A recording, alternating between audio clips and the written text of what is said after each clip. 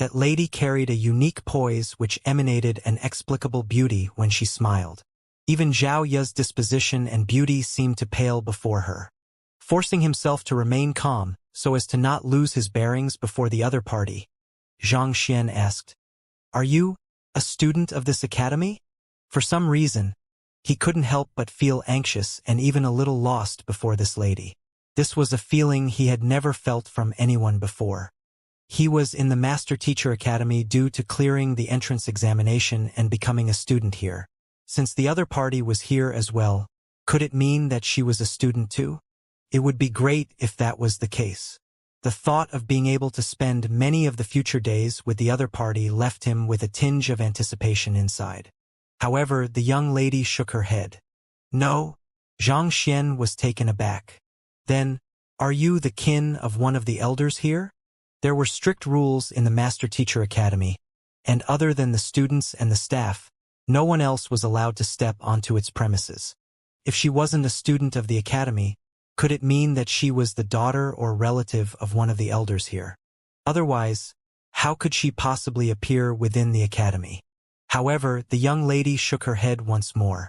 Then, Xianxia scratched his head, and just as he was about to continue guessing, a faint but graceful voice sounded by his ears.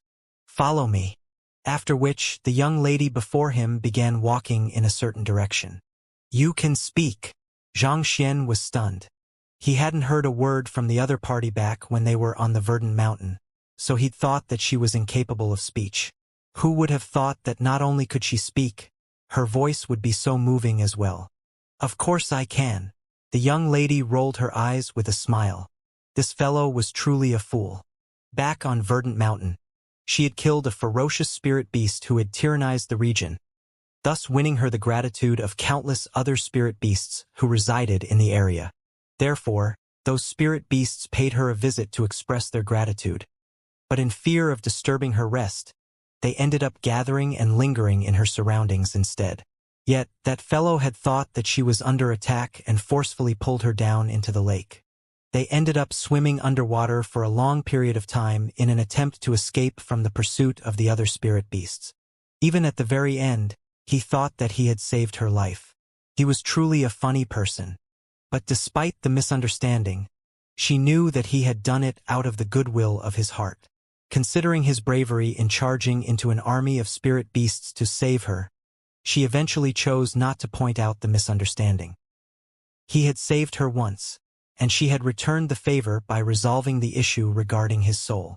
With that, she'd thought that their fate had come to an end, and they would never meet again. Who could have known that a day would come when they would meet once more? "Are you a student here?" the young lady asked as they walked side by side. "Yes, I am a freshman who have just arrived a few days ago. The last time we met at Huanyu Empire, I was actually just about to head here," Xianxia replied. "I see." The young lady nodded in realization. So he was a student here, no wonder she would see him here. After a moment of silence as they walked amidst the crowd, the young lady suddenly asked, "Have you chosen your teacher yet?" "Not yet. Actually, I have no intention of finding one at all." Xianxia shook his head. "You don't intend to find a teacher?" The young lady was surprised. "Why?" Master teachers who had enrolled here sought to further their capabilities and reach greater heights. The insights of a high-ranked master teacher were highly beneficial to one's progress as a master teacher. So why wouldn't one find a teacher? "It's nothing much. I just haven't found a suitable teacher yet," Xianxia replied with an awkward smile. It was not that he intended to lie to the other party, but he dared not speak the truth. How could he say that the standard of teachers here was too low, such that their lessons were completely useless to him? If he were to really utter those words, he would be pummeled to death by both teachers and students alike in the next instant. "What kind of teacher are you looking for? I might be able to help you on this matter," the young lady said. Even though she didn't have much of an understanding of the teachers in the academy, given her eye of discernment, she should be able to easily find a suitable teacher for him. "This?" Xianxia scratched his head in distress. He had no intentions of acknowledging a teacher at all, so he wasn't too sure how he should respond to the other party's kind gesture. After all, He had rejected even school head Zhao and school head Mo. How could any of the other teachers compare to them? I think that this teacher is not bad. His explanation of cultivation techniques is quite detailed, and he analyzes them in a systematic manner, starting from the basics before diving into the intricacies, making it easier for the students to comprehend the knowledge he is trying to impart.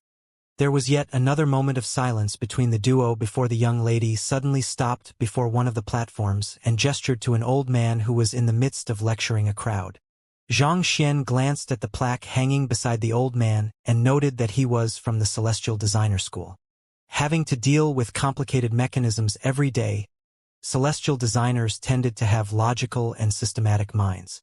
Such a trait seemed to be particularly useful in the impartation of knowledge too, as such lecturers would slowly build up their reasoning based on sound logic, as if cogs slowly placed into position to form a whole system.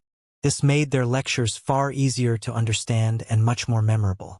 There were many freshmen gathered around him with agitated looks on their faces, seemingly intent on acknowledging him as their teacher. However, while students had the right to choose their teacher, teachers were allowed to choose their students as well. The more capable a teacher was, the more popular they would be amongst the students. Considering the old man's outstanding ability in imparting knowledge, there should be a significant number of freshmen who would apply to his tutelage.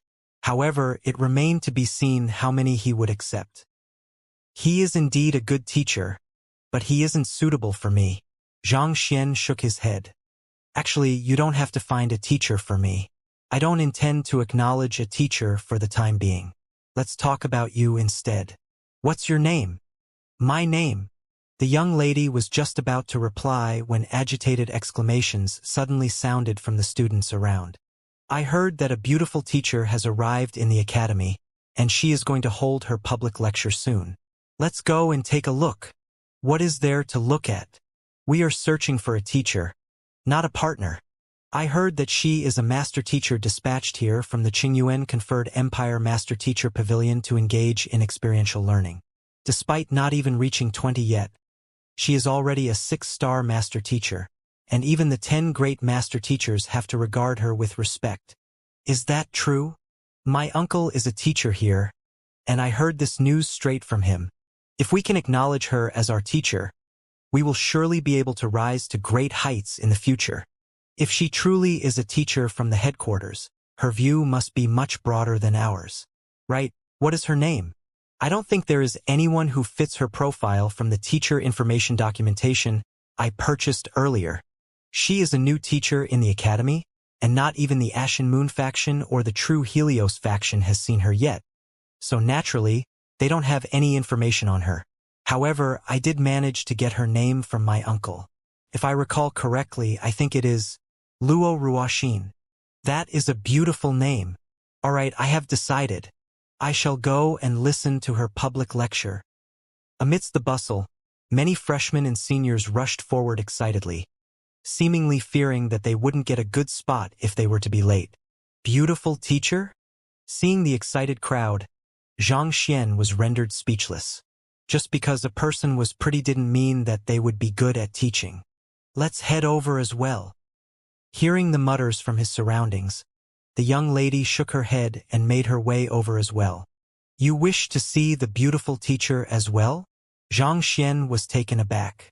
She was a lady herself, why would she be interested in the beautiful teacher too?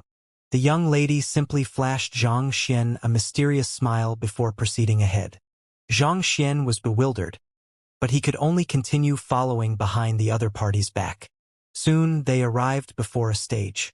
By this point, a huge crowd had already gathered in the area. An old man was currently standing on the stage, tidying it up. This stage seemed to have been erected just a moment ago, and unlike the other stages, it was completely empty except for a plaque that read, Luo Ruoxin. Where is the beautiful teacher? Why isn't she here? Are you sure there is no mistake in your information? Mistake in my information? You must be joking. Do you see that elder on the stage? He is Elder Zhou from the apothecary school. Elder Zhou? Which Elder Zhou? Which other elder has the surname of Zhou in the apothecary school? Of course, it is Vice School Head Zhou. Vice School Zhou is actually tidying up the stage personally for the new teacher? It seems like the academy has a really high view of that Luo Shi. Such discussions could be heard amidst the students. Vice School Head Zhou? Xianxia was astonished. Of the 10 schools, the apothecary school ranked at the top. Due to the standing of the apothecary school, the various leaders of the school also held incredible prestige as well. For a vice school head of the apothecary school to clean up the stage personally, it seemed that Luo Shi was no ordinary master teacher. Seeing Zhang Xian's expression, the young lady beside him asked, "How is it?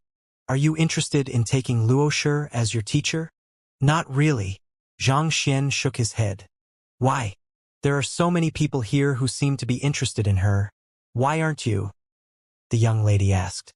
Even among two master teachers of the same rank, most would choose to acknowledge the one who had come from the headquarters instead of the branch. This was due to the difference in terms of worldly view. Master teachers from the headquarters were likely to have come into contact with higher-ranked master teachers themselves, and their understanding of cultivation tended to be much deeper than master teachers from the branches. Take Luo Qiqi, for example. Even though she was only a 5-star apothecary as well, she was able to conduct a lesson for the other 5-star apothecaries in Huanyu Empire. Even if she is a good teacher, she can't possibly be better than me.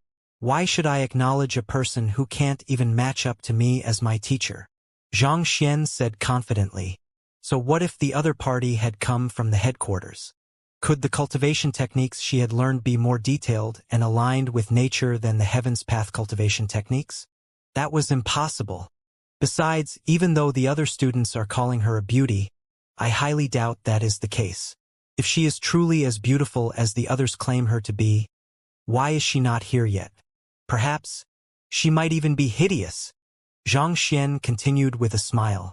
Even though he had never dated before, he knew better than to compliment another woman before the lady he fancied. Otherwise, he could very well incur her ire. Besides, he thought that beauty was just a marketing means for that Luo Shi. To master teachers, one's appearance was nothing more than a facade. What was truly important was their capability. Most likely, the issue regarding Luo Shi's beauty might just be an attempt by the academy to draw more students to her public lecture so as to win her goodwill. It wasn't like such a matter hadn't happened before. Hideous.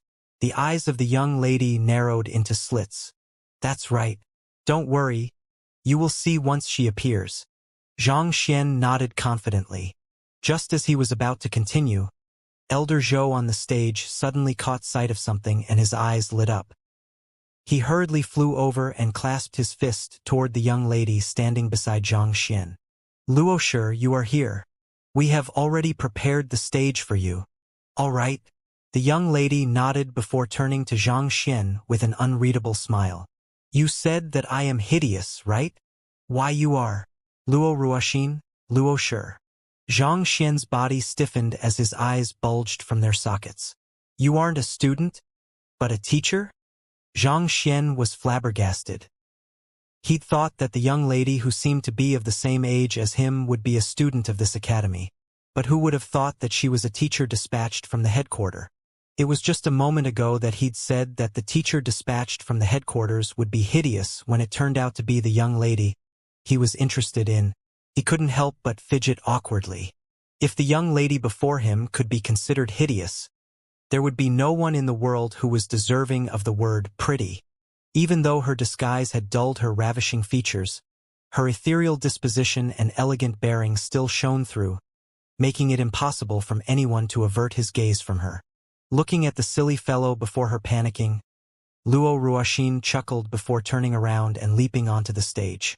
"How beautiful! With such appearance, she must be the top beauty of our academy." "Top beauty? That student over there, you must be joking. I am from the bewitching devil faction, and I can tell you that Sister Yao Yao is the most beautiful of them all. That's just your own opinion. In my view, Senior Dongxin is the prettiest. I still think that Princess Feier is the best. The other seniors are way out of our league. At least I might still stand a chance with Princess Feier." "You wish to woo Princess Feier? Dream on. Haven't you heard how long Xing Yuan has courted her for? Honestly speaking, I am still the most entranced by Luo Qiqi's charms. But it's a pity that she isn't interested in me at all. Upon seeing Luo Ruoxin, a huge commotion broke out beneath. The rumors regarding the appearance of a new beautiful teacher had drawn many seniors here as well. In an instant, excited discussions sounded amidst the huge crowd. There were plenty of beauties in the academy as well, and there was even an unofficial ranking list made on them. However, every individual had their own fancy, so the seat regarding the top still remained contentious. I am Luo Ruoxin, a new teacher of Hongyuan Master Teacher Academy. Paying no heed to the discussions below, Luo Ruoxin began introducing herself. Her voice carried some kind of entrancing property that immediately silenced the bustle below. The topic of my lecture will be how a cultivator can establish harmony between his body and soul in the consonant spirit realm. It is at the consonant spirit realm that a cultivator will start cultivating their soul, and any mistake made in one's cultivation at this point can potentially create a rift between one's soul and one's body, limiting one's strength. After listening for a moment, Xianxia couldn't help but be impressed. As expected of a master teacher from the headquarters, the content was simple but accurate and concise. Even he could not find any problem with it. No wonder the other party could easily resolve the issue regarding the incompatibility between his body and soul. Her understanding regarding the soul and body could be said to be on par with his, and that was an incredible feat. Xianxia possessed the library of Heaven's Path, and he had gathered innumerable books so as to compile the perfected Heaven's Path divine art. Yet, the other party's level of understanding was actually equal to his. It seemed that Luo Ruoxin wasn't just an ordinary 6-star master teacher. Most probably, she was under the guidance of a high-rank master teacher as well. Otherwise, it was impossible for her to have analyzed the consonant spirit realm so thoroughly. Soon, the lecture came to an end. I'll be stopping the lecture here. Last but not least, if you wish to become my student, you just have to clear my test. If you fail it, I won't accept you. Luo Ruoxin waved her hand. Test? What kind of test? We beseech Luo Shi to elaborate more on the matter. It was only at this point that everyone finally awoke from the entranced stupor they were in. They understood that if they could take the other party as their teacher, they would be able to advance their cultivation, and their eyes were gleaming with anticipation. Simple, it's memorizing books. If anyone can memorize 10,000 books within 2 hours, I will accept them as my student. Luo Ruoxin replied. 10,000 books? Hearing those words, everyone nearly fainted on the spot. Even with their photographic memory, memorizing 2,000 books or so was already the limit. 10,000 books. They wouldn't even have the time to flip through all of the books, so how could they memorize all of them? They might still be able to give it a try if the test had been on something else, but it was clearly impossible. With such a test, will she be able to get even a single student? Xianxia also fell into a daze. He could easily memorize 10,000 books through the Library of Heaven's Path, but it would be a difficult feat even for him if he had to do it manually. For one, he could be spared the additional time spent on flipping through the books in the Library of Heaven's Path, allowing him to go through the content swiftly. On top of that, his mind could process information far faster in the Library of Heaven's Path as well, allowing him to memorize 10,000 books within 2 hours easily. But without it, it was doubtful if even the 10 great master teachers were capable of such a feat. Thus, to bring up such conditions, that could only mean that Luo Ruoxin had no interest in accepting any students whatsoever. Elder Zhou, I will be troubling you to deal with this matter. Leaving behind those words, Luo Ruoxin leaped off the stage with a light smile and headed toward Xianxia. Let's go. Xianxia nodded, and the duo walked away. Who is that fellow? It seems like he is a freshman. A freshman? How did that freshman get to know Luo Shi? Furthermore, from the looks of it, it seems like they have quite a close relationship. What is going on? Why can't it be me in his place? In what way am I inferior to him? That person is Xianxia, as expected of the most outstanding man amongst us freshmen. He is able to even seduce that beautiful teacher. What do you mean by seduce? You are speaking as if Xianxia has gotten together with her through unscrupulous means. That's called flirting, all right? Seeing Luo Shi leaving with a freshman, there were many seniors who clenched their fists in anger, furious that they weren't in that freshman's place. On the other hand, the remaining freshmen looked upon the sight with eyes gleaming in excitement, as if someone had done them proud. But regardless of their reactions, Zhang Xian and Luo Ruoxin walked straight out of the crowd without paying them any heed. Soon, they were strolling along the lakeside of the academy. The scent of spring filled the air. A slight breeze blew, and the verdant greenery along the lake danced lightly to it. The brilliant rays of the sun struck the surface of the lake, evoking a beautiful gleam on it. Zhang Xian slowly walked alongside Luo Ruoxin. Even though there was nothing but silence between them, he felt the utmost tranquility in his heart. The various happenings over the past half a year replayed in his head. The time he had spent as a teacher in Tianxian Kingdom, when he accepted his first few students and imparted knowledge to them. The time when he challenged the master-teacher examination in Tianwu Kingdom and met Lu Chong in the midst of it. The time when he stomped into Shenyuan Kingdom and challenged the entire kingdom by himself. The time when he resided in the Myriad Kingdom Alliance and clinched the champion seat in the Master-Teacher Tournament. The time when he accidentally caused some trouble at the Cleansing Lake in Huanyu Empire, venturing into the underground chamber where they believed Wu Yangzi resided in, and meeting the young lady beside him. In his long journey, his cultivation had advanced from Jinchi realm all the way to Cosmos Bridge realm. His soul depth had also been raised from the initial 0.1 to the current 19.1, putting him on par with even 6-star master teachers. The various figures he had met in his journey flashed across his mind as well. Lu Shi, Zhuang Shi, Kang Shi, Emo Shi, Zhao Ye, Lu Sun, Lu Chong, Xun Bairu, Mou. Be they acquaintances, students, or friends, they were all a part of his life, and they had all played a role in making him who he was. The various knowledge he had acquired in his time also flashed through his mind. Apothecary, painter, beast tamer, poison master, Hong Long.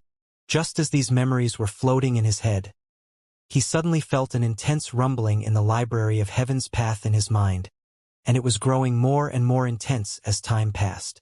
What is happening? Zhang Xian's eyes widened in fluster. The library of Heaven's Path was his greatest weapon that he could fall back on in dire times. Did something go wrong with it? However, there wasn't even time for him to think the matter through.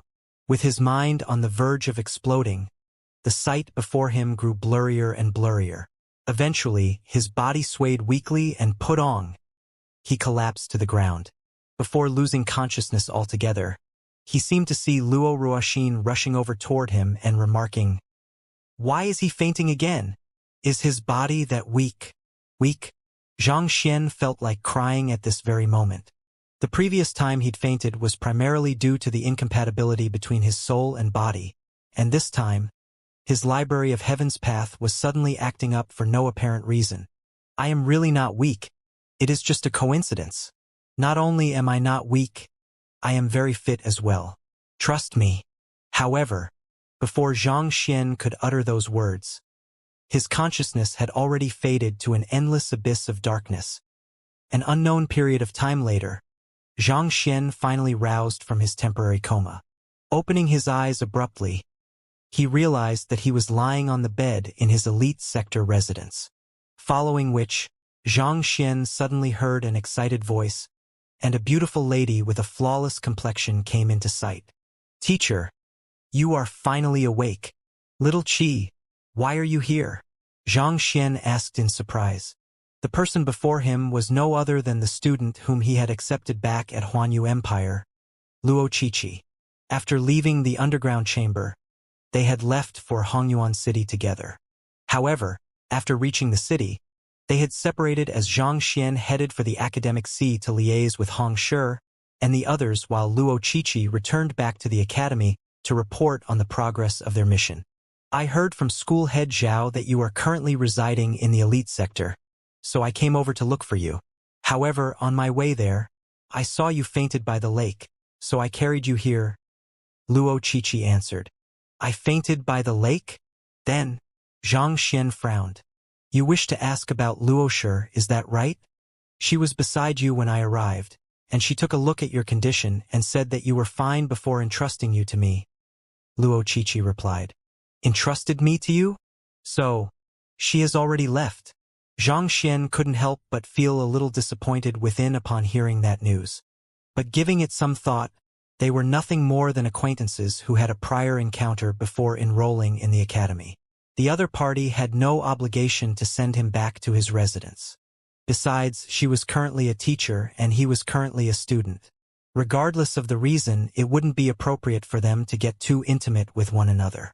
Otherwise, it would reflect badly on both him and her if malicious rumors regarding them were to start spreading.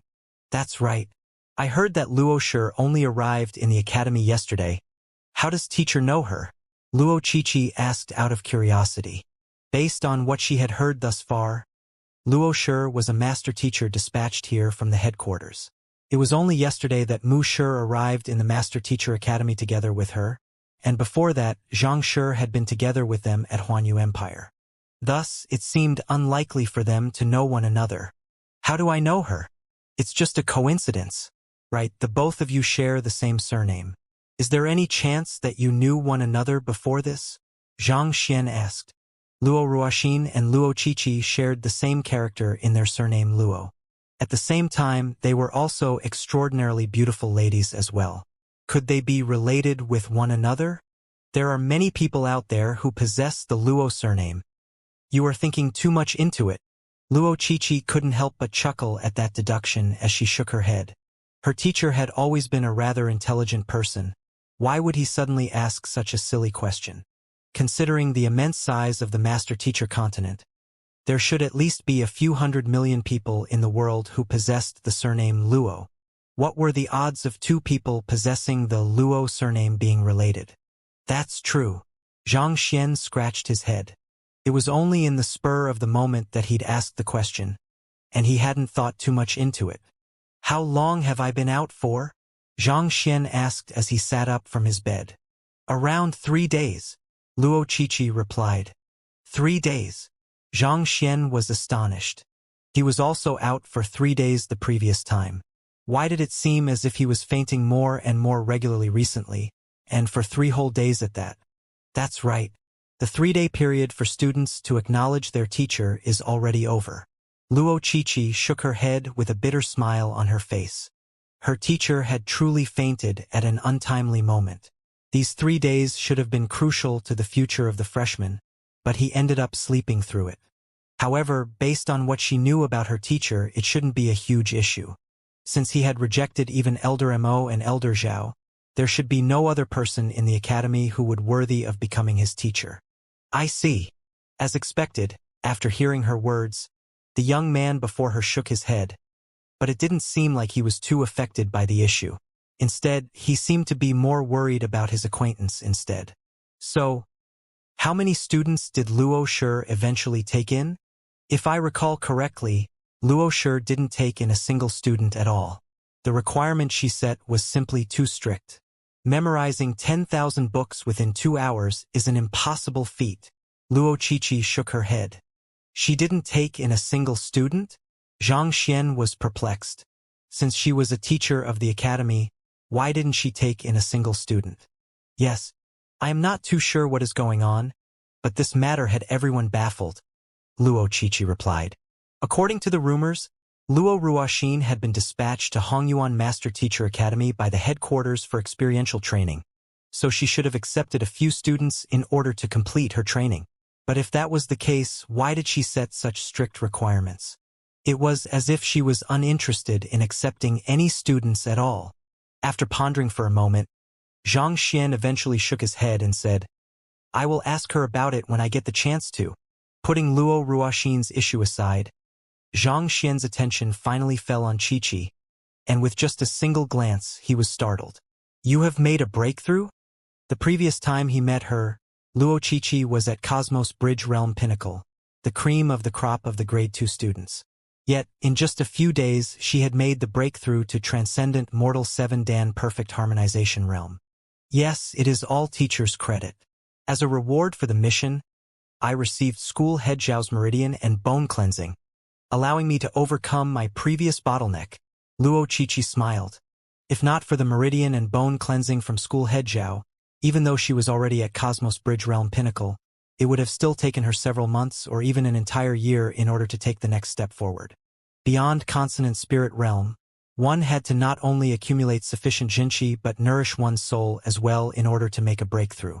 It was often the latter that was more troublesome, requiring long periods of time just to increase it the tiniest bit. As a result, there were many Grade 2 students who were stuck at Cosmos Bridge Realm Pinnacle, unable to make the final step forward. However, in the meridian and bone cleansing, not only had school head Zhao purified her jinqi, he had also tempered her soul, thus allowing her to make the breakthrough instantaneously. Yu Fei'er, Xing Yuan, Wu Zhan, and Yi Qian had also benefited greatly from the meridian and bone cleansing as well. My credit.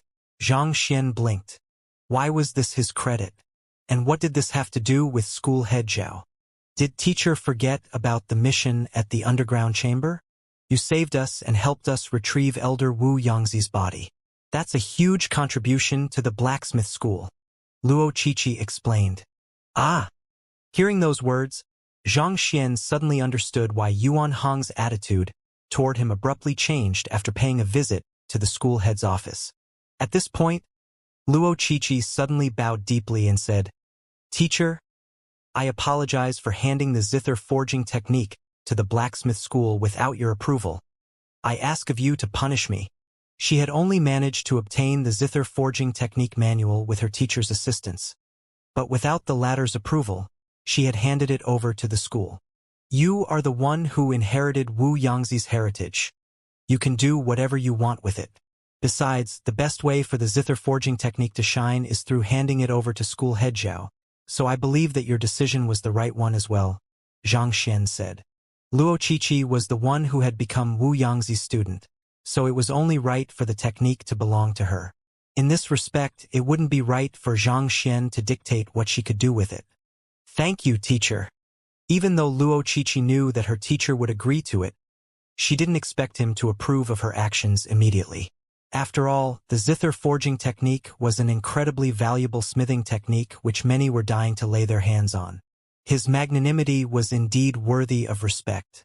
After chatting for a moment longer, Luo Qiqi suddenly recalled something and said, Teacher, regarding the matter of Elder Wu Yangzi's old residence, I tried looking into it, and there was someone who claimed that she knew where it was.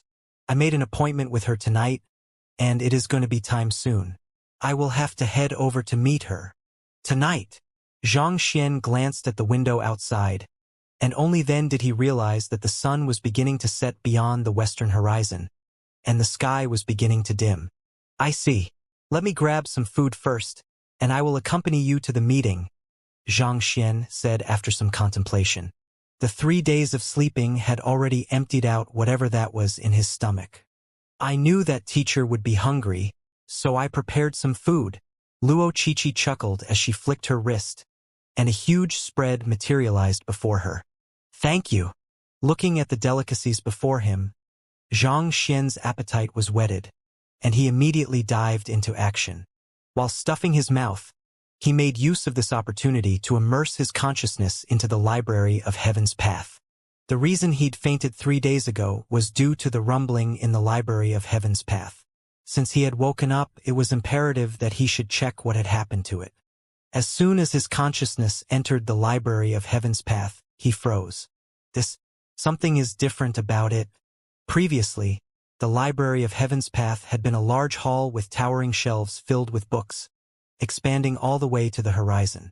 The basic layout was still the same, but somehow it felt larger, as if the ceiling and shelves were taller than before, and the area had become more spacious.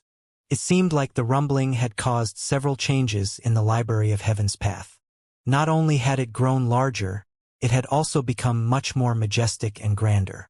Looking at it from afar, one couldn't help but feel intense pressure on one's soul.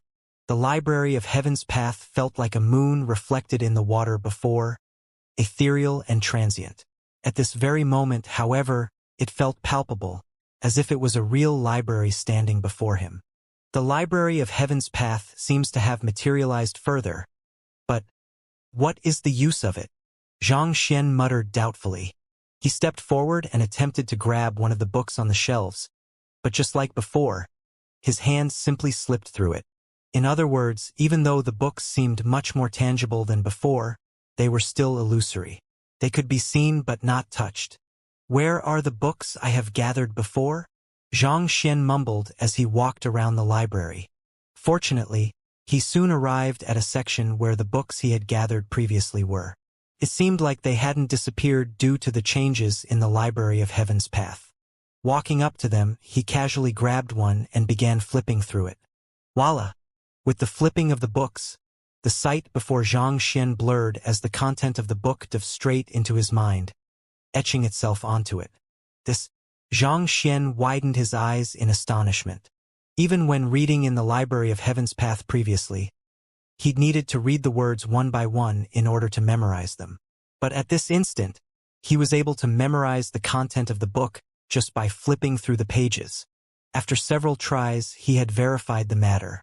As long as he picked up a book with the intention to read it, the content would automatically imprint itself onto his mind, sparing him from the additional effort of reading it. This is great. I will be able to pick up my reading pace in the future. Xianxia's eyes lit up in agitation. It seemed like along with the renovation in the Library of Heaven's Path, he had also gained an additional ability. With his newfound ability, he could easily cover several 100,000 books in the Library of Heaven's Path within 2 hours. In the future, he wouldn't need to waste the hard-earned golden pages on assimilating the knowledge within the books anymore. My pace of reading has quickened. Is it possible that my other abilities might have been enhanced as well? Xianxia thought. He swiftly extracted his consciousness from his mind and glanced at the chicken drumstick he was currently tearing the flesh out of. Flaws, he muttered. A book appeared in the Library of Heaven's Path, and he swiftly rushed to flip through it. The Thigh of Spirit Beast Boneless Chicken, cooked by Master Gourmet Wu Bushui of Drunken Heart Tavern, using 47 different spices and herbs, took him just an instant to read through the entire book. Nothing has changed at all. Xianxia scratched his head. Just like before, the flaws regarding the dish were compiled in the book. There didn't seem to be any additional ability regarding this. I should try it on some other objects to verify the matter. Perplexed, Xianxia turned his sight to the bookshelf before him. The residences in the elite sector were filled with all kinds of amenities that one might require. There were bookshelves filled with books in the residence as well. However, they weren't cultivation technique manuals but books on the geography and culture of Hongyuan City. Xianxia was just about to stand up and make his way to the bookshelf when a thought suddenly came to his mind. Thus, he sat back down and muttered, "Flaws! Who?" A book appeared in his mind. He was only giving it a try out of curiosity, not holding much hope that it would work, but it actually did. A book had really appeared. He swiftly dived into the Library of Heaven's Path to flip through the book. It was a replica of the book which he had intended to take in earlier. He experimented a few more times, and the excited gleam in his eyes intensified. It seems like I can gather books in the Library of Heaven's Path without touching them. Previously, the only way for him to gather a book was to touch it with his hands. However, with his newfound ability, he could compile books just by laying his eyes on them and willing it. In other words, gone were the days where he had to run frenziedly in libraries to gather books. Recalling those embarrassing days where he had been caught running about in the various libraries, he couldn't help but feel a little moved within. And more importantly, his efficiency to gather books had also been boosted immensely. Does this ability apply to other objects as well? Xianxia wondered. He had only experimented with books so far, and he was curious to see if this ability was extended to other items as well. To his disappointment, however, it didn't work on other items. It seemed like his newfound ability only worked on books at the moment.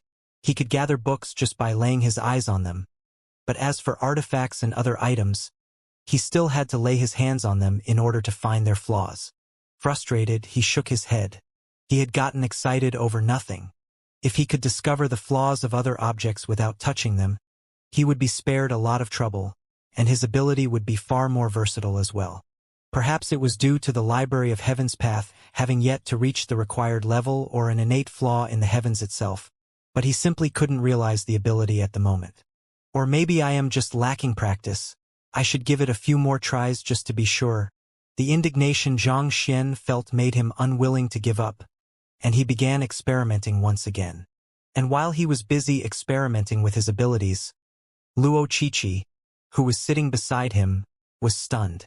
She had bought a table full of delicacies for her teacher to enjoy, but the latter, one moment, he would pick up a chicken thigh, stare deeply into it, and shake his head in disappointment. The next moment, he would look around the room, stare intensely at another object he'd laid his eyes upon, and clench his fists in excitement. It was as if those items were his friends. Countless different expressions flickered across his face as he lay their eyes on them, be it melancholy, graveness, relaxed, excitement, delight, frustration. Could he have gone bonkers due to the coma? Or did he lose a part of his soul somewhere? Surely a normal person would express so many emotions not toward a chicken thigh but her, right? No matter what, she was one of the most beautiful ladies in the academy. Yet, she couldn't even hold a candle to the charm of a chicken thigh? Just as she was sighing deeply, she saw her teacher stretching his other hand forward to tear another chicken thigh before staring at both thighs even more intently. It was as if he was responding to her doubts. If one chicken thigh wasn't enough, how about two? Luo Qiqi. It took a while before Xianxia was finally done, inspecting the chicken thighs and put them down. It seemed like, for objects other than a book, laying his sight on them wasn't enough. He still had to come into physical contact with them in order to collect their information in the Library of Heaven's path. Nevertheless, it is good enough that I am able to gather and read books faster than before. Xianxia thought in satisfaction. It was embarrassing that a noble master teacher like him had been forced to run around in the library in order to collect books in the past. With the newly upgraded Library of Heaven's path, he would be able to remain graceful while taking in new knowledge. Soon, he completed his meal and stood up. I'm done. Let's go. Back at the underground chamber where Wu Yangzi had been imprisoned before his demise. He had said that he had left his most important heritage and treasure at the 3 stars of the Earth Dragon. However, it had been 2,000 years since his passing, and putting aside whatever the 3 stars of the Earth Dragon was, even finding his old residence was a huge trouble in itself. Luo Qiqi had been looking into the matter ever since her return, and in the past 2 days, while she was taking care of the unconscious Xianxia, she'd happened to receive some clues to the matter.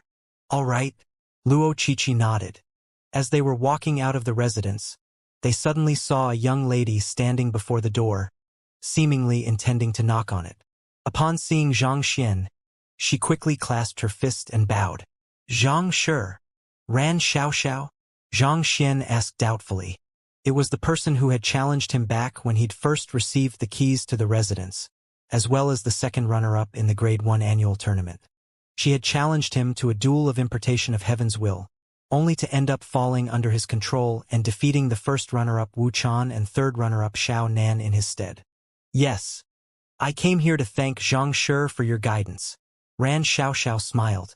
Initially, she was extremely displeased to hear that a freshman was going to take up the first residence available to Grade 1, which was also the reason why she'd marched up to his residence upon hearing the news and challenged him to a duel. Yet, the other party had been able to point out the various flaws in her cultivation directly, and it was then that she'd realized the gap between her and the other party. Under the other party's guidance, she'd been able to overcome her bottleneck, achieving a long-awaited breakthrough in her cultivation. Out of excitement, she'd rushed to his residence in order to express her gratitude. At the same time, she had also heard some worrying news, so she came over to inquire about it as well. There is no need to stand on ceremony. We are fellow students, so it's only right for us to help one another. Xianxia waved his hands casually. If not for Zhang Shi's guidance, I would still be stuck at my previous bottleneck, unable to take a step forward in my cultivation.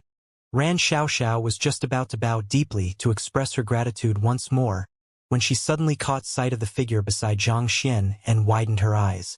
Senior Qiqi? She had been too excited to see Zhang Xian earlier on that she'd neglected the person who was standing behind him.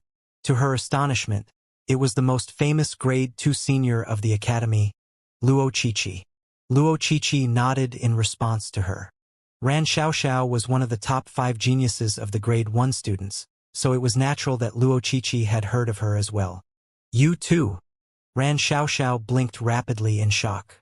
Luo Qiqi was extremely famous in the Master Teacher Academy, not just because of her incredible talent or her beautiful features, but more importantly, it was said that she had an extraordinary background as well.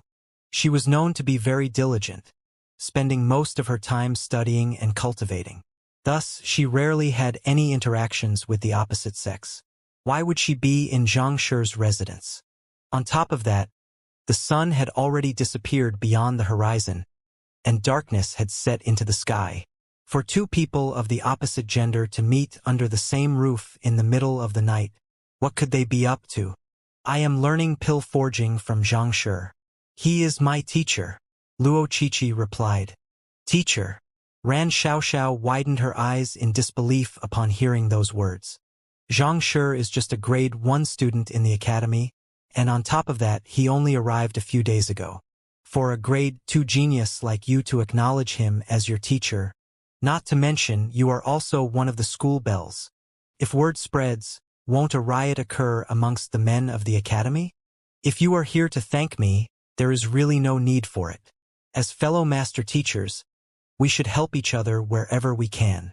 Not wanting to be delayed here, Zhang Xian waved his hand as he prepared to leave with Luo Qiqi.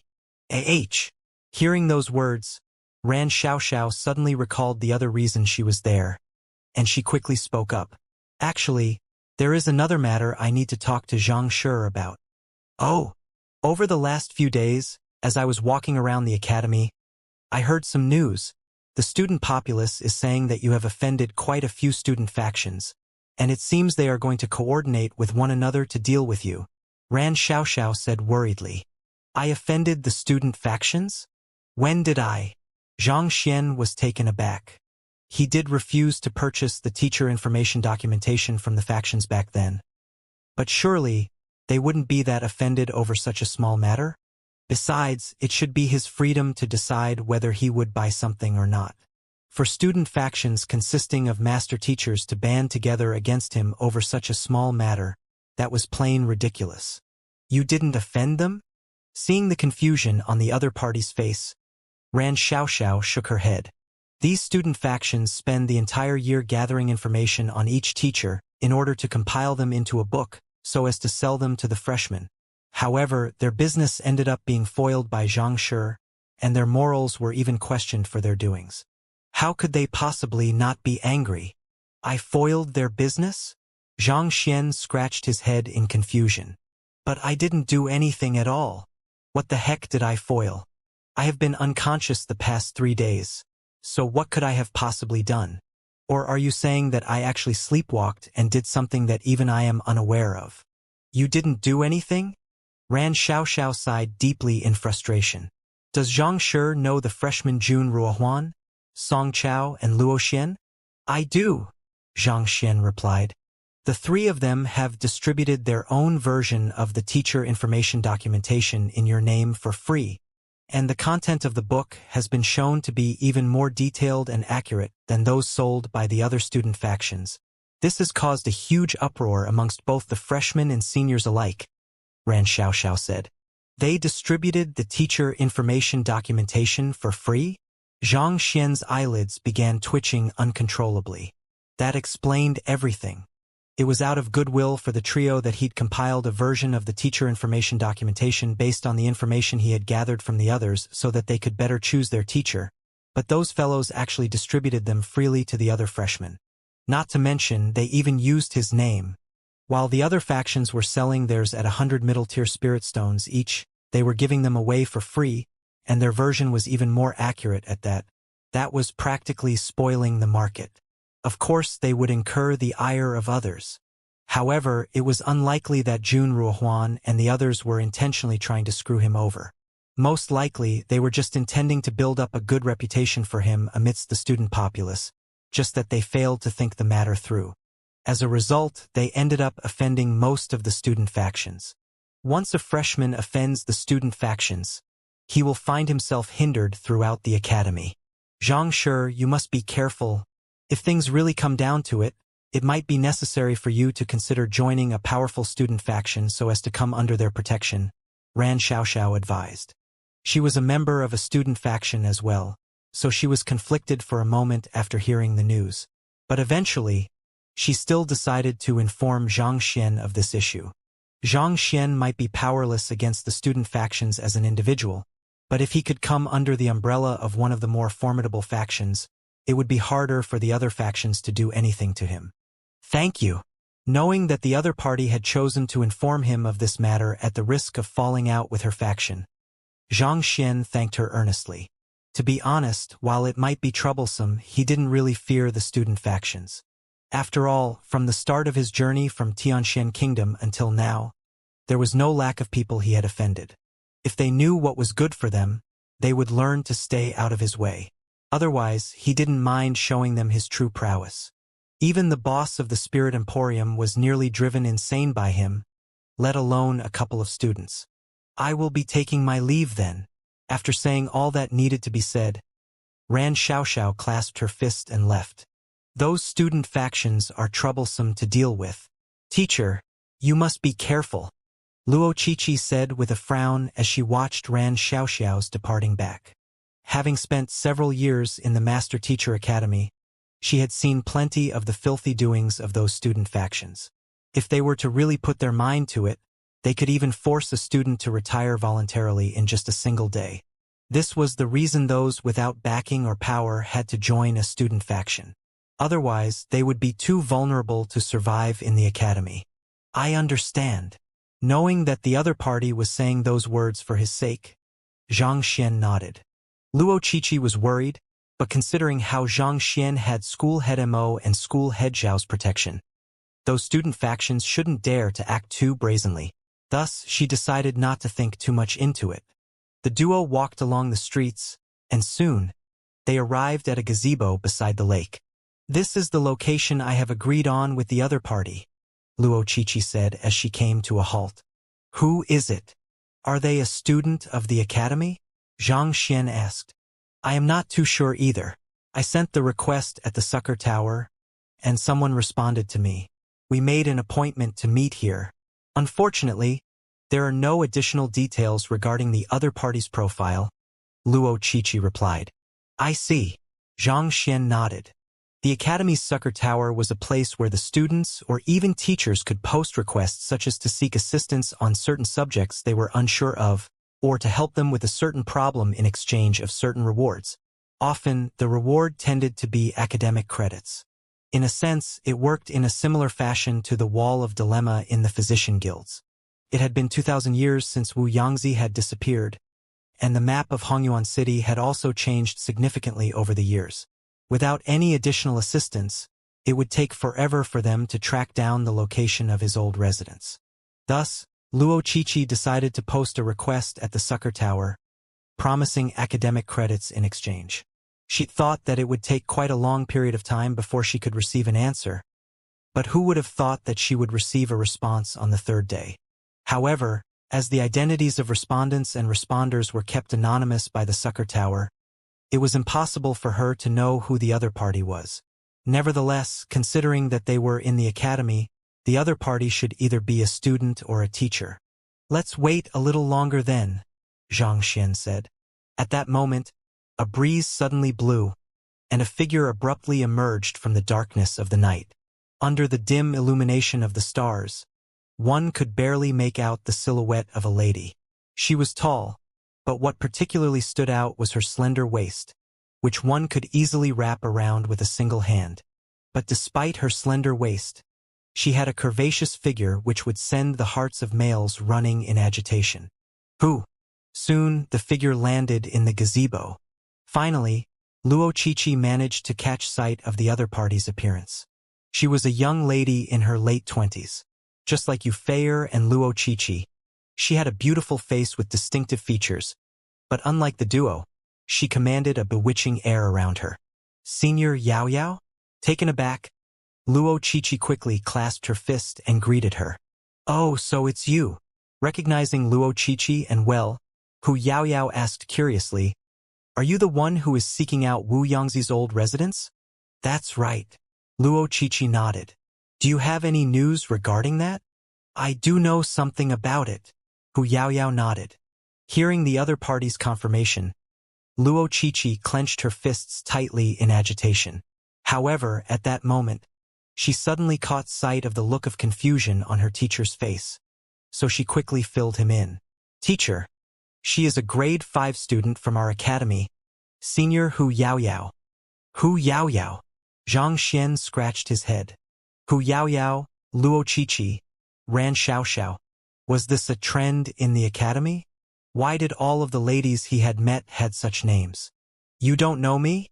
Seeing the confused look of the young man before her, Hu Yao Yao was perplexed. She walked up to him, and with an entrancing smile, she asked, What's your name? Me? For some reason, Zhang Xian hesitated for a moment before replying earnestly, I am Xianxia. Pooh! Luo Qiqi nearly fainted on the spot. However, with her sharp wits, she swiftly understood what kind of bizarre thoughts were in her teacher's mind, and a helpless smile appeared on her face. Her teacher was a person of great capability, but sometimes his thoughts tended to be eccentric. Xianxian, Hu Yao Yao asked, bewildered by the bizarre name she was hearing.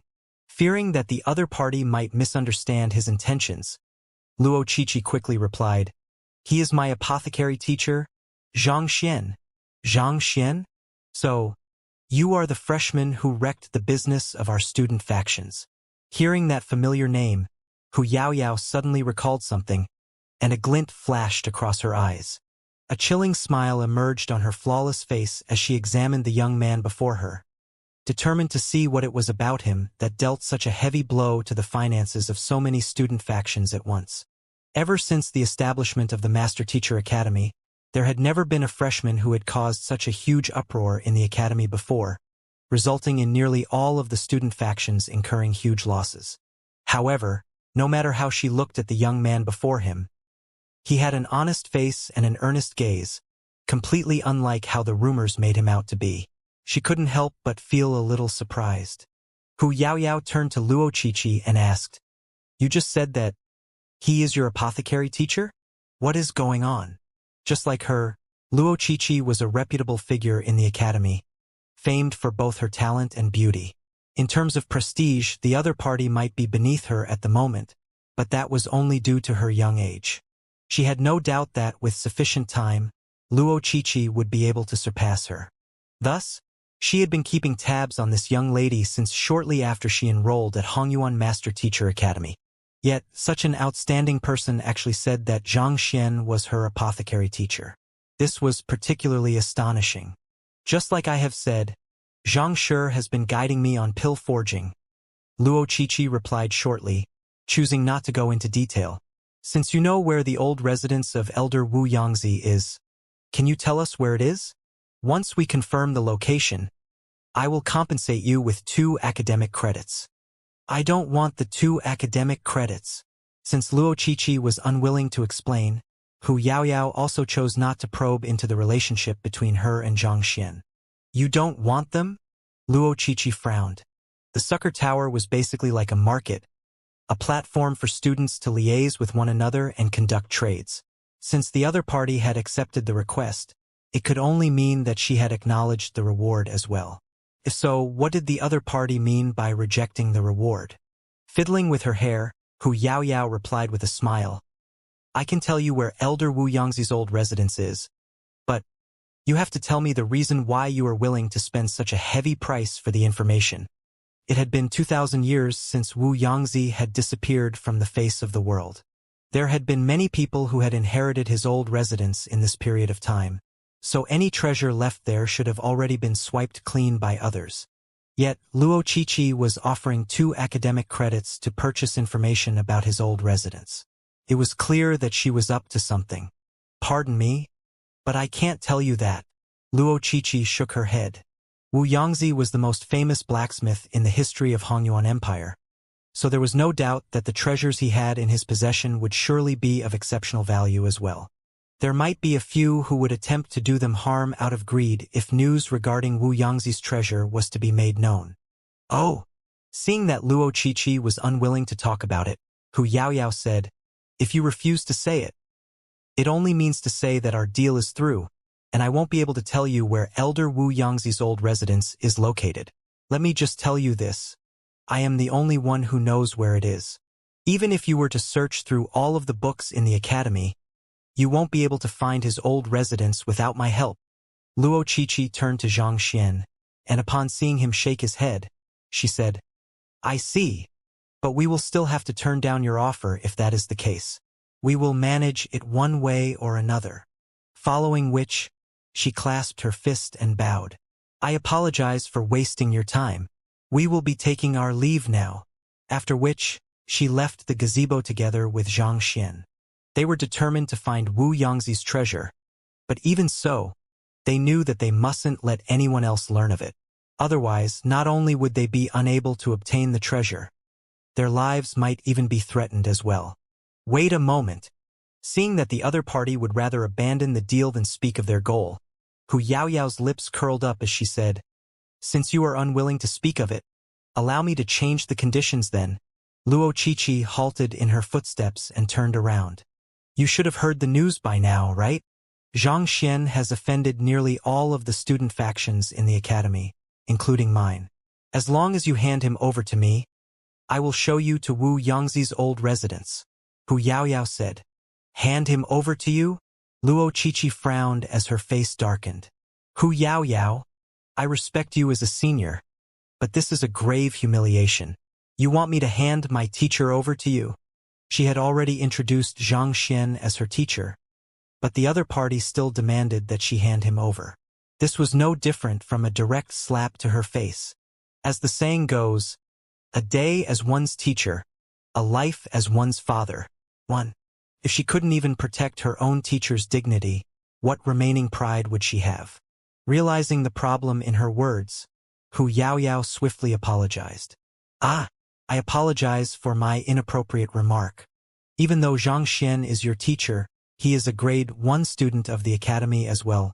I ask of you to pardon my discourtesy."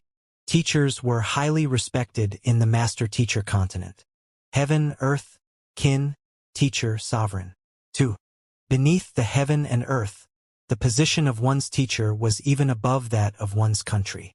It had been ingrained so deeply into her that Xianxia was a grade 1 student that she'd accidentally neglected the fact that he was Luo Qiqi's teacher as well. To insult one's teacher before one's face was grossly disrespectful. To display such blatant discourtesy for another's teacher despite being a master teacher, her reputation would be sullied if this were to be made known to others. After apologizing, she turned to Xianxia and said, "Xianxia, since you have come here with Luo Qiqi, you must be interested in locating where Elder Wu Yangzi's old residence is as well. As long as you agree to my conditions, I will tell you where it is. What do you think of it?" Seeing that the other party had decided to turn her efforts to him instead, Xianxia asked with an earnest smile, "What are your conditions?" "It's simple. You ruined our bewitching devil faction's opportunity to earn money, so it's only right that you make up for it. As long as you join us and help us earn 100,000 middle-tier spirit stones within a year, I will tell you what you want," Hu Yaoyao said with a smile. "Bewitching devil faction?" Xianxia was taken aback. "Is that your faction?" There were many benefits to having a faction, so most of the top grade 5 students would choose to create and manage their own factions. Xianxia seemed to recall hearing something about the bewitching devil faction before, and from the looks of it, it seemed to be related to the young lady before him. Seeing the look of confusion on her teacher's face, Luo Qiqi sent a telepathic message over to fill him in. "Hu Yaoyao, her name carries the character Yao. At the same time, she possesses bewitching charm. As a result, her faction is also known as the Bewitching Devil Faction 3. That's right. I am the leader of the Bewitching Devil faction. Seeing that the other party was ignorant of this, Hu Yaoyao was a little speechless. To offend so many student factions despite not knowing who their leaders were, this fellow sure was impudent. I see. Coming a realization, Xianxia nodded. Gazing at the seductive young lady whose voluptuous figure could easily hasten a man's breathing, he said calmly, I am not interested in joining any faction. As for earning 100,000 middle-tier spirit stones, I don't even have that sum myself, so how could I possibly earn that for you? Choose another condition. He was the type of person who would never allow himself to be placed in a disadvantageous position, and yet the other party wanted him to pay. That was a good joke. Change another condition? Sure.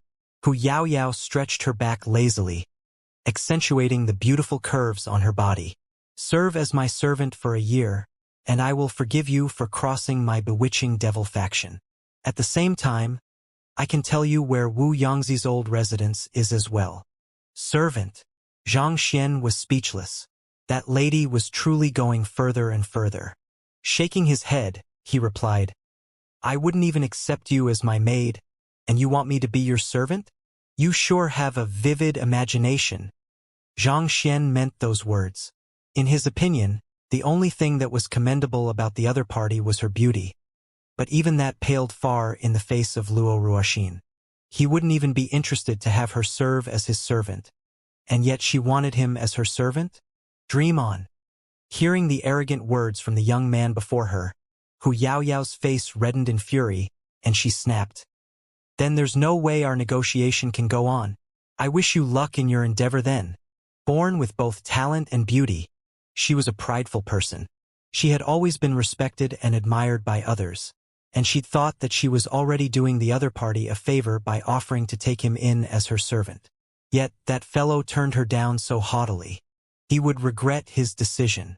After saying that piece, she turned around, and with a step, she soared into the distance.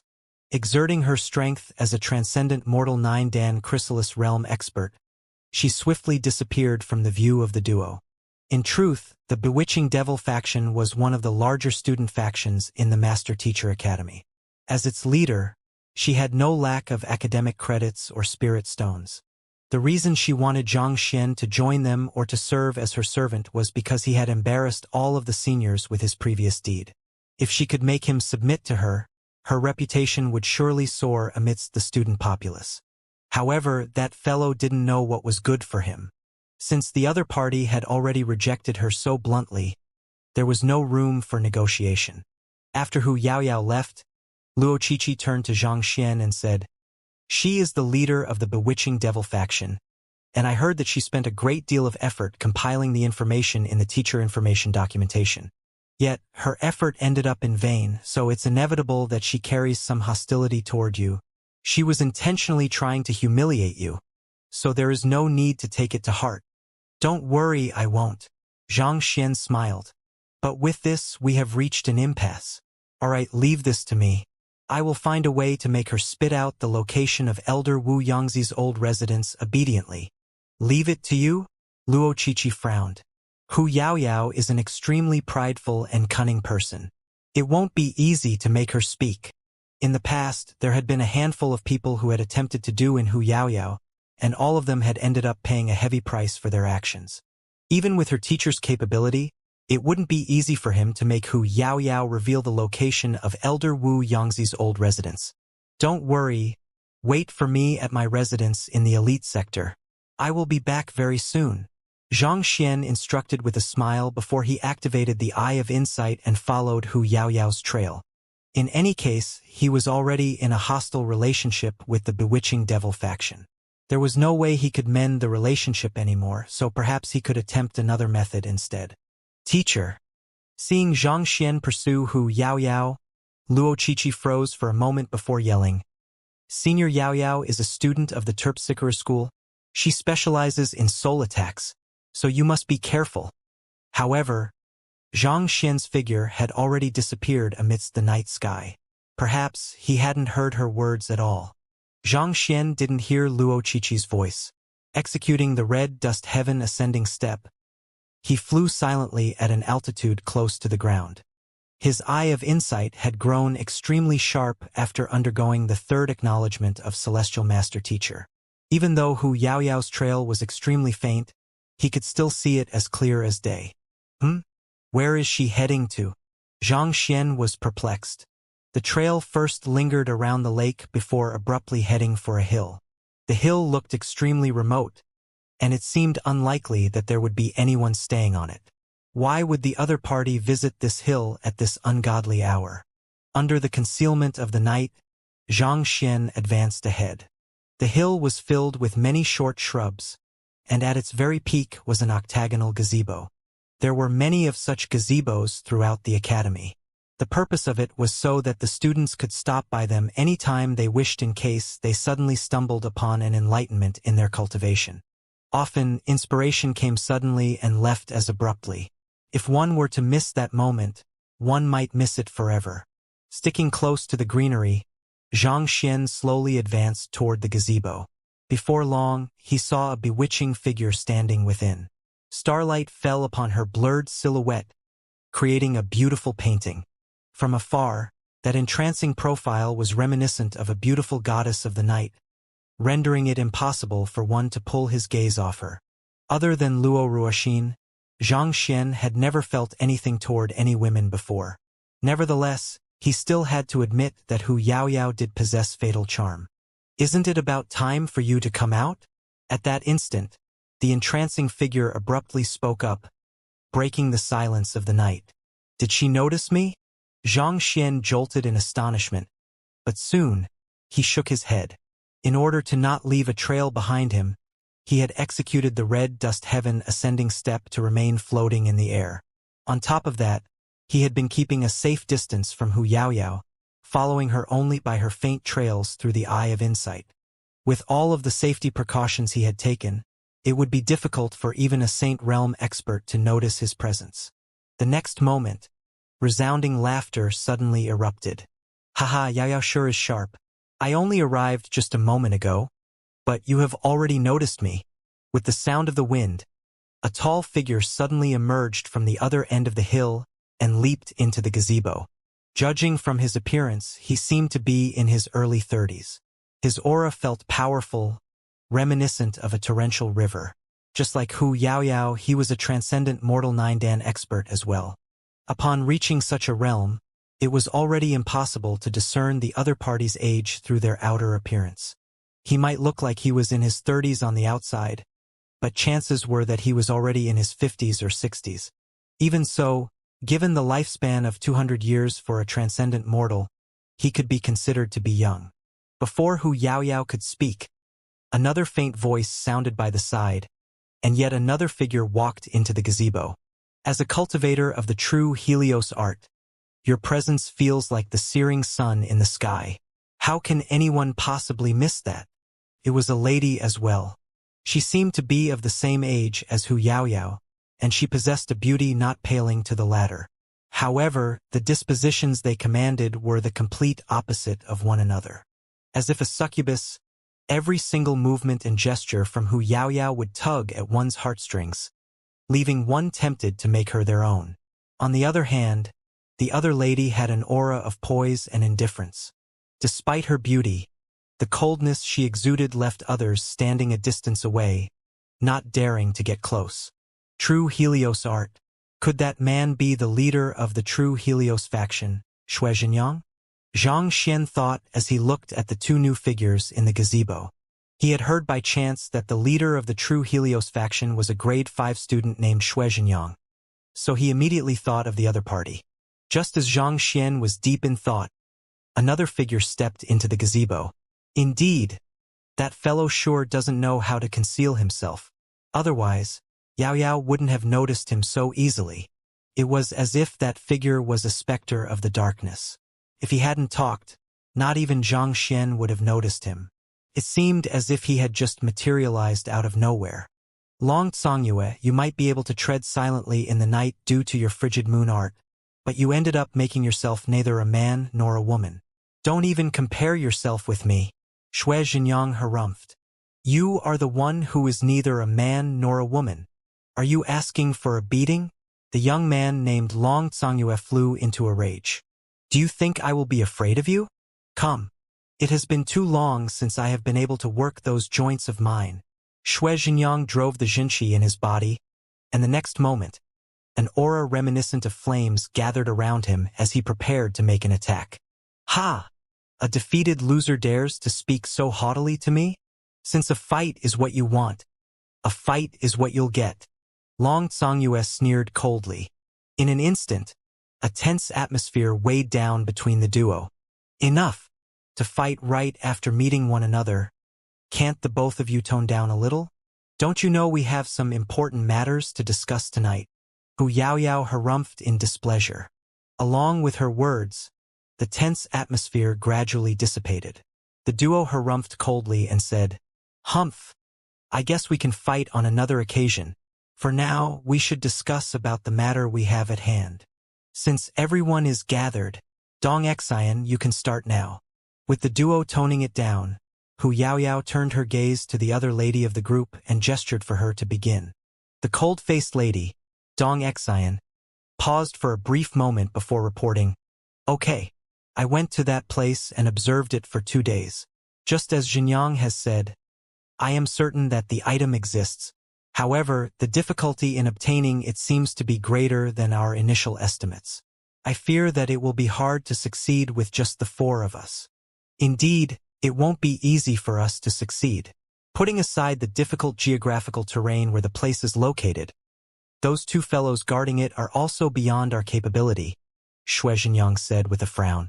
We will have to ensure that our plan is foolproof, or else we might potentially end up losing our lives there, Long Xianxia added. Ensure that our plan is foolproof? Do we have the time to do so? If I recall correctly, that item is going to be ripe in just a month's time, and the moment it happens, those 2 fellows will surely consume it to refine their bones and meridians. By then, we will have lost our opportunity to get it. Xianxia flung his sleeves and harumphed. Xianxia is right, we won't have a chance if we don't act decisively. We have to get to it before it ripens and obtain it as soon as it happens.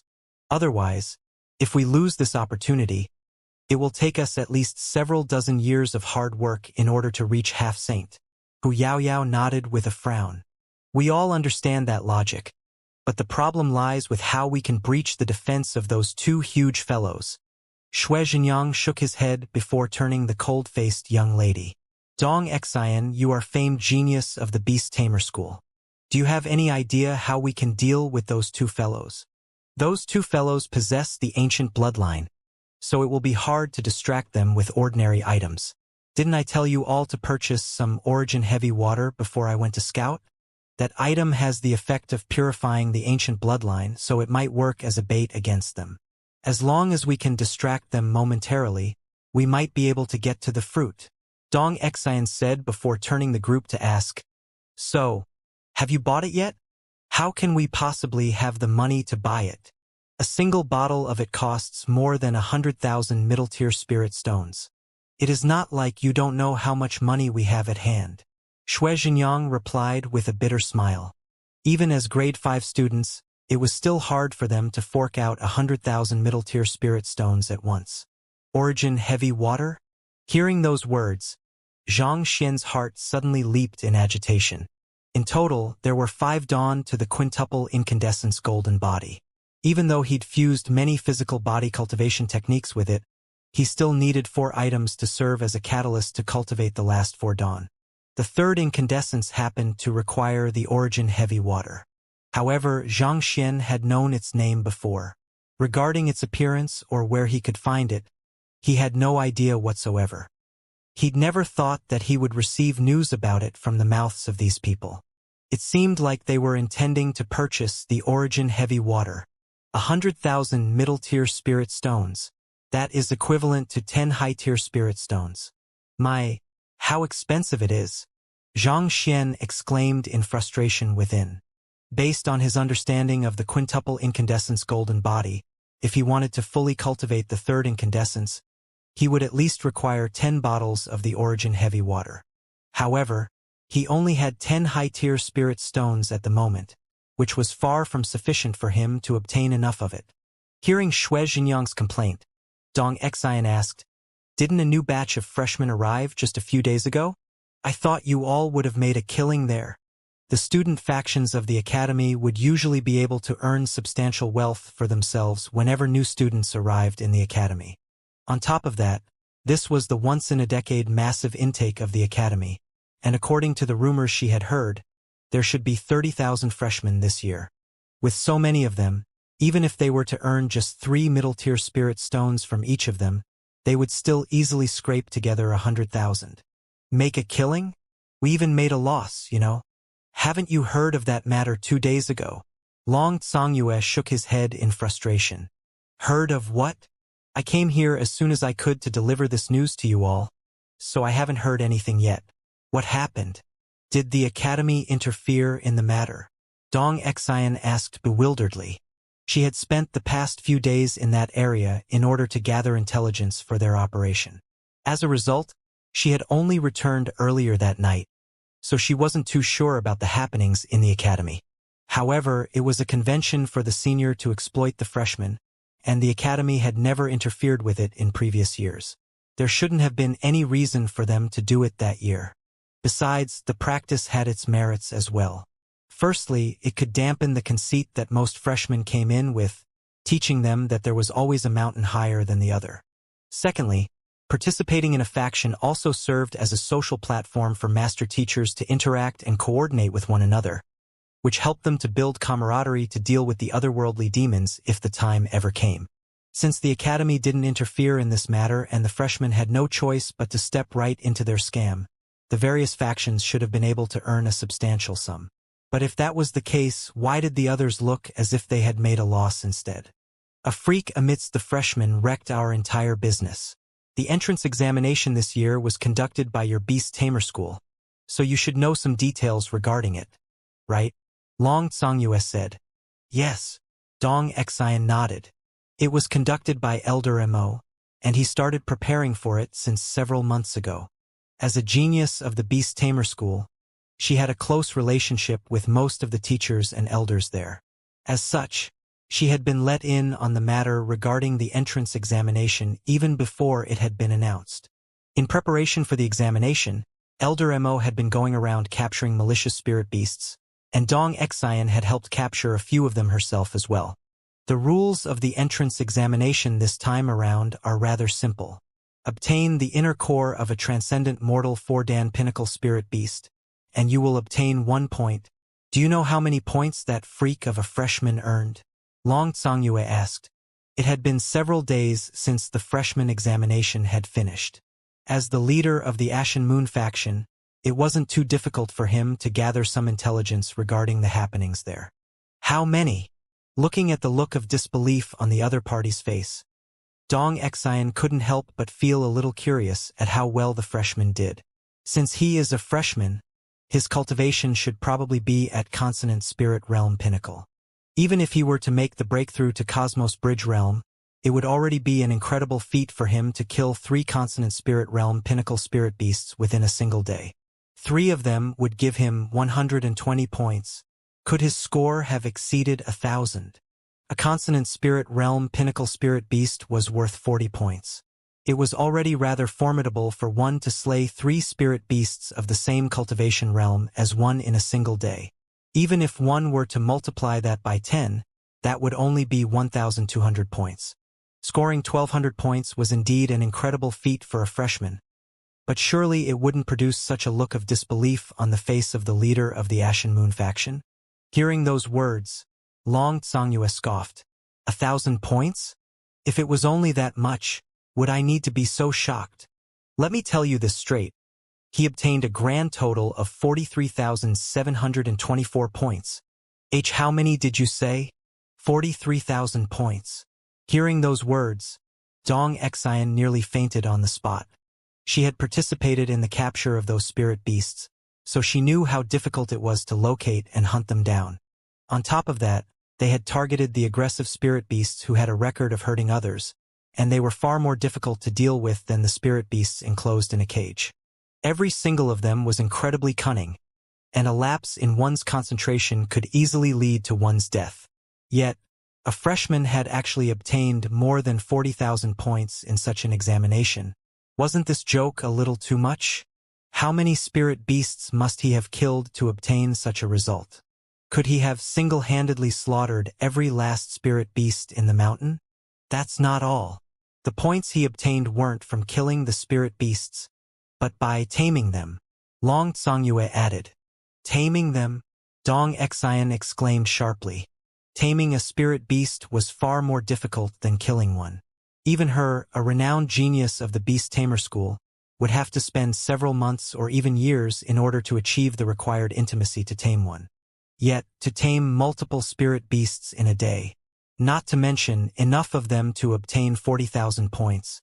Just how many spirit beasts in the world did he tame? Seeing Dong Xian's expression, Long Tsongyue could tell what she was thinking. So he said, he tamed more than 400 spirit beasts. Furthermore, according to the accounts from the dozens of eyewitnesses in the area, he did it within just 2 hours. 2 hours. Dong Xian couldn't help but swallow a mouthful of saliva. Even she didn't have the ability to do the same. It's this incredible feat that won him School Head Mo's favor. And School Head Mo offered to take him in as his disciple. Long Tsongyue said, take him in as his disciple? School Head Mo? Dong Xian was stunned. All along, she had been working hard in the hope that her effort could catch School Head Mo's eye. However, School Head Mo never seemed to notice her. As a result, she'd thought that School Head Mo had no intention of accepting any disciple at all. Who knew that he would end up favoring a freshman over her? That's right. However, what is the most unbelievable thing about this matter is that the fellow actually rejected the offer. Long Tsongyue's eyes flew around the place. The first time he heard of that news, he had also been rendered dumbfounded.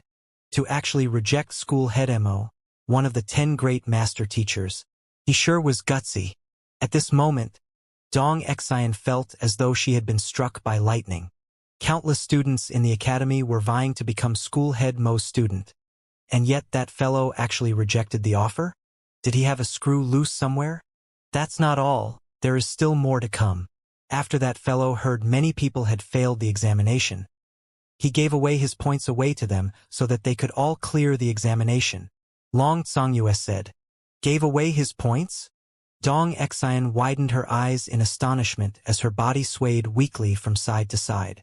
The points one obtains in the entrance examination can be used to trade for academic credits.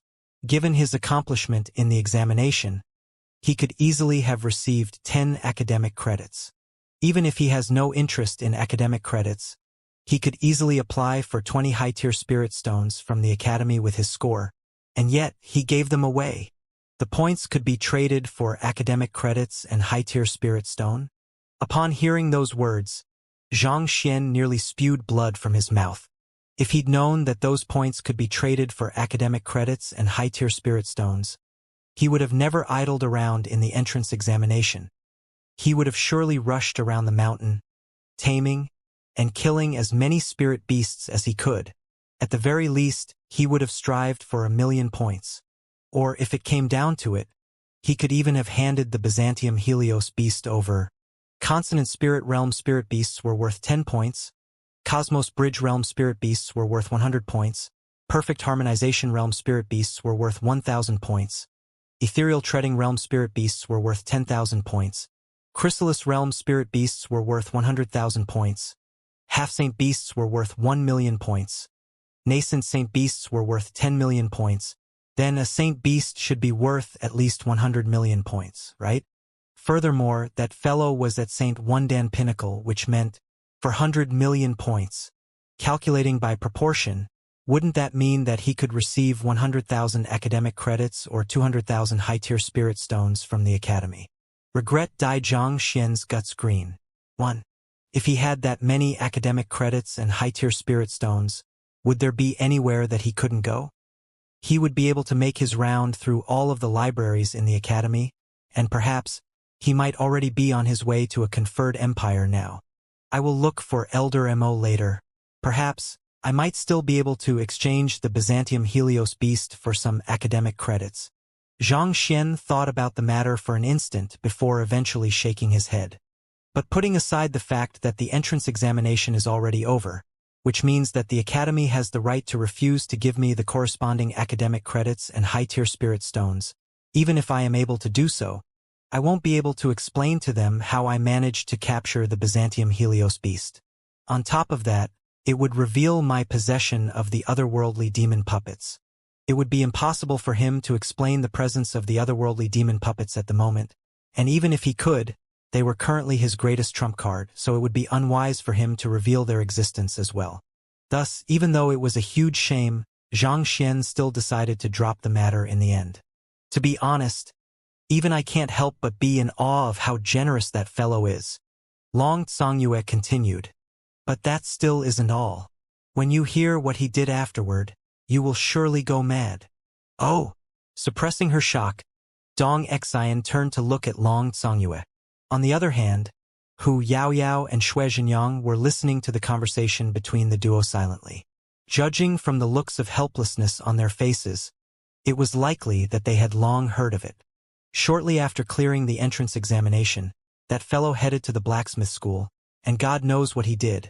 But he destroyed the entire passageway of records along with half of the blacksmith guild. Long Tsongyue revealed. Passageway of records? Blacksmith guild. Dong Xian gasped in shock. Vice school head Yuan didn't kill him for that? As one of the senior students of the academy, she was aware of vice school head's austere and fiery temper. He expected students to abide by the rules strictly, and he tolerated zero nonsense from others. To destroy the passageway of records along with half of the entire blacksmith guild, he should be glad that vice school head Yuan didn't strangle him to death on the spot. Kill him? I also thought that would be the case as well when I heard about it, but not only did vice school head spare Xianxia, he even treated him with the utmost politeness and led him to the ocean of weapons personally to take the blacksmith examination. And that fellow, within 4 hours within the ocean of weapons, progressed from a mere apprentice to become a 6-star blacksmith. Long Tsongyue said, What did you say? Within 4 hours. He took the 1-star examination all the way to the 6-star examination. Dong Xian's mouth slowly widened in shock.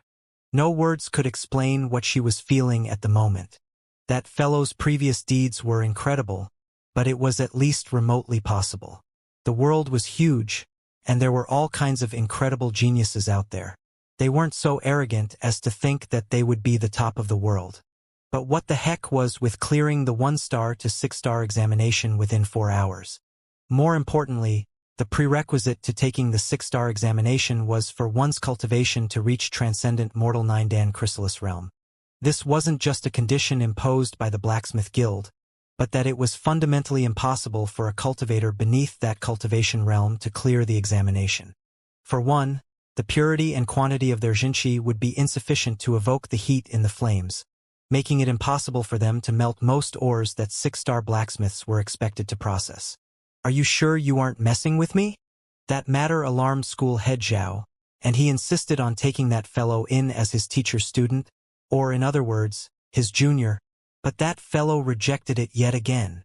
Long Tsongyue could clearly perceive the disbelief in Dong Xian's eyes, but it was all the truth. Many had witnessed Xianxia's deeds in the blacksmith school, and as the leaders of the largest student factions in the academy, it wouldn't be too difficult for them to verify the authenticity of the news. School head Mo offered to take him in as his disciple, and school head Zhao offered to acknowledge him as his junior, but they were rejected? Swallowing a mouthful of saliva, Dong Xian fell into deep thought for a few moments before lifting her gaze to ask, That freshman is indeed a formidable figure, but what does he have to do with the issue regarding the finances of the student factions? Thinking about it now, they had been talking about the lack of money in their student factions just a moment ago when the topic had suddenly shifted to that fellow. Could that freshman be responsible for the student faction's business failure? As you know, the main source of income of student factions during the start of the term is from the sales of the teacher information documentation to the incoming freshmen. But somehow, that fellow managed to obtain an even more accurate and detailed version of it and gave it away for free. With that, who else would buy ours? Not only so, our reputations were even dragged down into the gutters. Quite a few freshmen who were intending to join our factions ended up backing out due to that scandal. Long Tsongyue explained with a hint of fury in his voice.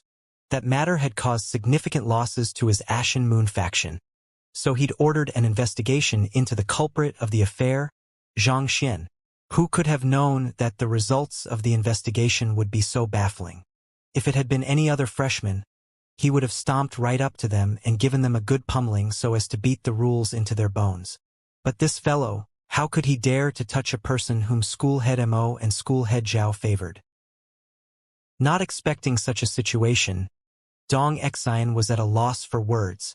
But indeed, if there was a free and better version, who would want to waste 100 middle-tier spirit stones on their document? Then, don't any of you have a way to deal with him? What can we possibly do against that fellow? His cultivation might not be too high, but he has the backing of 2 of the 10 great master teachers. Unless you wish to offend those 2, there is hardly anything we can do about him. Since all of us are gathered here today, let's discuss that matter as well. Long Tsongyue sighed deeply as he turned his gaze to the group. Not only did he spoil our market, his actions also sullied our reputations as well. We have to punish him or else we might risk losing our authority amongst the student populace. Indeed, we can't let him go that easily. Shui Zhenyang narrowed his eyes and harumphed. So, do you 2 have any ideas yet? Dong Xian asked. This? Long Tsongyue and Shui Zhenyang glanced at one another and smiled bitterly. School head Mo and school head Zhao were 2 gigantic barriers standing in the way of their vengeance, and there was hardly any way they could circumvent them. If they really had an idea in mind, they would have long carried it out. Would they still allow Zhang Xian to get off scot-free even to this day? At this moment, Hu Yaoyao suddenly spoke up with a soft chuckle. Speaking of that fellow, I met him today. You met him? The others immediately turned their sights to Hu Yaoyao. Even though they had nearly died from shock due to the many rumors they had heard regarding Zhang Xian, none of them had been fortunate enough to meet him yet. The other party had caused a huge storm right from the moment he'd enrolled at the academy, so they hadn't had the chance to see his appearance for themselves yet. Yes, I believe you all should know the genius of the grade 2 students Luo Qiqi, right? Asked Hu Yaoyao as she glanced at them. Of course, Dong Xian replied. Luo Qiqi had been enrolled at the academy for barely a year, but she had already advanced from 4-star pinnacle to 5-star low tier. Such speed was astounding even when taking into consideration the innumerable geniuses that had come before her in the academy. Possessing both looks and talent, it was inevitable that they would be aware of her. I saw her together with Zhang Xian earlier, and she had addressed him as her teacher. Hu Yaoyao said. Teacher? Luo Qiqi addressed him as her teacher? Are you sure you aren't pulling our legs? Luo Qiqi has a mysterious background, and it is rumored that she is the princess from some empire. I have tried looking into her background myself, but I wasn't able to uncover anything substantial about her either. A person like that actually acknowledged a freshman as her teacher. Long Tsongyue, Shui Zhenyang, and the others could hardly believe their ears. It is not the aged but the skilled who becomes the teacher. This has always been how we master teachers work. Considering how Luo Qiqi was willing to address him as her teacher without the slightest indignation in her voice, it can only mean that he possesses ability surpassing her significantly in certain aspects, Hu Yaoyao said. There was no human who could possibly be skilled in all aspects. Even the most formidable of cultivators had their own weaknesses. As a result, there were cases where a higher-ranked master teacher acknowledged a lower-ranked master teacher as their teacher. Even Emperor Kong Shi had sought guidance from Tan Shi, an inconspicuous 5-star master teacher from the remote Tan Kingdom. Understanding this fact, the others nodded in agreement. After which, Dong Xian asked, Since you have met him, what is your evaluation of him? Are there any flaws he has that we can exploit against him? We barely traded a few words, so I am unable to make a complete evaluation of his character. Nevertheless, based on what I have seen so far, he seems to be an honest and upright person. It doesn't seem like he will do anything against his principles. However, if there is one flaw I have to name about him, It will be that his words are infuriating, Hu Yaoyao said. Even though she was a 6-star low-tier master teacher, she was still unable to discern anything significant about Xianxia. The only thing that she came out of the encounter with was her raging fury from the other party's words. His words are infuriating? The others blinked in surprise. To make a person like Hu Yaoyao, who could take most things in her stride, angry, that fellow was indeed a genius in some ways. After a moment of contemplation, Hu Yaoyao added, "Oh, right. That fellow seems to be interested in the old residents of Yangzi. I feel that we can use this as a leverage against him to teach him a lesson." Even though the competition among the 4 of their factions was rather rife, perhaps due to mutual respect for one another, the 4 of them were surprisingly on relatively good terms. Yangzi's old residents? It's good that he has something that he desires. We should be able to use it against him. Why don't we give him a false location and set up a trap there so as to teach him a lesson? This way, we might be able to pull him out of school head Mo and school head Zhao's notice to teach him a lesson. Shui Zhenyang's eyes glowed in excitement. The years of cultivating the true Helios art had slowly shaped his personality to be more forceful and decisive. If it was something he could resolve easily with brute force, he wouldn't hesitate to do so. That isn't safe. If he were to report the matter to school head Mo and the others afterward, we will surely be punished for it. We have to find a way to make him suffer without having him speaking about it. In order to do so, it will be best if we can find something to threaten him with so that he won't dare speak of it, Long Tsongyue said. Unlike Shui Zhenyang's straightforward personality, Long Tsongyue tended to be more thorough and scheming in his actions. Since Zhang Xian was favored by school head Mo and school head Zhao, it would be safe to assume that they would be inclined to protect him if something happened. Thus, they had to be careful when dealing with him, or else they would suffer 2 of the 10 great master teachers' wrath, and that wasn't a joking matter at all. Thus, the only way it would be safe for them to strike was to obtain some kind of material they could blackmail him with so that even if they were to make him to suffer, he wouldn't dare speak up about it. A thought came to Dong Xian's mind, and her eyes lit up. Something to threaten him with. That is indeed a good idea. Yaoyao, you are better than us with such matters. I recall there are quite a few students who have crossed the bewitching devil faction over the past few years, and while they ended up suffering immensely for their actions, none of them dared to speak up about it. Hu Yaoyao's reputation in the academy was resounding. This wasn't just due to her incredible talent in cultivation and her beauty, but for her unconventional means in dealing with problems as well. There were many master teachers who had challenged her authority in the past, but she had managed to resolve them beautifully while giving the other party the humiliation of their life. Now that you speak of it, I do have an idea in mind. Doesn't that fellow like to sell others his favor? Since that's the case, why don't I drag his reputation down to his gutters and let him understand the price of offending me? Hu Yaoyao. A sharp glint flashed across Hu Yaoyao's dark eyes as a chilling smile crept onto her face. And that Luo Qiqi as well. It seems like she cares for her teacher quite a fair bit. If she were to learn how shameless and immoral her teacher is, let's see if she will still be able to respect him as before. Knowing that Hu Yaoyao would never say anything she was unconfident of, the eyes of the others lit up in excitement. Leave this matter to me. However, I want an additional share of that item for dealing with that fellow. This request of mine isn't too much, isn't it? Hu Yaoyao said. An additional share? Fine. As long as you can deal with that fellow, we will give you an additional share. The others nodded in agreement. That's good. For the time being, you should focus your efforts on acquiring the origin heavy water. We'll set off once the preparations are ready. As for Zhang Xian, just wait for the good news. As long as he wants to know the location of Wu Yangzi's old residence, he will have no choice but to obey my commands obediently, Hu Yaoyao said as her lips curled up. Obey her commands obediently? It seems like she has some plan up her sleeves, Zhang Xian thought.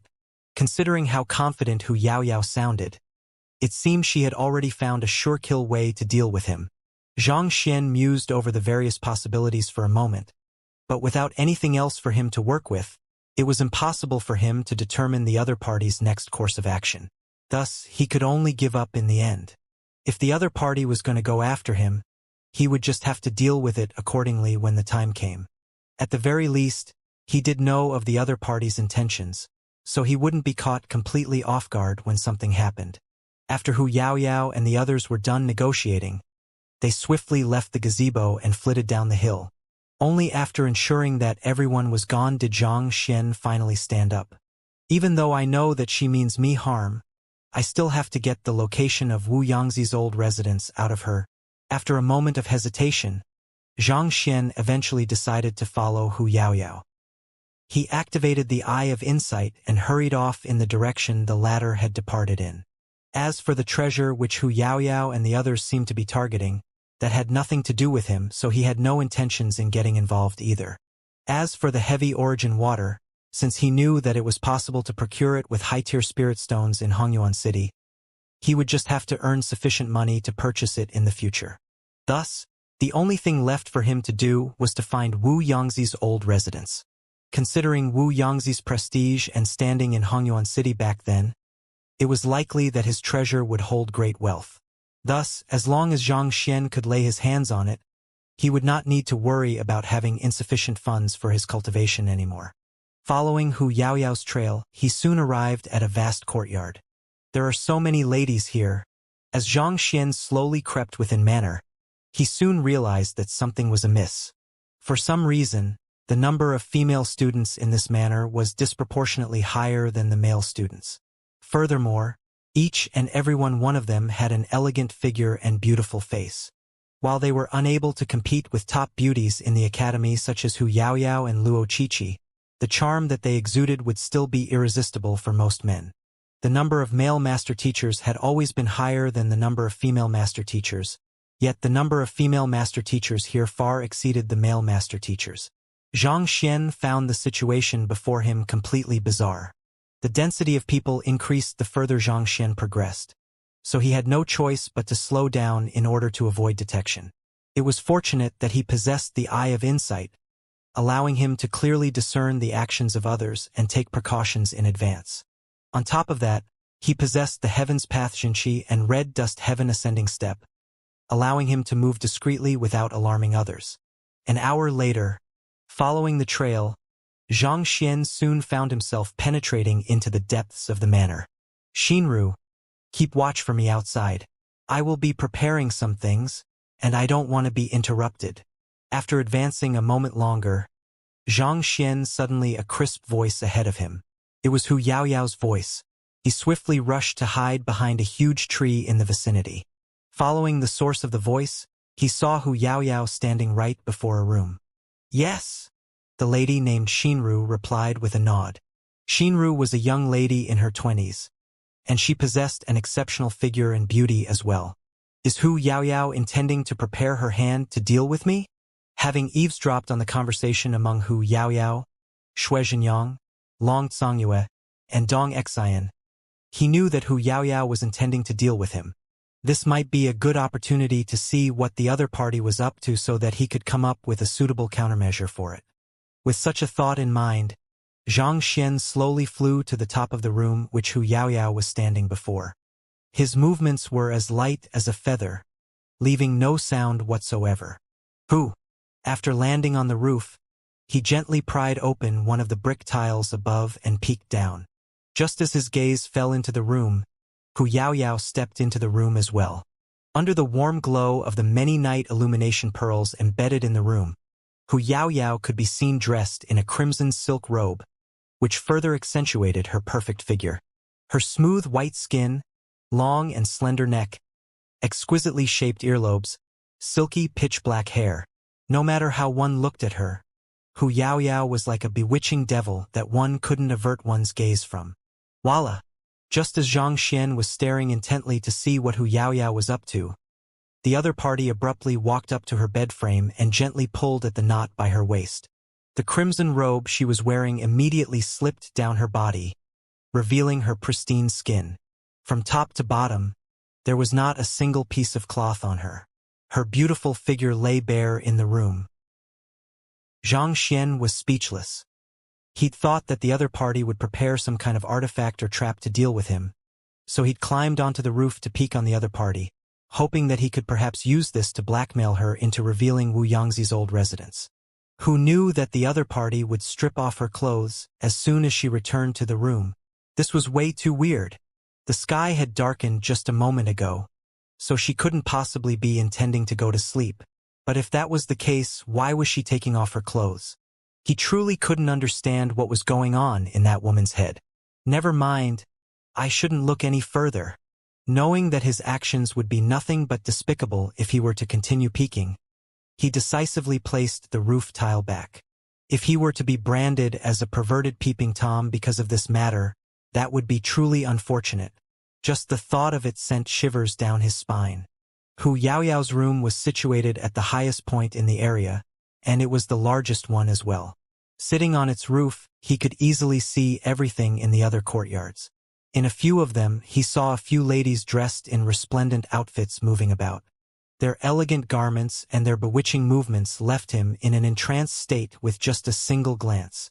It was only after driving his Xianxia that Xianxia finally recovered, and he immediately fell into deep contemplation. Could this be the Terpsichore school?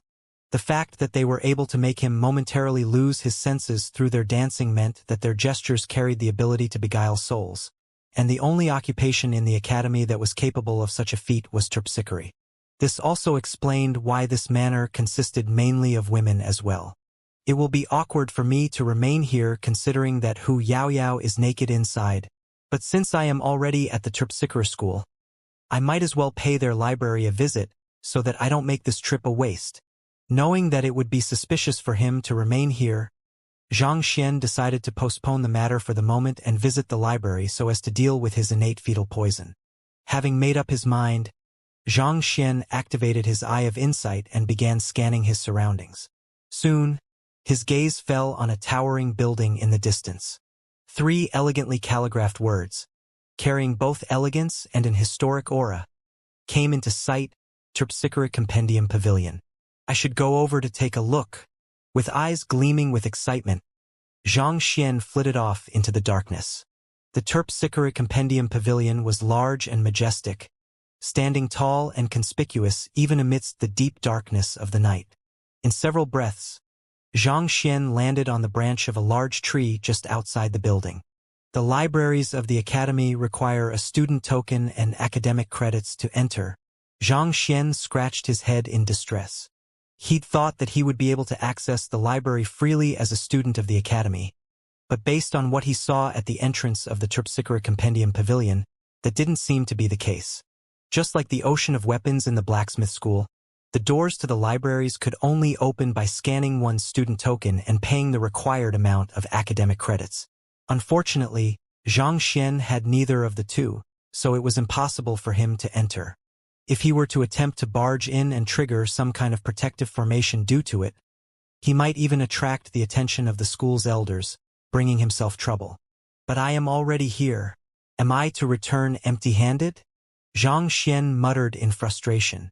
The matter regarding his innate fetal poison could not wait. His goal was just standing before him, and if he were to return just like that, he might possibly regret it for life. Wait, the mechanisms and formations protecting the Terpsichore Compendium Pavilion are indeed useful against cultivators. But can it block off souls? After all, souls are intangible existences, rendering most mechanisms and formations ineffective against them. Perhaps I might be able to enter the premises this way, Xianxia thought. Based on Xianxia's analysis, it seemed like the formations and mechanisms around the library could only sense tangible beings. As such, it might be possible for him to sneak in as a soul. Furthermore, while he could only duplicate books in the Library of Heaven's Path by touching them in the past, with the new upgrades it had just undergone, he could replicate them just by laying his eyes on them. In other words, even with just his soul, he could gather every single book in the Terpsichore Compendium Pavilion into the Library of Heaven's Path easily. Let me give it a try. The more Xianxia thought about it, the more excited he became by the idea. Thus, he hid his body well amidst dense shrubs before drawing his soul out. As if an apparition of the night, his soul gradually approached the tightly shut doors of the Terpsichore Compendium Pavilion silently. At its entrance, He saw several students standing guard to keep away intruders. Despite the intangible nature of souls, they were still bound by the laws of the world. One of the manifestations of such a phenomenon was their inability to pass through concrete walls, and unfortunately for Xianxia, the Terpsichore Compendium Pavilion was made of an airtight material which prevented even souls from slipping through. Just as he was contemplating about how he could enter, he suddenly heard footsteps behind him as a figure approached the doors of the library. The figure walked up to the doors and bowed deeply to the several students at the entrance. "Seniors, I would like to access the library to check some information." She was a lady in her 30s, and the master teacher emblem pinned on her chest had 5 stars on it. 5-star low-tier master teacher. She was a grade 2 student. One of the seniors glanced at her and said, "Your student token and academic credits token." Most likely, the seniors standing guard at the entrance were taking this job as a way to earn additional academic credits to finance their expenditure. Yes, the student quickly passed her student token and academic credits token over. A moment later, the senior nodded and said, "You are a grade 2 student, so you can only browse through the books of grade 3 and below. If you attempt to look at any book beyond that tier, you will be expelled from the library immediately.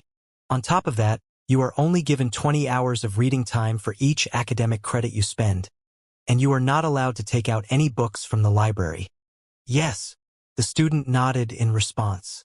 As a grade 2 student of the Master Teacher Academy, she was accustomed to the rules of the library. "Okay, you may enter now." After emphasizing on the rules, the senior waved her hand to gesture that the student may pass. Carrying her student token and academic credits token, the student walked up to a stone pedestal in front of the doors and placed them on it. "Gia." The doors to the library opened. "This is a good opportunity for me to enter as well."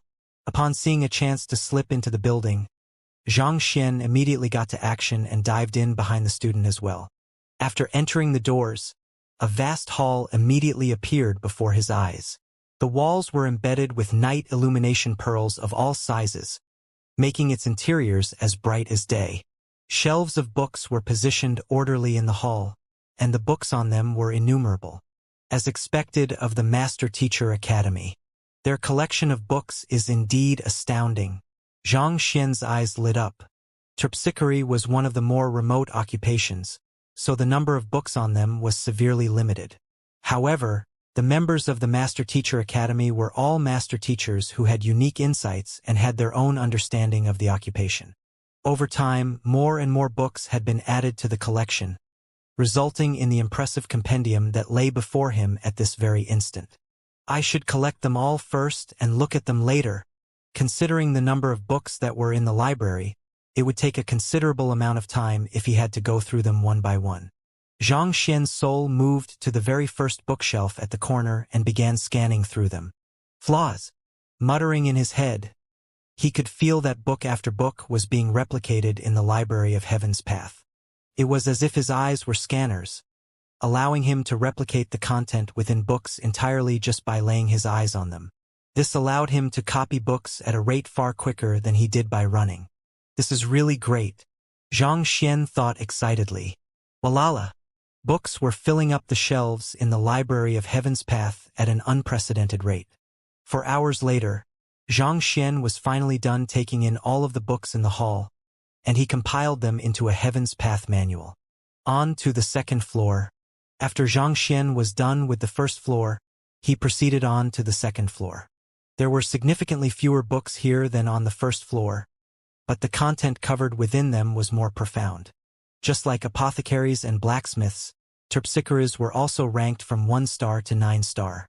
Contained on the first floor was the basic knowledge regarding dancing from apprentice to 4-star pinnacle, whereas the second floor contained the dancing art and cultivation technique manuals corresponding to 5-star primary terpsichores. Xianxia took all of the books on the shelves into the library of Heaven's Path without any hesitation. 2 hours later, he was done collecting the books on the second level. Continuing on, it wasn't easy for him to come to get into the Terpsichore Compendium Pavilion, so it would be a huge shame if he didn't make use of this opportunity to take in as many books as he could. Thus, he hurried off to the third floor. Technically speaking, A grade 1 student was only allowed to browse through the books on the first and second floor. This rule was set by the academy in order to discourage ambitious students from attempting what was far beyond their capability, and various measures were implemented to enforce it. However, while these measures could stop students, they couldn't do the same to souls. With a thought, Xianxia's soul turned into a stream that flowed right through the formation, blockading the stairs, and arrived at the next floor. There were even fewer books on the third floor, and Xianxia finished them in just an hour. After which, he did the same for the fourth, fifth, and sixth floor. It only took him another 2 hours to collect the books on the remaining 3 floors. In other words, in less than 10 hours, he had made duplicates of the innumerable books in the Terpsichore Compendium Pavilion in his head. With a slight smile on his face, Xianxia thought in satisfaction, "I will examine them carefully when I return to my residence." He had been thinking that he would have to pay a visit to the Terpsichore school someday to browse through the books. But who could have known that he would accomplish this while following behind Hu Yaoyao? Furthermore, now that he had learned that he could easily access the libraries in the Master Teacher Academy through his soul, wouldn't he be able to do so for the other schools as well? If that is the case, I should be able to cover all of the books in the 10 schools within 10 days. By then, I would have sufficient books to push my cultivation to higher realms as well, perhaps even reaching Saint Realm. With that, my work at the Master Teacher Academy will be done. Xianxia's eyes lit up in agitation. As long as he had sufficient books to compile the Heaven's Path Divine Art, advancing his cultivation would be as easy as eating and drinking. The main reason he had chosen to enroll in the Master Teacher Academy was so that he could access their trove of books. The upgrade of his library of Heaven's Path had truly come at an ideal time. With this, he would be able to access the knowledge from the various schools as he pleased, and his lack of academic credits wouldn't be an issue anymore. 10 days should be enough for him to cover everything in the Master Teacher Academy. After compiling them into the respective Heaven's Path manuals, he would be able to make a breakthrough both in his cultivation and Master Teacher ranking. Just the thought of advancing 6 realms, the Perfect Harmonization Realm, Void-Treading Realm, Chrysalis Realm, Half-Saint, Nascent Saint, and Saint Realm, and bringing the 10 supporting occupations to 6-star pinnacle left his heart trembling in excitement. I should go through the Terpsichore books first. However, Xianxia knew that it wouldn't be as simple as that. Thus, shrugging the thought off with a smile, he turned his consciousness back to the library of Heaven's Path. New Heaven's Path Terpsichorean art manuals appeared before his eyes. There was a total of 6 of them, consisting of books from 1 star to 6 star. Let me see if the portions regarding souls. Xianxia turned his gaze outside swiftly and noticed that the sun was already setting. It didn't seem like there would be sufficient time for him to learn the entire Heaven's Path Terpsichorean art, so he chose to focus his attention on those regarding souls instead. Voila! On Xianxia's will, the books regarding soul cultivation flew from the shelves and gathered in front of him. Compile! He commanded silently, and yet another book appeared before him. This was the book that could potentially suppress the innate fetal poison in his soul. Unable to suppress his agitation, Xianxia immediately started browsing through it. It didn't take long for him to finish reading it all. By then, his face was already looking incredibly awful.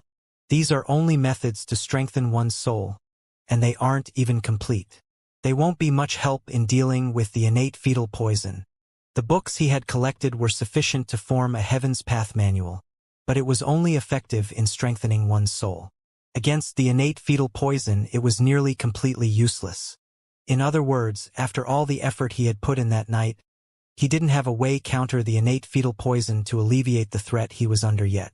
What do I do now? Xianxia thought frustratedly. To him, the most urgent matter at hand was to suppress the innate fetal poison in his soul. Otherwise, if the innate fetal poison was triggered on a whim, that might very well be the day he would breathe his last breath. He'd thought that, given the nature of the Terpsichore occupation, the Terpsichores would possess a deep understanding of souls, and he might be able to find a solution to his problems here. But it seemed like he was being too naive. If the innate fetal poison could be dealt with that easily, Emperor Kongsher wouldn't have to rush all the way to become a 9-star master teacher to resolve it properly. He would have long found a solution before then. Nevertheless, These methods are still effective in building up the resilience of one's soul. I should try to compile them with the soul oracle techniques and see if I can perfect them. The soul cultivation techniques he had obtained from Mo Hunching ranged from Transcendent Mortal 1 Dan to 9 Dan. But he didn't have enough books to complete them then. Perhaps, if he were to fuse these books together with them, he might be able to compile new Heaven's Path Soul Art manuals. Currently, the strongest Heaven's Path Soul Art manual he had was still at Consonant Spirit Realm, so his soul cultivation was still capped there as well. With the new books he had gathered, it was worth giving it a shot. Compile. Xianxia tried putting the books together with his soul cultivation technique manuals. Hula! 2 new books appeared before Xianxia's gaze. He swiftly grabbed them and flipped them open. These are the Cosmos Bridge Realm and Perfect Harmonization Realm soul cultivation techniques. There are no flaws at all. They have reached the level of Heaven's Path. Looking at the content of the books, Xianxia nearly burst out laughing out of sheer delight. He'd thought that his trip had been a wasted one, but who would have thought that he'd be able to compile the 6 Dan and 7 Dan Heaven's Path Soul Art manuals using the books he had gathered from the library. With these 2 books, he would be able to advance his soul cultivation to Perfect Harmonization Realm, thus enhancing his fighting prowess significantly. Even though the advancement of his soul cultivation wouldn't be able to resolve the threat concerning the innate fetal poison, it would at least help to suppress the innate fetal poison a bit. It seems like it's already morning. Time for me to return. By the time Xianxia was done, the brilliant radiance of the sun rays was already spilling in from the eastern horizon of the skyline. It was dawn. One of the reasons Xianxia was able to slip into the Terpsichore school in the first place was due to the concealment of the night. Even with his aura hidden by utilizing the unique nature of his Heaven's Path Xianxia, there was a huge chance that someone might spot him if he were to attempt to sneak off in the day. If he didn't leave right now, he would be stuck in the library once the crowd starts spilling into the school. Thus, without any hesitation, Xianxia's soul rushed to the first floor of the Terpsichore Compendium Pavilion, heading for the doors. The student whom he entered with was still busily looking through the shelves. However, judging from the deep frown on her forehead, it seemed she hadn't found the book she was seeking yet. Xianxia didn't know what she needed, so he couldn't help her even if he wanted to. Thus, he headed straight for the main door. Xianxia walked up to the door and tried to open it, but to his alarm, it wouldn't budge. In order to prevent any unauthorized personnel from entering the premises, a special mechanism was installed to ensure that the doors wouldn't open without the presence of a student token and academic credit token. Unless one possessed strength beyond the level of a half-saint, it would be impossible to open. Xianxia was only able to get in earlier by following the student in front of him. As long as no one tried to enter or leave the library, he would be trapped within. What do I do now? Xianxia thought frustratedly. It was still dawn, so there were still very few people in the Terpsichore school at the moment. If he were to delay it any longer, he might very well be found. For an unaffiliated individual to be snooping around the Terpsichore school in the early morning, there was no way he could explain that. But if it wasn't opened, the formations and mechanisms constructed around the Terpsichore Compendium Pavilion were more than sufficient to prevent a soul like him from leaving even if they weren't able to perceive him. Xianxia turned to look at the student in the library worriedly, but the latter didn't seem like she was about to leave anytime soon. Sighing deeply, he could only continue to wait patiently. Forget it, there's no use worrying over this. I should just make use of this time to study the Heaven's Path Terpsichorean art. Since there was nothing he could do in this situation, he decided to find a quiet spot in the library and immerse his consciousness in the library of Heaven's Path to read through the Terpsichorean books he had just compiled. He had a full compilation of Heaven's Path Terpsichorean art from 1 star to 6 star, and detailed within them were the cultivation techniques for the various Terpsichorean arts. Since he couldn't do anything else at the moment, he flipped open the 1 star Heaven's Path Terpsichorean art and began browsing through it seriously. With the new upgrade of his library of Heaven's Path, he could take in the content of a book just by flipping open the book, thus allowing him to understand and assimilate the essence of it even faster than before. To become a Terpsichore, one must have a powerful soul and a dance that is nearly aligned with nature in order to draw it out. The purpose of dancing is to enhance the strength of the soul to the utmost limit, thus drawing out its full might. The knowledge regarding Terpsichores flowed through his head. Before long, Xianxia's eyes lit up. He had fully assimilated the knowledge regarding the one-star heaven's path Terpsichorean art. In other words, even if he were to take the examination at this very instant, he would be able to clear the one-star Terpsichore examination easily.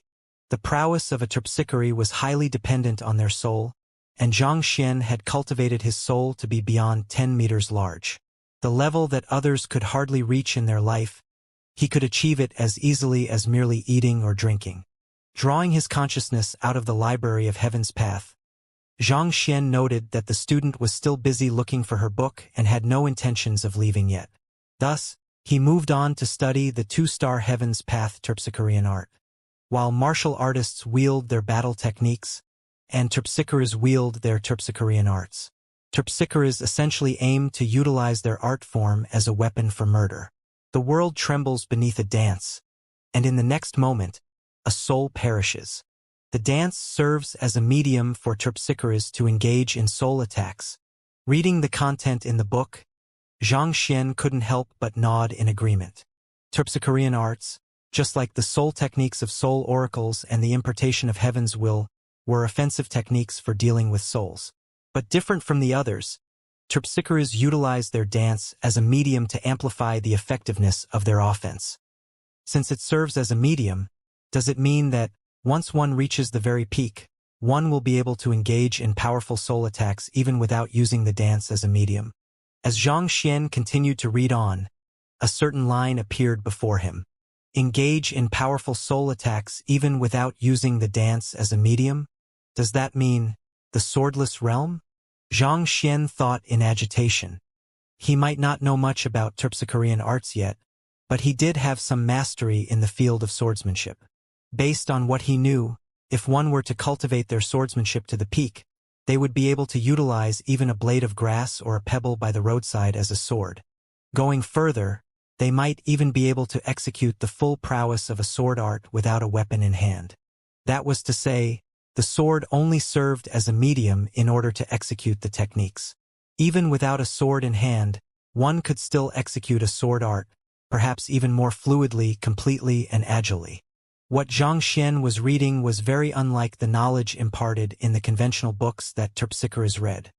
His road of cultivation was directed toward the ultimate endpoint, for the swordless to surpass any sword, for the formless to surpass any form. Reading on, Terpsichorean arts aim to utilize movements as a medium to engage in soul attacks. In essence, even walking and the slightest gestures could be considered as movements, so they could, as well, be considered as Terpsichorean arts. A true Terpsichore dances not with a routine set of movements, but with even the most casual of gestures. Before long, Xianxia was done browsing through the book. He closed eyes to slowly savor and comprehend the knowledge he had just taken in. Jai, Jai. Crisp echoes sounded from his soul as a new world unfolded around him. Two-star Terpsichore. Reached. Continue. The more Xianxia studied, the more excited he became. Thus, he went on to finish the remaining books as well. For hours later, he was done browsing through all of the books and assimilating their knowledge. As if his massive soul had been tempered, it looked much more transparent and purer. Terpsichores utilized their dance as a means to beguile, enchant, attack, or even kill the soul of another.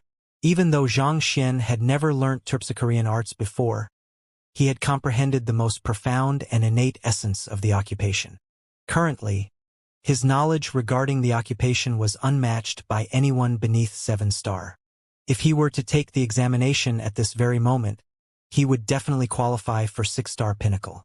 I finished the books much faster than I would have before, Xianxia thought. In the past, it would have taken him at least 12 hours in order to learn another occupation from scratch to 6-star pinnacle. However, he did it with Terpsichore using only 6 hours. Where is that student? Standing up, Xianxia glanced around the room to search for the female student who was in the library with him, and he suddenly froze. The vast Terpsichore compendium pavilion was empty, and not a single person was in sight. The heck? When did she leave? Widening his eyes in shock, Xianxia nearly fainted. He had been too immersed in his cultivation that he hadn't noticed that the student whom he had followed in had already left. As the Terpsichore Compendium Pavilion required academic credits to enter, there was rarely anyone in it. From his arrival last night until now, this student was the only one who had entered the premises. Now that she was gone, how was he supposed to leave the area?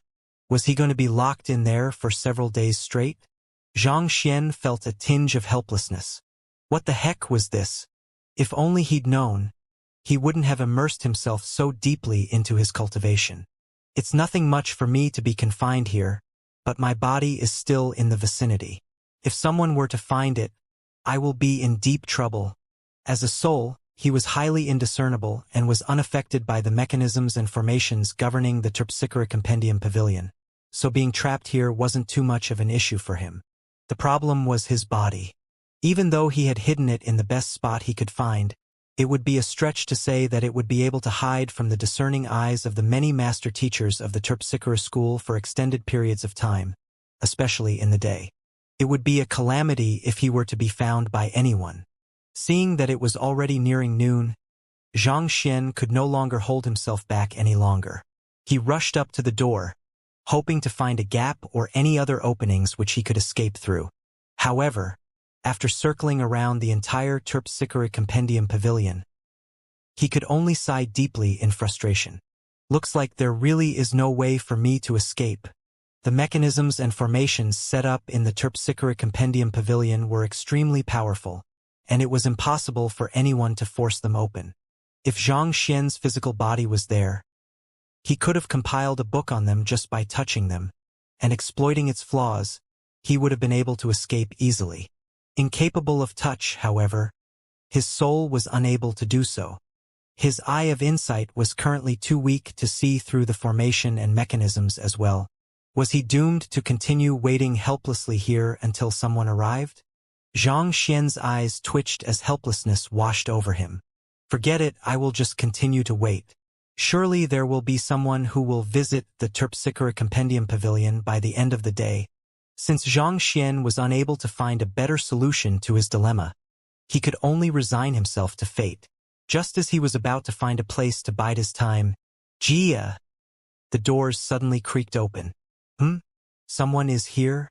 Not expecting that someone would arrive that quickly, Xianxia leaped up in excitement. He hurriedly rushed behind the doors to hide as he waited for an opportunity to rush out of the library. Who? A resplendently dressed lady carrying a graceful disposition walked into the room.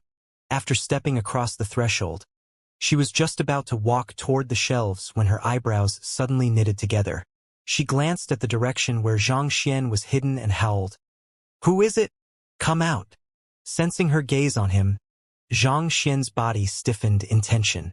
It should have been hard for anyone to notice him in his soul form, especially since he was lying dormant in the corner. Yet, the other party had actually noticed him instantly. How could that be? A Saint Realm expert? Xianxia's eyes narrowed warily. There was only one possibility for this. The other party was a Saint Realm expert. With the breakthrough to Saint Realm, one would gain a certain level of comprehension regarding the nature of space. Even though Xianxia had concealed his presence well, his disguise was not perfect due to the limitations of his cultivation. For one, the flow of spiritual energy where he was standing would be slightly disturbed due to the presence of his soul, thus betraying his presence. "What? You aren't going to come out?" Frowning deeply, the lady harumphed coldly as she raised her palm and grabbed toward the space where Xianxia was situated. Hong Long. A sudden burst of Jinqi abruptly froze everything in place. Xianxia felt an immense pressure strangling him, threatening to dissipate his soul. As big as his soul was, it only possessed the cultivation of transcendent mortal 5-dan pinnacle. That was far from matching up to a Saint Realm expert. They were two completely different levels. Escape. Knowing that he would die if he were to allow the other party to do as he pleased, he immediately drove his cultivation, and with a powerful burst of strength, he managed to barely break free of the other party's restraint. Without any hesitation whatsoever, he rushed right for the doors. Hong Long. The movement of his immense soul disturbed the spiritual energy in the surroundings, stirring up a burst of wind in the surroundings. This is a soul? The lady's face turned grim. While she did sense a presence in the room, she'd only thought that it was someone who had used some kind of technique or ability to conceal their presence. She'd never even considered the possibility that it would be a soul. Soul oracles had already vanished several dozen millenniums ago. For one to suddenly appear in the Terpsichore Compendium Pavilion, where could he have come from? And what was he up to? Where do you think you are going? With a sharp shout, the lady darted forward to grab the escaping soul. Hong Long. With a Saint Realm expert exerting her full might, the space within several thousand meters was immediately sealed in place. This is truly bad. After barely darting out of the library, Xianxia was just about to escape into the air when the area around him suddenly turned incredibly viscous. It was as if he had fallen in a marsh. As much as he tried, he just wouldn't move. Is this the ability of Saint Realm experts? Jinchi spatial lock? Xianxia stiffened tensely. Saint Realm experts possessed the ability to seal space, leaving those who were within the area of its effect feeling as if they had fallen into an ocean of mud. Limited by the spatial lockdown, they would only be able to utilize a tenth of their original movement speed and strength. This ability was known as Jinchi spatial lock, and only Saint Realm experts were able to overcome it. With an awful look on his face, Xianxia gritted his teeth and continued trudging forth. However, with his speed being reduced to a tenth under the effects of the Jinchi spatial lock, his speed was barely any different from that of a snail. Trying to escape me? Dream on. With a light harumph, the lady flicked her fingers thrice toward Xianxia. Pung pung pung. A powerful shockwave engulfed the area around Xianxia, and he immediately felt a stifling sensation in his chest. His massive soul trembled uncontrollably as a splitting headache assaulted his consciousness. It felt as if he was going to lose control of his body at any moment. A soul attack, Xianxia thought with a grave expression. With 3 simple flicks, the lady was able to inflict grievous injuries upon Xianxia's soul. Considering her skillful use of the soul attack, she must be one of the upper echelons governing the Terpsichore school, perhaps an elder or even higher. I must return to my body this very instant, or else I might really end up being killed by her. A chilling sensation swept over Xianxia as he realized the dire situation he was in. If it had been any other Saint Realm expert he was dealing with, and this was inclusive of the 10 great master teachers such as School Head Mo and School Head Zhao, it would have been difficult for the other party to wound his soul. Due to the soul's intangibility, it couldn't be hurt by physical means. Only those who wielded soul offense techniques could possibly inflict damage upon a soul. To Xianxia's misfortune, the person he was facing was an upper echelon of the Terpsichore school, which meant that she had a thorough understanding of souls. To such a person, erasing his soul from existence was no difficult feat. If his soul were to dissipate, that would be complete and utter death. There would be zero possibility that he could come back to life.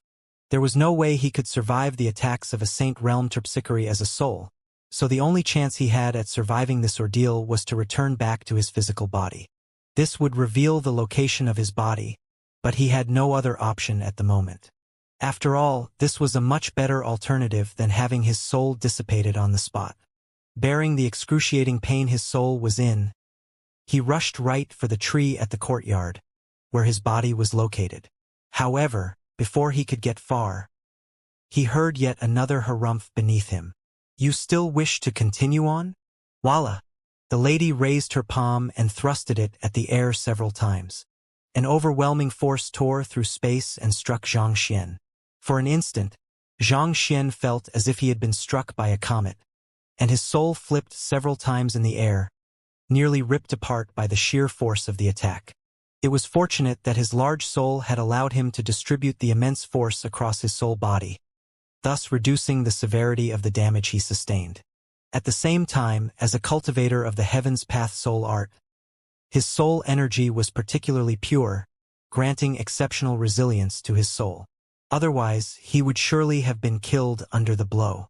But even though he had managed to survive the attack, He still felt as if someone had attempted to tear his soul into two, and the wounds on his soul had worsened as well. Knowing that he would surely die without fail if the other party were to continue attacking, Xianxia intended to make another charge for his body behind the tree when an idea popped into his mind, and he held himself still. The might of the other party's attack was more than sufficient to kill any ordinary soul oracle. It was only due to the immense size and exceptional resilience of his soul that he was able to remain intact. If he were to attempt another charge for his body, the other party would surely sense his presence and be astounded by the durability of his soul. In response to that, she would execute an even stronger attack against him. If this were to happen, regardless of how big or resilient his soul was, the only fate awaiting him was death. But if he could make the other party think that she had managed to kill him, he just might be able to escape with his life. As expected, when he paused in the air and manipulated his soul to emulate a dissipated soul, the lady looked visibly relieved. Sensing the lack of movement in the air, the lady suddenly recalled something, and her face darkened. Soul oracles betrayed humanity back then, opting to become a weapon for the otherworldly demons. For one of them to appear here at this moment, could it be related to that incident? If that's the case, I shouldn't have killed it immediately. Countless years ago, the soul oracles and their heritage were wiped clean from the face of the earth by the Master-Teacher Pavilion. If anything related to them was still existent in the world, the chances were that the otherworldly demons were involved in the matter as well. For a soul oracle to appear right after the incident at Leiyuan Peak, no matter how she looked at the matter, it was impossible for the two incidents to be unrelated. Realizing that she had allowed a potential clue leading her to Byzantium Helios beast slip through her fingers, she couldn't help but regret her impulsive actions. At this instant, the lady suddenly recalled something. Wait, if that person is a soul oracle, why would he try to escape from the Terpsichore Compendium Pavilion at this time? But if he isn't a soul oracle, what else can he be? Soul oracles were of the Yin attribute, which made them highly vulnerable to Yang energy.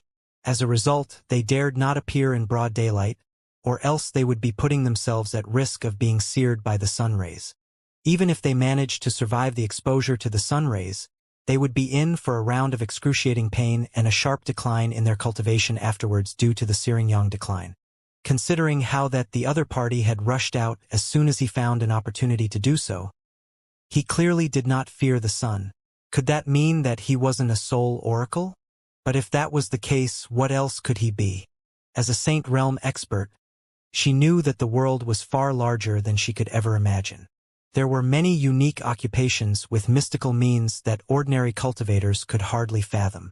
Even with her broad knowledge base, she dared not outright refute the possibility of anything. For example, she had heard of a species of saint beast known as the weak-scaled beast. It was a massive beast with an exterior as dark as ink, making it a conspicuous existence no matter where it went.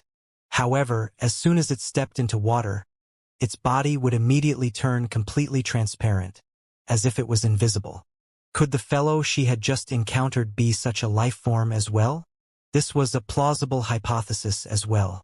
Otherwise, no matter how powerful a soul oracle was, a human soul couldn't possibly expand to be beyond 10 meters large, right? That would be sheer insanity. Upon that realization, the lady's eyes suddenly widened in astonishment. Damn it! That would mean that fellow is feigning death. If her enemy was truly a soul oracle, there was little doubt that her soul attack would have ripped the other party apart. However, if her enemy was a saint beast instead, it would be likely that it would possess thick and tough skin that granted it superior defenses. If so, it was unlikely that her soul attack would have been able to kill the other party. In other words, there was a good chance that the other party was feigning death. Trying to fool me? Don't even think about it. With a livid expression, the lady raised her leg and stomped forcefully on the ground. Hong Long. The earth immediately shook intensely as waves of Jinqi surged into the surroundings as if searing heat waves. She noticed it. For a moment, Xianxia had thought that he'd managed to fool the other party. However, upon hearing those words, he realized that his deception had failed. Left with no choice, He was just about to attempt another dash for his physical body when one of the branches of a certain tree abruptly shook. Put on. A corpse-like figure suddenly fell face down from the tree, creating a huge depression on the ground. Upon seeing the sight, Xianxia nearly fainted from utter horror. Who else could that figure be if not his body? He'd thought it would be safe to hide his body amidst the trees. But that lady's attack had caused the trees to sway, resulting in his body falling from its hiding spot. It was just a few moments ago that he was still thinking that even though his soul had been discovered, as long as his body remained hidden, he would still be safe. After all, considering the fact that souls were intangible, it was impossible to see their true form without the eye of insight. Thus, as long as his soul could flee for the time being, returning only after the storm had cleared to fetch his body, he would be able to get away scot-free. However, with his body face-planted in the ground right before the other party, his identity was already compromised. There was no way he would be able to remain in the Master Teacher Academy anymore. Who are you? While Xianxia was feeling so frustrated that he could spew blood, the lady howled in astonishment and immediately raised her palm to strike the fallen body. Hong Long, a violent torrent of Jinqi that harnessing destructive might fell upon Xianxia. Now that her attention is away from me, I should make use of this opportunity to return back to my body. Knowing that this was the only chance he was going to get, Xianxia gritted his teeth and immediately rushed for his body. But at that moment, his face-planted body abruptly placed its palms against the ground to push itself up before flitting away swiftly. Its speed was so fast that its movements were a blur. Heaven's Path Movement Art. This is Mind of Void. Upon seeing the sight before him, Xianxia's soul swayed weakly. If souls could faint, he would probably have fainted there and then. Having comprehended Mind of Void, his body could move instinctively in times of danger even if its soul was not in it. Realizing the immense might behind the other party's palm, his body gauged that it wasn't the other party's match, so it immediately fled so as to avert the danger. Looking at the distant back of his body, Xianxia nearly burst into tears. The heck? If you had just waited a split second longer, I would have already freaking returned back to my body. Think of what an awkward situation you have left me in. Furthermore, with the speed you are fleeing at via the Heaven's Path Movement Art, how am I to catch up with you? Xianxia's soul was only at Consonant Spirit Realm Pinnacle, whereas his body possessed the Cultivation of Cosmos Bridge Realm Pinnacle. Pair that with the Heaven's Path Movement Art and Red Dust Heaven Ascending Steps. If his body were to flee with all its might, the distance between them would only grow further and further. Screw this. You scoundrel! Where do you think you are running off to? Seeing the young man who had fallen from the tree running away, the lady nearly exploded from fury. Pushing against the ground, she soared into the sky and pursued the fleeing figure. With the incredible speed Xianxia's body was traveling at via the Heaven's Path Movement Art, even the lady had to dash with all her might in order to keep up with him. Hurry up and catch him! Seeing the lady rushing for his body, Xianxia heaved a sigh of relief. The next moment, however, a bizarre expression appeared on its face as what he had just asked for dawned on him. The hell? To be cheering when another was attempting to capture his body. There was just some kind of inexplicable peculiarity to the situation. This was all that foolish body's fault. If not for it, why would he be in such a dilemma now? Wait a moment. If my body is caught, it will be even more difficult for me to slip back into it. After a moment of depression, Xianxia suddenly realized that even if his body were to be caught, the lady would never allow his soul to slip into his body. Thus, he immediately rushed off to chase his body as well. However, the next sight he saw left him dumbfounded. His body was crashing through wall after wall as it fled with all its might. Calm down, stop doing that. Xianxia bellowed within as he watched the sight before him with an aching heart. All actions conducted under the effects of Mind of Void was instinctive, so it was impossible for it to conduct precise movements like a living human. Even so, to be crashing straight through walls, that was a little over the top. You are supposed to save me from danger, not to leave my body bruised all over. Even if you get out of this situation alive, if you leave my body mortally wounded in exchange, What good will you have done? You better stop right there. Just as Xianxia was wallowing in self-pity at his unfortunate plight, the lady ahead of him caught up to his body. With a flick of her hand, several surges of Jinshi gathered and sealed the space around his body, forming an invisible cage around it. Pong! Pong! Pong! Sensing the immense threat looming over it, his body executed the Heaven's Path fist art in an attempt to break open the cage. However, with just a total might of 16 million ding from his Jinshi cultivation and physical body, it was impossible for him to break the Jinshi cage constructed by a Saint Realm expert. Knowing that the other party wouldn't be able to break free of her Jinshi spatial lock, the lady turned to the figure before her and asked with a sharp glint in her eyes, "Who are you? Why were you snooping around the Terpsichore Compendium Pavilion?" Pung pung pung pung. Naturally, Xianxia's body, driven only by its instincts, was unable to answer the question. It continued striking the cage frenziedly, creating loud sonic booms. "You are courting death." Seeing that the other party actually dared to snub her, the lady's face flushed crimson in rage. She raised her hand, and a destructive force swiftly gathered on her palm. From the looks of it, if the figure before her continued to remain silent, she would simply kill him.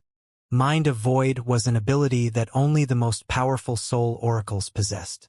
However, with the disappearance of the soul oracles and their heritage, the knowledge regarding Mind of Void had vanished as well. This was the reason, despite being a saint and a 6-star pinnacle master teacher, the lady was unable to tell that the figure standing before her was just a soulless body incapable of speech.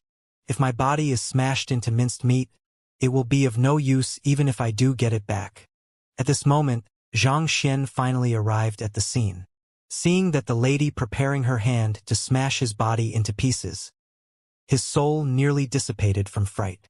Not daring to waste a single second, he immediately dived straight through the cage and into the glabella of his body.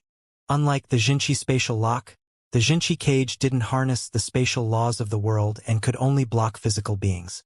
It couldn't interfere in the passageway of a soul at all. As soon as his soul entered his body, he immediately saw immense energy gathered on the lady's palm that was on the verge of landing on him. So he hurriedly had his body stop whatever he was doing. Clasping his fist, he spoke resoundingly, "Elder, thank you for helping me suppress my inner demons, sparing me from the fate of going berserk." The reactions his body made was simply too unnatural that he could only attempt to pass it off as his inner demons acting up. Otherwise, there was no other way he could explain his unnatural actions.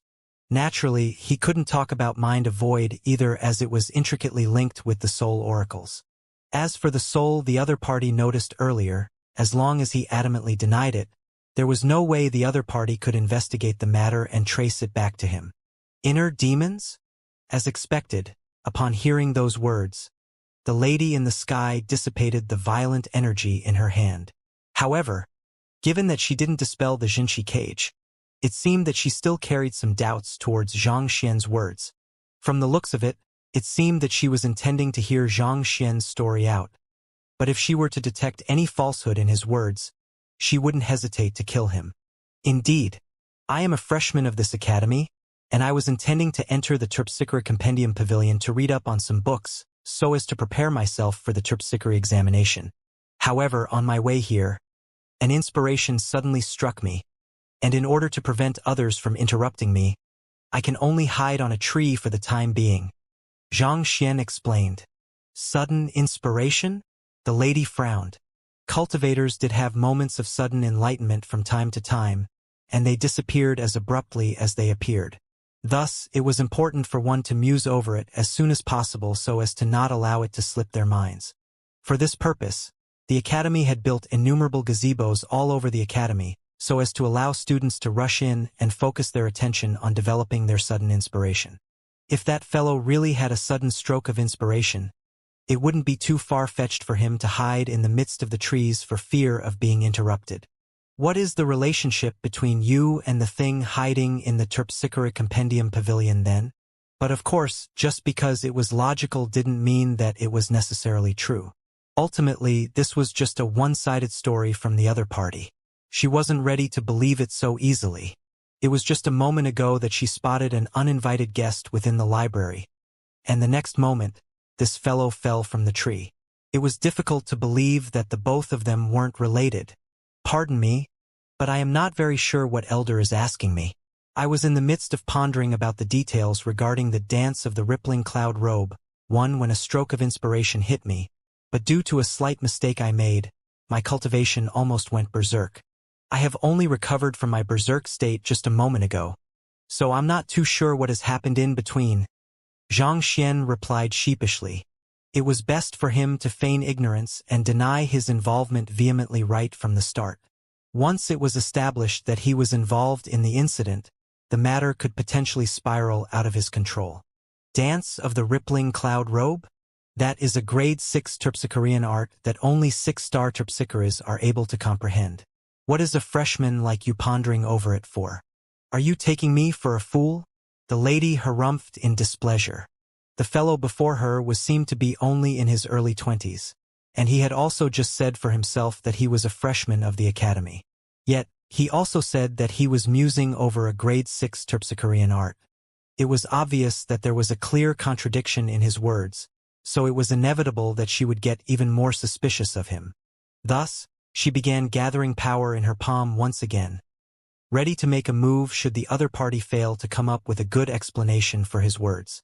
But on the other hand, seeing that he had managed to divert the other party's attention away from the appearance of his soul in the library, he heaved a sigh of relief within, after which he flicked his wrist and took out an emblem. Even though I am a freshman, I am a 6-star blacksmith as well. Thus, it shouldn't be too bizarre for me to be musing over a grade 6 terpsichorean art, right? 6-star blacksmith? Seeing the 6 shining stars on the emblem, the lady frowned. The emblems were made out of a special material, making it impossible to falsify them. In other words, the other party was truly a 6-star blacksmith. Blacksmith was one of the upper 9 paths occupations. Considering that he was even able to achieve such heights as a blacksmith, it shouldn't come as too much of a surprise for him to be musing over a grade 6 terpsichorean art. Yes, the dance of the rippling cloud robe is one of the stronger grade 6 terpsichorean arts, and if executed well, it can even beguile a Saint Realm expert, leaving him deep in a trance. However, after analyzing it for some time, I realized that despite the impressive prowess of the technique, it has several conspicuous flaws that need to be corrected. Seeing that he had managed to capture the other party's attention, a faint smile crept onto Xianxia's lips as he continued. Firstly, just as the name Dance of the Rippling Cloud Robe suggests, the technique requires resplendent clothes and accessories in order to maximize its effectiveness. However, if you were to find yourself placed in a dangerous position abruptly and a battle was imminent, would your opponent give you time to change your clothes and accessories to prepare for battle? This is the greatest flaw in the technique I have found so far. Next, even though the terpsichorean art is indeed enchanting, it hasn't reached the level where one is unable to guard against it. On top of that, the soul energy consumption for the dance is enormous, making it extremely exhausting for the terpsichore executing the technique as well. In other words, if the technique were to fail to work on your enemy, there is a good chance that you might already be too drained to fight any longer, thus making it a double-edged sword. This is the second flaw. This is the third flaw. This is the fourth flaw. This is the 17th flaw. Word shot out from Xianxia's mouth like a machine gun, leaving the other party no chance to interject at all. In a mouthful, he pointed out 17 flaws in the dance of the rippling cloud robe. There was a detailed introduction to this terpsichorean art in many of the books in the Terpsichore Compendium Pavilion. He had glanced through them momentarily, so he had a clear idea regarding their content. Thus, it wasn't too difficult for him to dig up those flaws. If he wanted to pull the other party's attention away from the matter regarding the soul entirely, he would have to dominate the conversation so as to dictate the flow of the conversation. The dance of the rippling cloud robe was one of the more common terpsichorean arts used by 6-star terpsichores, so Xianxia knew that he would be able to shock the other party by pointing out their flaws. Judging from the shocked look on the other party's face, he knew that he had succeeded. You managed to analyze so many flaws in the terpsichorean art. The lady could hardly believe her ears. She had often used this terpsichorean art herself, but even she hadn't noticed these flaws at all. Yet, the young man before her actually pointed all of them in a single breath, so it was inevitable that she would be shocked. As a 6-star terpsichore, she was sufficiently proficient in the occupation to conclude swiftly that there was no mistake with the other party's analysis regarding the flaws of the dance of the rippling cloud robe at all. To be able to see what even she had neglected. Just what kind of eyes did the fellow before her possess? Could he really be here to take the terpsichore examination? That's right. Xianxia nodded.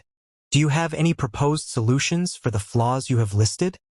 Hearing the confidence in Xianxia's voice, the lady couldn't help but ask. I wasn't too sure before, but my sudden inspiration has given me some insight into the problems. I might be able to solve some of them now. Xianxia nodded. The first problem I have raised is that the clothes worn must be resplendent. However, I believe that it is a misinterpretation of the technique. The main focus of the terpsichorean art lies in the rippling, and not the cloud robe. What that truly draws people in is not the beautiful clothes but the ripples flowing through them with each movement. Take me for example, even if I were to execute the technique in my plain clothes, its offensive ability is still not one to sneeze at. As Xianxia spoke, he raised his arm and lightly shook it. Wang! Zhenqi flowed across his sleeves, creating layer after layer of ripples on it. In an instant, it was as if a stone was thrown into a lake, bringing life and harmony to the once stagnant water. Despite the young man's ordinary wear, under the effects of the harmonious ripples, she was still put under the illusion as if he was dressed like a majestic deity of the heavens. In an instant, the beautiful aesthetics permeated deep into her soul, bringing her inexplicable pleasure. His disposition and exterior changed in just a split instant, as if the dirty beggar from a moment ago had turned into the charming prince in a night banquet. Unwittingly, she found herself delving deeper and deeper into a trance. She quickly shook her head to regain her senses, and it was only then that she realized that the other party's motion had already stopped. The other party was still wearing the same old clothes, as if nothing had happened at all. Impressive! The lady's heart jolted in astonishment. As a 6-star terpsichore, she had always been the one to charm others. Yet, the other party managed to make her lose herself momentarily despite his humble clothes. Most likely, his understanding of terpsichorean arts had already far surpassed her, reaching a level she had always dreamed of. Seeing the shock on the other party's face, Xianxia knew that he had already succeeded in convincing the other party about his identity, and he heaved a breath of relief. With a light chuckle, he continued, As for the second flaw regarding the high soul energy consumption of the technique, as long as one were to drive his soul energy in such a manner, one will be able to avoid. Given his current proficiency as a terpsichore, it wasn't too difficult for him to resolve the flaws in the dance of the rippling cloud robe. That terpsichorean art was highly demanding on the soul energy consumption, making it extremely damaging to the terpsichore executing the technique as well. However, if the terpsichore were to drive her soul energy using his circulation method, she would be able to lower the soul cultivation expended to less than a third while enhancing the might of the technique by a significant amount as well. Take this. Hearing the formula, the lady swiftly did some calculations, and her eyes slowly widened in disbelief. She had just given the soul energy circulation formula a brief try just a moment ago, and she realized that the other party was right. Not only did the fellow before her revolutionize their understanding of the dance of the rippling cloud robe, he even enhanced the efficiency of the technique immensely as well. As for the third flaw, amidst her shock, the other party continued on proposing the solutions to the problems he had listed. The fourth flaw, the fifth flaw, the sixth flaw. In a few moments, he had proposed unique solutions to resolving all 17 flaws he had listed. If we were to implement the changes you have proposed to the dance of the rippling cloud robe, its prowess will be boosted by more than twofold. If I were to execute it, I would be able to even beguile a Saint Tudan expert, rendering him helpless in battle. The lady felt her throat dry up, and her body stiffened from the sheer agitation she was feeling. How could someone with her eye of discernment possibly not notice how valuable and fearsome the revised dance of the rippling cloud robe was? To be able to list out 17 flaws and resolve them impeccably, despite his young age, the fellow before her possessed an understanding of Terpsichorean art that was far beyond her imagination. This is all I have just gotten from my inspiration regarding the dance of the rippling cloud robe. I hope that this will be useful in perfecting the technique. If there is anything else that you are unsure of, feel free to ask me. I will try to answer everything within my means, Xianxia said with a smile. Forced to a corner, he had to apply the knowledge he had just learned on the spot. Otherwise, considering how even 10 of him wouldn't be a match for a Saint Realm expert, it wasn't too difficult to imagine how tragic his outcome would be. Fortunately, everything seemed to have turned out well. It just happens that I do have some problems I wish to consult you on. It is regarding the fleeting fragrance Terpsichorean art. Every time I attempt to cultivate it, I will feel a heavy and stifling sensation in my heart. May I know if there is any way I can resolve the issue? The lady hesitated for a short moment before asking. There were indeed some issues regarding the cultivation of her Terpsichorean art that had confounded her for some time. Considering how the fellow before her was able to further refine the dance of the rippling cloud robe, perhaps he might be able to resolve the problems she was facing. Fleeting fragrance Terpsichorean art. Are you referring to the technique created by 6-star Terpsichore Zue Linglong 3,000 years ago? Xianxia asked. Indeed, the lady nodded. The fleeting fragrance Terpsichorean art can stir one's soul and produce a fragrance that reaches up to 10 li away, inviting birds and bees to dance in joy to it.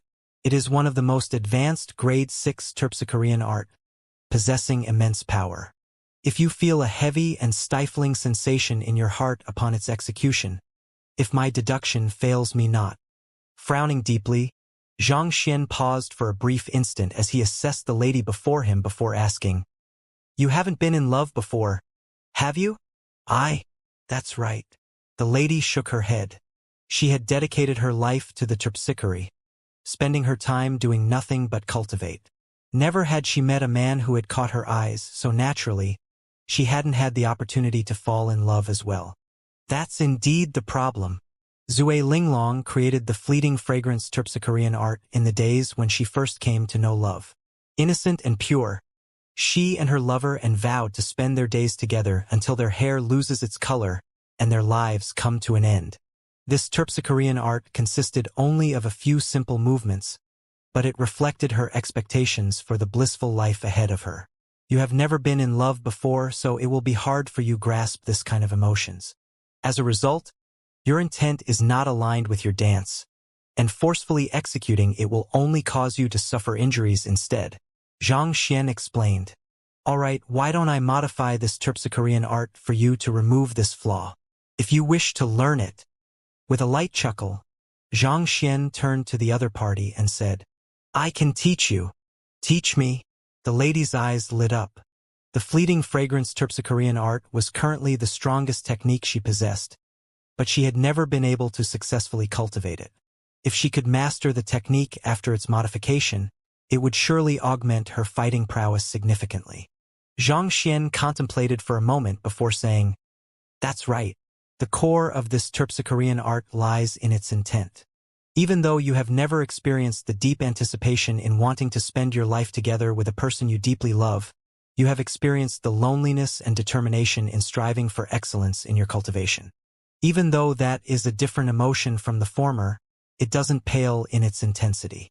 If you can tap on it, you will still be able to draw out immense power from the Terpsichorean art. I ask of you to enlighten me.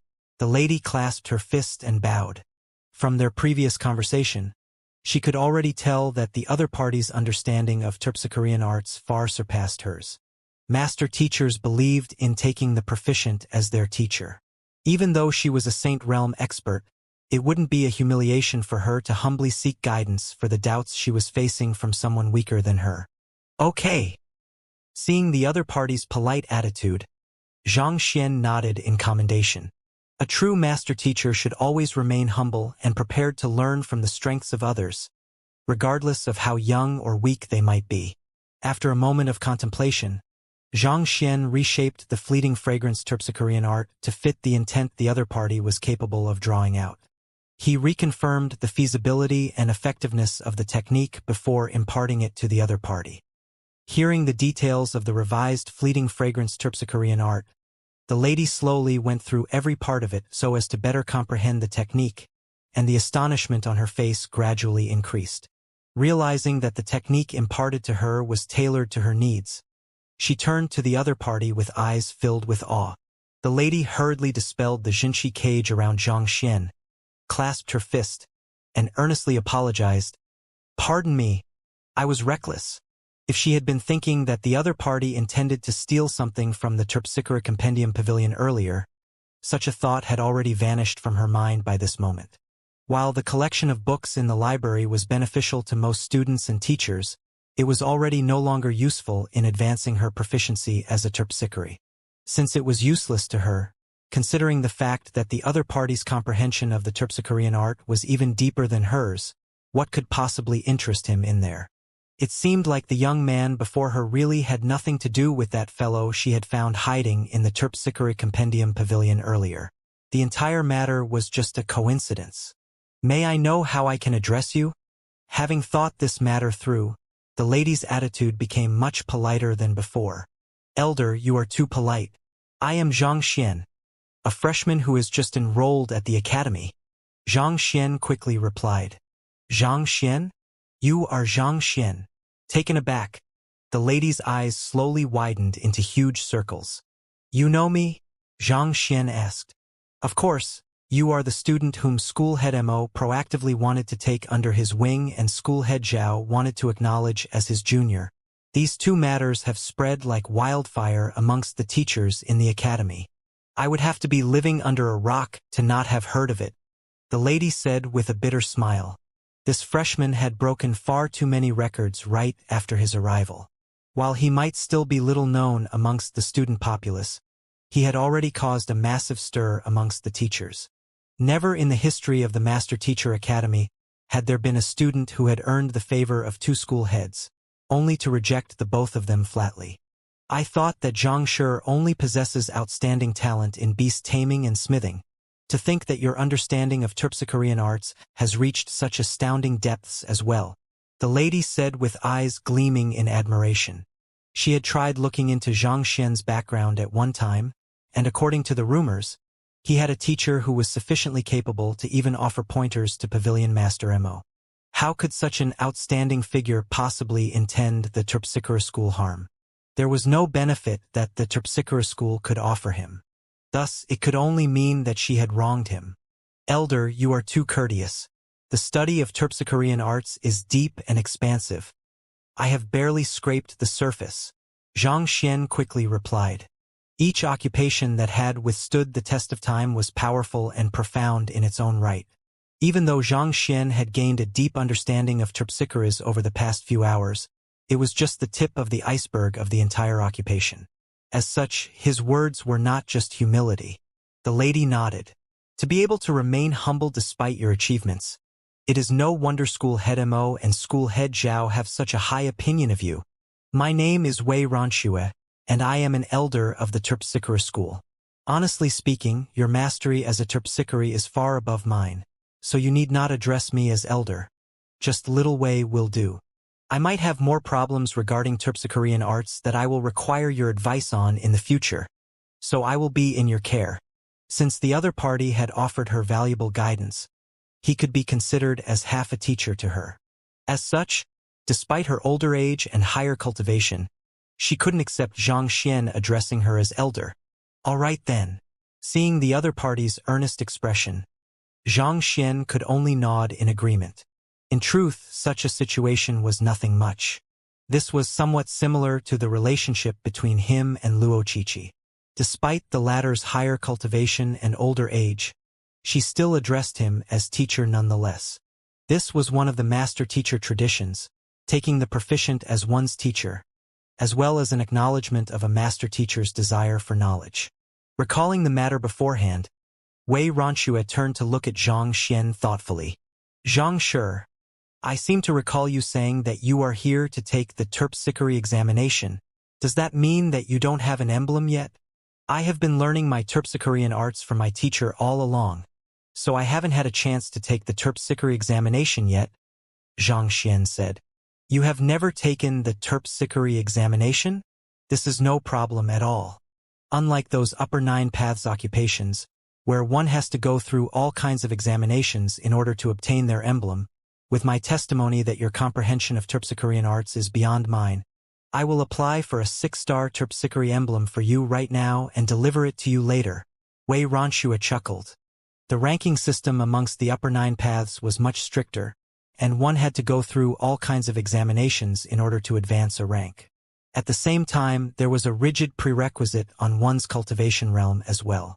Even though terpsichores were one of the 10 supporting occupations taught in the Master Teacher Academy, it was a lower 9 paths occupation. As such, it didn't have requirements as strict as the others.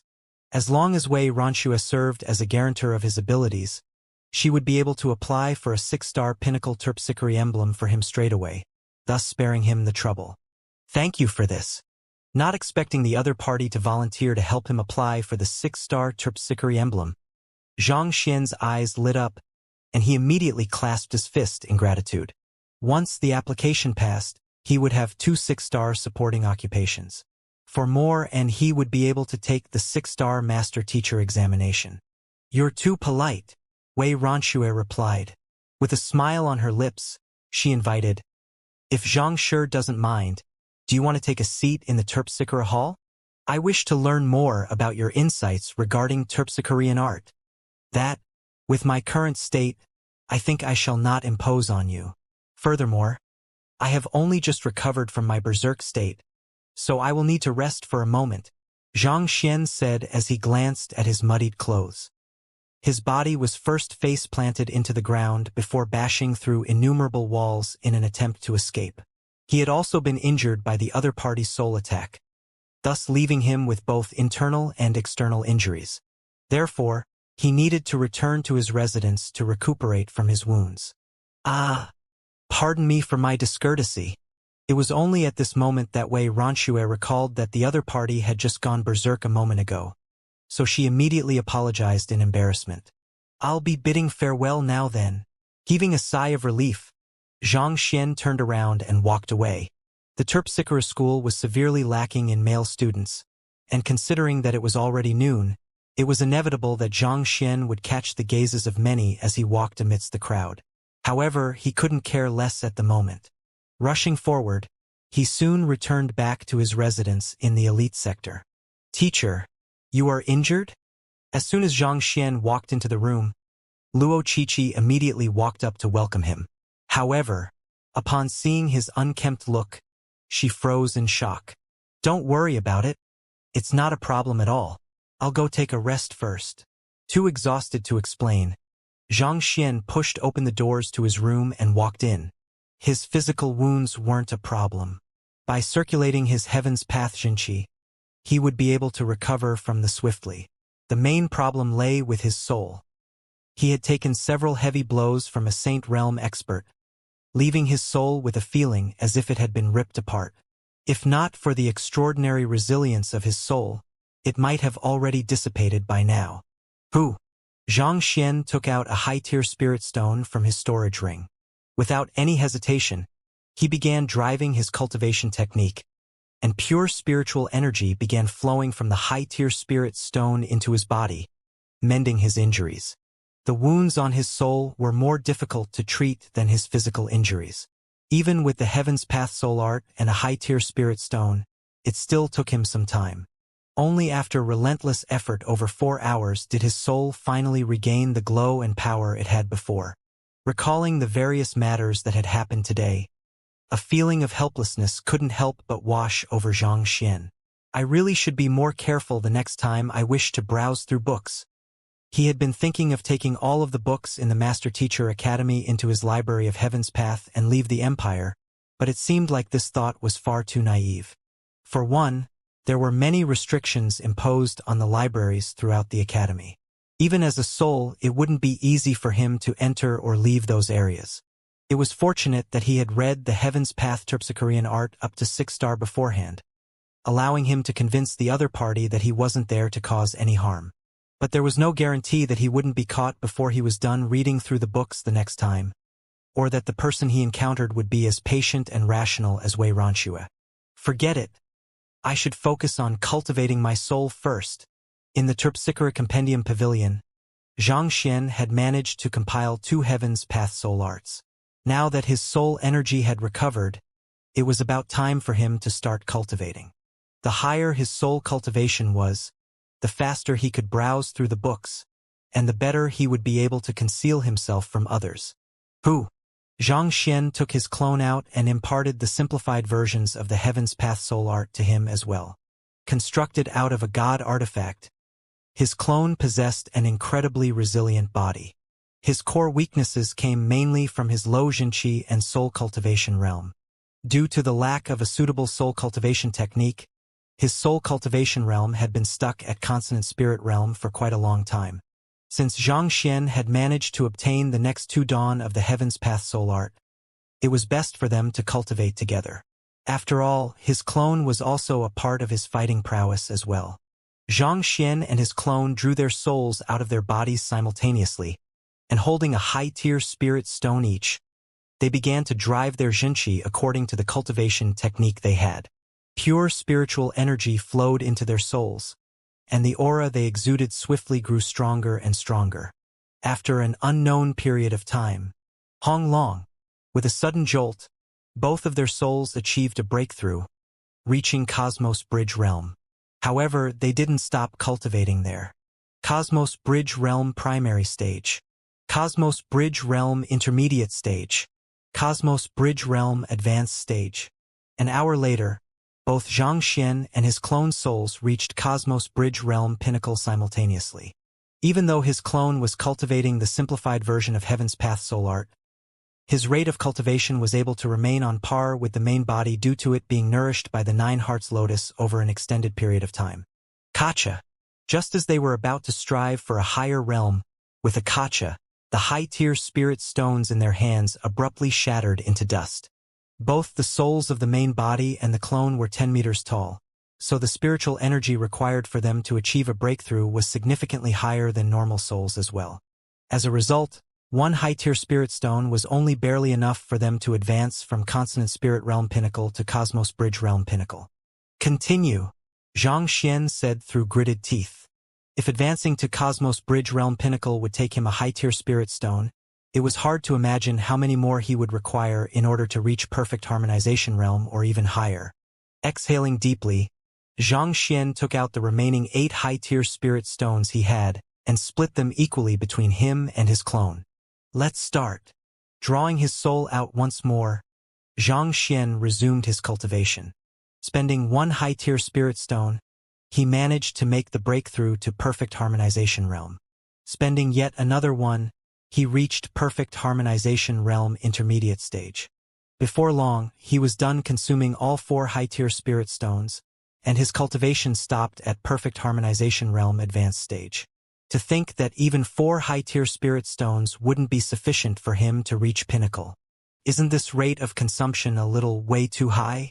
Looking at the powdery remains of the 10 high-tier spirit stones which he had gathered with great difficulty, Xianxia couldn't help but feel incredibly frustrated.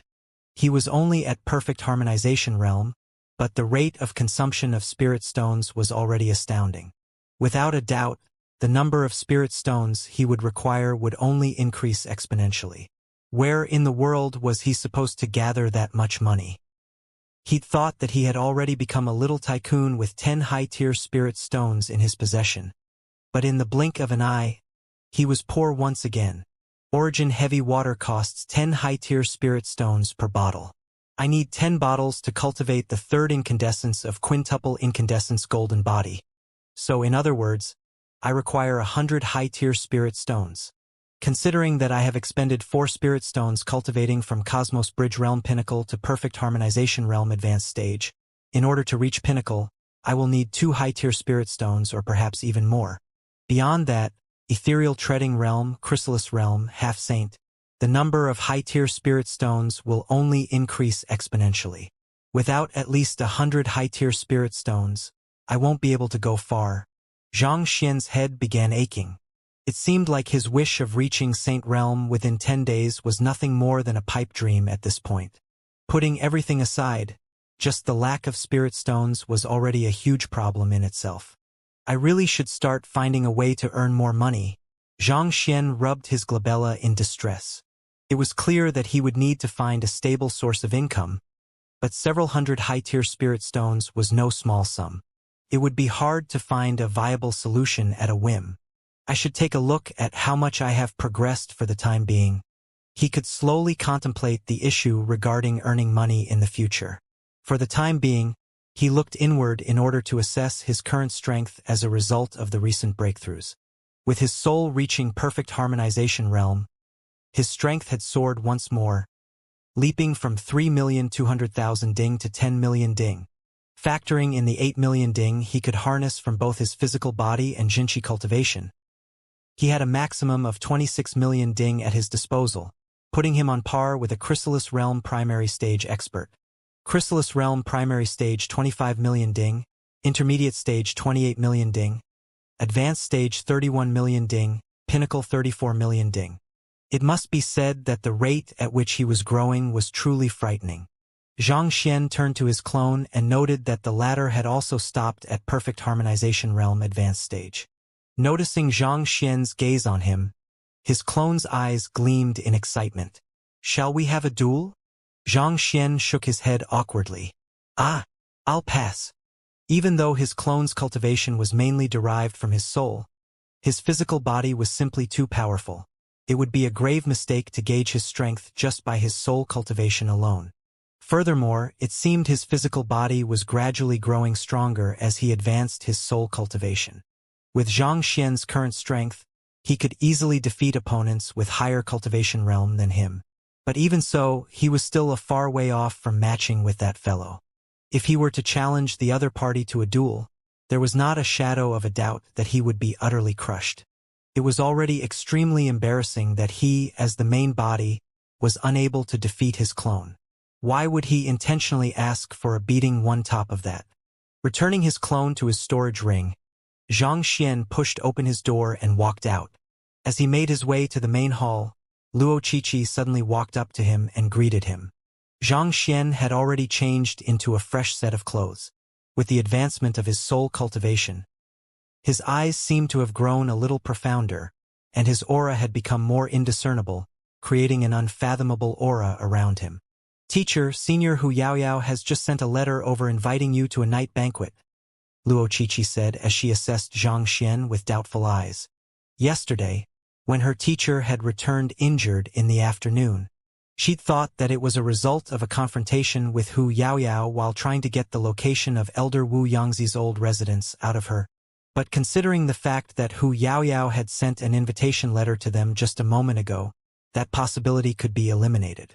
The chances were that her teacher hadn't met Hu Yaoyao outside of the first meeting. But if that was the case, where did he go the previous night? And who was it that injured him? Night banquet? What night banquet? Xianxia was taken aback by those words. Was Hu Yaoyao already going to make her move against him? "Here, take a look at this." Luo Qiqi raised her hands to pass an envelope over. Xianxia took the envelope from her hands and opened it. Contained within the envelope was an invitation letter, and putting aside the pleasantries written, the content was mainly speaking about how she'd felt a strong affinity with them when they'd met the previous night. Therefore, she'd decided to extend an invitation to them for her night banquet, and she hoped that they wouldn't turn down her goodwill. The address was the Terpsichore School, Cloud Sparrow Lodge. Cloud Sparrow Lodge? Xianxia asked questioningly. That is Senior Hu Yaoyao's private residence. It is located within the Terpsichore School, Luo Qiqi explained. Fearing that her teacher wouldn't understand, she further elaborated. The elite sector is divided into 4 subsectors, namely D, C, B, and A, which correspond to Grade 1, Grade 2, Grade 3, and Grade 4 students respectively. Grade 5 students don't reside in the elite sector. Instead, outstanding Grade 5 students can have private residences constructed for them in the school of their main supporting occupation. Naturally, The location and facilities of those private residences are far better than those in the elite sector. Xianxia nodded. He had heard it from Huang Xing and the others when he first arrived at the elite sector. Of the 4 subsectors, he was currently living in Sector D. Sensing the scent of a scheme from this matter, Luo Qiqi said with a frown, "Teacher, the other party refused our request yesterday, but she still chose to send us this abrupt invitation letter today. I fear that she is up to no good." "There is no doubt that she is up to no good. However, if we don't go, it will be impossible for us to locate Elder Wu Yangzi's old residence," Zhang Xian analyzed calmly. Hearing those words, Luo Qiqi could only nod in agreement with a bitter smile on her face. If there was another way around this matter, they would have already made a move. However, with the other party holding the vital information they required, they could only play along with her games. Since that's the case, what is there for us to hesitate about? Since she has invited us to a night banquet, we will just have to head over to take a look, Zhang Xian said. He had headed over to the Hu Yaoyao's residence in the hope of sounding her out.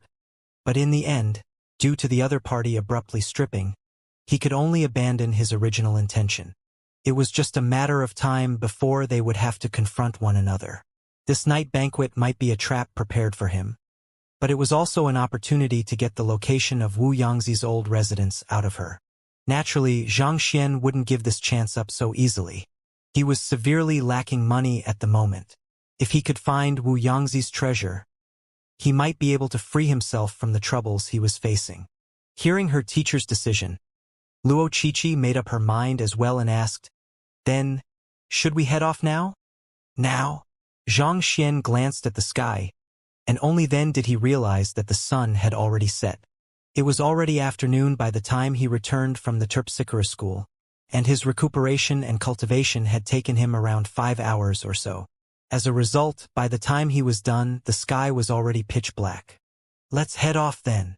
It was already about time for the night banquet to start, so they had to make haste.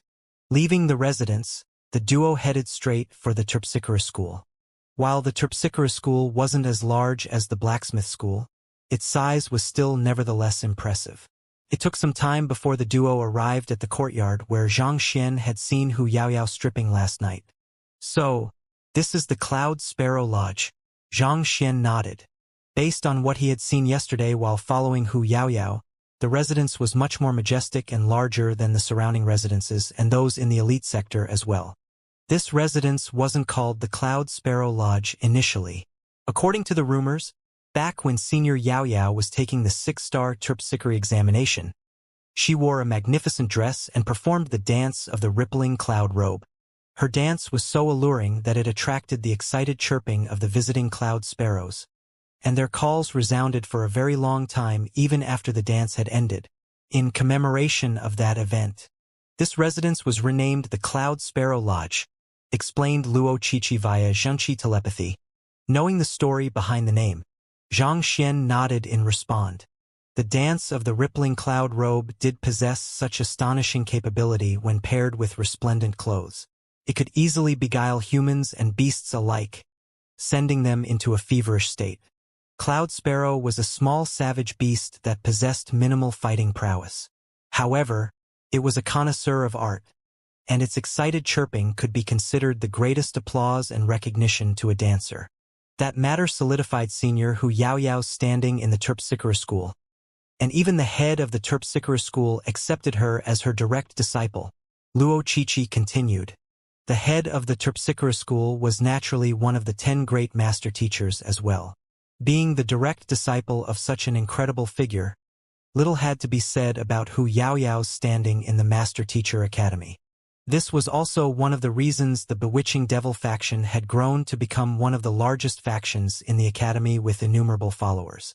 At that moment, Jia! The doors to the Cloud Sparrow Lodge creaked open, and the lady whom Hu Yaoyao had addressed as Shinru yesterday night walked out and clasped her fist respectfully. "The two of you must be Zhang Shi and Luo Shi, right?"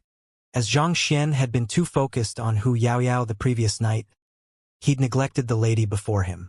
However, standing at such proximity to one another, he realized that her cultivation had reached a fair level as well. transcendent mortal 8-dan pinnacle expert. With this, she could probably be considered as one of the top experts amongst the grade 4 students. Yet, she was still ordered around as a subordinate in Hu Yaoyao's residence. It seemed Hu Yaoyao's influence was greater than he had initially thought. "We are," Luo Qiqi replied. "Faction leader Yaoyao has instructed me to escort you in. Please follow me." With a graceful smile, Xinru turned around and led the way. Following behind her, Zhang Xian and Luo Qiqi stepped into the Cloud Sparrow Lodge. As Zhang Xian had been too engrossed in following Hu Yaoyao's trail and avoiding the eyes of others last night, he hadn't thought much about the residence. Strolling through it leisurely now, however, he realized that the residence was enormous. It was at least 7 times larger than his residence in the elite sector. In the courtyard, there was a pond in which many koi fishes were swimming to and fro. Beautiful flowers were cultivated in the area, and they exuded a light but refreshing fragrance. Furthermore, there seemed to be a spirit-gathering formation constructed beneath the residence. The spiritual energy in the area was even more concentrated than that in the elite sector.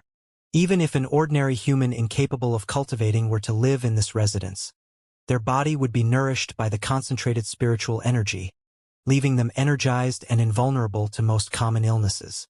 "This way," Xinru gestured with her hands. After walking through a long corridor, walking across 2 small bridges in between, they finally arrived at the main hall. The interior of the main hall was brightly lit, as if it were daytime.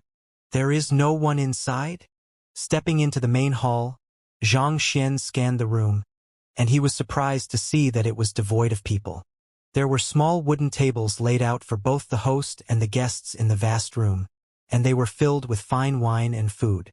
However, the person who had invited them, Hu Yaoyao, was nowhere in sight. Faction leader Yaoyao has some urgent matters to deal with, so she had to leave for a moment. She will be back very soon, so she instructed me to lead you to the main hall to take a seat first, Xinru explained with a smile. "I see." Based on the conversation he had overheard yesterday, Zhang Xian knew that Hu Yaoyao intended to deal with him. Most probably, her absence was also a part of her plan as well. Knowing that it would be futile for him to probe deeper, he shrugged the matter off with a smile. After which, he and Luo Qiqi walked over to the 2 empty guest seats and sat down. Zhang Xian had to admit that the other party did make ample preparations for this night banquet. The dishes on the table were all top-grade delicacies made of the meat of valuable spirit beasts. With just a sniff, one would immediately start salivating. Just this table in itself is probably already worth several hundred middle-tier spirit stones. As expected of the leader of the bewitching devil faction, she sure is rich. If I really find myself in need of money, perhaps I could find some way to shake some out of her, Zhang Xian thought as he stroked his lower jaw. It was just a moment ago that he had gone bankrupt, so such extravagance felt exceptionally stinging on his eyes. Since that fellow could spend several hundred middle-tier spirit stones just on a meal itself, she should surely have some money to spare for a poor man like him. "Enjoy your meal. I will take a look at how our faction leader is doing." Xinru walked up to their table and poured them a cup of wine before backing out of the main hall with a courteous smile. "Teacher, what do you think she's trying to do?"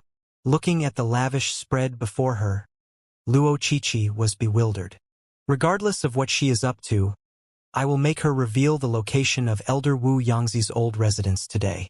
"Don't worry," Zhang Xian replied confidently.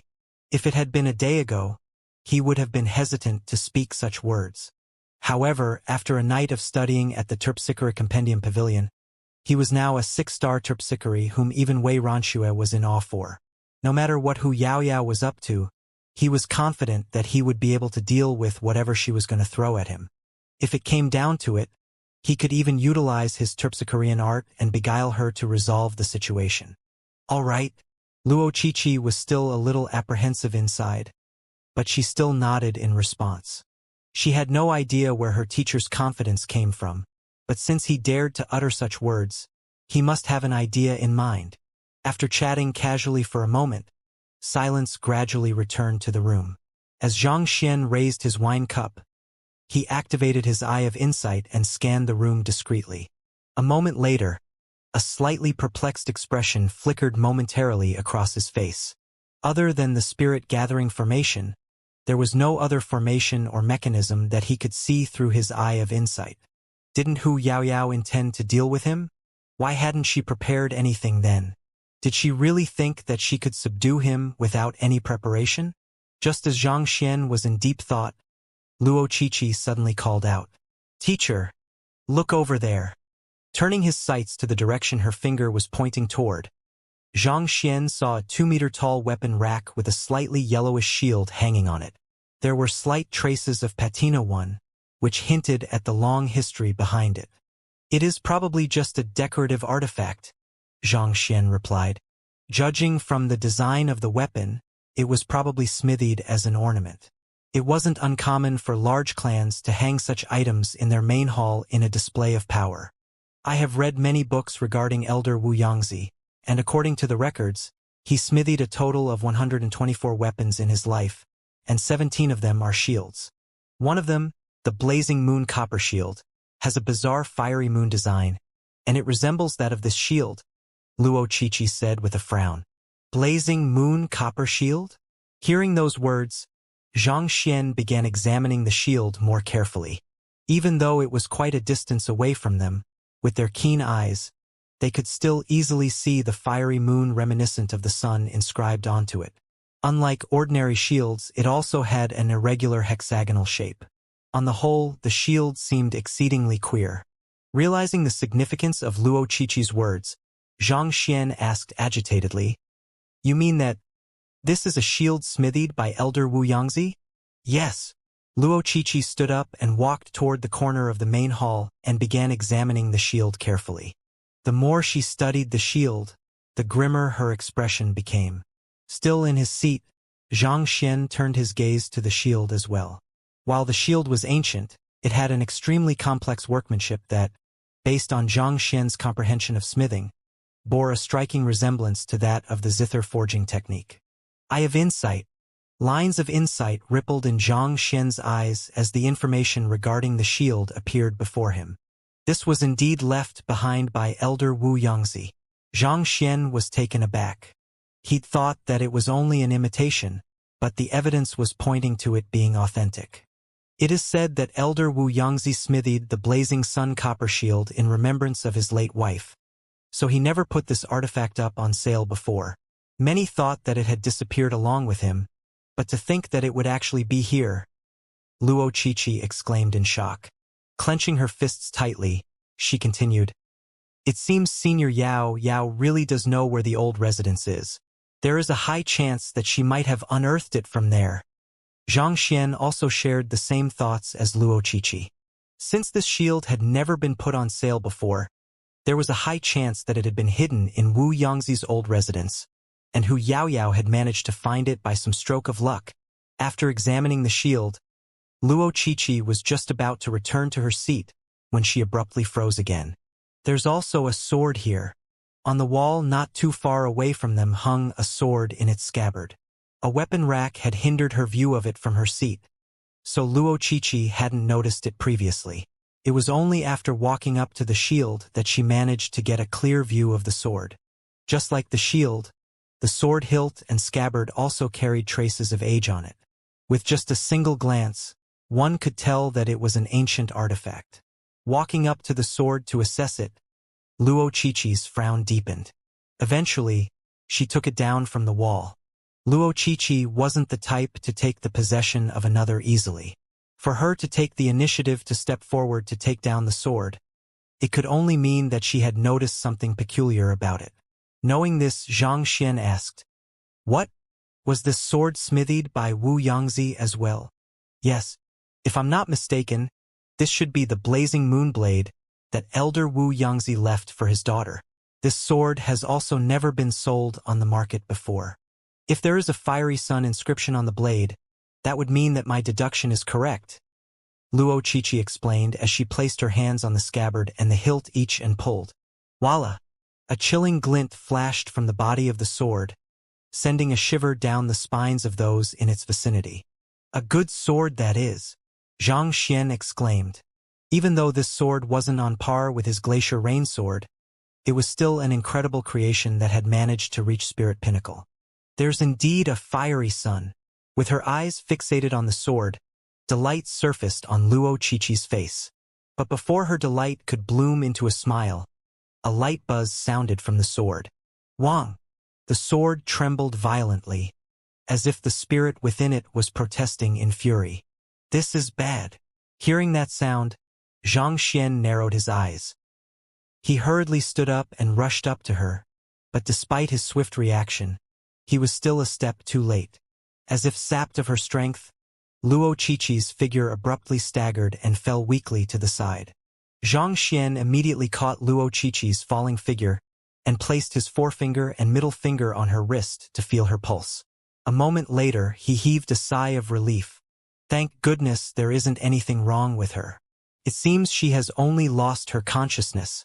Fearing that Hu Yaoyao would suddenly spring something on them, Xianxia had chosen to remain in his seat and wait patiently for whatever was to come and deal with them.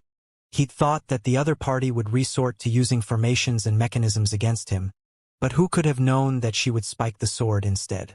Knowing that Luo Qiqi was fine, Xianxia tapped on a few points of the sword first before grabbing the blazing moon sword to examine it. There is no poison on it. It seems Luo Qiqi was indeed attacked by the spirit within the sword instead. Still, to think that this sword would have the ability to jolt one's soul. Most formidable artifacts would possess some kind of unique ability. Take the bronze gong that Xianxia had seen in the Spirit Emporium previously, for example. It had the ability to destroy one's soul. With a strike of the gong, one's physical body and soul would suffer immense damage. From the looks of it, the blazing moon blade did possess the ability to jolt one's soul. It was out of a moment of carelessness while touching it that Luo Qiqi was attacked by the spirit within, resulting in her loss of consciousness. Realizing what was going on, Xianxia gently placed Luo Qiqi down on the table by the side before harumphing coldly. Come out! While artifacts did possess offensive capability of their own, their fighting prowess was severely limited without someone driving them. It was just like how he'd managed tame almost all of the treasures of the Spirit Emporium, but he was still unable to rival Wei Changfeng. Even though the blazing moon blade had reached spirit pinnacle, making it difficult for even a transcendent mortal 9-dan expert to tame the spirit within, it was still impossible for it to render Luo Qiqi unconscious so easily. Without a doubt, Hu Yaoyao had tampered with the weapon. The other party knew that they were anxious to seek out Wu Yangzi's old residence, so she intentionally placed the shield there in order to draw their attention to it first. After confirming that the shield was safe, and due to the shock from the discovery of another product of Wu Yangzi's hands, their guards would be down when they approached the sword, thus allowing it to successfully knock them out. Hu Yaoyao's intended target was probably Xianxia, but Luo Qiqi had ended up falling for it instead. Given that such a trap had been prepared for them, the other party must have been hiding in the surroundings, observing them quietly from the shadows. There was a brief moment of silence before a soft chuckle echoed in the room. No wonder you were able to deal a heavy blow to nearly all of the student factions. You are indeed a smart person. The door opened, and Hu Yaoyao's slender figure stepped into the room.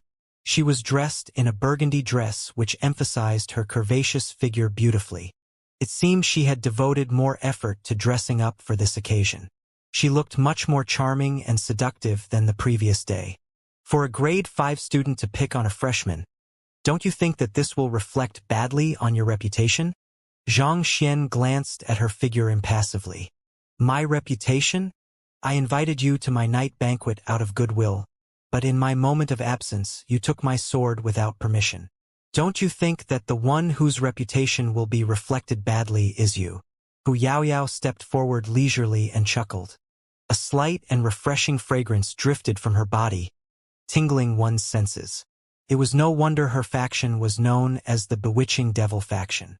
As if a mischievous fox spirit, her gestures and movements carried a kind of seductive charm and pulled at one's heartstrings. It wasn't too difficult to imagine that there would be an army of master teachers in the academy who would be willing to throw themselves into flames without batting an eyelid for her.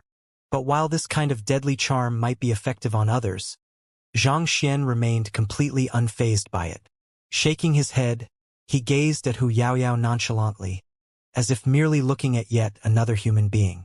It is out of curiosity that we stepped forward to admire the artifacts you have put on public display. Why should that reflect badly on us? On the other hand, despite inviting us over, you chose to hide and observe us from the shadows. I don't think that it can be any more apparent who is the one who is up to no good. But since we won't be able to come to a consensus on the matter, let's not waste our breath and get straight to the business at hand. Where is Elder Wu Yangzi's old residence? Hu Yaoyao was slightly taken aback. On top of being a 6-star terpsichore, Hu Yaoyao was a 6-star demonic tunist as well. At her current level of expertise, she was already capable of utilizing her voice as a medium to unleash her prowess as a demonic tunist. Right from the start, she had been using a terpsichorean art and a demonic tunist art simultaneously to bewitch Xianxia. Under such an assault, even a transcendent mortal 9-dan expert would find it difficult to retain their rationality. Given that the other party was only a Cosmos Bridge realm cultivator, even if he wasn't bewitched by her, his soul should have at least been rendered feeble by the attack. How could he possibly remain completely unfazed and even rationally question her back? Regarding the matter of the old residence, I will speak as long as you agree to my conditions. Despite Hu Yaoyao's doubt, she didn't allow it to appear on her face. With a seductive smile that scratched at one's soul, she said, "Join my bewitching devil faction and obey my commands obediently. And not only will I tell you the location of Elder Wu Yangzi's old residence, I will even lead you there myself." Obey your commands obediently? Xianxia glanced at her somewhat mockingly. Aren't you already trying? To be able to tame several hundred spirit beasts in a breath and win School Head Mo and School Head Zhao's favor, there is no doubt that Zhang Shi possesses an exceptionally powerful soul. Even if I were to use all of my means, it is questionable they will be effective on you. It won't be feasible for me to make you submit through my terpsichorean arts. I admit at least this much. At this point, Hu Yaoyao's crimson lips curled up playfully. But what about Luo Qiqi? Qiqi? What do you mean? Xianxia frowned upon hearing those words. Luo Qiqi has been attacked by the spirit of the blazing moonblade. If you don't treat her soon, it's very possible that the damage to her foundation might become permanent, making it nigh impossible for her to make any progress in the future. Hu Yaoyao replied with a taunting smile. Damage to her foundation? Permanent? Xianxia was taken aback. A jolt on one's soul could only render one unconscious at most. Damaging one's foundation and rendering it nigh impossible for one to make any progress. Where in the world did she find the confidence to spout such bullshit? Xianxia was perplexed for a moment before it suddenly dawned on him. The other party must have thought that he was lacking in the study of souls, and on top of that, his worry for Luo Qiqi could have sent his mind into disarray, making it impossible for him to think rationally. She thought that, by exaggerating things, she could force Xianxia to submit to her terms. On the off chance that Xianxia refused, she could have prepared a record crystal somewhere in advance to take down this scene. When Luo Qiqi finally roused from her sleep, she would show it to her and sow discord between them. With such a precedent between them, there would be a permanent rift between their relationship as a teacher and a student. This was indeed checkmate. Xianxia would have been trapped no matter what he chose. To save Luo Qiqi, he would have to agree to her conditions. Disagree, and he would potentially lose Luo Qiqi's trust forever. Regardless of the choice, she would be the final victor. As expected of the leader of the bewitching devil faction, she was indeed a fearsome adversary. That's a good plan, but it's a pity that she found the wrong opponent. With such thoughts in mind, Xianxia shook his head. It must be said that Hu Yaoyao had indeed planned this well. Anyone who was ignorant of souls would be in a state of panic at this moment, forced to choose one of the two options. However, this problem was nothing for Xianxia at all. As a soul oracle, the true master in the study of souls, he could think of at least a dozen ways off the top of his head to wake Luo Qiqi from her sleep instantaneously. The only reason he hadn't done so yet was to see what Hu Yaoyao had prepared for him. It would be truly disappointing if this was all she'd got. With this much, How could she possibly declare that she would take him down so confidently last night? Xianxia shook his head and said with a tinge of disappointment in his voice, "Save petty ploys like that for others. Are you actually so naive to think that you can ruin our teacher-student relationship through this?" He and Luo Qiqi were comrades who had survived a life-and-death situation together. How could such a cheap ploy possibly foil their relationship? "You are smarter than I thought." However, realizing that Zhang Xian had seen through her thoughts, a hint of astonishment flashed across Hu Yaoyao's eyes. However, the smile on her face only deepened. In the next moment, she abruptly reached out her hand and flicked lightly. Sila! A surge of sword chi shot forth from her fingertips, and severed the cloth concealing the unconscious Luo Qiqi's shoulder, revealing her smooth shoulder and neck bone. If Luo Qiqi were to wake up to this and realize that her teacher actually harbors some lustful thoughts toward her, do you think that she will still be able to remain as trusting of you as before? Hu Yaoyao chuckled. Even if she doesn't doubt your character, I can just take the recording of this scene and spread it amongst the students of the academy, saying that you intend to make sexual advances toward Luo Qiqi. I wonder if the students will be more inclined to believe my words or yours. Honestly speaking, I am curious to see how many fans of Luo Qiqi will stand up in her stead. Zhang Xian frowned. If Hu Yaoyao were to really take a snippet of the recording and frame it in a suggestive manner, considering the bewitching devil faction's influence in the academy, it wouldn't be too difficult for her to turn the student populace against him. While Zhang Xian had no qualms about being misunderstood, such rumors could ruin Luo Qiqi's reputation as well. Naturally, this was a situation Zhang Xian wanted to avoid. I intended to give you a chance, but you just had to keep pushing your luck. Zhang Xian shook his head and sighed. The next moment he raised his hand, lifting it to his forehead. It was a simple action, reminiscent of the gesture one would make when adjusting one's fringe. But for some reason, the movement felt extremely natural and graceful, as if a dance performance. Hu Yaoyao thought that the young man before her would start to panic helplessly before her. But upon seeing this gesture, she froze. Hong Long. The next moment, an overwhelming pressure gathered and rushed for her soul, inducing tremendous dizziness in her head. Damn it, this is a Terpsichorean art. How can he possibly know any Terpsichorean arts? Hu Yaoyao's face paled under the pressure, and she nearly lost consciousness. As one of the top students of the Terpsichore school, she had intended to make use of her Terpsichorean art to pressure the other party into submitting to her. However, before she could succeed, she was already struck squarely by the other party using the same method she was going to use against him. The immense frustration she felt from being outdone in her field of specialty left her on the verge of spewing blood. However, considering the limitations of the other party's cultivation, no matter how strong his soul might be, it would be impossible for him to leave her dizzy for too long. As soon as she recovered, she would make him regret his actions.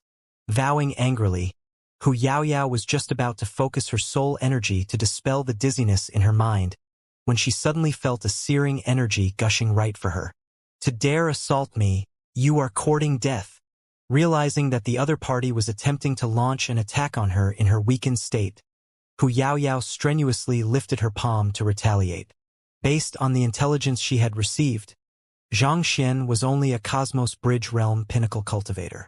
Even in her moment of weakness, it was impossible for him to subdue a Chrysalis Realm pinnacle expert like her.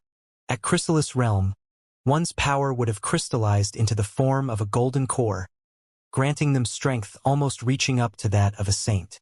How could she possibly be defeated by a Cosmos Bridge Realm cultivator in a fight? Hula! Just as her palm was about to clash with Zhang Xian's attack, she suddenly felt the assault before her vanish with a slight gust of wind.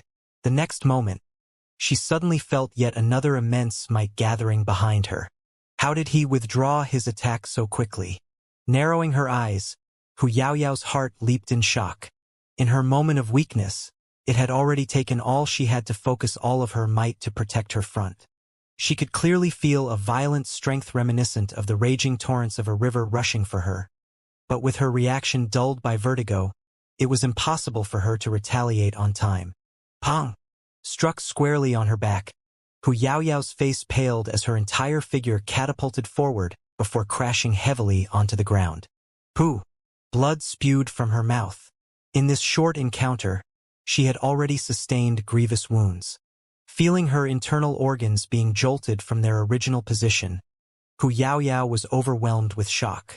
The strength he commands is on par with a chrysalis realm primary stage cultivator? How is that possible? There was no doubt that the other party's palm carried a might exceeding 25 million ding. Otherwise, given the resilience of her body as a chrysalis realm expert, even if she was caught off guard, it was impossible for her to be wounded so heavily. Wasn't the other party a Cosmos Bridge realm pinnacle cultivator? Yet, not only did he manage to successfully assail her soul, he was even able to command a might of 25 million ding. Just how in the world did he do it? Another mouthful of fresh blood spurted by Hu Yaoyao's mouth. The next moment, she felt someone lifting her body up, and her body immediately tensed in alarm. Soon, as the dizziness she felt began to dispel, she got a clear sight of the situation before her. At this moment, she was being held up by Xianxia, who was looking at her with a frustrated expression. His expression seemed to be saying that he didn't intend to make a move at all, and she was the one who forced him into resorting to physical violence. Seeing this, Hu Yaoyao's slender figure trembled once more, and yet another mouthful of fresh blood spewed from her mouth. She was a grade 5 student, a chrysalis realm expert. She should have been the one teaching the other party a lesson. Yet, at this very moment, it seemed as if she was a mischievous student who was taught a lesson after being caught pranking someone instead. Can anyone tell me how in the world everything suddenly came down to this? To think that she, one of the top grade 5 students in the academy, would end up being utterly subdued by a freshman in the academy. The immense frustration she was feeling at this moment from the stark contrast between expectations and reality left her on the verge of going insane. Spew out the location of Elder Wu Yangzi's old residence, and I can drop everything that has happened today, Zhang Xian said impassively.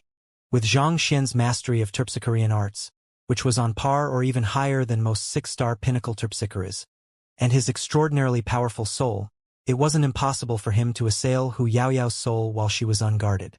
After which, by exerting the incredible might of 26 million ding, he commanded from his body, soul, and jinqi, it wasn't too difficult for him to overpower the weakened grade 5 genius. If Zhang Xian wanted to, he could even have killed the other party easily. Humph! Hearing the threat in the young man's words, Hu Yaoyao sneered coldly. At this point, she had already recovered from her shock, and she taunted with a provocative smile. So what if I don't spew out the location of Elder Wu Yangzi's old residence? What can you do about it? Are you going to kill me for it? Hearing those words, Zhang Xian frowned. Despite all that Hu Yaoyao had done, her actions didn't warrant death. On top of that, putting aside the fact that she was a master teacher and that they were in the Master Teacher Academy which prohibited killing amongst fellow students, just the fact that it might be possible that what Hu Yaoyao had claimed was true, that she was the only one who knew where Wu Yangzi's old residence was, made it an unwise decision to kill her. If they were to really kill her, it was possible that they might never be able to find Wu Yangzi's treasure anymore. Of course, I won't kill you for something as trivial as this. However, I can seal your acupoints and hang you on a flagpole so that everyone passing by can admire the embarrassing state of the leader of the bewitching devil faction. Throwing Hu Yaoyao on the ground, Zhang Xian placed his hands behind his back and glanced down at her coldly.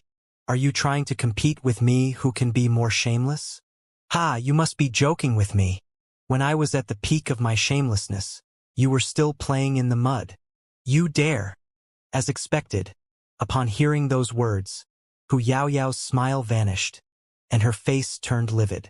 To be honest, she thought that she was already quite a brazen person herself, but to think that this fellow would be even more brazen than her. One must know that she was one of the top beauties in the academy, and a slight smile or a small gesture could send butterflies fluttering in the stomach of another. There were many men who would be more than willing to do anything to please her. But not only did this fellow beat her up mercilessly, he even wanted to hang her on a flagpole. Screw you. You can try me if you want to, Zhang Xian replied coldly. You. Hu Yaoyao glared at Zhang Xian furiously with gritted teeth. Considering how the fellow before her had caused such a huge uproar in the academy as soon as he had arrived, destroying the passageway of records in the Blacksmith Guild and provoking the 4 biggest school factions in the academy, she might still harbor some doubts if it was anyone else. But this fellow, she could totally see him doing it, putting everything else aside. She could still feel a stabbing pain in her organs from the heavy blow on her back. Considering how he was able to strike her so heavily without any hesitation, it shouldn't come as a surprise that he would hang her on a flagpole. But to submit to a freshman? Impossible. Ever since entering the academy, she, Hu Yaoyao, had always been the one to get the better of others. When had she been bullied like that before? If she were to give in, what pride would she have to remain in the academy? Not to mention, what would the members of her bewitching devil faction think of her as well? But if she adamantly refused to submit, what if that lunatic were to really do it? Frustrated, Hu Yaoyao clenched her teeth so tightly together that it felt as if they would chip soon. In that moment of dilemma, her gaze suddenly fell on Luo Qiqi, and a thought flashed through her mind. Sila! She extended her right hand to her left shoulder and tore off the cloth of her dress, revealing her smooth shoulder. If you wish to hang me on a flagpole, so be it. However, be prepared to face the consequences then. If I were to say that you tried to take advantage of me, I wonder what will happen to you. For a master teacher to engage in such despicable acts, will you even be able to retain your master teacher license? Hu Yaoyao chuckled cunningly. Challenge me? Try again a century later. Zhang Xian was rendered speechless by the other party's antics. He finally understood why the other party was called the Bewitching Devil. If it had been Luo Qiqi who'd met with such a situation, she would have been overwhelmed with embarrassment and humiliation. Yet Hu Yaoyao actually went to the extent of ripping her clothes apart. If she were to run out in such a state and scream that Zhang Xian had taken advantage of her, there would really be quite a few people who would believe her. Ultimately, ladies were often viewed as the weaker gender, making it easier for them to win the sympathy of others, especially for those as beautiful as Hu Yaoyao.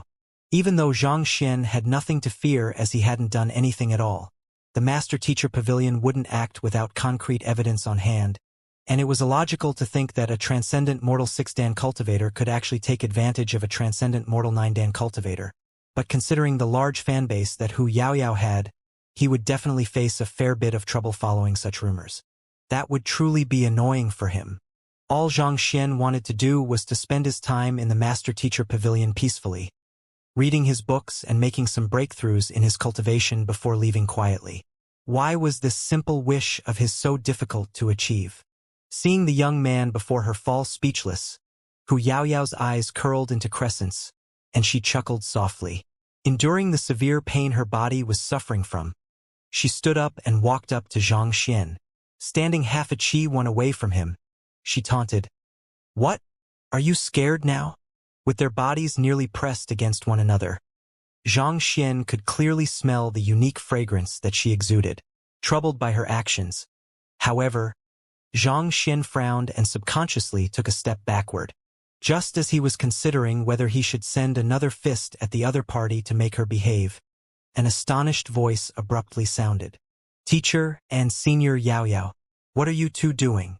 Unknowingly, Luo Qiqi had woken up amidst their confrontation, and looking at the two who were just slightly more than a chi away from one another, exclaimed in alarm. The blazing moonblade had only jolted Luo Qiqi's soul. While she had fainted from the impact, there was actually no significant damage done, and she would awaken once her soul calmed down. The moment she opened her eyes, the first thing she saw was her teacher and Hu Yaoyao's bodies pressed closely together, as if lovers rendezvousing in the night. This was especially so with the clothes of the latter ripped by the shoulder, revealing her silky skin. If one were to look from the side, one could even see hints of her voluptuous figure. Bewildered by the scene before her, she couldn't help but exclaim in shock, "Whoa! Qiqi, you are finally awake." Hearing that voice, Hu Yaoyao anxiously covered her body as she backed away from Zhang Xian with fear and anguish reflected in her eyes. Pointing at Zhang Xian with a trembling finger, she cried, It is out of kindness that I invited the both of you for dinner.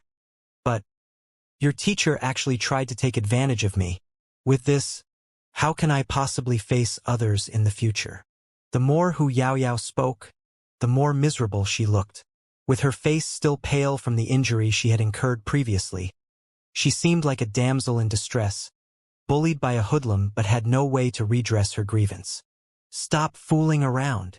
Unexpectedly, Luo Qiqi shook her head in response to Hu Yaoyao's words. Teacher tried to take advantage of you? Senior, you must be mistaken somewhere. Hearing those words, Hu Yaoyao's body staggered weakly, and she nearly fainted on the spot. Big sister, can't you take a look at the situation before you? Look at the wretched state I am in, as well as the fear in my eyes. Surely any rational person could tell that I have been taken advantage of? Fool around? Which eye of yours saw that I am fooling around? I have been taken advantage of, all right. Putting aside the fact that my teacher isn't your opponent, even if he was, there's no way he would be interested in you. So, you can rest assured that he would not lay a single hand on you. Luo Qiqi replied earnestly. Back then, after surviving the ordeal in the underground chamber in which Wu Yangzi had been imprisoned, she, Yu Fei'er, and Zhang Xian had been together for more than half a month. Both she and Yu Fei'er possessed beauty on par with Hu Yaoyao, but Zhang Xian didn't even spare them an additional glance throughout their journey. Given such, why would he take advantage of Hu Yaoyao whom he had only met twice? Even if you wish to put on an act, at least show some professionalism in crafting your story. Hu, with Luo Qiqi's merciless words adding salt to her injury, the severe wound she had incurred before aggravated, and fresh blood spewed from her mouth once more. What the heck is this? Who am I?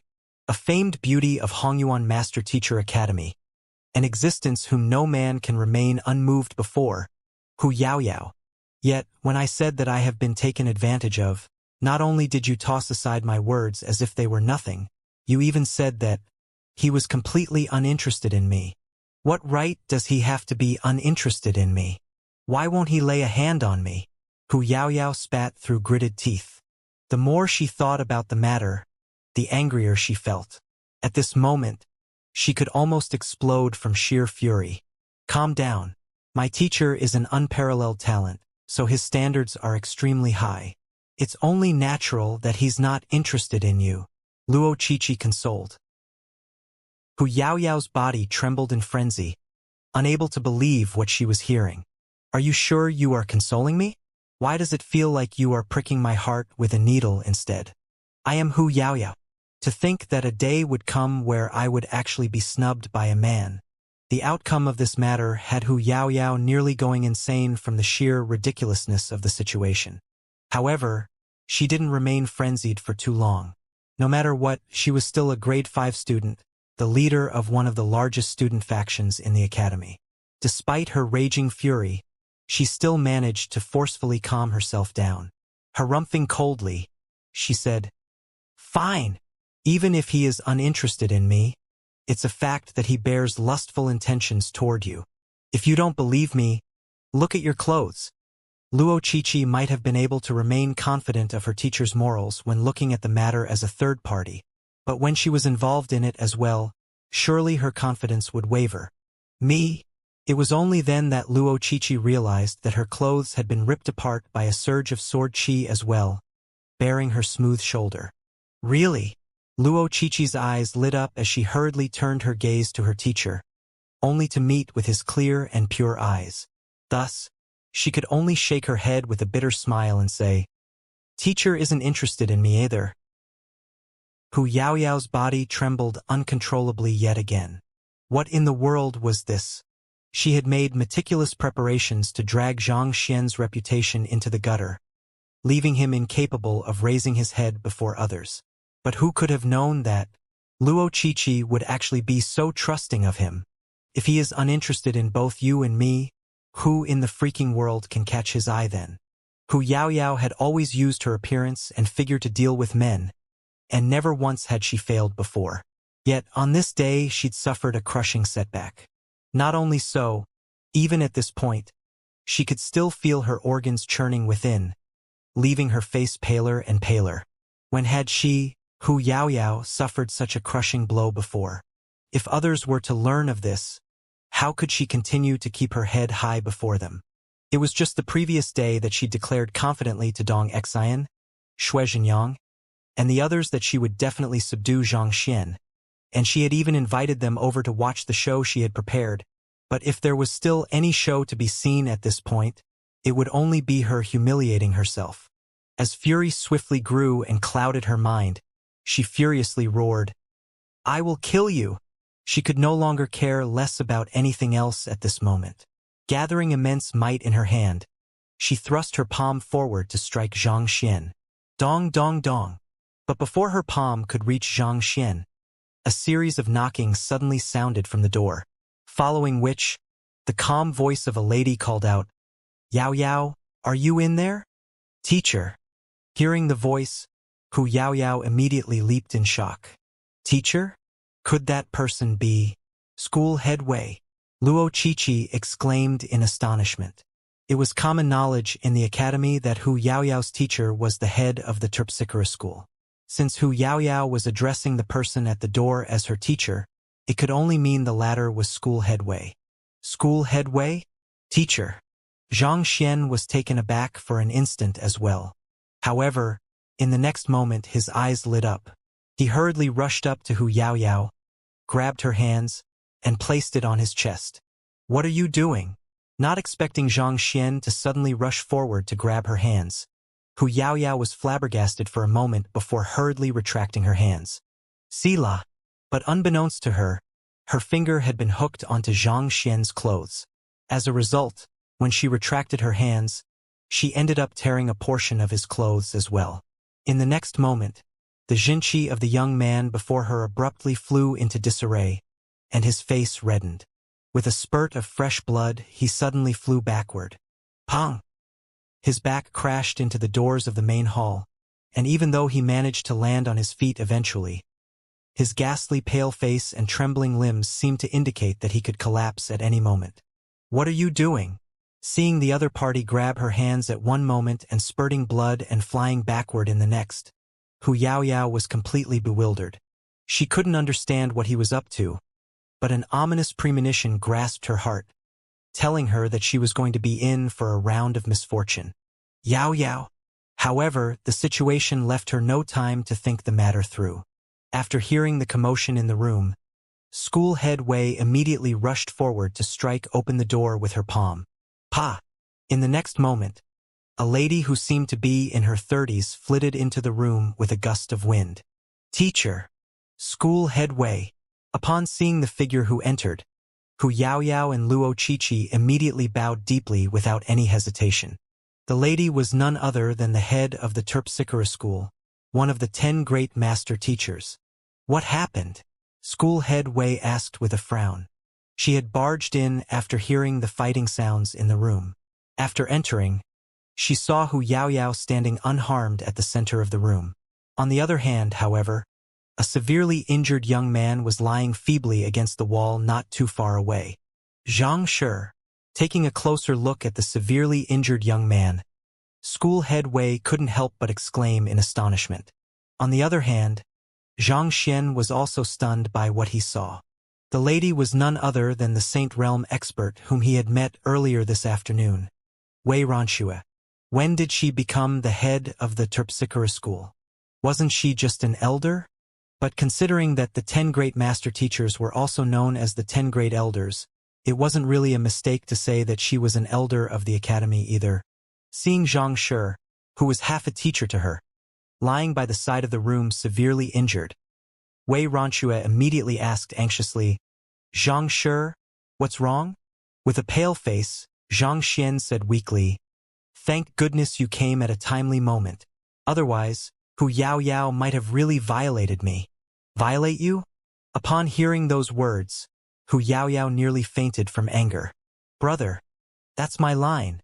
You are the one who is going to be cursed at by others for years to come for attempting to take advantage of me. How did I become the one who attempted to violate you?" If things had gone according to her plan, she would have made everyone think that he had malicious intentions at heart, and through exerting pressure on him via the student populace afterward, she would force him into submission. But how did the tables end up turning on her? At this moment, she finally understood why the other party had grabbed her hands previously. After all that had happened just now, Xianxia's clothes were ripped, and his body was severely wounded.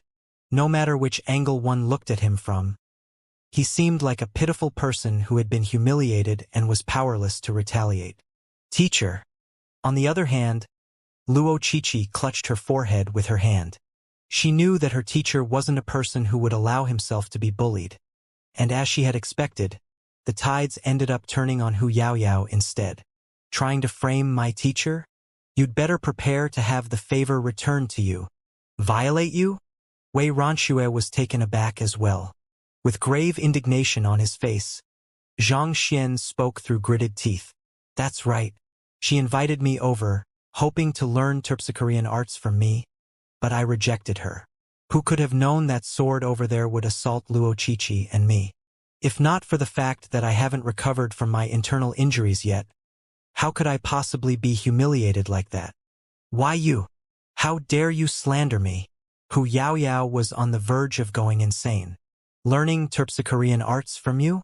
I did invite you over, but how in the world was I to know that you are capable of Terpsichorean arts as well? Furthermore, internal injuries. What internal injuries do you have? I am the one who has internal injuries, not you. Hu Yaoyao had thought that she was already scheming enough. But who could have known that she would actually be outwitted by an even more shameless fellow? I slandered you? Since you are still denying it, do you dare to swear that you didn't attempt to assault Luo Qiqi using that sword? Zhang Xian said aggrievedly as he stared at Hu Yaoyao in indignation. Hu Yaoyao wanted to refute Zhang Xian's claim, but she had no idea how she could explain the situation. She did prepare something in the sword which ended up knocking Luo Qiqi out. Can't do it, right? Since that's the case, do you dare vow that you didn't declare that you were going to kill me and attempt an attack on me? Zhang Xian pressed on. That's because you... Shameless. Agitated. Hu Yaoyao's breathing hastened, and her chest leaped up and down along with her breathing. At this point, she was on the verge of exploding from rage. She did declare that she was going to kill Zhang Xian, but that was just a figure of speech in a moment of anger after being provoked by him. Interjecting the other party's words, Zhang Xian declared in a feeble voice, I am only a weak Cosmos Bridge Realm Pinnacle Cultivator, whereas you are a Chrysalis Bridge Realm Pinnacle Expert. With 3 whole cultivation realms between us, I am powerless before you. But even if I were to be killed, I won't allow myself to be humiliated. Hearing Zhang Xian's words, Hu Yaoyao seemed to have suffered yet another heavy blow, and her body trembled uncontrollably. You call that powerless? Doesn't that mean that if you were to possess power, I would die with even just at a glance from you? You were the one who nearly killed me, and yet you still dare to say such words. How can your skin be so thick? However, the urgent matter at hand was to placate her teacher first. Hu Yaoyao immediately turned to her teacher in order to explain the matter, only to see that the extreme lividness on the other party's face. Hu Yaoyao, how dare you? Teacher. Hu Yaoyao had never seen her teacher flying into such a rage before, and her face immediately paled in fright. Don't you even think that I am oblivious to the trouble you usually cause? I only choose to turn a blind eye to it all as long as it doesn't affect your studies. Yet, you took my kindness for granted and attempted to make a move on Zhang Shi. Tell me, who gave you the guts to do something like that? Wei Ranxue roared furiously. Zhang Shi was half a teacher to her. She was indebted to him for his guidance. It was one thing for Hu Yaoyao to trouble others, but to dare lay her hands on her benefactor, this was going over the top. Hu Yaoyao's body froze. Kneel down. Wei Ranxue ordered sternly with a tight frown on her forehead. Teacher. Hu Yaoyao's eyes reddened in indignation as she bit on her scarlet lips.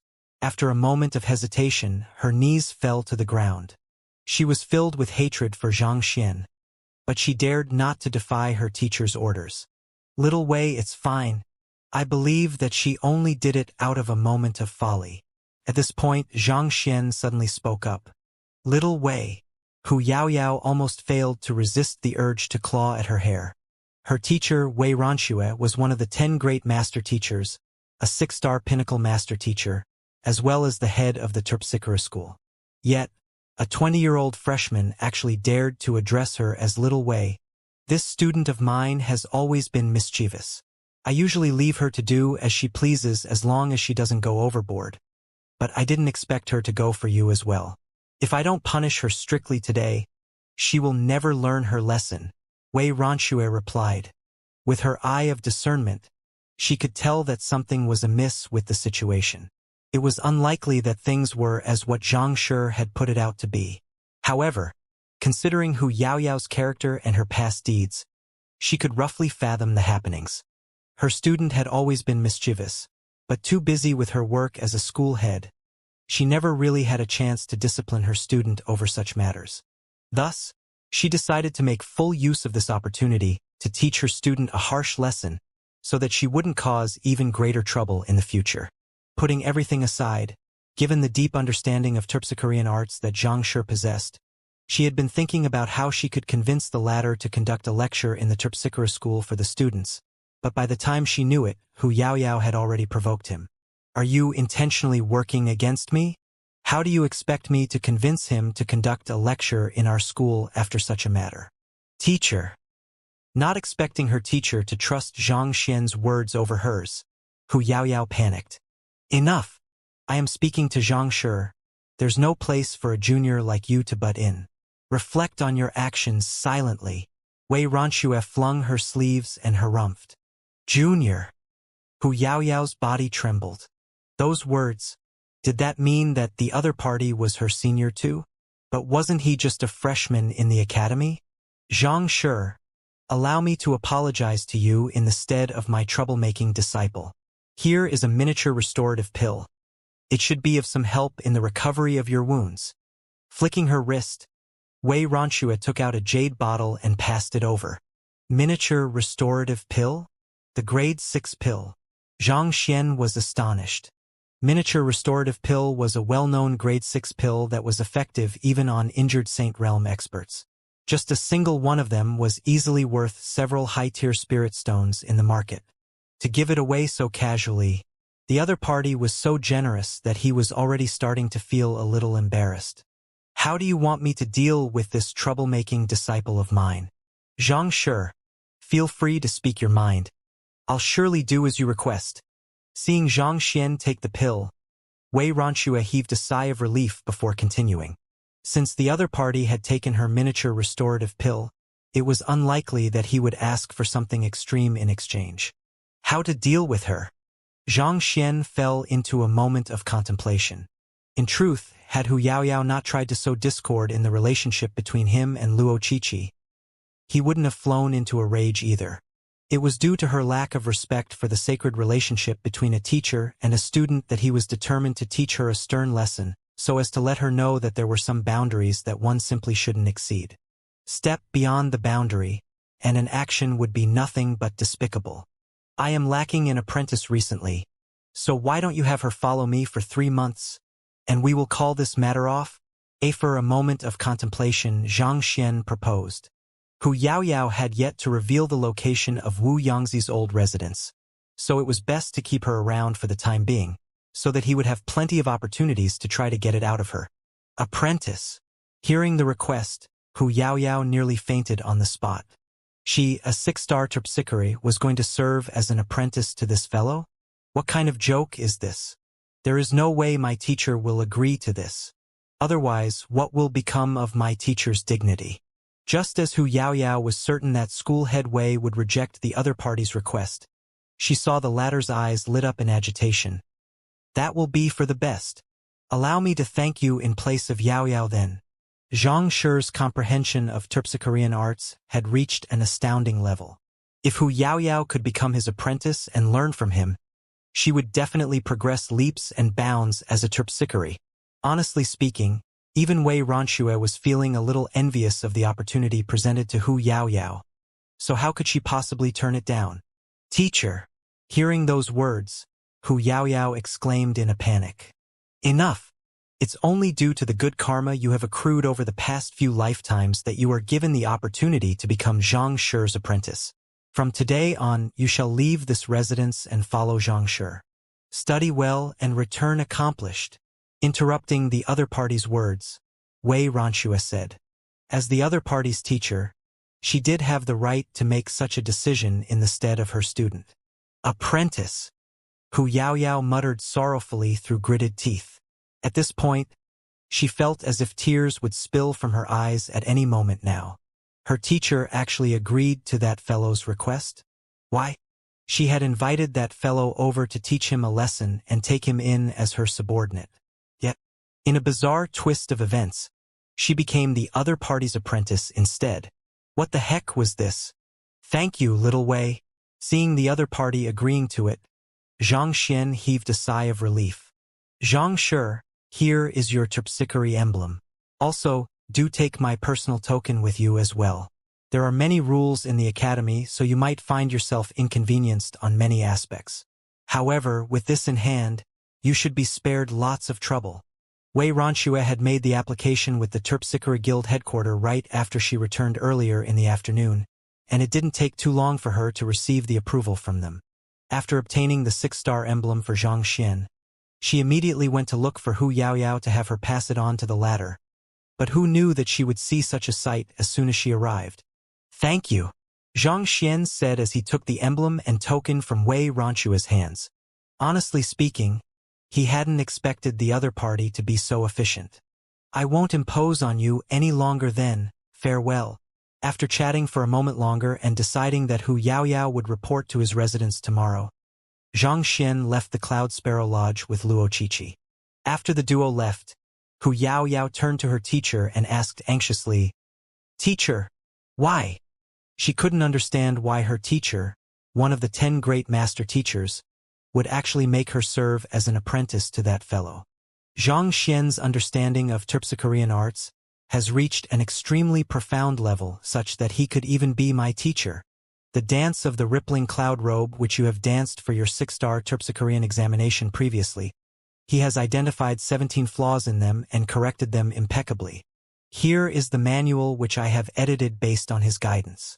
Just take a look at it, and you will know how incredible a figure he is.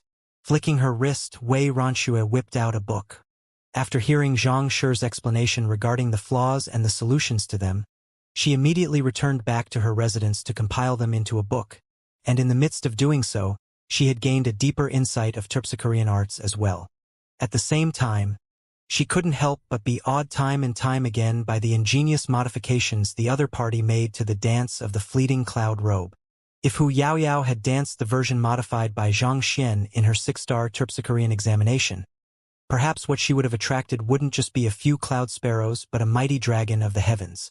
Realizing this, she immediately rushed to the Cloud Sparrow Lodge to instruct Xiao deliver Xianxia's emblem in her stead. The purpose of this was to allow the duo to interact with one another and foster a close relationship, as well as to teach her student to remain humble, as there was always a mountain taller than the other. But who could have known that she would end up seeing the both of them crossing blows instead as soon as she arrived at the Cloud Sparrow Lodge? Since it was impossible to reverse what that had happened, she decided to just go along with Xianxia's wish and send Xiao over to serve as his apprentice. While Xiao might suffer a little under the other party, as long as she were to work hard and learn well from him, she could possibly surpass her very soon and become a 7-star Terpsichore, or perhaps even go beyond that. He corrected the dance of the rippling cloud robe?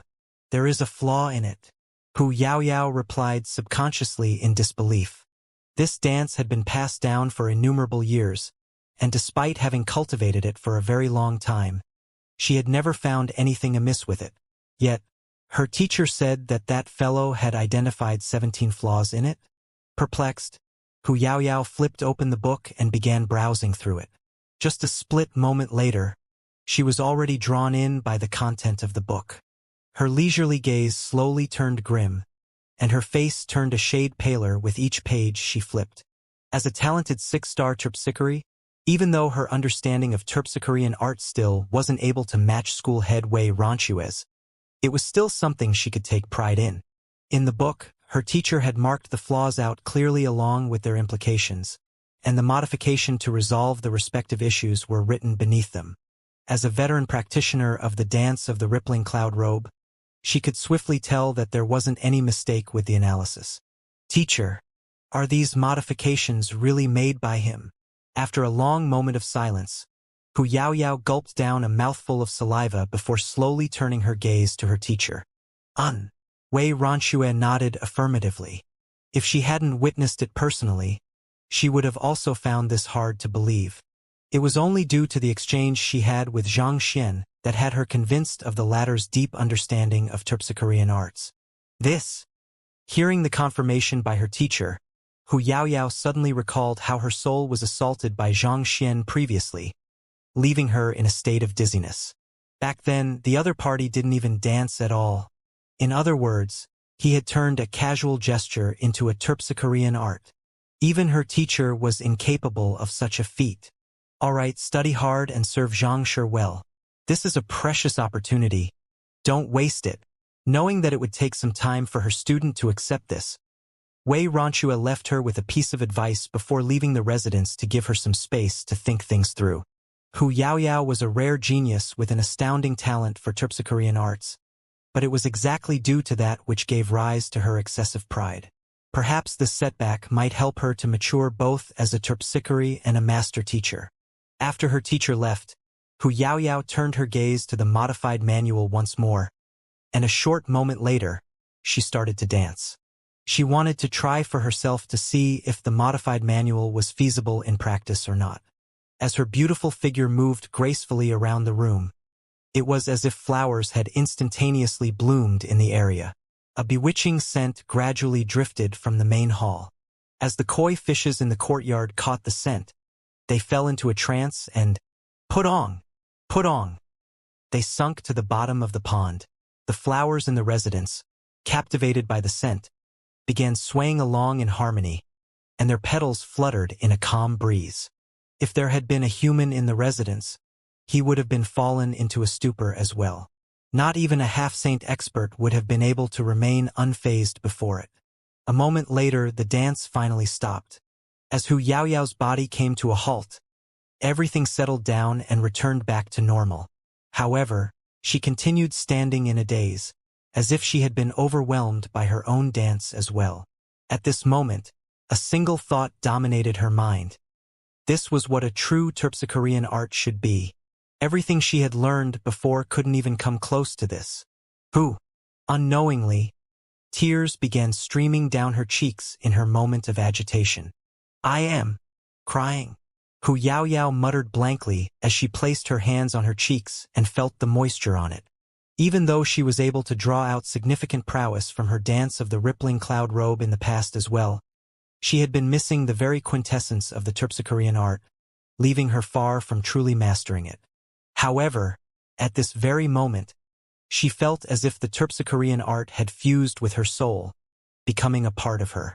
What she had done before could only be considered as an emulation of the Terpsichorean arts form, missing out on its intentions entirely. It was only in this instant that she was finally able to grasp the true essence of the dance. Just how deep of an understanding does he have of Terpsichorean arts to refine the dance of the rippling cloud robe to this extent? Exhaling deeply, Hu Yaoyao couldn't help but mutter beneath her breath.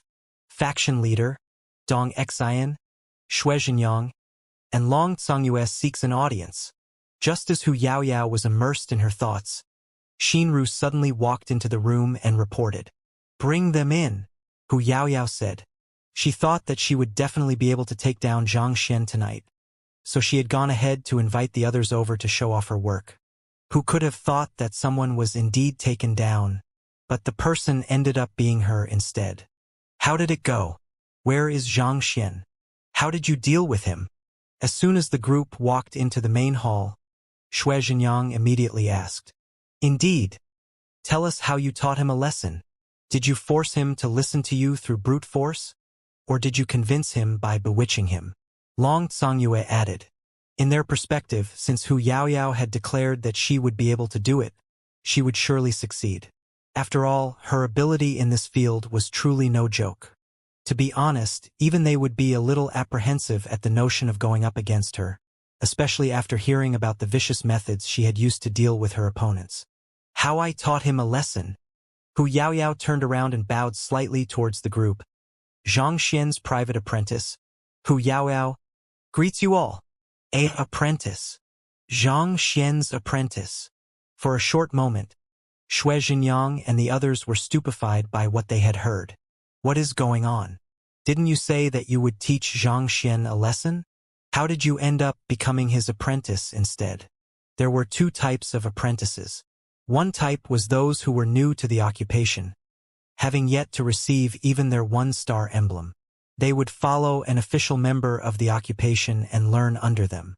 The other would be a lower-ranked member of the occupation serving as a private apprentice to a higher-ranked member. To distinguish between the two types of apprenticeships, the latter was often known as a private apprentice.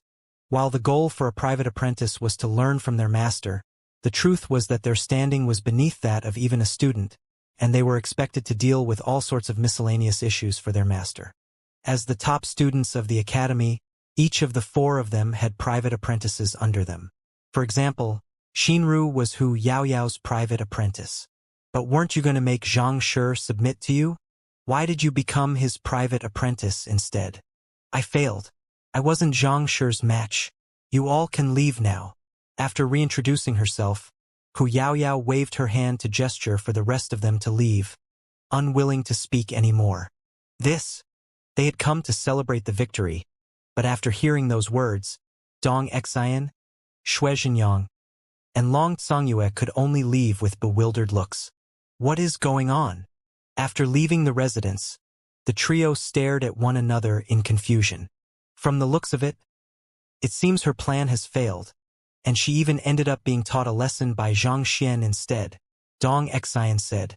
Based on her understanding of Hu Yaoyao, this was the only possibility she could think of. That seems to be the case. Xue Zhenyang scratched his head. But that's Hu Yaoyao. I have exchanged blows with her several times, and I have suffered quite a bit due to her unconventional means. To think that she would actually suffer such a crushing defeat to a freshman. There seems to be something uncanny about that freshman. But the more uncanny he is, the more interested I become in him, Long Tsangyue said as a sharp glint flashed through his eyes. They were all the top geniuses of the Master Teacher Academy, so when had they feared a challenge from another before? For a freshman to foil their businesses so brazenly as soon as he arrived, they had to retaliate in order to uphold their authority. Honestly, I am also rather interested in him as a person as well. Dong Xian chuckled. At this point, she remembered something and turned to Xue Zhenyang. Didn't you dispatch some men to deal with those freshmen who assisted him? I thought that Hu Yaoyao would be able to succeed, so I dispatched my men to put those troublemaking freshmen in order before coming here. Judging by the time, it should already be done by now, Xue Zhenyang replied. Dong Xian pondered for a moment before shaking her head. Given the strength of your subordinates, they shouldn't face any problems dealing with those freshmen. However, those freshmen have Zhang Xian backing them, and we have yet to take the ladder down. You were too rash. You should have waited for news of Hu Yaoyao's success first. As the saying goes, a cornered dog bites. If we push him too far, we might end up getting burned ourselves too. So what? From the moment he foiled our business, we were already destined to be enemies. Even if you are willing to be compassionate to your enemy, do you think that your enemy will do the same for you? You must be joking. Besides, my men challenged them in a manner which is in accordance to the school rules. Even if Zhang Xian wishes to get even with me over that, what can he do? As long as my men didn't breach the rules, not even school head Mo or school head Zhao will be able to say a thing about the matter. Xue Zhenyang spoke confidently with a light chuckle. Unless he is able to surpass my subordinates in terms of battle techniques, he will just have to accept it as it is. Your men challenged him in the field of battle techniques? Long Tsangyue burst into laughter. Indeed, you are the big senior of the martial arts school, the pride of the school head. Your understanding of the spear has already reached an unfathomable level. Having received your impartations, your subordinates' comprehension of martial arts should also be top-notch. Battle techniques require years of training in order to refine one's form and intention to perfection and achieve a harmony between them. No matter how talented Xianxia is, he's still far too inexperienced. It is unlikely for him to have achieved great accomplishment in the field of martial arts as well. Unlike most supporting occupations where it was possible for one to make swift progress, one could only take a step at a time for battle techniques. Only through persistent effort over a long period of time could one accomplish anything. Xianxia had a fiery and reckless personality, but his understanding of battle techniques, especially in the field of spearmanship, was unmatched amongst the students of the Master Teacher Academy. Rumor had it that he had already comprehended the heart of weapons, achieving perfect harmony with his spear. Indeed, even though we are master teachers, we are cultivators as well. If we don't show them what we seniors are capable of, they might just think that we have spent our years in the Master Teacher Academy achieving nothing. With his back as straight as a spear, Xianxia spoke with absolute confidence. He was no match for Hu Yaoyao in terms of scheming. In fact, he had been outwitted each and every time, but in terms of fighting prowess, the latter wasn't a match for him. His spear possessed might reminiscent of a mighty dragon. Even amongst all of the grade 5 students in the academy, there was only a handful who could match him in a battle. You're right.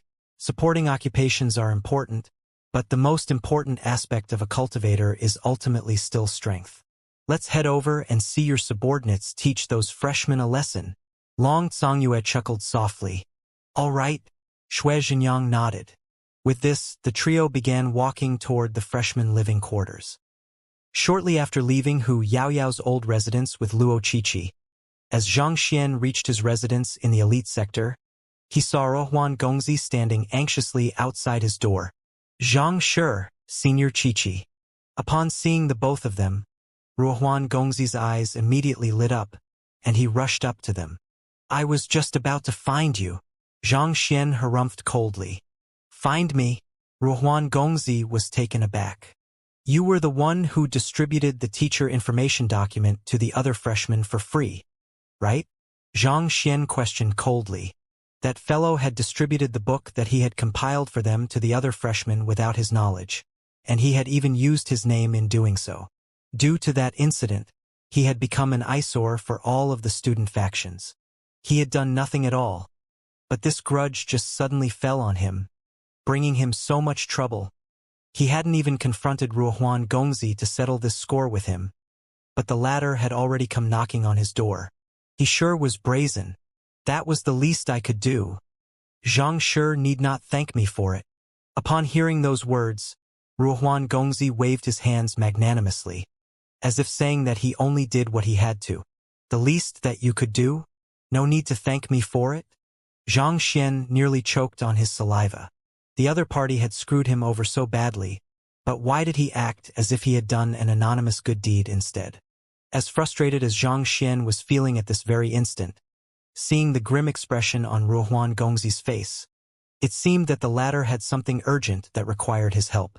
Thus, he decided to put the matter aside for the moment and asked, Did something happen? Due to the matter with the teacher information documentation, there were quite a few seniors who have come to challenge us over the past few days. Today, 3 experts arrived at the freshman living quarters, and the words they spoke were truly infuriating. Out of fury, we accepted their challenge to a duel, but in the end, we were defeated tragically, and quite a few of us were severely injured, Ruohuan Gongzi said. Most of the freshmen were at Transcendent Mortal 4 Dan Pinnacle, and only a small handful had reached Transcendent Mortal 5 Dan and 6 Dan. On the other hand, even the weakest of the seniors were at the Cosmos Bridge realm. How could they possibly be a match for them? Seemingly noticing the doubts running through Zhang Xian's mind, Ruohuan Gongzi replied, They suppressed their cultivation realm to our level and challenged us to a battle of pure martial arts. Martial arts. Zhang Xian was stunned for an instant before nodding in realization. If the seniors had suppressed their cultivation realm to be of the same level as the freshmen, the battle would be decided mainly by the expertise and skillful utilization of their martial arts. In that case, it would at least be a fairer match between the two. Indeed, they have been standing outside the living quarters, saying that they will only back down if someone is able to defeat them. Otherwise, They will make sure to beat us until we dare not take a single step out of our rooms." After saying those words, Ruohuan Gongzi lifted his gaze, and with a conflicted expression he continued, "On top of that, they said that if no one is able to defeat them by today, they want Xianxia to make a public apology to them, and all of the freshmen will have to purchase a copy of the teacher information documentation." Public apology? Me? What does this matter have to do with me? Zhang Xian was speechless. So what if the seniors challenged the freshmen? What did this have to do with him? For him to make a public apology. Just how in the world did he cross them this time? This? Ruohuan Gongzi scratched his head in embarrassment as he said, "You also know that joining the factions established by the seniors will require quite a substantial membership fee each year. However, as freshmen, how could we possibly have the money to pay for the membership fee? Thus, all of us decided to join the student faction you established." The student faction I established? When did I establish a student faction? The more Zhang Xian listened to the other party's words, the more bewildered he became. Was it really still him they were talking about? Just when in the world did he establish a student faction? Well, I thought that Xiangshi's act of giving away your points in the entrance examination for free to the other students was an attempt to rally them together under you, so I assumed that you were going to establish a faction yourself. On top of that, the only person who all of us freshmen are awed by is you, and all of us are willing to listen to your commands as well.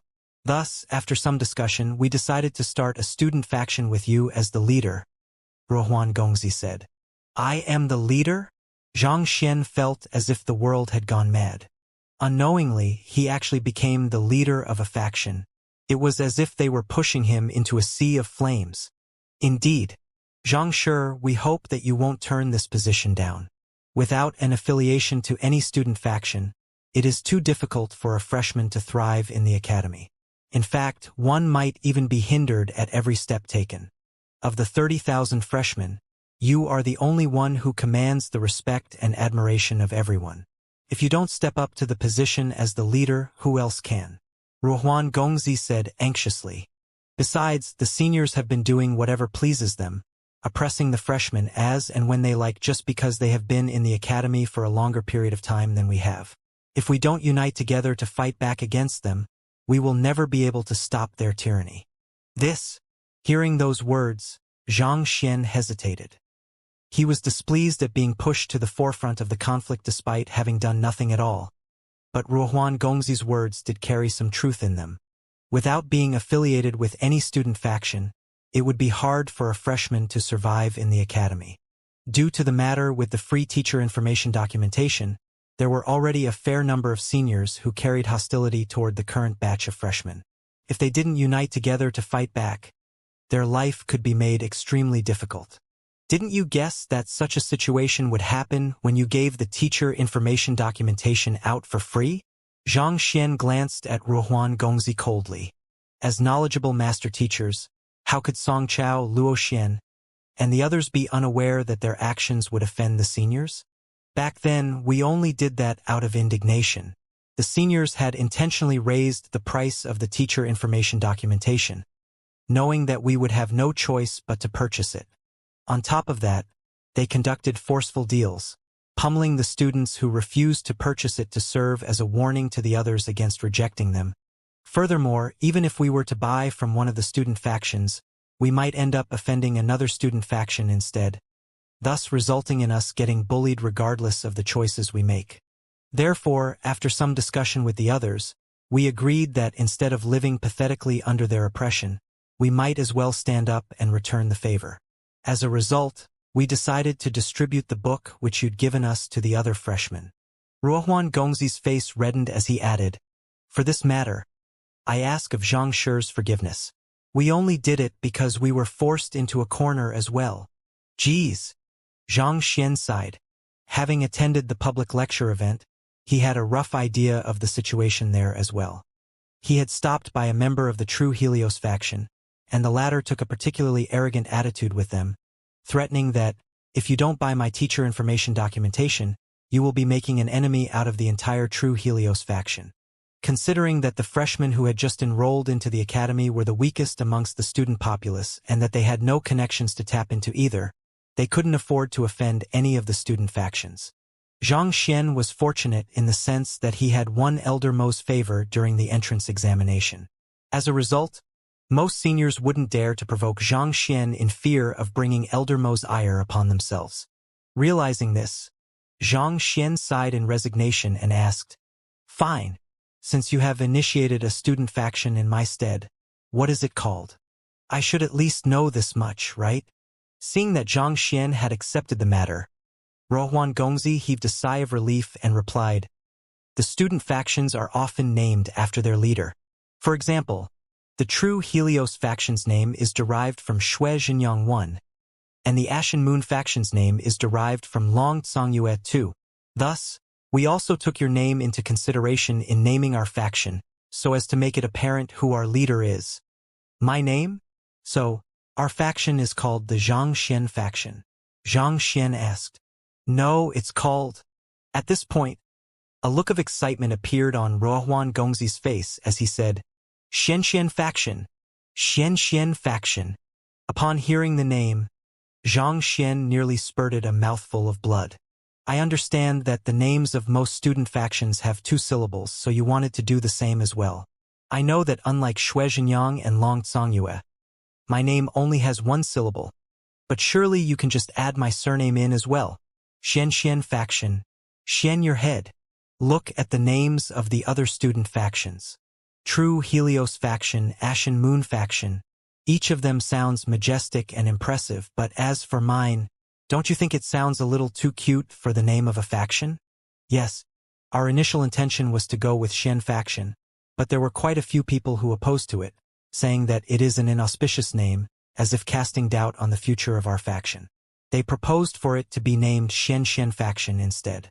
This way, it gives an unfathomable and profound feeling to those hearing its name, Rohuan Gongzi explained one.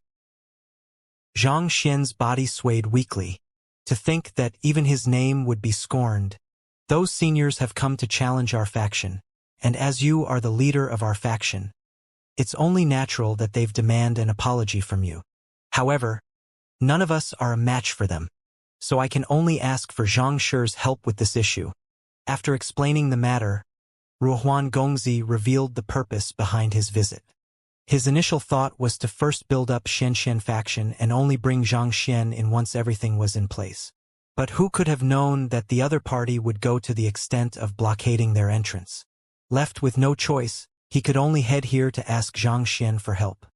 "Alright, since it's my student faction, it won't do for me to just watch by the side while someone is hindering and beating up my members. Let's head over to take a look," Xianxia said as he rubbed his glabella in frustration.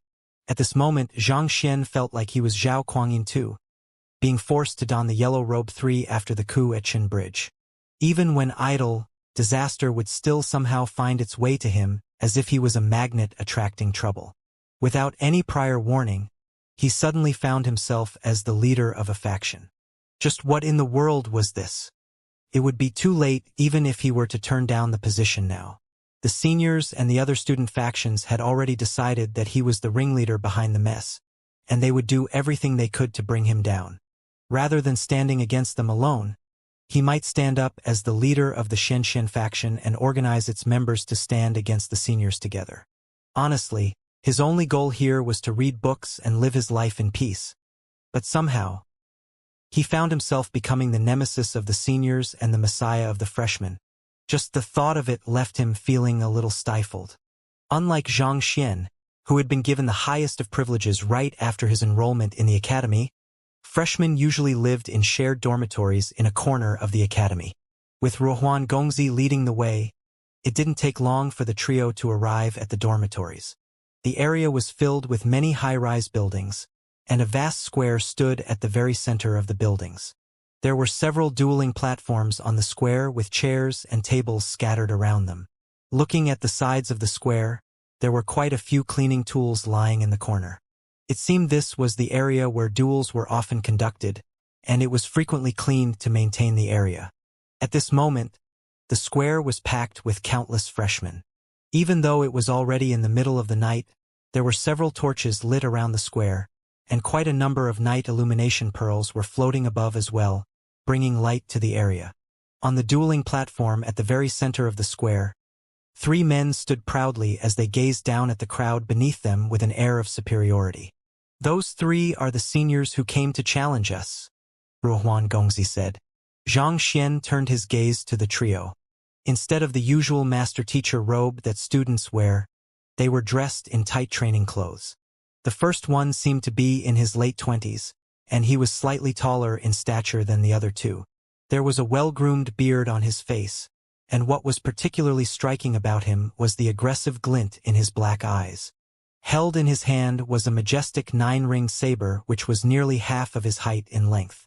Bulky and heavy, it was a weapon that demanded immense strength from its wielder. The second one had long arms and legs, but his figure was slightly slimmer than the others. He held no weapon in his hands, but his figure was reminiscent of an agile ape. The third wielded a long spear that extended over 2 meters long. His very presence felt sharp like a sword, as if he would slice apart even the air itself. "Not bad." Xianxia offered a rare compliment to the trio. As expected of veteran martial artists, he could already feel the aura they were exuding even from a distance away. It was no wonder they dared to challenge all of the freshmen. They did possess the strength to act so arrogantly. Recognizing the trio, Luo Qiqi sent him a telepathic message. "They are from the True Helios faction." "True Helios faction?" "Yes, I recognize the 3 of them. They are grade 4 students. Their cultivation levels have already reached Transcendent Mortal 8 Dan Ethereal Treading Realm Pinnacle. The one who is wielding the 9-ring saber is called by Shuang 4. Due to the stark contrast with his dark complexion, he was mockingly addressed as White Face in the beginning. However, as he comprehended the saber heart and began making his name as a skilled saber user, others began calling him the White-Faced Frenzied Saber. As time went by, this name stuck with him, so he decisively chose to change his name to Bai Mian 5. Even within the martial arts school, he can be considered as a famed genius, Luo Qiqi explained. The second is known as Yuan Gang. Due to his long arms and his exceptional proficiency in close-quarters combat, he was given the nickname Supreme Ape. After hearing that name, instead of flying into a rage, he even took delight in it, thinking that it was particularly suited to him. As a result, others also began addressing him as such. As for the last one, he is called Qin, and he is the strongest of the group. He learned his spearmanship straight from Shuizhenyang, and he once severed a river several dozen meters wide. This feat bore testimony to his immense strength and aptitude with the spear. So came his reputation as the river-severing steel spear. The 3 of them are experts of the martial arts school, possessing exceptional talent for battle techniques. Considering that they are the ones challenging the freshmen, it will indeed be difficult for the freshmen to defeat them. Luo Qiqi shook her head. Of the entire Hongyuan Master Teacher Academy, the students of the martial arts school possessed the greatest fighting prowess. Skilled in battle techniques, they were capable of utilizing profound maneuvers in battle to turn the tables on their opponents. Even among the powerful students of the martial arts school, these 3 men stood amidst the top. For a bunch of freshmen who had never undergone the advanced training of the academy, it was nigh impossible for them to defeat such opponents. Even with their cultivation suppressed, their sharp insight into the flow of battle and reaction speed weren't things that clarifying turbidity realm or consonant spirit realm cultivators could match. "They are from the martial arts school?" "I see." Xianxia nodded.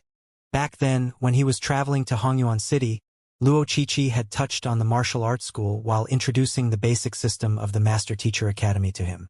Unlike the other schools, the martial arts school wasn't affiliated with any supporting occupation.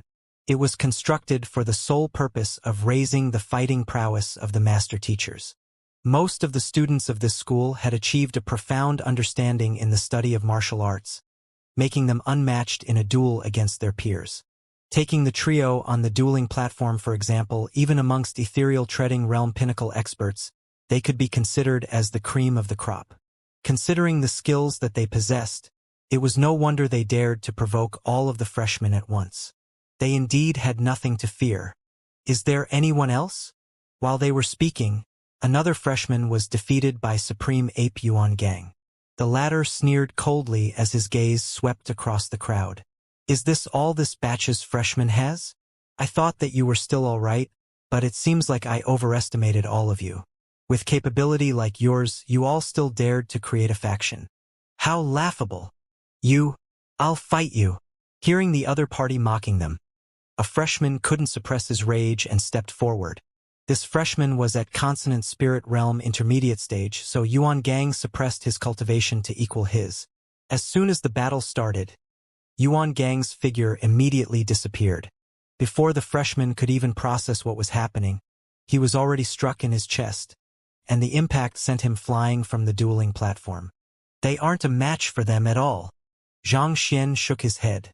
The freshmen consisted of the top geniuses from the various areas, but there was simply too huge a gap between them and the top students of the martial arts school. It was no wonder Ruohuan Gongzi had rushed to his residence to bring him over. It was indeed impossible for the freshmen to defeat them on their own. They were simply on two completely different levels. With several millenniums of history behind it, the martial arts schools possessed the most valuable of insights from countless preceding master teachers. On top of that, there were formidable master teachers who were experts in combat themselves, guiding the students personally. Perhaps if the freshmen were given a few more years to refine their skills in the academy, they might still be a match for the trio. But at this very moment, it was impossible for them to stand against the trio. Let's head over. Knowing that none of the freshmen would be a match for the trio, Xianxia sighed deeply before making his way forward. Xianxia is here. Our faction leader has come. This is great. We are saved. Faction leader, these old students are too much. You must teach them a lesson in our stead. Indeed. We can't simply let them step over us like that. Before Xianxia could reach the dueling platform, there were already several freshmen who had recognized him, and they shouted in agitation. Following which, the other freshmen in the surroundings immediately turned their gazes over, their eyes glowing with relief and hope. This young man before their eyes had done a lot for them. He had given out his points in the entrance examination, allowing more than 20,000 students to successfully enroll into the academy as well. After which, he had given out the teacher information documentation for free, sparing them from the extortion ploy of the seniors. Furthermore, at this very moment he was the head of Xianxia faction, their leader. His arrival was like an injection of confidence to them, as if they had finally found their pillar of support. The crowd swiftly opened up a pathway for them, allowing Xianxia, Luo Qiqi, and Ruohuan Gongzi to walk right up to the dueling platform. Beneath the dueling platform lay several dozen injured students.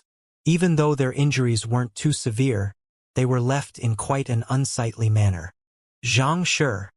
Upon seeing Xianxia, Song Chao, Luo Xian, and the others rushed up to him agitatedly.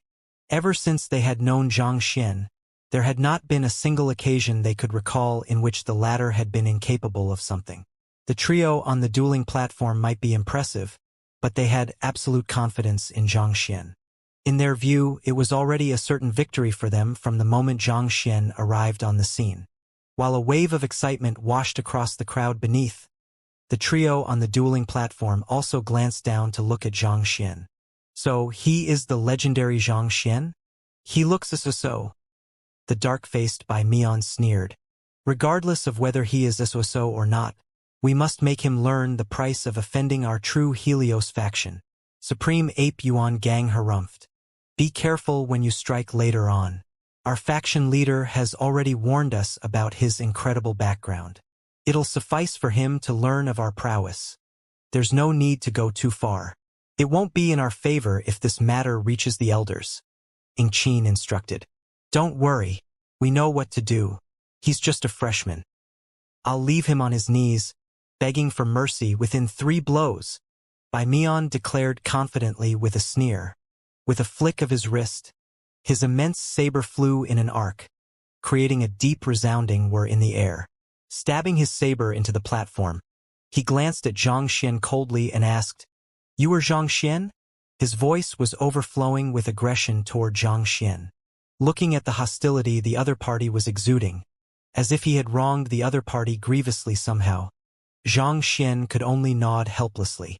Others do address me as such. Good. Do you dare duel against me? With a provocative smile on his lips, Bai Mian issued his challenge. Don't worry, I'll suppress my cultivation to your level. I won't take advantage of you. A duel?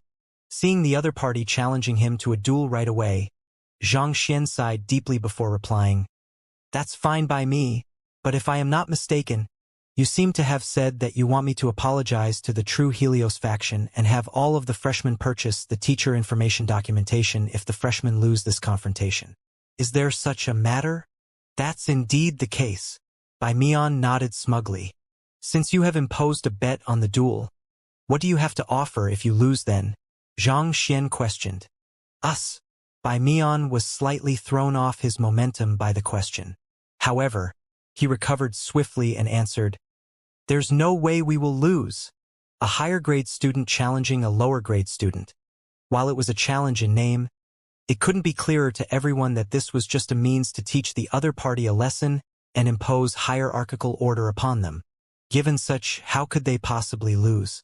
Xianxia shook his head. There's no way you will lose? Don't be so certain about it. There's no such thing as a sure victory in a duel. If you aren't willing to put anything on the line, why should I waste my time fighting with you? You wish to bet with me without putting anything at stake? You must be joking with me. If there's nothing to earn, why should I tire myself out? This, not expecting the other party to raise the issue about the stakes as soon as he arrived, Bai Mian turned to the other two to seek their opinions. Ingqin had a frown on his face as well. After a moment of contemplation, he stepped forward and said, Xianxia is right. Since we have imposed conditions on you, it's only right for us to put something on the line as well. How about this? If we lose, I'll take back everything I have said and apologize to all of you. Apologize? Xianxia shook his head. How about this instead? It hasn't been long since our Xianxia faction was established, and it just so happens that we are lacking some servants to guard our doors. If you lose, you shall back out of the true Helios faction to watch our doors. What do you think of that? Watch your gates. Ingqin, Bai Mian, and Yuan Gang clenched their fists tightly after hearing those words, nearly exploding on the spot. They were grade 4 students, ethereal treading realm pinnacle experts. Yet, a freshman actually wanted them to watch their gates? Was this even a bet anymore? This was clearly an attempt to humiliate them. Weren't you confident that you wouldn't lose just a moment ago? If you won't lose, surely the content of the bet won't matter to you, right? What? Has your confidence wavered? Xianxia gazed at the trio with a slight smile on his lips. Change the conditions. With a livid expression, Ingqin flung his sleeves and harumphed. Even though they wouldn't lose, they couldn't bring themselves to accept such a bet. The other party was clearly belittling them. It seems you aren't as confident as you seem.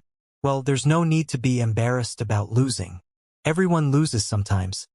There's no shame in it, Xianxia consoled. You!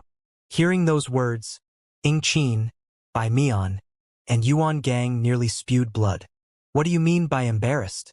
What do you mean by saying everyone loses sometime and there's no shame in it? We aren't afraid of losing. We just find your conditions humiliating. Just as they were about to refute the other party's words, the other party suddenly lowered his head, seemingly falling into contemplation.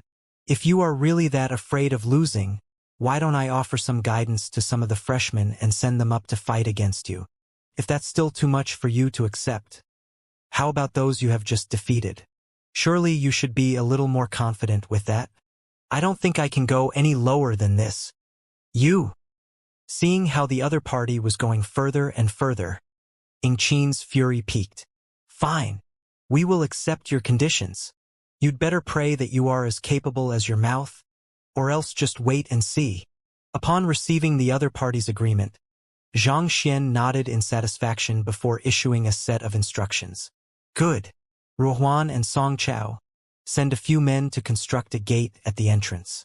Otherwise, there will be nothing for them to watch later on. The living quarters of the freshmen were enclosed, and there was an entrance for students to enter and leave the premises. However, there was no gate at the entrance. It would be awkward if those fellows had nothing to watch over when they lost. All right, Ruohuan Gongzi and Song Chao nodded before leaving to settle the matter. You are courting death. Seeing how the other party was acting as if victory was assured for him, Bai Mian finally reached the limit of his tolerance. His dark face warped in savagery, and the enormous saber in his hands also buzzed in resonance to his emotions. Turning to Yingqin, he said, "Allow me to teach this fellow a lesson." After saying those words, he immediately walked to the center of the dueling platform, and with eyes as sharp as lightning, he bellowed, "Zhang Xian, I shall be your opponent for the first match. Come." Zhang Xian shook his head. "Calm down, there's no hurry. Youngsters nowadays sure don't know the virtue of patience." You! Suffering yet another blow, Bai Mian's face turned even darker than before. "We might look young, but we are all in our 50s, you know? You are only a brat in your early 20s, and yet you dare to call us youngsters? How shameless can you get? Is your mouth the only thing you have? If you are a man, you'd better come up here this instant." Knowing that it was impossible for him to win a verbal war with the other party, Bai Mian gritted his teeth in anger. "I won't take advantage of you. You will surely lose if I head up there. Like I said before, I will find a few freshmen to fight against you. Since I have already given my word, I'll honor it." Zhang Xian waved his hands casually. Ignoring the frenzied Bai Mian above, he turned to the freshman and asked, "Is there anyone here who was defeated by this fellow and wields a saber?" Upon hearing the question, the crowd stared at one another bewilderedly. They'd thought that Zhang Shi had only said those words to provoke the seniors into agreeing to his conditions. Was he really serious about it? But they had already lost, and it had been a crushing defeat at that. Even if the wounds they had suffered weren't substantial, there was no way they could defeat them. "I lost just now." After a short moment of silence, a freshman suddenly waved his hand and walked out from the crowd. It was a young man in his mid-20s with a cultivation of consonant spirit realm primary stage. There was a glaring and hideous saber cut on his body, which even though it wasn't a serious wound, it seemed as though he would have been sliced into two if his opponent had put slightly more strength into the attack. It was only due to his opponent's mercy that he was still living at this very moment. "Not bad." Zhang Xian assessed him carefully from head to toe before nodding in approval. "You shall go up to the dueling platform and defeat that fellow later on." "I?" The young man leaped in shock. With a conflicted expression, he said, "I am not a match for him. I wasn't even able to withstand a single blow of his previously, when he faced Bai Mian just a few moments ago. As soon as the duel started, before he could even raise his saber, he was sliced through by the other party's weapon. Given the huge disparity in strength, he would lose no matter how many times he challenged Bai Mian. "It's fine. I'll impart a saber art maneuver to you right now, and if you execute it well on the stage later on, you should be able to defeat him within a single blow," Zhang Xian said. "A saber art maneuver?" The young man repeated in disbelief. What use was a single maneuver? Given the other party's deep comprehension of saber arts, even if he were to learn 100 saber art maneuvers, there was still no way he could match up to the other party. "That's right. Pass me your saber." Paying no heed to the other party's shock, Zhang Xian nodded nonchalantly. All right, even though the freshman had no idea what his faction leader was up to, he still passed his saber over obediently. Damn it! Seeing that Zhang Xian was really going to impart a saber art to an opponent he had defeated and make him go up against him once more, Bai Mian nearly exploded from fury. It was already challenging the limits of his tolerance for the other party to act as if victory was already in his grasp. But the other party then went on to choose an opponent he had utterly defeated just a moment ago to teach him a saber art, hoping that he could defeat him. What kind of game are you playing over here? I wouldn't be a genius of the martial arts school if I could be defeated that easily. You are too smug, arrogant, and conceited. Even the head of the martial arts school wouldn't dare to make such claims. Bai Mian, since Zhang Shi is going to impart a freshman a saber art to challenge you, we shouldn't take advantage of them either. Inhibit your senses to avoid learning anything about the saber art ahead of the battle. Ingqin's complexion looked awful as well. However, as a master teacher, he still had a reputation to uphold. Given their deep comprehension in battle techniques as geniuses of the martial arts school, if Xianxia were to teach the freshmen before them, it was likely that they might have already mastered the technique before the freshmen could even make sense of it. If that happened, would there even be a need to carry on with the duel? The outcome would have already been decided. Even if they were to win, it would reflect poorly on them. At the very least, if they were to inhibit their senses to avoid learning anything about the saber art ahead of the battle, there would be nothing the other party could say upon the conclusion. All right, Bai Mian nodded. However, just as he was about to inhibit his senses, Xianxia turned his gaze to them and said, "There's no need to go through so much trouble. Since you are students of the martial arts school, I believe you should have a deep understanding of battle techniques. Since that's the case, I ask of you to take a look at it during my impartation and correct any mistakes in it." Bai Mian and Ingqin stared at one another blankly with blinking eyes. That fellow, was his head stuck in between a gate or did a donkey kick him foolish? You want your faction member to challenge me in the field of saber arts, and yet you still want me to take a look at it in advance? What kind of logic is that? Just as Bai Mian was at a loss about what he should do, he suddenly received a telepathic message from Ingqin. Since he wants us to take a look, let's just do as he says. He is the one telling us to take a look anyway, so surely he can't complain about it when he loses. Ingqin was the leader of the group, so Bai Mian could only agree to it.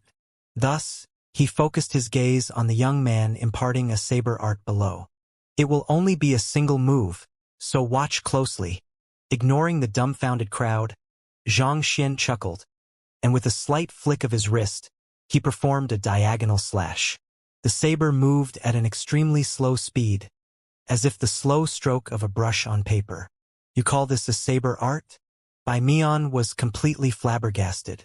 Even when he had only just started learning saber arts when he was 5, he had never executed such an ugly move before. In no way was this a saber art. Even the technique used to split lumber in two was much more elegant than this. He was still wondering what kind of formidable saber art the other party was going to teach the freshman that was capable of defeating him in a single move, but who would have thought that the other party would execute such crap instead? Are you fooling around with me? At this moment, Bai Mian wasn't the only one whose mind was in turmoil. The young man whom Xianxia was imparting the saber art to was also nearly on the verge of tears. He'd thought that, given how confident the faction leader was, he must have had some powerful move to teach him. Never had he thought that it would be something like that. Given his eye of discernment, he could tell that there was absolutely no skill or anything deeper lying beneath that slash. Such a haphazard, slow, and powerless attack wouldn't even kill an ant. Could he really defeat a grade 4 senior whom he wasn't even able to withstand a single blow from previously with something like this? In an instant, all of the confidence he had before escaped from his mind. Just as the young man was overwhelmed by helplessness, not knowing what Xianxia was up to, he suddenly heard a faint voice sounding by his ear, following which, a thought suddenly emerged within his mind, and his body jolted in response. The crux of my saber art lies not in the form but the intent. This is the essence of my saber art. Comprehend it well. This is soul impartation. Sensing the new battle technique in his mind, the young man's eyes widened in shock. Soul impartation was said to be an ability that only 7-star master teachers were capable of utilizing. Why was their faction leader able to use it as well? Seeing the young man fall into a daze, Xianxia sent a telepathic message over to chide him. Don't let your thoughts wander. Make good use of the time you have to comprehend the cultivation technique. Take note of the saber intent which I have imparted you as well. Use it along with the saber art later in the duel as well. Yes. Recovering from his astonishment, the young man quickly turned his focus to the saber art in his mind. In there, he felt a concentration of saber intent which carried an aura so sharp that it left one feeling powerless before it. The young man narrowed his eyes. He might not be as experienced and knowledgeable as Bai Mian in the field of saber arts, but as a practitioner of the saber as well, he was still able to tell at a single glance how powerful the concentration of saber intent was. As long as he imitated it, his comprehension of the saber would definitely advance by leaps and bounds, reaching a level beyond imagination. He drove his Xianxia through his body according to the imparted saber art while tapping into the concentration of saber intent, and for an instant, it was as if sharp blades had flickered across his eyes. After grasping the rough flow of the technique, the young man took a deep breath and bowed all the way down to his waist level. "Thank you, faction leader." Xianxia waved his hands casually. "It's all right. Now go and defeat that fellow."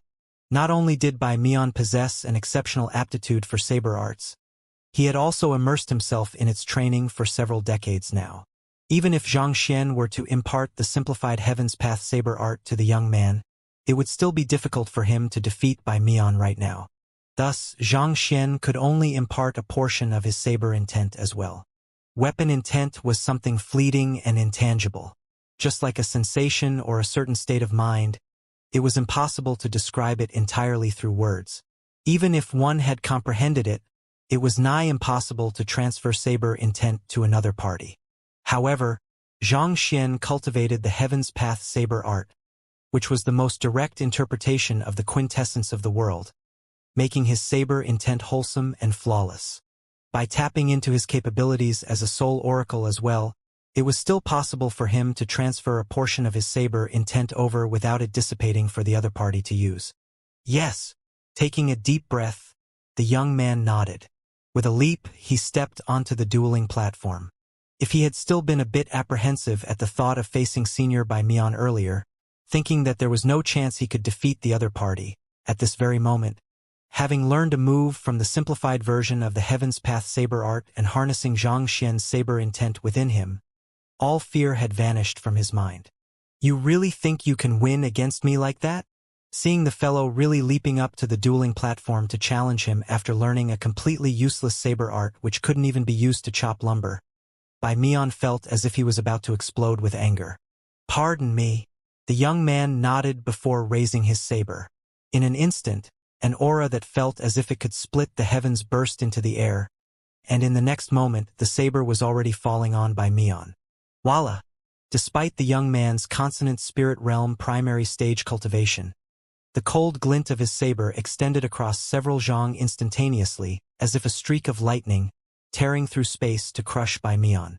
Lightning flash of saber. This is an ability that only those who have comprehended saber heart can use. How is it possible that you... Bai Mian's body trembled in shock. His eyes were bulging as if they would drop off at any moment. He could hear a deafening rumble swiftly crescendoing next to him, as if it was going to cast him into oblivion. Just like any other weapon, if one's saber art was aligned with nature, one would be able to comprehend saber intent, and only after that would it be possible for one to comprehend saber heart. This was similar to how, in swordsmanship, one had to first comprehend sword intent before they could comprehend lower sword heart, middle sword heart, and higher sword heart. Even as a genius of the martial arts school, specializing in the study of saber art, Bai Mian was only at saber intent pinnacle, a considerable distance away from comprehending saber heart. Yet, the incredibly sharp aura his opponent exuded along with the lightning flash of saber, the other party was actually utilizing a technique that only one who had comprehended saber intent could use. How was that possible? When he fought with the freshman earlier, he could clearly sense that the latter had only comprehended the bare basics of saber intent, a long distance away from matching him. Yet, with just that single saber art maneuver Xianxia had imparted to him, his comprehension of the saber had actually advanced by so much. Damn it! Bai Mian's body trembled in shock. In the midst of a battle, however, he swiftly responded to the freshman's attack, raising his saber to defend against the move. While he was shocked by the freshman's feat of comprehending saber heart in just a short moment, he still didn't think that he would lose. After all, he had seen the technique Xianxia had imparted to the freshman, and it was littered with hundreds of flaws. On top of that, it was incredibly slow. As long as he moved swiftly and curbed the other party with speed, he would still be able to overwhelm him and achieve an easy victory. Who? In that split moment when Bai Mian's enormous 9-ring saber was about to meet the freshman's saber, the freshman's saber abruptly twisted in an elegant arc, bypassing Bai Mian's weapon to cut down on him. It was as if Bai Mian's defense meant nothing to him at all. This is distillation of the profound, surpassing technique through ability. Bai Mian's body stiffened. While he was studying the saber, a master teacher whom he deeply respected had once told him that upon reaching a certain level of mastery in the saber, one could reduce complex saber arts into simpler and more concise techniques. But this simplification of the saber art didn't mean that it had become weaker. On the contrary, the lack of extraneous movements meant that there were fewer flaws that one could exploit against the technique, making it even more difficult to oppose. Bai Mian had thought that such a realm existed in a world far beyond his, and he could possibly never encounter it in his entire life. But he was seeing it from the freshman at this very moment. The saber art which the freshman was executing was not complex at all. It was just a simple slash without anything fancy to it, but it carried a might capable of slicing through anything. Bai Mian felt as if his entirety had been overwhelmed by the might of the slash. Regardless of what technique he utilized, there was no way he could stand against the slash. Flee! In that instant, fear took over Bai Mian's instincts. Not daring to take the slash face-on, he immediately retreated hurriedly. Retracting one's saber art abruptly in the midst of its execution would lead to a backlash in one's Xianxia, but given that Bai Mian was an ethereal treading realm pinnacle expert utilizing the might of a consonant spirit realm primary stage expert at the moment, he could easily suppress it.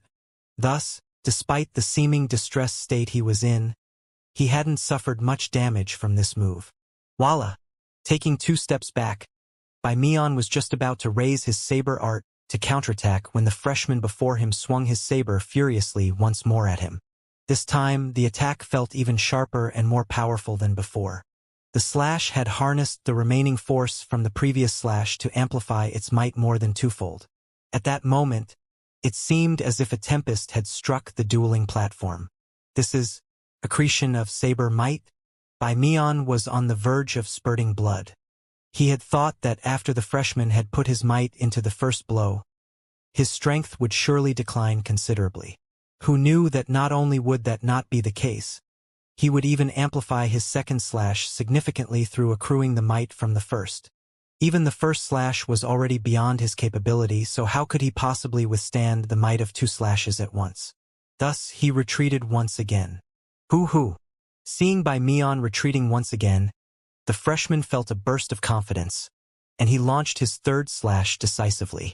As if tributaries gathering into an ocean, the might of the 3 slashes converged with one another to produce an unopposable force. The young man was only at consonant spirit realm primary stage, but through harnessing the capability of Saberheart to converge the might of 3 slashes together, he could easily overwhelm a consonant spirit realm intermediate stage or even an advanced stage cultivator. No, this won't do. If I allow him to continue building up strength, I'll surely lose without doubt. Realizing the crux of the problem, Bai Mian's face turned grim. His initial thought had been to dodge the attack, and at the moment the other party's strength died down, he would be able to do as he pleased. But who could have known that the other party's saber art would only grow stronger with time, its might amplifying with each slash. From the very first dodge he had made, he had already lost the initiative. If he were to continue avoiding the attacks, the odds would only continue stacking against him, and eventually he would be overwhelmed. It's do or die. Gritting his teeth, Bai Mian's strength surged frenziedly from his arm as he swung his saber to face the freshman's slash. Spirit High-Tier Battle Technique, River-Severing Furious Saber. This technique was said to have been created by a Saint Realm expert. Out of vengeance for the grievances his lover had suffered, he drew his saber and slashed down furiously, dividing a river several 10,000 meters long in 2 permanently. This was the strongest saber art he had after cultivating for so many years.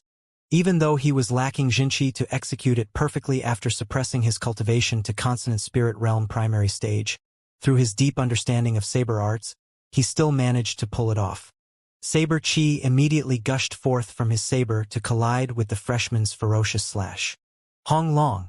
With a deafening reverberation, the two sabers collided with one another. In an instant, Bai Mian's face reddened as the might from his river-severing frenzied saber was overwhelmed instantaneously. Following which, the amplified slash continued falling furiously toward him, seemingly about to rip his meridians apart. This is bad. Bai Mian's face turned livid. While the thought of being unable to withstand the slash had crossed his mind, he didn't think that it would be to such an extent. Despite his retaliation, the slash still continued flying toward him with unabated might.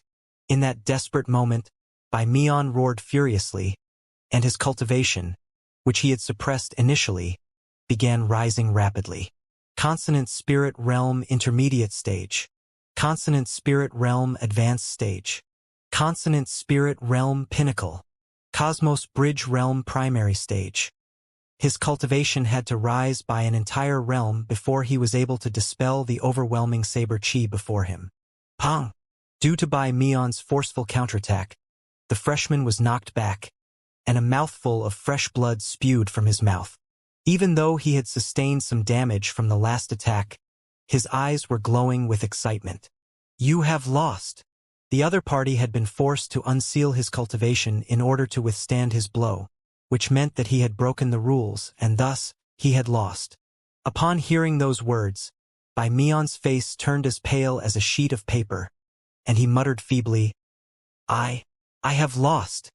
There was no other choice for him but to admit it. So many eyes had seen him being forced into a corner, unable to retaliate at all. This was his utter defeat. It was just a moment ago that this freshman had been defeated by him in a single blow, but in the next moment, he was defeated by the latter instead. Despite being the person in question here, the situation before him felt so mystical that he could hardly believe what had just happened. That Xianxia had only imparted a single move to the freshman, and the latter had gained sufficient strength to defeat him? Just how in the world was that possible? Bai Mian wasn't the only one who couldn't get to grips with the situation. All of the freshmen beneath also felt as if their eyeballs were going to pop out of their sockets. They had witnessed the prowess of the freshman before, and after he had learned Xianxia's saber art. To allow the freshman to gain the power to defeat a genius of the martial arts school just by imparting a single move to him, this was just way too exaggerated. Was their faction leader in truth a deity in disguise? Faction leader I succeeded. I managed to defeat a grade 4 student. Upon hearing Bai Mian's confirmation, the young man immediately leaped down from the dueling platform excitedly and rushed up to Xianxia with clenched fists. Having executed the saber art, he understood just how powerful the move which the faction leader had imparted to him was. As long as he studied it thoroughly and practiced diligently, his understanding of the saber would surely soar, allowing him to become a saber master. As such, it was inevitable that he would be so excited. However, before he could finish his words, Xianxia abruptly slapped him on his head with a livid expression, as if a senior chastising a disappointing junior. Faction leader. The freshman was stunned, not knowing what was going on. Why was the faction leader angry? He had defeated his opponent. After that disappointing performance of yours, you are still in the mood to celebrate? Honestly, can you even call what you have just did saber art? In the very first move, if only you had utilized the full extent of your strength, your opponent couldn't have dodged at all. It was a duel you could have won in a single move, and yet you dragged it on for 3 moves. Don't you feel ashamed of yourself? The more Xianxia spoke, the angrier and more disappointed he felt. If he could, he would truly have wanted to knock some sense into the fellow. No matter what, the other party was a half 5-star master teacher. How could he be so slow on the uptake? He had personally imparted a simplified version of the Heaven's Path saber art to the other party, and even transferred a portion of his saber intent to him. And yet, that fellow still required 3 blows to defeat his opponent. That was a disgrace. Win in a single move. Bai Mian nearly spurted blood upon hearing those words. I am a grade 4 student, a genius of the martial arts school. It's already incredible that you were able to grant a freshman the strength to defeat me within 3 blows just by imparting a saber art to him, and yet you are still disappointed by it. Yes. Hearing the chastising from the faction leader, The young man could only hang his head in shame. The faction leader was right. If he put his full strength into the very first blow, Bai Mian would have surrendered immediately. Things wouldn't have dragged on to the third blow, Bai Mian wouldn't have resorted to a desperate struggle, and he wouldn't have been injured either. All right, at least you are repenting. However, take note of this in the future. No matter who your opponent is, you have to strike decisively. The slightest bit of hesitation could cost your life. Seeing the other party's regretful expression, Xianxia's rage finally alleviated slightly. Sighing deeply, he waved his hands and turned to the dueling platform once more. Which one of you is next? I shall be your opponent. Yuan Gang stepped forward. Bai Mian's defeat had shocked him deeply as well. At this point, he knew better than to underestimate the young man standing before him. All right, Xianxia nodded. Who was defeated by him earlier? Me. Faction leader. I lost as well. You didn't lose as badly as I did. Allow me to do it. The hell you lost badly, you only fell from the stage. Look at me, I was even slapped by him. I am in the most wretched state of all. Let me challenge him. Look, I even spewed blood. Let me do it. Upon Zhang Xian's call, a huge commotion broke out beneath the stage.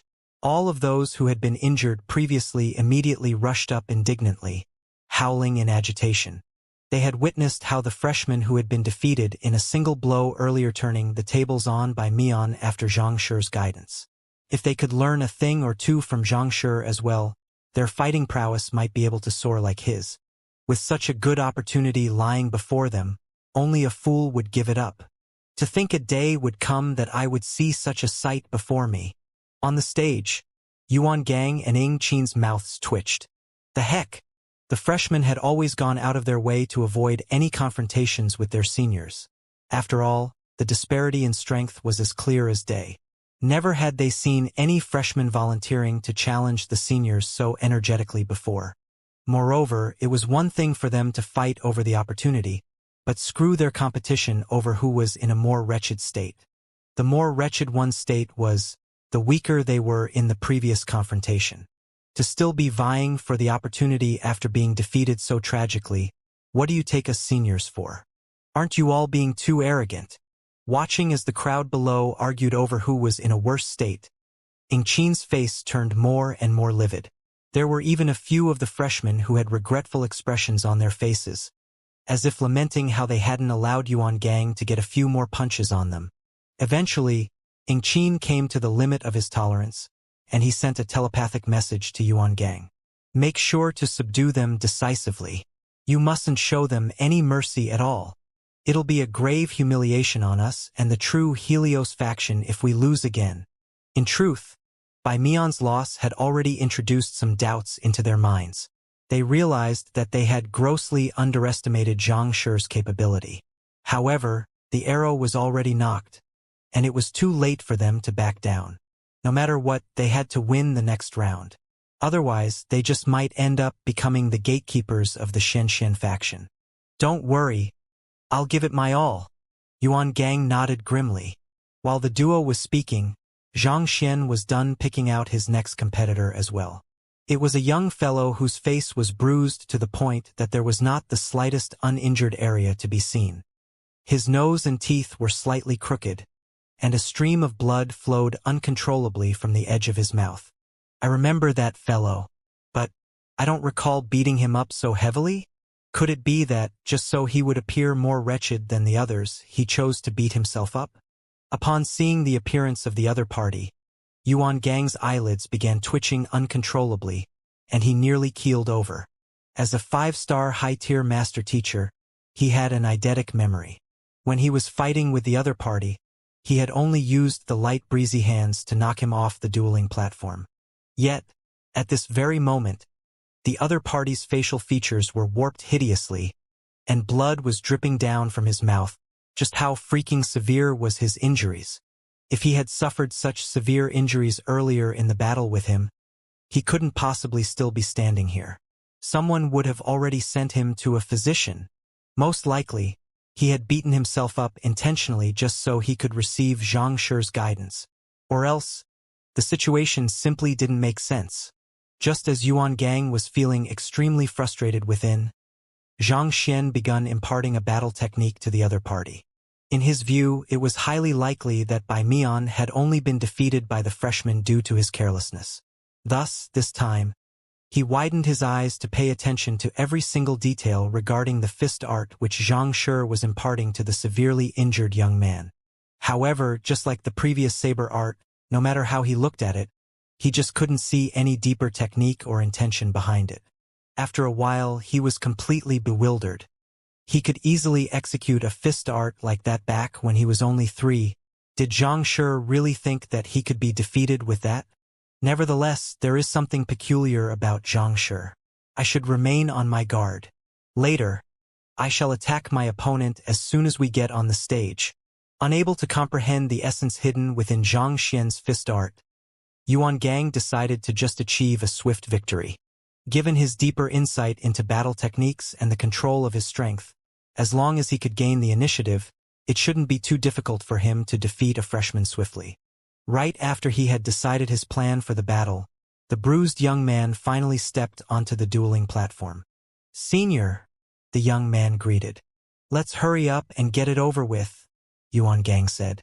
"Sir RK."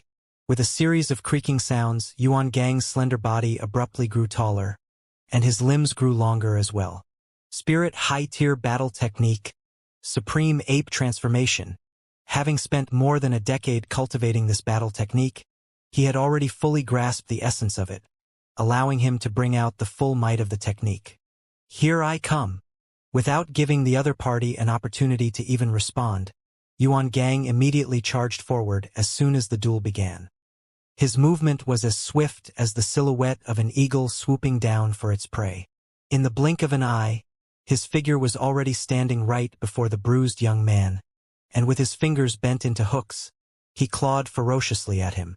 The crux of the supreme art transformation lay in its speed, and the attacks were mainly hacking, clawing, and grabbing. This was a technique that an elder of the academy had come up with after studying the fighting technique of apes. Sharp glints reminiscent of daggers flashed from the edges of Yuan Gang's fingers as they headed right for the bruised young man's body.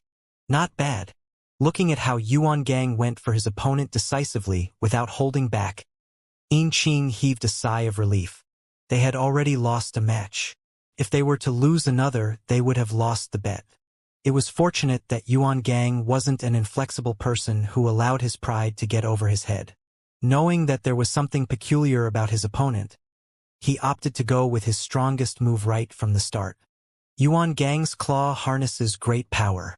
If I were his opponent, I would first take a step back and wait for the momentum of his attack to die down before retaliating, Qing muttered contemplatively. As peers from the same student faction, Qing often sparred with Yuan Gang, so he had a clear idea of how fearsome the Supreme Ape Transformation was. Due to the formidable speed of the technique, it was nearly impossible to dodge at close quarters. Curious to see how Yuan Gang's opponent would respond to his attack, Qing turned his gaze back to the stage, only to see the other party standing still on the spot, retaliating to Yuan Gang's attack with a punch of his own. This, Qing blinked in shock. Was the opponent intending to trade blow for blow? But Yuan Gang's claw was far swifter than his fist. If he were to remain in the same position, he would surely be struck by Yuan Gang's claw first. Hula! Before the doubt in Qing's mind could vanish, he suddenly saw the speed of the opponent's fist abruptly accelerate. At the current speed, it was likely that both of their attacks would land on each other at the same time. In other words, the opponent was aiming for a mutually assured destruction. Pong! As Qing had predicted, the duo struck one another squarely. Dang dang dang. Dang dang dang. Yuan Gang was knocked 8 steps backward from the impact of his opponent's fist, while his opponent was left with deep claw marks on his chest. Good. Despite being injured in the first encounter, the bruised young man didn't seem to have lost his courage in the least. On the contrary, he grew more and more excited. Without any hesitation, he charged right toward Yuan Gang once again. Regardless of how profound Yuan Gang's move was and how much damage he would sustain from them, his focus was only on one thing: landing his punch on Yuan Gang. Pong! They traded another blow. Even though the bruised young man was injured, Yuan Gang didn't fare any better either. Suffering 2 consecutive heavy blows, his face paled, and with a sweet sensation at the back of his throat, he spurted a mouthful of blood. I finally understand. Ingqin narrowed his eyes as he tightened his fists in agitation.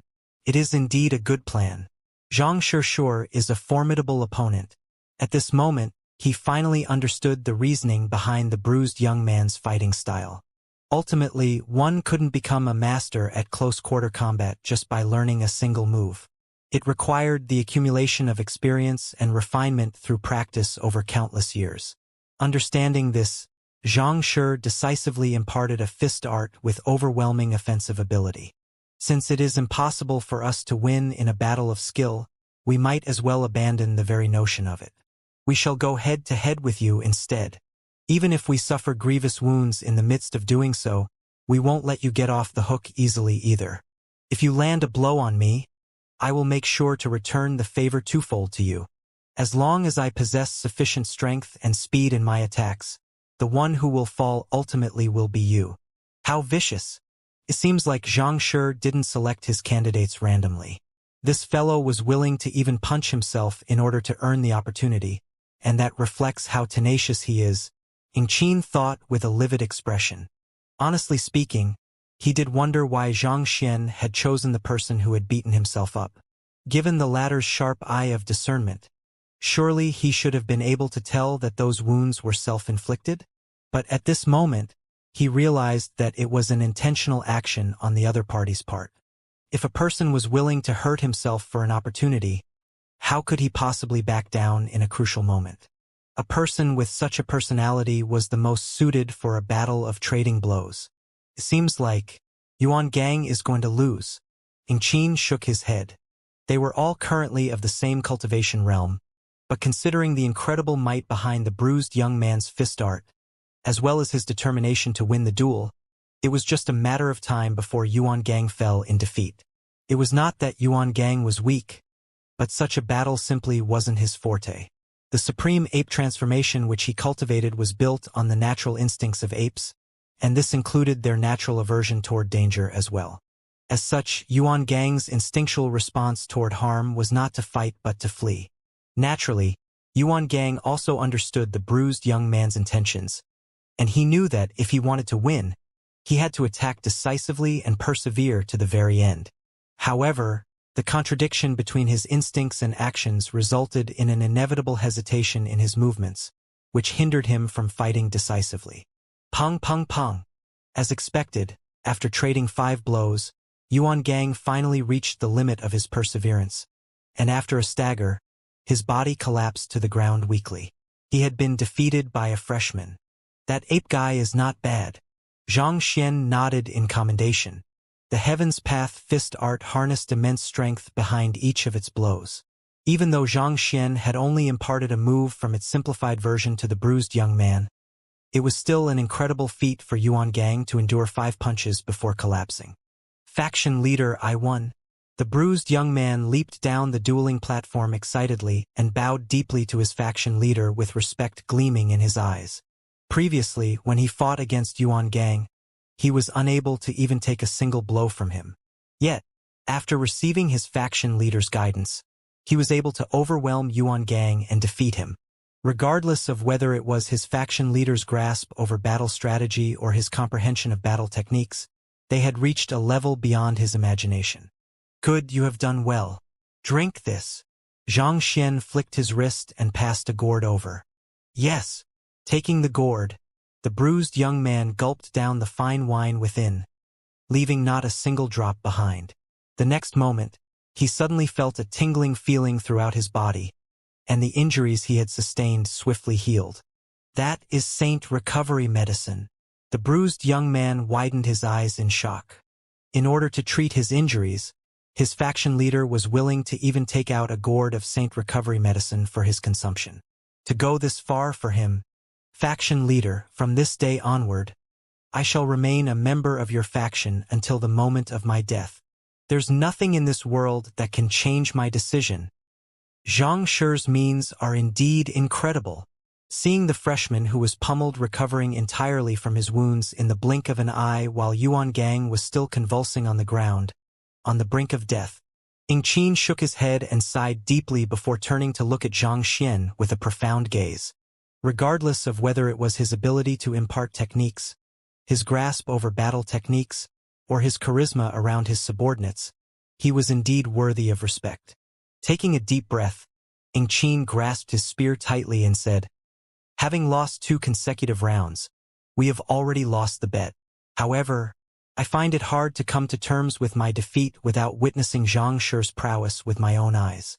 Thus, I hope that Zhang Shi will agree to a fight against me." As Zhang Xian's side had already achieved 2 out of 3 wins, the trio had already lost the bet. However, having yet to force Zhang Xian into action, he couldn't help but feel a little indignant inside. Thus, he wanted to challenge him so as to see how powerful the young man, who could give the other freshman the strength to defeat his peers through just a moment of guidance, was. If he lost, so be it. He would have no regrets whatsoever at the very least. "You wish to challenge me?" Zhang Xian pondered for a moment before nodding. "All right then." This fellow with the spear was likely to be the strongest of the 3. He should be a fine opponent for him to test out his newfound strength with the advancement in his cultivation he had made recently. Thus, Zhang Xian leaped up to the dueling platform as well. While being able to guide others to victory was indeed a testimony to his prowess, it wasn't as impactful as witnessing it in a battle. Only in a real battle could the full extent of one's skills be seen. Since Zhang Shi possesses the cultivation of Cosmos Bridge Realm Pinnacle, I shall suppress my cultivation to that of your level 2. Seeing the other party agree to it, Qin nodded before forcefully suppressing his cultivation of Ethereal Treading Realm Pinnacle down 2 realms. "Suppress your cultivation?" Seeing Qin's action, Zhang Xian shook his head. "You will die like that." He had cultivated his soul, physical body, and Jinqi along with his Eye of Insight and Library of Heaven's Path. That fellow wouldn't even be much of a match even if he were to fight him at Ethereal Treading Realm Pinnacle. Yet, he was still thinking of suppressing his cultivation. How bold! "Zhang Shi, don't worry. Even though you have a deep understanding of battle techniques, I am not that bad either, especially in the field of spearmanship. I can proudly say that there are none at my level who can rival me." Qin replied confidently. He had seen what Zhang Shi had done, and that was indeed impressive. However, he had confidence in his ability as well. This was the trust he had in himself after countless years of sweat, tears, and blood honing his spearmanship. As long as he had a spear in hand, he would be able to face any enemy. All right then. Seeing how confident the other party was, there was nothing else Zhang Xian could say. Seeing Zhang Xian standing bare-handed on the dueling platform, Qin asked doubtfully, "Zhang Shi, where's your weapon?" "My weapon? You have already suppressed your cultivation. If I were to use a weapon on top of that, I would truly be bullying you. How about this then?" Zhang Xian turned to Ruohuan Gongzi and said, "Ruohuan, I recall that there is a feather duster beneath the stool over there.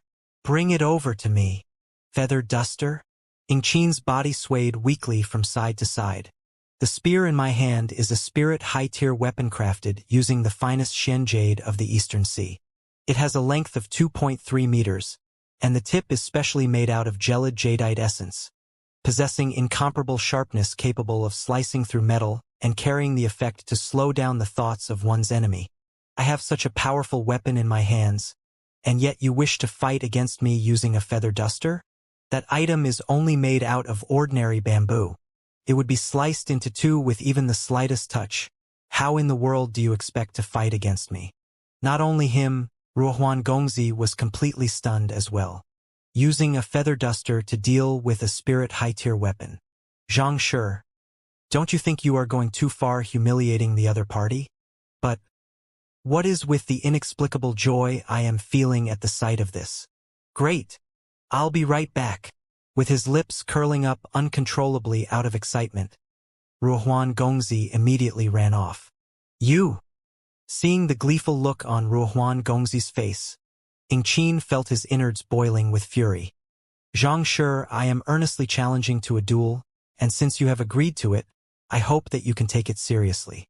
As fellow master teachers, don't you think it's improper for you to humiliate me like that? Humiliate? Xianxia shook his head. I am truly not trying to humiliate you, and you aren't qualified for me to go that far either. The reason I am not using a spear against you is due to the excessive power of my spear art. I fear that I might accidentally kill you if I fail to control my strength well, and that would be very troublesome. While a feather duster is indeed a little weaker, it's much easier to control it, so I will be able to avoid injuring you. He really didn't have any intention of humiliating Yingqin. He could see why the latter would think so, but if he wanted to humiliate him, he could have easily defeated him in a single blow without any weapon at hand as well. Honestly speaking, it was out of respect for the other party that he chose to even use a feather duster as a weapon. You! Yingqin was so furious that he started laughing uproariously instead. His eyes narrowed into menacing slits as he bellowed, "Fine! Let me see how powerful your spear art is then." For a top grade, for student to be told by a freshman that he was fearful that he might accidentally kill him, Yingqin felt so much fury boiling within him that he could have charged forward to tear the other party apart then and there. In the midst of their conversation, Ruohuan Gongzi had already gathered more than a dozen feather dusters from the surroundings and threw them onto the stage for Xianxia to choose. Xianxia casually picked up one of them before turning to Yingqin. "We can start now. You're seeking death." Seeing that Xianxia was truly intending to use a feather duster to fight against him, Yingqin roared in fury as the spear in his hand pierced forward with might reminiscent of a massive dragon. A gale so powerful that it felt as if it could tear one into shreds whipped up in the surroundings. Infused with Jinqi, the spirit high-tier spear pierced through the air, producing a deafening sonic boom as it headed straight for Xianxia. Strong! Upon seeing the move, Luo Xian, Ruohuan Gongzi, and the others couldn't help but narrow their eyes. Even though Yingqin had already suppressed his cultivation to Cosmos Bridge Realm Pinnacle, the power that he displayed in his attack was still far beyond what they could withstand. Perhaps it might be an exaggeration to say that this move was unrivaled by all Cosmos Bridge Realm cultivator, but it was no joke to say that less than a handful of Cosmos Bridge Realm cultivators in the Academy would be able to take this blow. In fact, most perfect harmonization realm primary stage cultivators would be forced to retreat in the face of this move, not daring to confront it head-on. Could Xianxia really be able to stand against such a powerful attack with a feather duster in hand? Everyone subconsciously turned their gazes to Xianxia, only to see him standing nonchalantly before the other party's might. A slight smile emerged on his face as he stretched his hand forward and snapped his forefinger and middle finger together. Kacha! Just like that, the incomparably powerful spear was held lightly in Xianxia's fingertips. As if fallen deep into a marsh, the ferocious dragon of a spear from a moment ago found itself incapable of moving no matter how hard it struggled. Pa pa pa pa! While holding onto the spear, Xianxia raised his feather duster and struck Yingqin's face relentlessly. In just the blink of an eye, crimson streaks had already filled the latter's face. The heck? It is actually possible for such a situation to happen in a battle? Why does it feel like an adult caning a child? Indeed, this is supposed to be a serious battle, but this... The crowd beneath the stage was stunned. When they saw Yingqin's spear art earlier, they had nearly been scared out of their wits, thinking that Xianxia would be defeated by it. Who could have known that Xianxia would end up stopping the spear with just 2 mere fingers instead? No matter how hard Yingqin tugged or pushed, the spear was firmly trapped between Xianxia's fingers, refusing to budge at all. This had left him open to the lashing of Xianxia's feather duster. Everyone had thought that this would be an intense battle between 2 experts, but in the end, it turned out to be a one-sided slaughter instead. Ah! Yingqin hadn't expected the other party to be skillful enough to even grab a spear harnessing such immense might so easily. Panicked, he struggled with all his might, but he was unable to pull the spear out of Xianxia's fingers at all. Flustered, he howled, "Let go!" At the same time, he gathered all of the Jinqi in his body to pull the spear back to him with his full might. As long as the spear remained in the other party's grasp, he would be powerless against him. "You want it back? Here you go." Feeling the force pulling the spear away from his fingers growing stronger and stronger, Xianxia abruptly let go with a smile. Dang dang dang dang. The sudden disappearance of the force from Xianxia's side caused Qin to fall backward abruptly. In an attempt to stop himself from tumbling back, he ended up leaving a series of heavy footprints in the dueling platform. You! Die! Even though Qin was left in quite an awkward position, having succeeded in pulling his spear out, he felt another burst of confidence returning to him. With a roaring whiz from his spear, he swept it toward the Xianxia. Since the pierce failed to work, surely a sweep would be fine. In the next moment, however, the figure before him suddenly blurred, and a pair of fingers abruptly materialized from nowhere and easily halted the movement of his spear. What is going on? Qin's body shook wildly. In order to prevent the other party from grabbing his spear, he had put his full might into the sweep. How did the other party still manage to grab his spear? That should have been impossible. Before he could give it much thought, the feather duster began raining blows down on him once more. Even though it was only a stick made out of bamboo, it had jinchi infused into it. As such, a lashing from it felt even more painful than being whipped by a leather belt. With just a few strikes, Qin's face was already covered in lacerations, and blood was dripping down his face profusely. Damn it! Despite facing an opponent with the same cultivation level as him at the moment, he still ended up being struck bloody by a feather duster. Qin felt as if he was going to go mad. With an abrupt pounce, he leaped upward while tugging the spear forcefully out of Xianxia's grip, exerting his full might until the point which his jinchi was about to explode from overexertion. The other party's force on his spear abruptly disappeared once again. Voila! As a result, Qin's figure fell back yet again. However, this time, before he could steady his figure, Xianxia had rushed forward to grab his spear once more, and the feather duster began lashing him again. The heck? Qin was on the verge of tears. He had fought many battles ever since he had started cultivating, but never had he had a duel like that before. The moment his spear shot forth, the other party rushed to grab his spear and lash him viciously. While he was trying to pull his spear out of the other party's grip, the other party would abruptly let go, resulting in his loss of balance.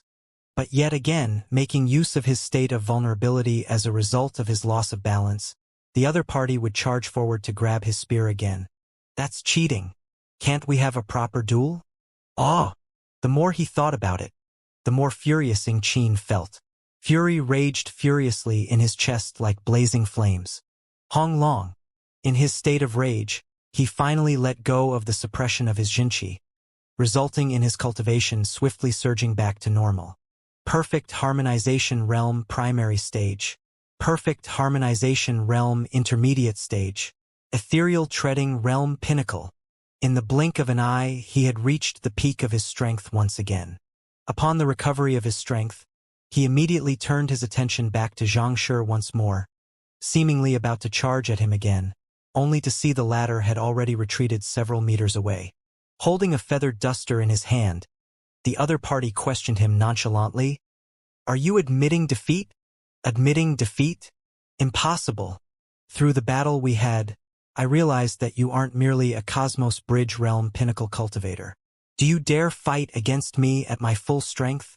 Qin gritted his teeth. After being struck so viciously on his face, how could he possibly admit defeat and let the other party get away just like that? Besides, considering how the other party could grab his spear so easily and firmly such that even he was unable to extract it from his fingers, that showed that his strength far exceeded any Cosmos Bridge Realm Pinnacle cultivator. Since that was the case, even if he were to use his full strength against the other party, that couldn't be considered bullying. Fine by me, Xianxia replied calmly. In the first place, he had intended for Qin to use his full strength, but the latter obstinately insisted on suppressing his cultivation for the sake of fairness. This situation worked better with him. He would finally be able to try out his strength like that. Let's start then. Xianxia raised his feather duster to gesture for the other party to come at him. Wait a moment. Seeing Xianxia's movement, Qin couldn't help but recall how badly he had been thrashed just a moment ago, and he shuddered in fear. Gritting his teeth, he said, I wish to compete with you in terms of spear art, but your feather duster is too short, turning the duel into a close quarter battle instead. May I ask of you to use a spear to fight with me? What Xianxia had done earlier, grabbing his spear and lashing him viciously, couldn't be considered as a spear art but close quarter offense.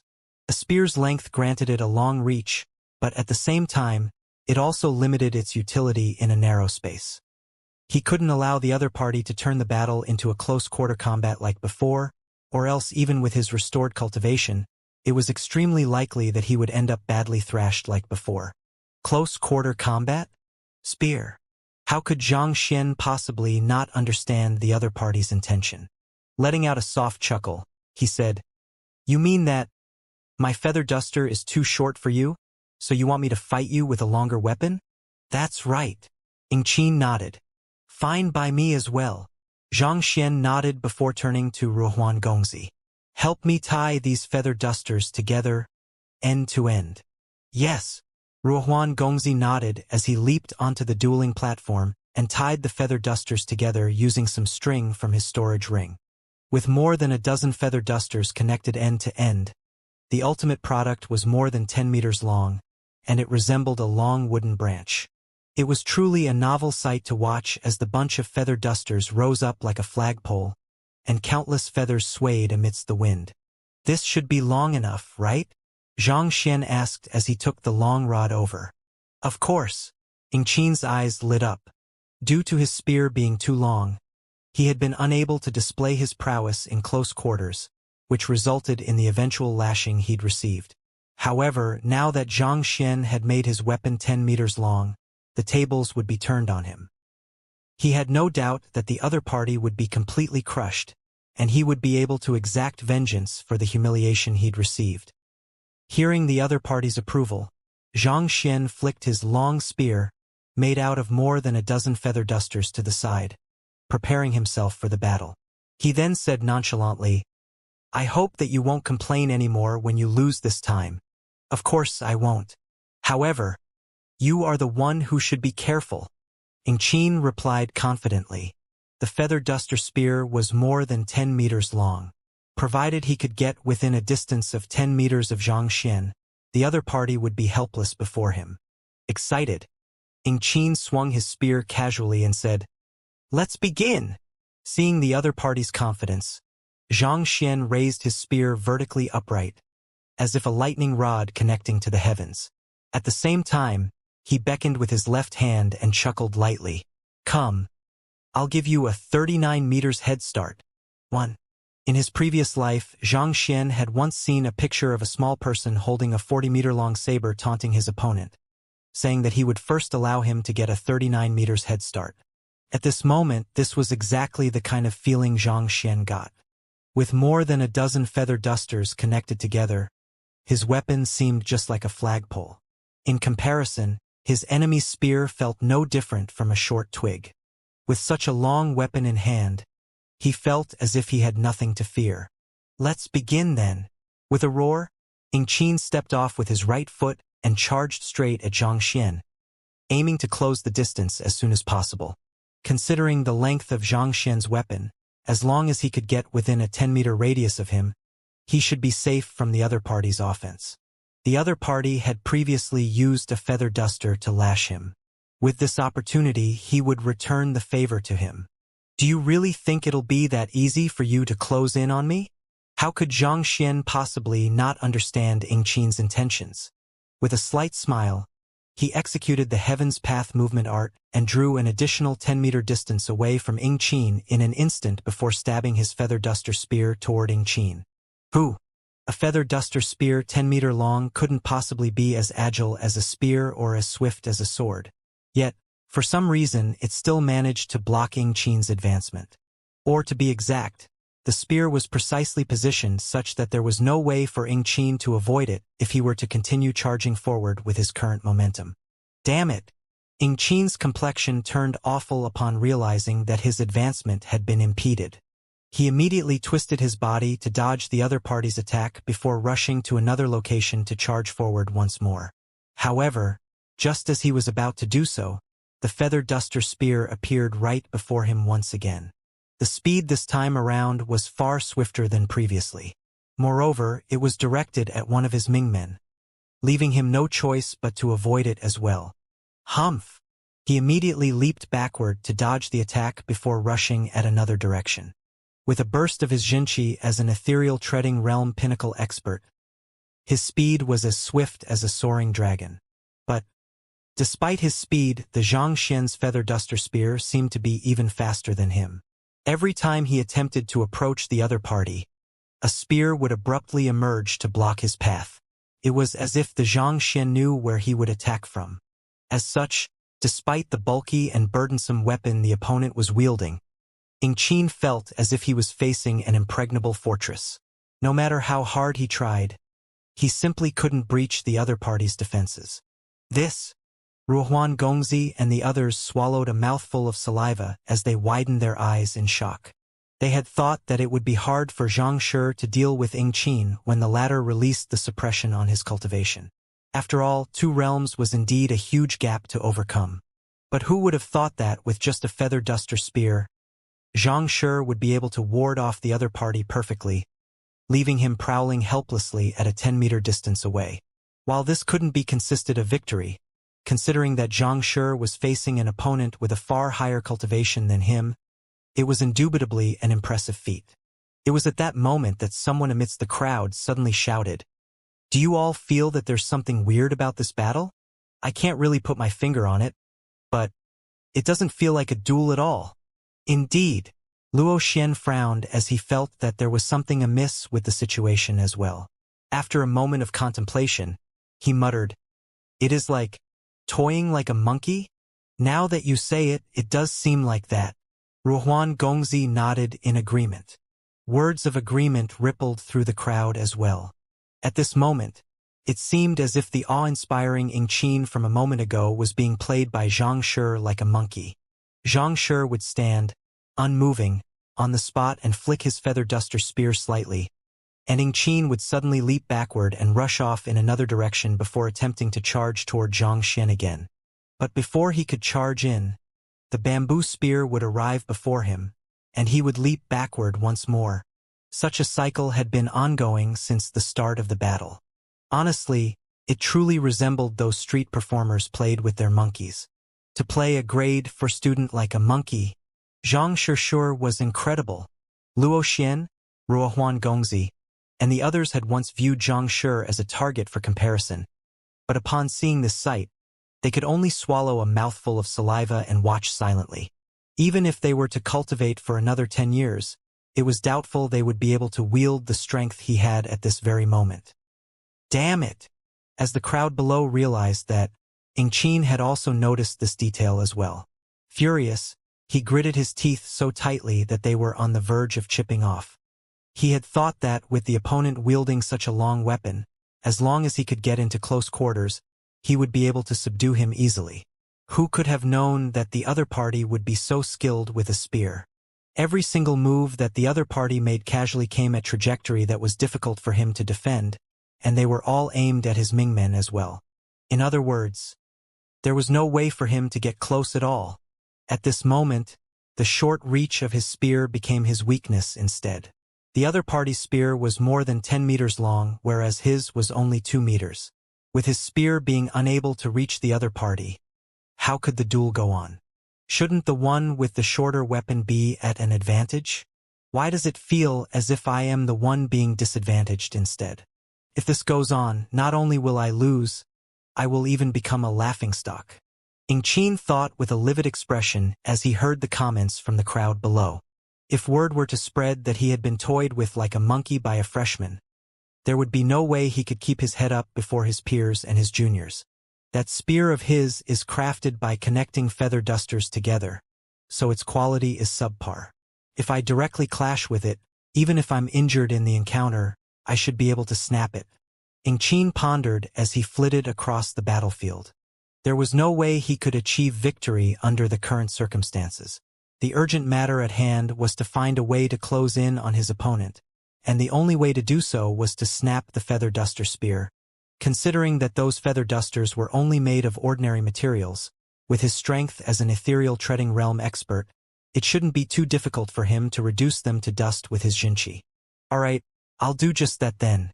Gritting his teeth, Ingqin pumped his jinchi furiously, and with his arms covering his chest, he charged forward furiously, paying no heed to the movement of the feather duster's spear at all. Kacha! Kacha! As he had predicted, the feather duster spear was unable to withstand his might at all. Due to the long length of the feather duster and the low quality of the materials used to craft it, it was impossible for Xianxia to pump jinchi into it efficiently to reinforce its resilience. Thus, upon contact with Ingqin's rampaging jinchi, it was swiftly reduced to dust. This is bad. That's cheating. Anxiety swept through the crowd as they watched the sight. Zhang Shi had already given him a huge advantage by wielding a feather duster spear, and yet he shamelessly destroyed it. That was cheating. Let's see how you stop me now that I am already right before you. With a roar, Ingqin raised his spear and pierced right at Zhang Xian. At his current proximity from the other party, his spear wielded the absolute advantage in the collision. With this blow, he would win the duel. Do you think that you can win with just this? Seeing the other party's excited look, Zhang Xian shook his head. He abruptly released his grip, and the feather duster spear fell to the ground. He let go of his weapon. Ingqin was taken aback by the abrupt turn of events. A weapon was a cultivator's most prized possession. It was an unspoken rule to never release one's weapon in battle. What would a spear master be without his spear? How could Zhang Xian simply throw his weapon aside like that? At that moment, the young man before Ingqin chuckled lightly as he spoke. A weapon is just an extension of one's limbs. A spear art doesn't require a spear to be executed. The next moment, Zhang Xian leaped into the sky and his aura abruptly changed. Boundless spear intent gathered around him, and in that instant, it felt as if he was the personification of the spear itself. He was the spear and the spear was him. There was no distinction between the two. To this is the realm of spearman union. Ingqin's body stiffened as his eyes narrowed in astonishment. Legend had it that if one were to reach a certain level in the comprehension of spear heart, they would be able to become the spear themselves. Even without a spear in hand, they could wield their body like a spear through the manifestation of their spear intent and challenge anyone who stood in their way. But even Senior Shuizhenyang had yet to reach such a realm. How did the man before him achieve such heights? However, in the midst of a duel, he didn't have the luxury of entertaining any miscellaneous thoughts. Zhang Xian's manifestation of a spear was already right before him. The other party's fingertip had manifested into the edge of the spear, and with a sharp glint, it clashed with the tip of his spear. Hong Long! An immense force crushed down on Ingqin as he felt an overpowering spear intent rushing through his body, shattering his defense in an instant. Pooh! Fresh blood spurted frenziedly from his mouth as his figure was sent flying into the air, retreating at a rapid pace. Pada! After flying several dozen meters, he crashed heavily onto the ground. A moment later, the tip of his spear was plunged into the ground some distance away from him. Pooh! Yet another mouthful of crimson blood spewed from his mouth. I've lost! Looking at the nonchalant Zhang Xian on the dueling platform, he clenched his fists tightly in agitation. He had never thought that even when he had exerted the full extent of his strength, he would still be defeated by a single finger from the other party. Such strength was already comparable to Senior Shuizhenyang, the leader of the true Helios faction. Just as Ingqin was wallowing in the sorrow of his defeat, Zhang Xian's calm voice was suddenly heard. Do you know the reason for your loss? Ingqin struggled his feet and said, I know that I have lost. I will back out of the true Helios faction to become Xianxian faction's gatekeeper. You need not mock me any further about this matter. A person who lived with the spear had a backbone just like the spear. Since they had agreed on it beforehand, he would keep his end of bet and become the gatekeeper of Xianxian faction. However, he wouldn't allow himself to be humiliated any further. Mock! Zhang Xian shook his head. I am only telling you to set your priorities straight. What you should be pursuing is the way of the spear, not the spear in your hand. What do you mean? Ingqin was slightly taken aback by Zhang Xian's words. Spearmanship is both an art form and a capability. It shouldn't just be what you do with a spear but what you feel with your heart as well. With his hands behind his back, Xianxia turned to Qin with a profound gaze in his eyes and said, "Just like when you were struck by my feather duster in close quarters, if only you had let go of the spear in your hand, what you could have gained would have been a brand new world. But it's a pity that you weren't able to do so. That's the reason you lost." Qin was stunned. Indeed, when the other party was holding onto his spear and lashing him with a feather duster, he could have let go of his spear. Even if he was barehanded, he would still be able to fight. Even if he couldn't win, he would still be able to flee.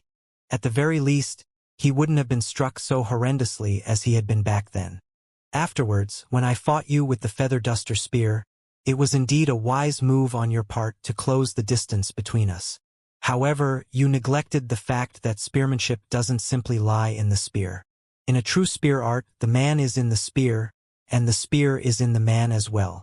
That's the reason you were caught off guard when I let go of my spear and attacked you directly, Xianxia continued. Qin's body froze in shock. The other party was right. Training with the spear, he had already viewed the spear as a part of him. This was the reason he couldn't bring himself to let it go earlier in the battle. Instinctively, he thought that he would be unable to fight once he released his spear.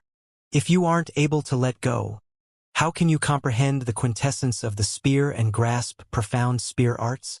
Xianxia said with a smile. Let go? Quintessence. Qin muttered these words in a daze.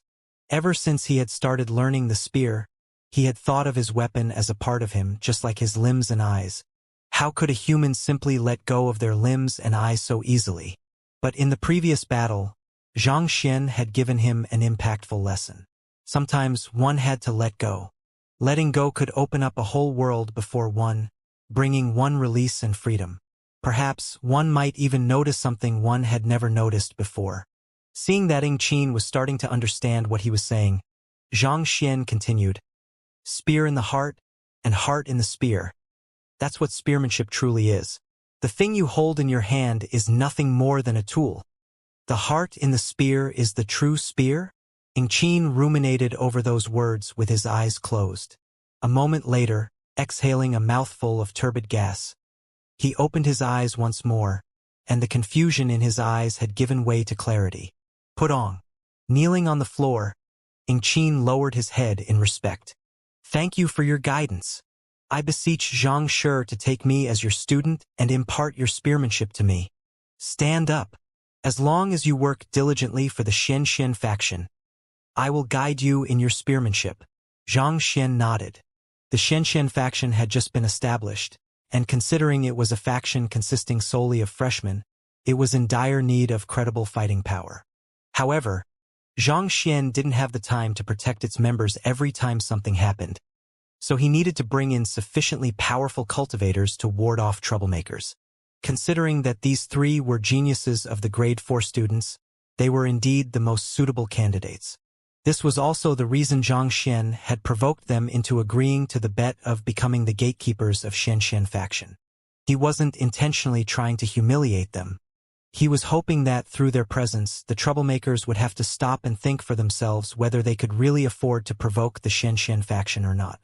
Qin stood up and said, "All right, the three of us will back out of the true Helios faction to join Xianxia faction." At this moment, he wasn't just awed by the other party's fighting prowess but his character as well. Even in a duel, the latter intentionally used a feather duster against him just to teach him that the foundation of spearmanship didn't lay in the weapon itself. This comprehension hadn't led to an increase in his fighting prowess yet, but it did open up a brand new world before him. Now that he knew the general direction in which he should advance, as long as he built on it, he would surely be able to climb to great heights. Xianxia nodded before turning his gaze back to the crowd. "Faction leader, faction leader, faction leader, faction leader." Suddenly, someone amidst the crowd began shouting "faction leader," and before long, more and more people joined in the chant, and it grew louder and louder. Eventually, Everyone was shouting vehemently as they stared at the young man on the dueling platform with deep excitement and admiration gleaming from their eyes. If they had still harbored doubts as to whether it was truly the correct decision for them to follow Xianxia previously, at this very moment, they knew that they had made the right decision. He was able to easily defeat the geniuses of the martial arts school, the top fighters of the true Helios faction. As long as he was around, what else did they have to fear? This is our faction leader, the pillar of support for us freshmen. As long as he is around, we have nothing to fear. Feeling the earnest emotions from the crowd, Xianxia couldn't help but feel a little moved as well. At this moment, Ruohuan Gongzi stepped onto the stage and raised his hand. The chanting immediately quietened down. In the Master Teacher Academy, every batch of freshmen faces the oppression of the seniors. This is to beat the arrogance and conceit out of them, teaching them that there is always a higher mountain, a world beyond what they see. This should have been a good tradition to uphold within the academy. But, as time passed, this tradition nurtured a sense of superiority within them, and they got more and more overboard in their actions, turning the culture of humility into a toxic cesspool. Ruohuan Gongzi's voice was heard clearly throughout the crowd. They forced us into purchasing their products at excessively inflated pricing. They forced us to join their factions and become tools for them to earn their fortunes and academic credits. And if we refused, they would use their connections to deprive us of crucial resources needed to survive in the academy. Are we freshmen supposed to sit idly and allow them to oppress us like that? We can't. We can't and we won't. We won't allow them to oppress us like that. We won't allow them to turn us into their money-earning slaves. We won't allow our dignity to be trampled beneath their feet. We are master teachers. We are the leaders who will guide humanity to higher grounds, not pitiful beings who can be bullied by anyone. We might be weak individually, but even oceans are made of tiny droplets of water. If we can gather our strength together, we will find the might to stand against them. Thus, we must unite together as one. On this note, I nominate Xianxia to be our leader. In order to allow many of us to enroll in the academy, he willingly gave away his own points in the entrance examination. So that we wouldn't be taken advantage of by the seniors, he compiled his own version of the teacher information documentation and distributed it for free. To uphold the dignity of us freshmen, he stood up and defeated the grade for students who came to oppress us, convincing them to lend a hand to our cause. His selfless character is a role model for all of us. If such a man is going to be our leader, I am willing to join the Xianxia faction and listen to his commands. What about the rest of you? Ruohuan Gongzi's gaze fell on the crowd as his voice echoed resoundingly. Are you willing to stand up as well? We are willing to join the cause. We will join the Xianxia faction. With 30,000 freshmen shouting simultaneously, it seemed as if the buildings in the area would collapse due to the sheer volume. Good. Since everyone is agreeable, our Xianxia faction shall be officially established today, and Xianxia will be our leader. Ruohuan Gongzi roared. Even though most knew of the existence of the Xianxia faction due to Ruohuan Gongzi's attempt to gather members, its formation had yet to be officially announced. As such, making use of this opportunity when everyone was gathered together, he decided to announce its establishment. From this moment onward, the largest student faction in the academy was no longer the true Helios faction nor the bewitching devil faction but the Xianxia faction. The faction established by Xianxia, a freshman who had barely arrived in the academy for less than 5 days. Xianxia faction. Xianxia faction. Xianxia faction. Xianxia faction. Deafening chanting sounded from the excited crowd. Even if a student were to join a seniors faction, while they would be protected from the oppression from other student factions, they would still face oppression from the seniors in the same faction. The only way for them to escape that altogether was to establish their faction. Furthermore, given Xianxia's noble character, they were more than willing to obey his commands as well. Thus, the crowd agreed to join the Xianxia faction without any hesitation. Since everyone is agreeable, allow me to invite our faction leader up to say a word or two. Interjecting in the chanting, Ruohuan Gongzi turned to Xianxia and gestured him forward. Me, Xianxia was caught off guard by that remark. But facing the expectant gazes of 30,000 freshmen, he had no choice but to step forward. There's only one thing I have to say. We might be freshmen, but we aren't inferior to the seniors. What the seniors can do, we can accomplish as well. Only through standing on our own 2 feet will others acknowledge our strength. If we don't even respect ourselves, who will respect us? Thus, I will warn the members of the Xianxia faction against provoking others. But if anyone comes to provoke us, we shall not back down. Well said. We will let them know our prowess. A wave of cheering swept across the crowd. It had only been 5 days since they'd enrolled at the academy, but many of those present had already suffered great grievances from the oppression of the seniors. Thus, those words touched the depths of their hearts, leaving them deeply moved. Seeing this, Yingqin and the others also felt their blood running wild in passion. It was at this very moment that they couldn't help but think that perhaps it wasn't a bad decision to join the Xianxia faction. Most other student factions operated by forcing others to join their ranks, so their members were united on the surface but divided internally. However, the members of the Xianxia faction were all united in their wills. Perhaps they might achieve greatness that no other student factions had before. As the student faction was being established, Shuizhenyang, Long Congyue, and Dong Xian were also about to arrive at the dormitories of the freshmen. They had been rushing there ever since leaving Hu Yaoyao's residence, but due to the significant distance between both places, it had taken them quite a while. Faction leader. Before long, row after row of towering buildings appeared in their sights. They were just about to sneak in under the cover of the night to see how Yingqin was doing teaching the freshmen a lesson when they suddenly saw a figure rushing toward them before stopping right before them. "How is Yingqin doing?" Shuizhenyang asked. The other party was the subordinate whom he sent to scout the situation.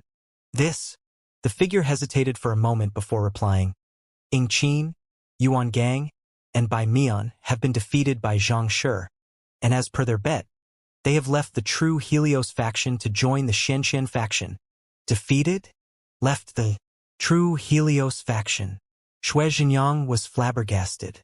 Before coming over, he had declared confidently that there would be no problems given that he had sent Yingqin over. Never had he imagined that such a situation would happen instead. Yes, the figure nodded. What happened? Putting aside Yuan Gang and Bai Mian, Yingqin received my personal guidance. How could he have lost? Shuizhenyang was unable to believe his ears. Yuan Gang and Bai Mian might have still been a little lacking, but Yingqin was one of the top fighters among the grade 4 students. The other party had followed him for many years, and he had imparted his spear art to him unreservedly. How could he have lost to the freshmen who had just enrolled into the academy? Dong Xian and Long Congyue were also dumbfounded by the situation before them.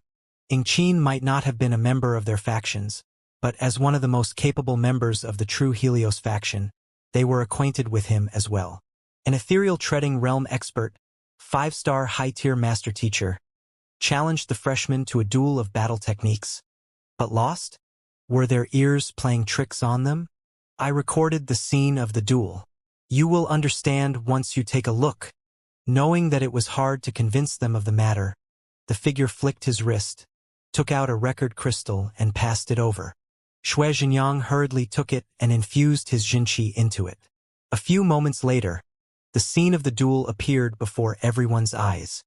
The freshman actually managed to defeat Bai Mian and Yuan Gang easily after receiving his guidance. With a feather duster, he was able to beat Yingqin into submission. Upon seeing the content of the record crystal, the trio was stunned. To allow to a freshman to defeat a grade 4 student after a short moment of guidance, such a feat was way beyond them. Even though he was only using a feather duster, he still managed to subdue Yingqin by exploiting the flaws in his spear art. This eye of discernment. Just how deep an understanding of spearmanship must one possess to be able to do so? Shuizhenyang muttered hoarsely as his body trembled uncontrollably. As a master of the spear, he could tell the prowess of Yingqin's attacks. Even he would be forced to dodge when facing them.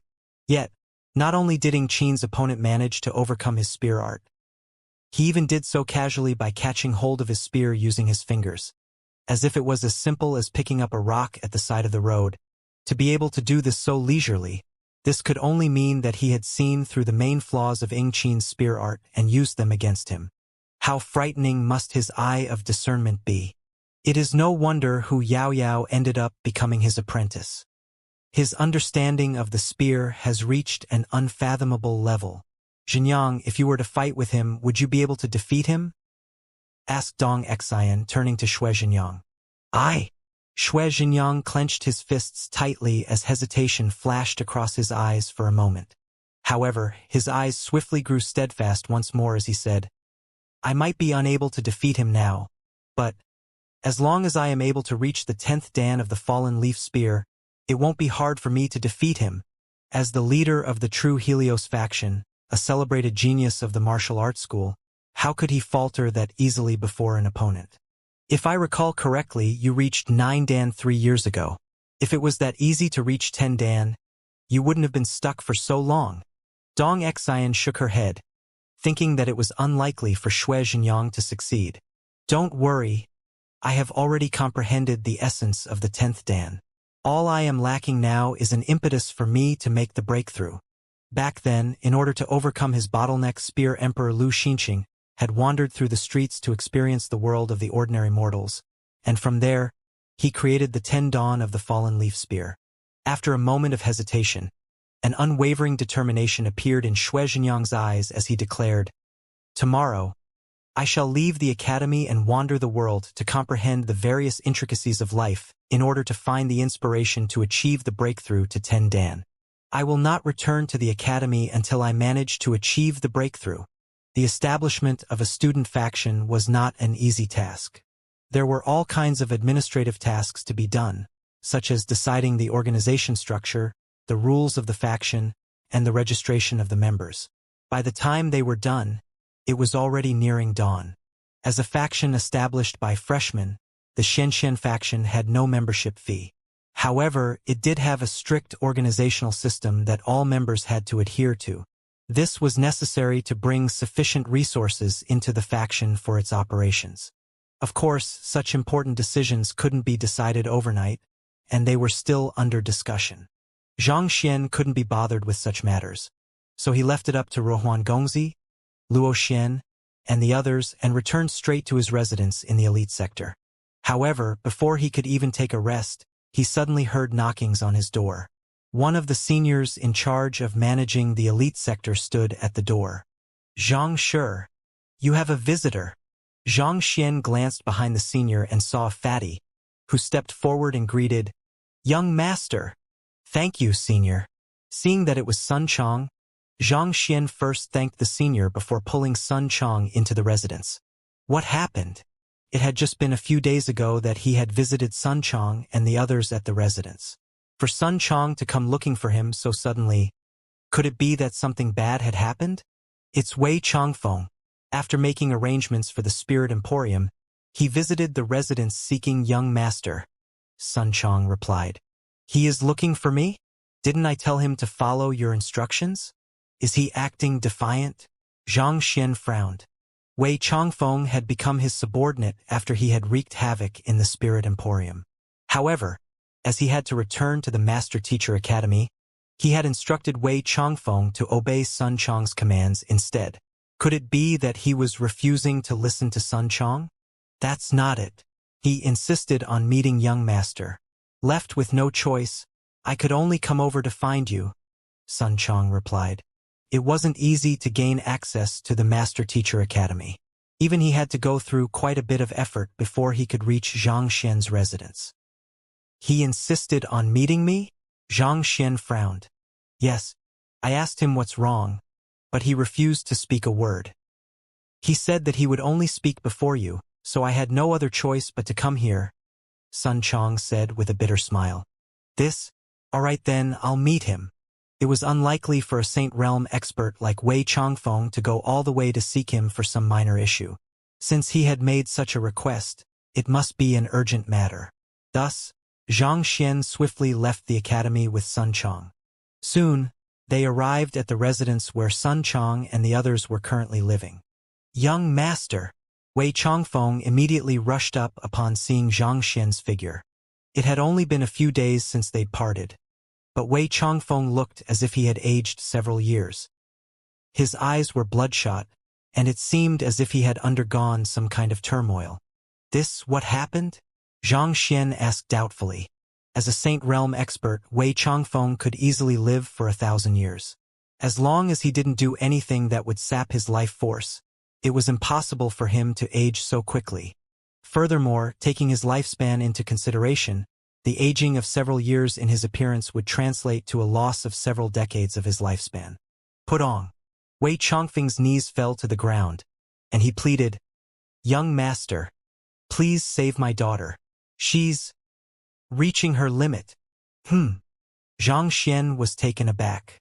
Through the Library of Heaven's Path, he had learned that the reason Wei Changfeng had established the Spirit Emporium was to gather as many artifacts as possible to feed their spirit to his daughter to sustain her life. Considering the number of artifacts that Wei Changfeng had gathered, it should have been sufficient for his daughter to hold on for several decades as long as nothing severe occurred. It was also due to this that Zhang Xian was in no hurry to save his daughter. Given all that, why did his daughter suddenly fall into a critical state after just a few days? I have no idea either. She was still fine initially, but 2 days ago her state suddenly worsened. I tried feeding her the spirit of the artifacts, but it was completely ineffective. Young master, please save my daughter. Wei Changfeng pleaded desperately with reddened eyes. For so many years, he had done everything he could to sustain his daughter's life. If the latter were to really succumb to her illness, he wouldn't have the will to live on either. His young master had been able to see through his situation with a glance, and considering the extraordinary means he had displayed back in the Spirit Emporium as well, perhaps, he might really be able to save his daughter. This was the last hope that he had. Bring me to her. The only way for Zhang Xian to ascertain his daughter's current condition was by meeting her personally. I have brought her over. She's currently in my room. Wei Changfeng hurriedly pointed. Fearing that his daughter might not last that long, he decided to bring his daughter over as well. Good. Zhang Xian nodded as he hurried into the room. The residence which Sun Chang had found only had 8 rooms in total, and all of them were only around 10 square meters large.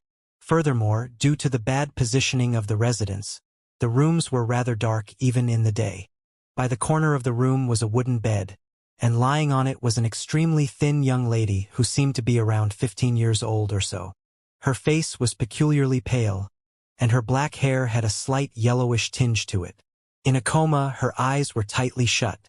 Her illness is really severe. Zhang Xian frowned. Even breathing seemed to be difficult for the young lady before him. Through his eye of insight, he could see that the other party's bodily function had already declined fatally, and there was not a single healthy meridian in her body. It felt as if she could just breathe her last at any moment. It was no wonder Wei Changfeng was panicking. His daughter was indeed already on the verge of death. If she wasn't treated soon, it was doubtful whether she could even last until nightfall. Until 2 days ago, she was still able to maintain her consciousness and converse with me. Even though there were times when her illness would act up, she would be fine once she consumed the spirit of the artifacts. But 2 days ago, the spirit of the artifacts became completely ineffective in curbing her illness. As a result, she fell into a coma and hasn't woken up since then. Wei Changfeng swiftly explained the symptoms anxiously. I see. Zhang Xian nodded as he assessed the young lady carefully, but eventually, he could only shake his head helplessly. His current understanding of the way of medicine was still only at 4-star. Due to his limited knowledge, even with the eye of insight, he was still unable to precisely identify the root of the problem plaguing the young lady. Thus, without any hesitation, his hand reached forward to read the young lady's pulse. The young lady's skin felt chilling to the touch, as if an ice cube. After which, Zhang Xian muttered inaudibly, Flaws! Wang! A book materialized in the Library of Heaven's Path. Just like artifacts, Zhang Xian could compile a book on an unconscious living being in the Library of Heaven's Path by coming into contact with them as well. Zhang Xian hurriedly flipped the book open. Wei Ruyan, a citizen of Qingyuan City, possessing the innate poison body. The content of the book immediately surfaced in Zhang Xian's mind as though it was imprinted on it. Innate poison body? This lass possesses the innate poison body? Zhang Xian was taken aback. Unique constitutions were extremely rare on the master-teacher continent. In his entire journey, the only people he had met with unique constitutions were Yuan Tao and Xiaoya. To think that this unconscious young lady would possess a unique constitution as well. Innate poison body is an ideal constitution for cultivating the ways of the poison master. However, in her current state, it is questionable whether she will be able to live or not. Zhang Xian shook his head. Unique constitutions were formidable, but until they were awakened, the possessor of the unique constitution would be nothing more than an ordinary human. Clearly, this young lady hadn't awakened her unique constitution. Back when Zhang Xian was in the Red Lotus Ridge Poison Hall, he once read several books regarding the innate poison body, but the details were extremely vague. As a result, he had no idea how the innate poison body could be activated, and what would happen once it was activated. In any case, the urgent matter was the illness she was suffering from, so Zhang Xian continued reading. She has once suffered an attack from a Saint Realm expert while she was still in her mother's womb, resulting in the deficiency of spirit, soul, and blood. Flaws. Zhang Xian's eyebrows shot up. Deficiency of spirit, soul, and blood? Just as the name suggested, the deficiency of spirit, soul, and blood meant that one's spirit, soul, and blood were impaired compared to those of an ordinary human. Often, this was a result of a problem in the development of the fetus, especially the lack of nutrients. It would be difficult for a person suffering from such an illness to survive due to their spirit, soul, and blood being too weak to sustain their core bodily functions. In fact, more often than not, a fetus suffering from such an illness wouldn't even survive until childbirth. Yet, not only did the young lady succeeded in coming to this world alive, she even managed to live to such an age. This was truly a miracle in itself. Under normal circumstances, it would have been difficult for Ruyan to be born given her condition. However, my wife expended all of her vitality to protect Ruyan, giving her the strength to be born into this world. In the process, however, my wife lost her life, Wei Changfeng explained, seemingly noticing Zhang Xian's thoughts. His face was nonchalant, and his voice was steady, but the sorrow deep within his eyes couldn't be concealed. Ruyan has inherited my wife's life and will. Even at the cost of my life, I can't allow anything to happen to her. Hearing those words, Zhang Xian nodded earnestly to reassure him that he would try his best. He could understand where Wei Changfeng was coming from. His wife had given her life to protect their daughter and bring her into this world. If he couldn't even protect their daughter after all that, how could he face his wife in the netherworld? Over the years, regardless of how heavy a price he had to pay, as long as there was a ray of hope for his daughter, he would clutch at it desperately. Young master, is there still hope for Ruyan? Wei Changfeng asked with worry reflected in his eyes. Her bodily functions have nearly come to a complete halt. I'm afraid that it will be extremely difficult to save her. Zhang Xian shook his head. After reading Wei Ruyan's book, he realized that this matter was extremely problematic. Over the years, this matter had evolved beyond a simple deficiency of spirit, soul, and blood problem. In order to sustain Wei Ruyan's life, she had been consuming a lot of nourishing items, but her body was simply too weak to take all that nourishment. As a result, her bodily functions ended up being destroyed by the excessive energy in her body instead. On top of that, with her soul slowly growing weaker with time, she could be said to already have one foot in the grave. It was no wonder even 6-star pinnacle physicians were helpless before her problem. Even for Zhang Xian, despite having traced down the very source of her affliction, he was still at a complete loss, having no idea where he was supposed to start. Hearing that the young master didn't say that it was entirely impossible, Wei Ruyan immediately pleaded. Young master, I ask of you to save Ruyan.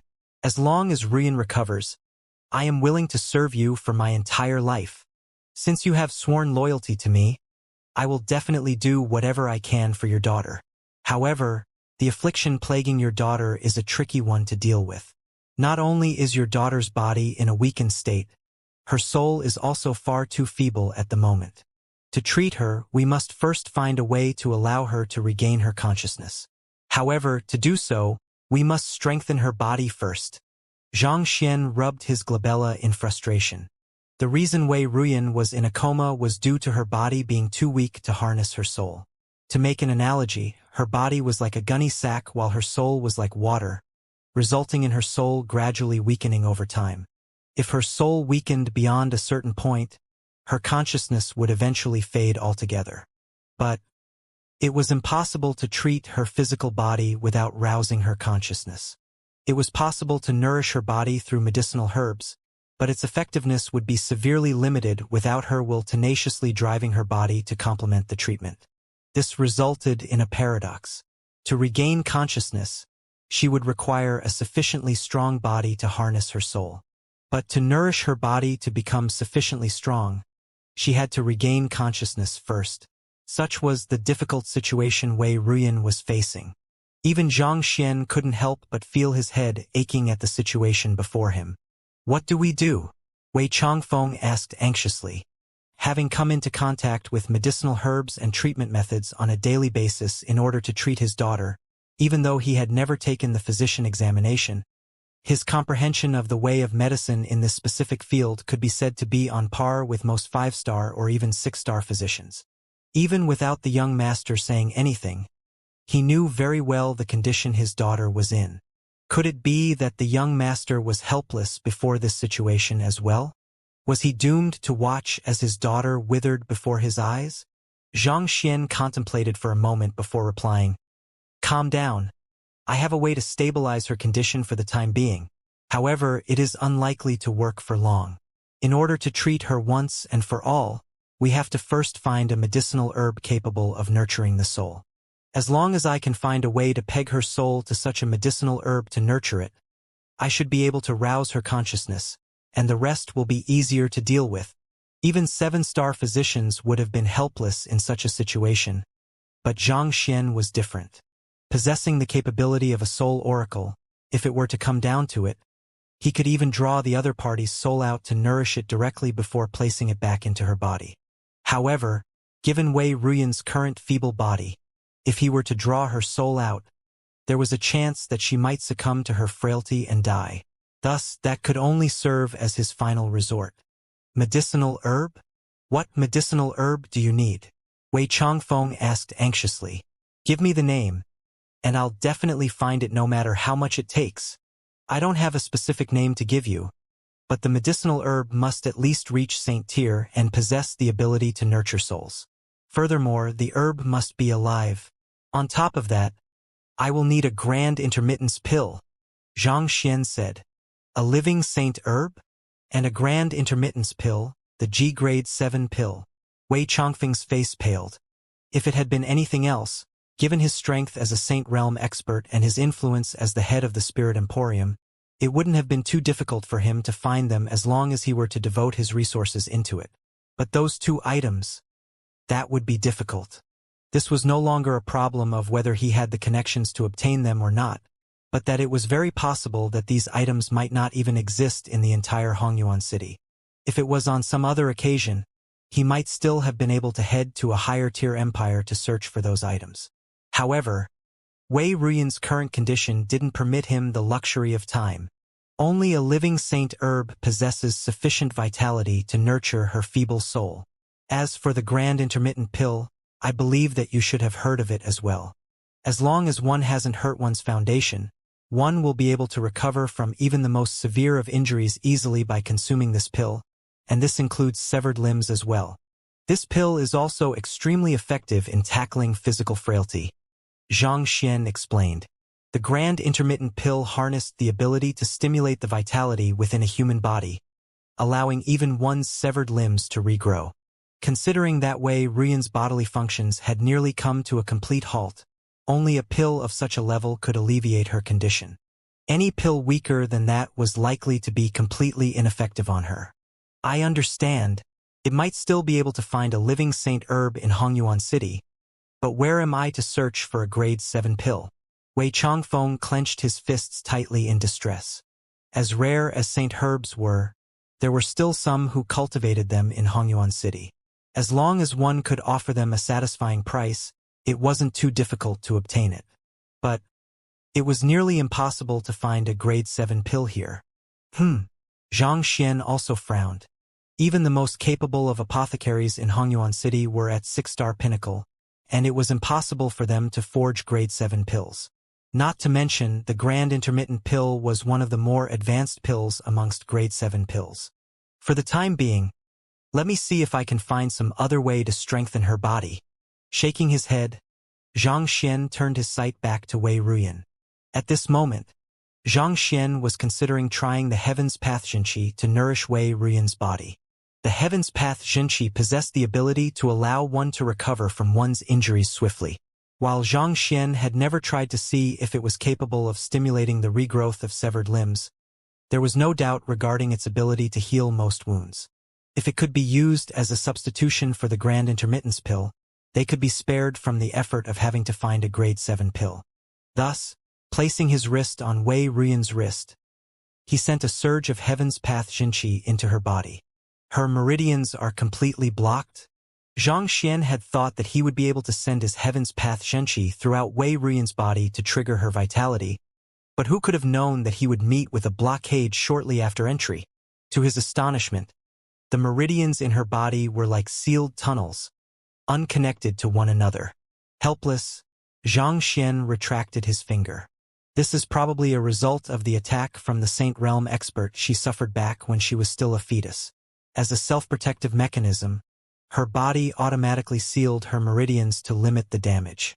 Furthermore, as she has been in this condition for too long, it would be dangerous to attempt to force her meridians open, especially while she's unconscious. Zhang Xian swiftly got a rough grasp regarding the situation. Maybe I should try this. Despite his initial failure, Zhang Xian didn't despair. He flicked his wrist and took out a box of silver needles. With a light shake of his hand, the silver needles fell on the various acupoints throughout Wei Ruyan's body, and using them as a medium, Zhang Xian sent surges of his Heaven's Path Xinqi into her body. Good, it worked. As the Heaven's Path Xinqi seeped into Wei Ruyan's body, her ghastly pale face finally began to regain a red glow. It worked! Wei Chongfeng's body trembled in agitation. Seeing that it was effective, Zhang Xian heaved a sigh of relief. He continued to infuse his Xinqi into the other party's body through the silver needles. However, just as Zhang Xian was about to circulate his Heaven's Path Xinqi throughout Wei Ruyan's body to nourish it, he suddenly noticed something, and his eyebrows shot up in alarm. No, something's wrong. He immediately rushed to retract the silver needles, but before he could do so, the face of the young lady before him suddenly turned pale once more, and her body abruptly convulsed intensely. Damn it! Zhang Xian swiftly retracted all of the silver needles from Wei Ruyan's body as fast as he could. However, it was already too late. As if struck by lethal poison, white foam seeped out from the edges of the young lady's mouth, and after a slight moment of trembling, her body fell deadly still. Dead. Wei Chongfeng quickly rushed forward to check the condition of his daughter, and upon realizing that there was no pulse, his eyes immediately turned crimson in fury. He had thought that the young master might be able to save his daughter, and clutching this final straw of hope, he had rushed over to seek his help. Who could have known that the latter would actually treat his daughter to her death? In that instant, the final spark of hope in his heart faded, and madness overtook his rationality. Zhang Xian was also in a frenzy by the situation before him. The Heaven's Path Xinqi had never failed him before. Why would something crop up this time around, causing Wei Ruyan to lose her life? It must be the effects of her innate poison body. Zhang Xian's face turned livid as realization struck him. The other party's innate poison body seemed to have clashed with his Heaven's Path Xinqi, resulting in a backlash. Considering the incredibly feeble state that Wei Ruyan was already in, how could she possibly withstand the impact of the backlash? Due to the heavy toll on her body, she breathed her last. I promised Wei Chongfeng that I'll treat his daughter, but such an unfortunate mishap happened instead. Zhang Xian sighed deeply. Even though Wei Changfeng wouldn't be able to do anything to Zhang Xian with his soul being held hostage, it was a fact that Zhang Xian had promised to treat his daughter.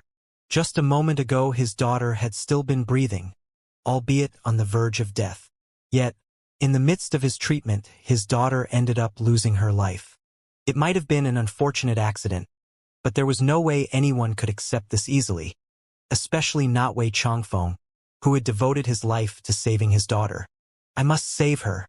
Whether it was for Wei Changfeng, his own reputation, or Wei Ruyan herself, Zhang Xian couldn't allow the young lady to die just like that. Thus, he placed his fingers on the other party's pulse once more and compiled a new book on her condition. In the blink of an eye, he browsed through the entire book. Taking a deep breath, Zhang Xian instructed, "Little Feng, leave the room for a moment." "Leave the room?" Wei Changfeng asked with an awful look on his face. "That's right. She isn't completely dead yet. She has just fallen into a deeper coma due to the backlash from the collision of energies. I need to use my secret art to save her, so I need you to leave for a moment." Zhang Xian waved his hands, urging him to leave quickly. This? Wei Changfeng's face turned incredibly ugly after hearing those words. Her heart has stopped, and her body was beginning to stiffen. "Yet, you are calling this a coma? Who do you think you are fooling? Hurry up. If you don't want to see her dead, get out of the room this very instant." Zhang Xian roared furiously. "All right then." Seeing the young master fly into a rage, even though Wei Changfeng was still feeling deeply displeased on the inside, he still walked out of the room and closed the doors. In the end, this was the final sliver of hope he had left. He could only pray that what Zhang Xian was saying was true. After he left, Zhang Xian exhaled deeply and sat on the ground. He had used the Library of Heaven's Path to check on Wei Ruyan's condition just a moment ago, and detailed on it was not that Wei Ruyan had fallen into a deeper coma, but that she was really dead. However, even though she had breathed her last, her soul had yet to leave the confines of her body entirely yet. While it wasn't incorrect to define a person in such a state as dead, considering how not even a 7-star physician would be able to treat such a condition, Zhang Xian suddenly recalled one of the techniques that Mo Hunxing had imparted to him had the effect of guiding a soul back to its body. Thus, since there was no better solution at hand, he decided to give it a try. Otherwise, Wei Ruyan truly would be doomed. "This technique is damaging to my soul, but at this moment, I have no other choice." Since he had decided to save Wei Ruyan, he wouldn't allow anyone or anything, not even the Grim Reapers, to take her away, even if he had to pay a heavy price for it. Thus, Zhang Xian drew his soul out from his glabella. Floating in the air, he saw Wei Ruyan's soul gradually separating from her body, as if attracted by some inexplicable force of nature. Seal. Knowing that it would be impossible to save her once her soul was taken away, Zhang Xian immediately formed a few hand seals before pushing his palm down on her soul. Soul art, soul summoning. This capability had the mystical ability of summoning a soul through a suitable medium. Voila! With the suppression from his palm, the soul immediately returned back to her body. However, just this wasn't enough to reverse her death. Even though Wei Ruyan's soul had been temporarily secured by soul summoning, her death had already created a considerable rift between her body and her soul, making it difficult to fuse them together again. I have to enter her consciousness. It was impossible to mend the rift from the outside. Zhang Xian would have to enter her consciousness, just like how he had saved Lu Chong previously. Thus, without any hesitation, his massive soul seeped right into her consciousness. In a vast sea of consciousness, a thin and frail-looking young lady was floating in the air a short distance away with her eyes tightly shut, seemingly in a deep sleep. It was Wei Ruyan's soul. I will have to strengthen her soul first. There's only one feasible way to do it at the moment, and that is to nurture her soul through mine.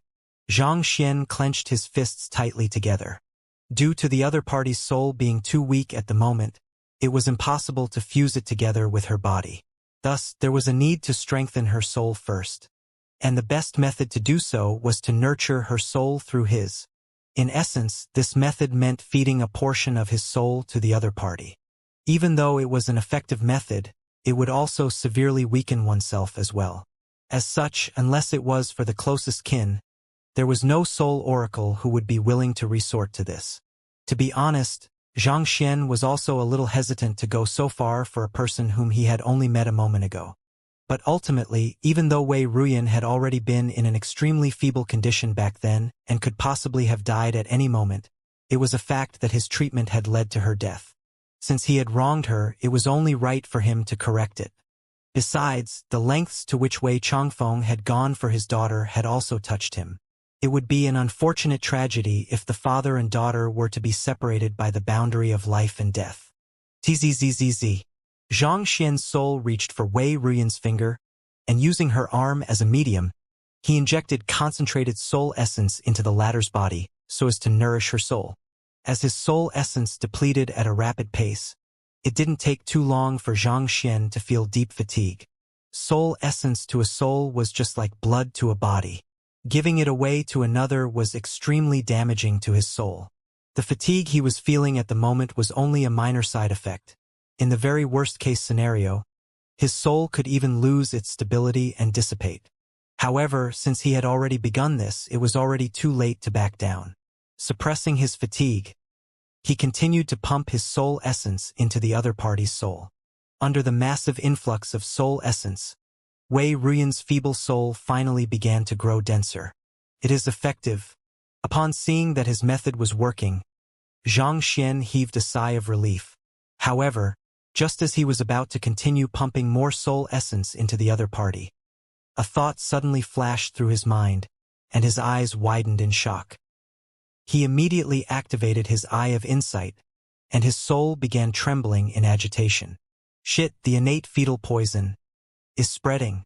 Initially, the innate fetal poison in his soul was wrapped together in a bundle by the corner, making it an inconspicuous existence. However, with his soul weakening swiftly due to the transfusion of his soul essence, the innate fetal poison began its assault. At this moment, it had already spread to more than half of his entire soul, and its march was still showing no signs of stopping. I'm done for. Xianxia's face paled in fright. The innate fetal poison was something even Emperor Kong Shi had been helpless before in his time. If he were to allow it to consume his soul, there was no doubt that he would be immediately poisoned to death. No one would be able to save him. Even though Xianxia had failed to find what he was looking for at the Terpsichore school, he hadn't panicked too much. He had thought that as long as he were to proceed carefully, he would be fine for the time being. Yet, in his moment of anxiety, he'd neglected the presence of the innate fetal poison in his soul and transfused his soul essence to another, granting the innate fetal poison an opportunity to strike. What in the world is this? I must be the first one in the world to die due to an attempt to save another's life. On the verge of tears, just as Xianxia was contemplating drawing back the soul essence he had pumped into the other party, he suddenly felt a warm surge of energy flowing back from the young lady's body. Upon contact with this surge of energy, the innate fetal poison immediately fled in fright, as if having met its nemesis. Xianxia widened his eyes in astonishment. The innate fetal poison was a high-grade poison which was extremely difficult to deal with. So far, the only thing that Xianxia had found to be effective in suppressing it was the Heaven's Path Xinqi. In order to save his soul, he had tried many methods in hopes of being able to keep the innate fetal poison in check, but none of them worked. Yet, why was it suddenly retreating so fearfully all of the sudden? A thought flashed through Xianxia's mind, and he muttered beneath his breath, "Could it be? The innate poison body?" Through the library of Heaven's Path, he'd learned that Wei Ruyan possessed the innate poison body, just that she hadn't activated it yet. Could the innate poison body possess the ability to curb the innate fetal poison as well? No, it doesn't seem to be the innate poison body. Could it be the poison soul constitution? Xianxia's eyes lit up in agitation. The innate poison body granted one an innate resistance to all poison.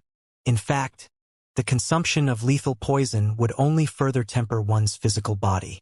However, such an effect didn't extend to one's soul. If afflicted by a soul poison, it was still possible for a person possessing the innate poison body to be poisoned to death, unless that person possessed the poison soul constitution as well. The poison soul constitution worked in a manner similar to the innate poison body. It granted one's soul perfect immunity to all poison. Considering that Wei Ruyan's soul was able to help him suppress the innate fetal poison plaguing his soul, there was a high chance that she possessed such a constitution. It's no wonder she's still so feeble despite absorbing the spirit of so many artifacts. Her body has already been extremely frail since birth, and yet she still had to bear the burden from the sheer might of two unique constitutions within her. It is truly a miracle that she has survived to such an age. It sure is hard to say whether she has been blessed or cursed by the heavens, Xianxia exclaimed internally as realization struck him. Unique constitutions were extremely powerful, but their sheer power created a heavy burden on one's body as well. It sure wasn't easy for Wei Ruyan to come this far with two unique constitutions within her. I should try it out to see if my deduction is right. With such thoughts in mind, Xianxia began to draw back the soul essence he had pumped into the other party's soul. Goo goo goo. As soon as the soul essence he had drawn back came into contact with the innate fetal poison, the latter immediately retreated in horror as if electrified. Ha ha ha, this is great. Xianxia laughed joyously to himself. He had been agonizing over how he could curb the innate fetal poison when the solution to his problem simply fell from the heavens. Excited, Xianxia quickly hastened the flow of his soul essence. Tzzzz.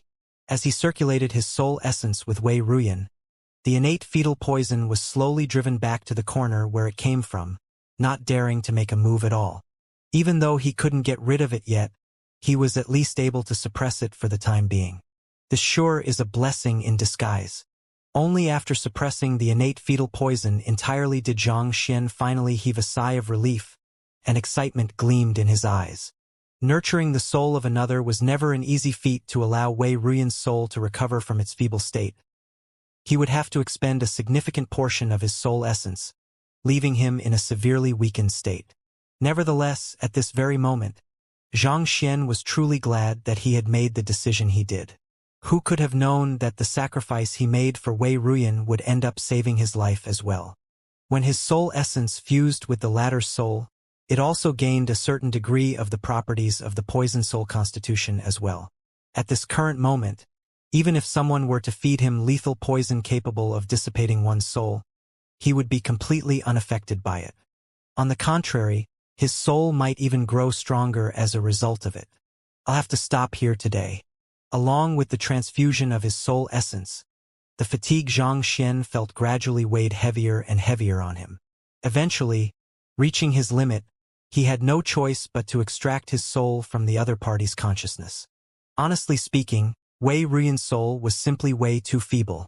Even with the nourishment of his soul, he was still unable to awaken her fully in a single try. As Xianxia's soul returned to his physical body, he immediately turned his gaze to assess Wei Ruyan's condition once more. Even though the latter had yet to awaken, she had regained her breathing and heartbeat, and there was a healthy red glow on her face as well. At this moment, it felt as if she was only asleep. For the time being, she shouldn't be in danger. However, if she wasn't treated soon, it was unlikely that she would be able to survive for too long. Her physical body was simply far too weak. Heaving a sigh of relief, Xianxia shouted, "All right, come in." Jia. The anxious Wei Changfeng immediately rushed into the room in a fluster, and after taking a look at his daughter, he heaved a sigh of relief, following which, he turned to his young master, and upon seeing the latter's pale face, he suddenly felt a pang of guilt. Seeing the young master's treatment causing his daughter's death had left him so infuriated that he almost wanted to kill him. However, at this very instant, he realized that everything the young master had done was to save his daughter. For the young master to be severely weakened after the treatment, it was clear how far he had gone for her. Despite the other party devoting his efforts to saving his daughter, he actually misunderstood his intentions. "I'm sorry, young master." Wei Changfeng lowered his head apologetically. "I've said that as long as you remain loyal to me, I will definitely do everything I can to save your daughter." Xianxia shook his head as he spoke with a powerless voice. "Guard me. I need to recuperate." Leaving those words behind, Xianxia flicked his wrist and took out a jade bottle. Opening it, a round pill fell into his palm, and he consumed it whole. It was the miniature restorative pill that Wei Ranxue had given him. Gugugugu. The pill dissolved as soon as it came into contact with his mouth, turning into a warm gush of medicinal energy that surged through his body. His soul, which had been severely depleted while trying to nurture when ruins, slowly began to heal.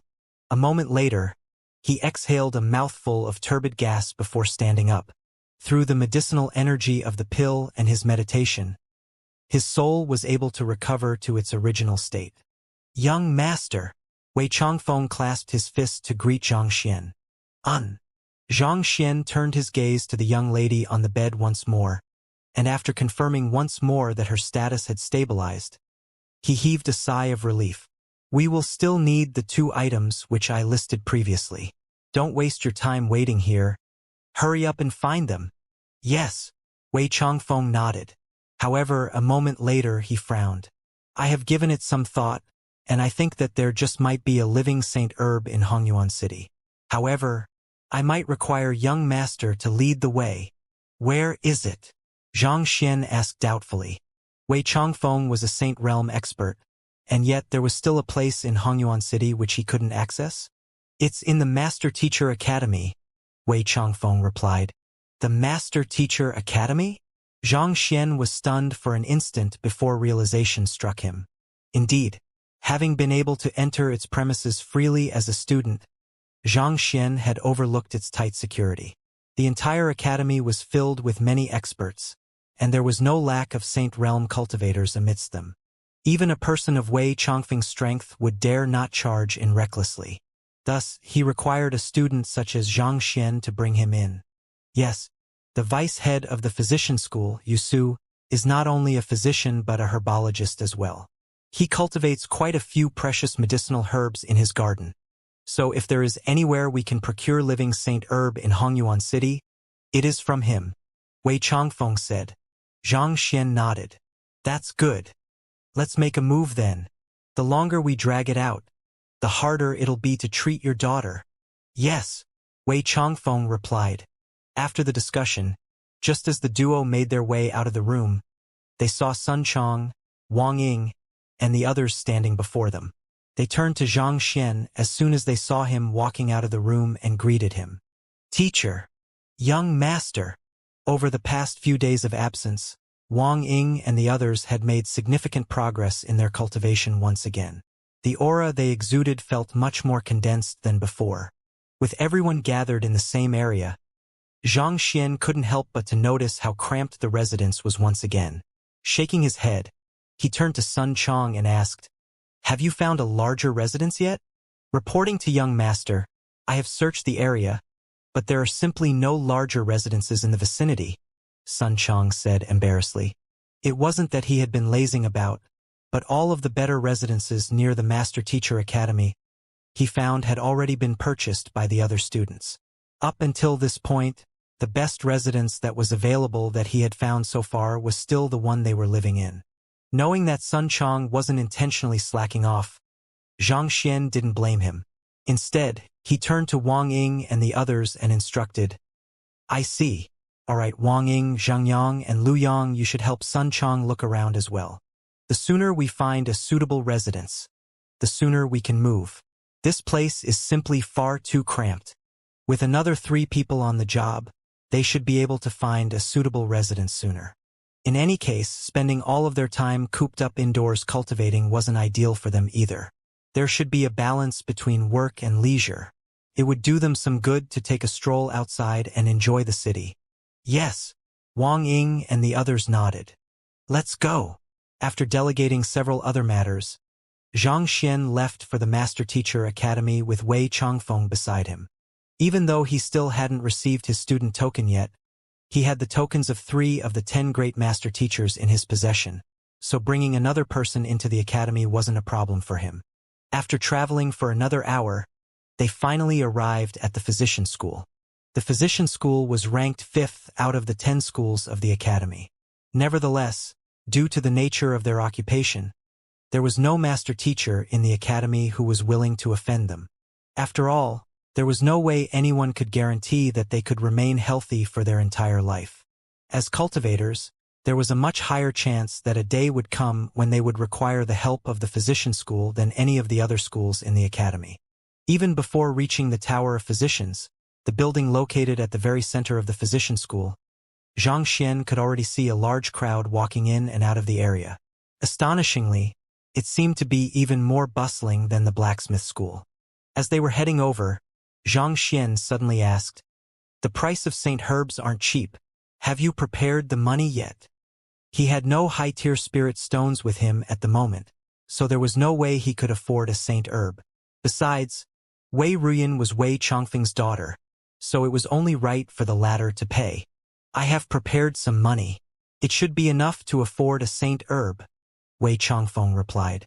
As the head of the Spirit Emporium, even though most of his artifacts had been swept away by Xianxia, he still had quite a bit of savings left with him. While St. Herbs were expensive, the savings which he had accrued over many years should be sufficient to afford it.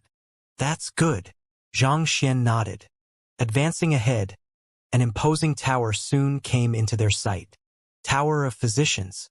This was the grandest building within the entire physician school, and the vice school head Yusu whom Wei Chongfeng spoke of resided here. Following behind the crowd, Xianxia stepped through the entrance of the tower. The first floor was a vast hall with countless master teachers walking around the area. Shelves of precious herbs filled the room, and by the corner stood several physicians to attend to those who required a diagnosis. Most master teachers would choose to pay this place a visit to resolve any existing conditions they had or to purchase recovery herbs before embarking on their mission. Xianxia scanned the surroundings, but he wasn't sure where vice school head Yusu's living quarters were. Thus, he could only head to the reception with Wei Chongfeng beside him. "What do the both of you need?" the receptionist asked with a smile upon seeing Xianxia and Wei Chongfeng. The receptionist was a lady in her early 30s. She wore a tight-fitting physician robe which accentuated her beautiful figure. Like Luo Qiqi, she was also a 5-star low-tier master teacher, a grade 2 student. Most likely, she had taken this job in order to earn academic credits as well. "We wish to meet Vice School Head Yusu." Xianxia dived right into the matter at hand. "You wish to meet Vice School Head Yu?" The receptionist was slightly taken aback. With a doubtful voice, she asked, "Do you have an appointment with him?" "We don't." Xianxia shook his head. The receptionist also shook her head. "I will have to apologize then. Vice School Head Yu is a busy man, so I can't take you to meet him if you don't have an appointment. As a vice head of the physician school, a 6-star pinnacle master teacher, even the nobility of the country would have to make an appointment in advance to meet him. How could a mere student be allowed to meet him as he pleased? Judging from the other party's young age, he was likely to only be a grade 1 student. A minor figure like this wouldn't even be qualified to meet the manager of the Tower of Physicians. Needless to say, a vice school head. Indeed, the ignorant were brazen. Then, how can we make an appointment with him? Xianxia asked. "I have no idea," the receptionist replied snappishly. She had already made it clear through her words, but the other party still continued to pester her. A hint of displeasure flashed across the receptionist's eyes. On the other hand, Xianxia scratched his head, troubled. He'd thought that the matter could be easily settled. He would meet with Vice School Head Yusu, ask him about the medicinal herb, negotiate the price, and they would be done. But who would have thought that he would be hindered at the very first step?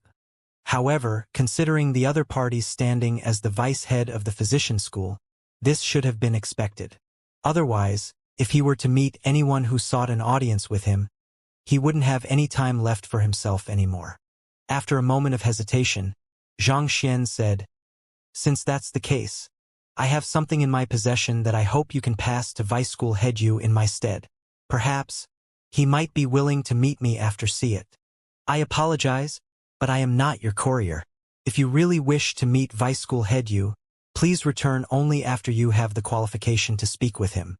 Now, if you will excuse me, I have things to attend to." Seeing that the other party was still refusing to give up, the receptionist shook her head in displeasure and rejected him flatly. However, just as she was about to chase him away, He suddenly flicked his wrist, and a token appeared in his hand. On the surface of the token was a majestic image with rows after rows of buildings inscribed on it. It was a picture of the Master Teacher Academy. The token of the elders? Getting. The receptionist's words suddenly came to an abrupt halt. As a grade 2 student, she was naturally able to recognize the personal tokens of the elders of the academy. How could a freshman possess such an important item? In the midst of her shock, the young man flicked his wrist and took out 2 other identical tokens. Placing the personal tokens on the receptionist table, Xianxia requested, "I have 3 tokens here. Can you take a look to see which of them is closer with Vice School Head Yu and deliver it to him?" This, astonished, the receptionist flipped over one of the tokens, only to see the words Emoju written on it. Emoju? The head of the Beast Tamer School, School Head Emo. The receptionist shuddered in shock.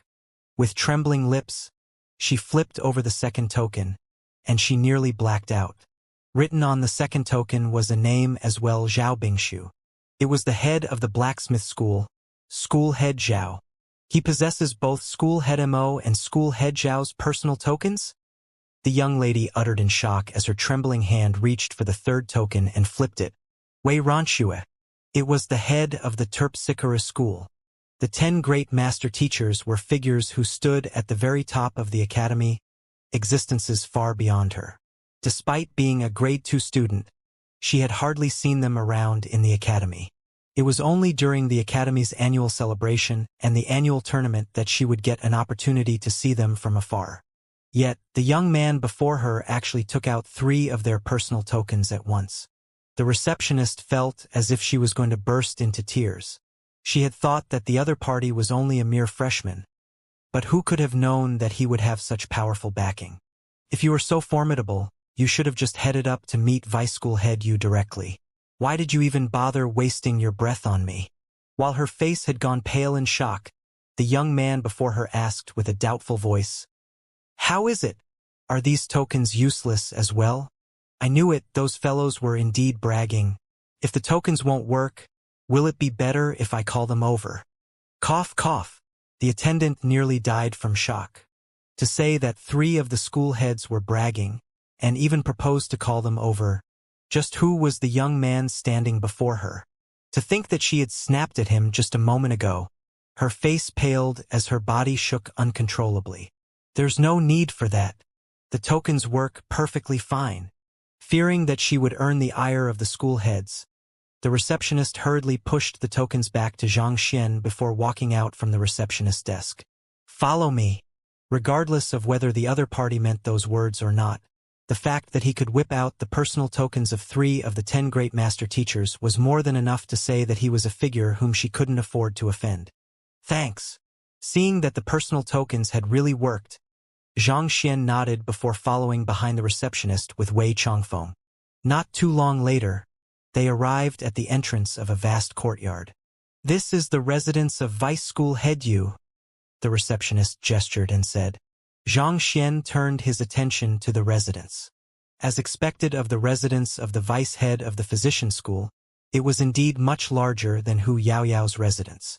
Even though he couldn't get a clear view of the formation surrounding the residence, he could still feel the dense spiritual energy drifting in the surroundings. Dong, dong, dong. Stepping forward, the receptionist knocked on the gates. Jia, a middle-aged man, opened the gates from the inside. "Sun Laosher, these 2 men seek an audience with Vice School Head Yu," the receptionist hurriedly said. "Seek an audience with Vice School Head Yu?" The middle-aged Sun Laosher frowned. He turned his gaze to Xianxia, and after confirming that he had no idea who he was, he turned his gaze onto Wei Changfeng. The next moment his eyes lit up. "So, it's the boss Wei from the Spirit Emporium. I'll report your presence to my teacher this instant." As a Saint Realm expert and one of the top figures in Hongyuan City, Wei Changfeng was rather well known in Hongyuan City as well. Hearing those words, Wei Changfeng nodded. As Sun Laosher turned around and returned back into the residence, the receptionist nearly fell limply to the ground from horror. As Wei Changfeng had been standing silently behind Xianxia, without saying a word like a subordinate, She had assumed him to be a person unworthy of notice. Never could she have imagined that he would be the boss of the Spirit Emporium. To take a Saint Realm expert as a subordinate, just who in the world was the young man before her? It didn't take long for Sun Laosher to return. He bowed deeply and gestured for them to head into the residence. "This way, please." "Thank you."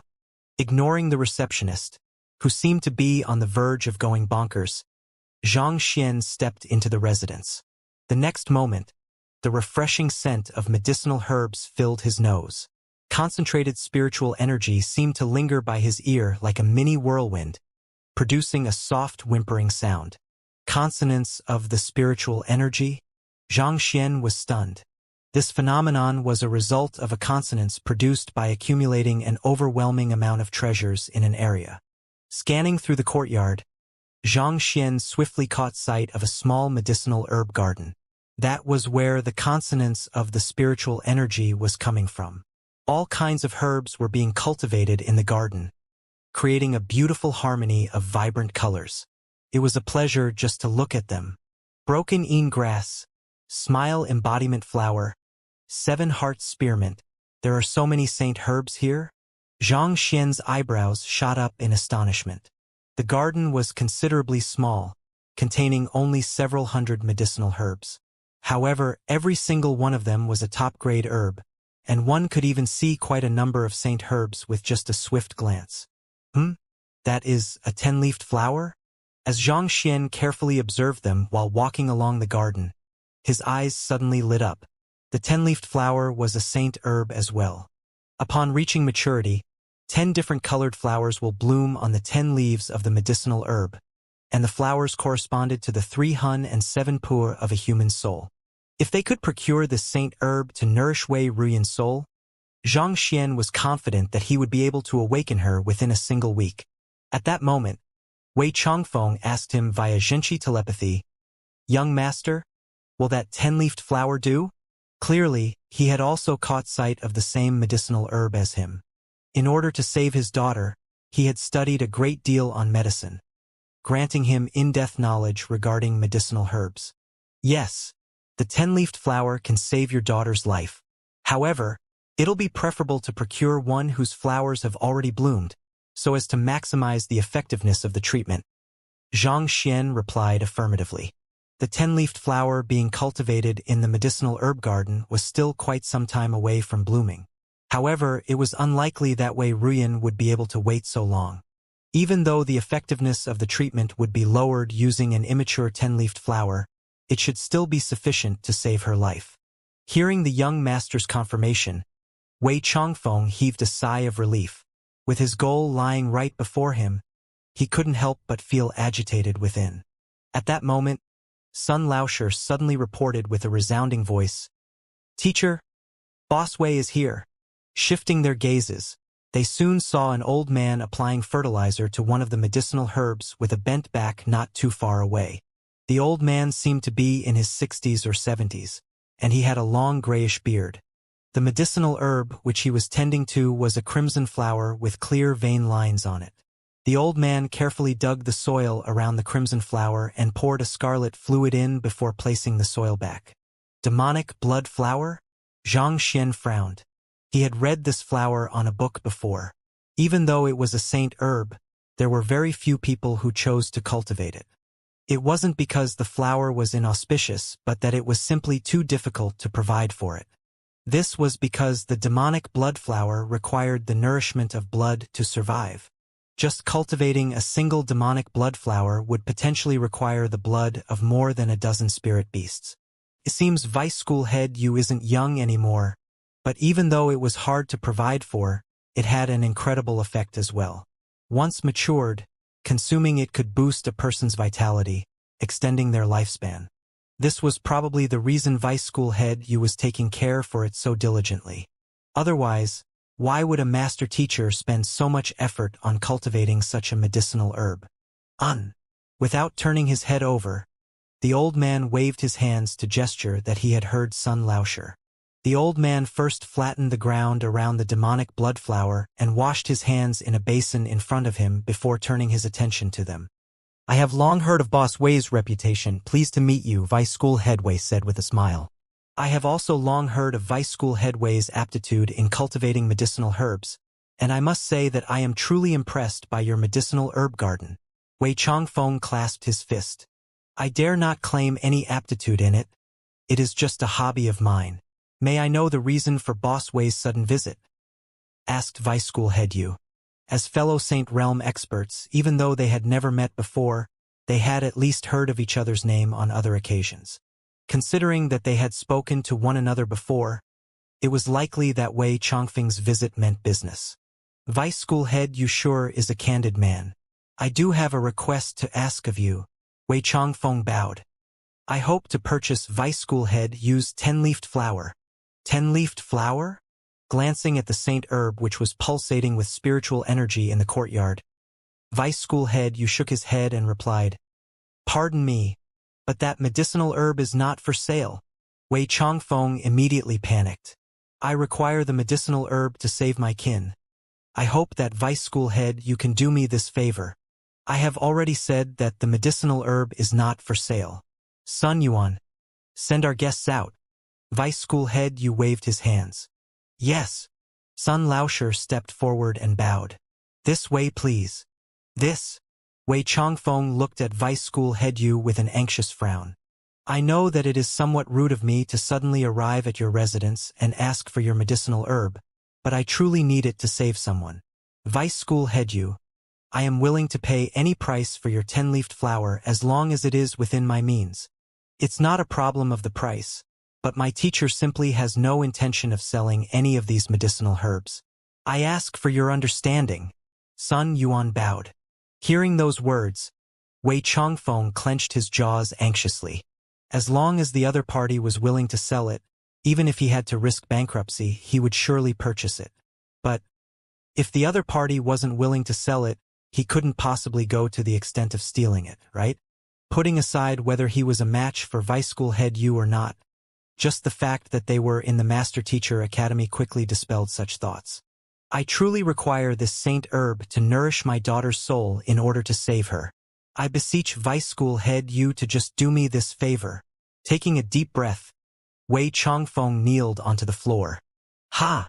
Seeing Wei Changfeng's actions, Xianxia sighed deeply. For his daughter's sake, he had already kneeled twice. For a Saint Realm expert to put down his dignity and everything he had for another. This is apparent. Their love for their children is simple and innocent, noble and powerful. For their children, they are willing to do anything. I said that I won't sell it. Even if you kneel to your death here, my decision will not change. You should leave. Vice School Head Yu waved Wei Changfeng away impassively, unmoved by Wei Changfeng's actions. Vice School Head Yu, Wei Changfeng's fingernails dug deep into his flesh. They were all Saint Realm experts, existences that stood at the top of Hongyuan City. Yet, despite kneeling down and pleading with Vice School Head Yu, the latter still remained unmoved. Seeing that Vice School Head Yu was unwilling to relent at all, Zhang Xian shook his head. Just as he was about to step forward to speak in Wei Changfeng's stead, a series of knockings suddenly sounded from the gates. Dong dong dong dong. Sun Yuan left to get the door, and before long, he returned with a middle-aged man behind him. The middle-aged man clasped his fist. Vice School Head Yu, my teacher requires a Saint-tier origin harnessing grass for his pill forging. Origin harnessing grass? Vice School Head Su nodded. Sun Yuan, go and get it for Zhuosher. Yes. Sun Yuan nodded. He walked into the herb garden, dug out a light green-colored medicinal herb, and passed it over to the middle-aged man. Thank you. The middle-aged man nodded as he flicked his wrist, taking out 10 high-tier spirit stones. Here is the payment for the medicine. Vice School Head Yu took the spirit stones, and the middle-aged man placed the origin harnessing grass in his storage ring before leaving. In just a few minutes, this deal was completed. Vice School Head Yu, didn't you say that you aren't going to sell any medicinal herbs? Why did you sell it to that Zhuosher then? Seeing how the middle-aged man was able to obtain a medicinal herb so easily from Yusu and yet he had been rejected even though he had already gotten onto his knees, Wei Changfeng clenched his fists in fury, and veins popped out from his temples. Watching the scene, Xianxia's eyebrows also knitted together into a frown. If it was Yusu's principle not to sell medicinal herbs to anyone, there would be nothing that they could say. But the other party had rejected Wei Chongfeng's desperate request only to sell a medicinal herb to that Zhuoshi so easily the next moment. This preferential treatment was way too much. Vice School Head Yu harumphed in response. Zhuoshi's teacher is the head of the apothecary school. School head Lu Feng. I have a close relationship with him, so naturally I am willing to sell my medicinal herbs to him. But on the other hand, I don't think that you and I are so close that I need to sell my medicinal herbs to you. Right? Wei Chongfeng clenched his jaws in indignation. But there wasn't anything he could refute about Vice School Head Yu's words. The other party was right. Considering that there was no relationship between them, there was no reason the other party had to sell the medicinal herb to him. If the other party was willing to sell it, it would be goodwill on his part. But if he wasn't, it would be his freedom of choice to do so as well. Unable to watch on any further, Xianxia stepped forward and clasped his fist. Vice School Head Yu is right, but the main use of a medicinal herb should be to save lives. Physicians should have compassion in their hearts. They shouldn't disregard a life just because they aren't close with the other party. The life of Boss Wei's daughter is currently hinging on your 10-leafed flower. So I ask of Vice School Head Yu to have mercy on her. Who are you to butt into our conversation?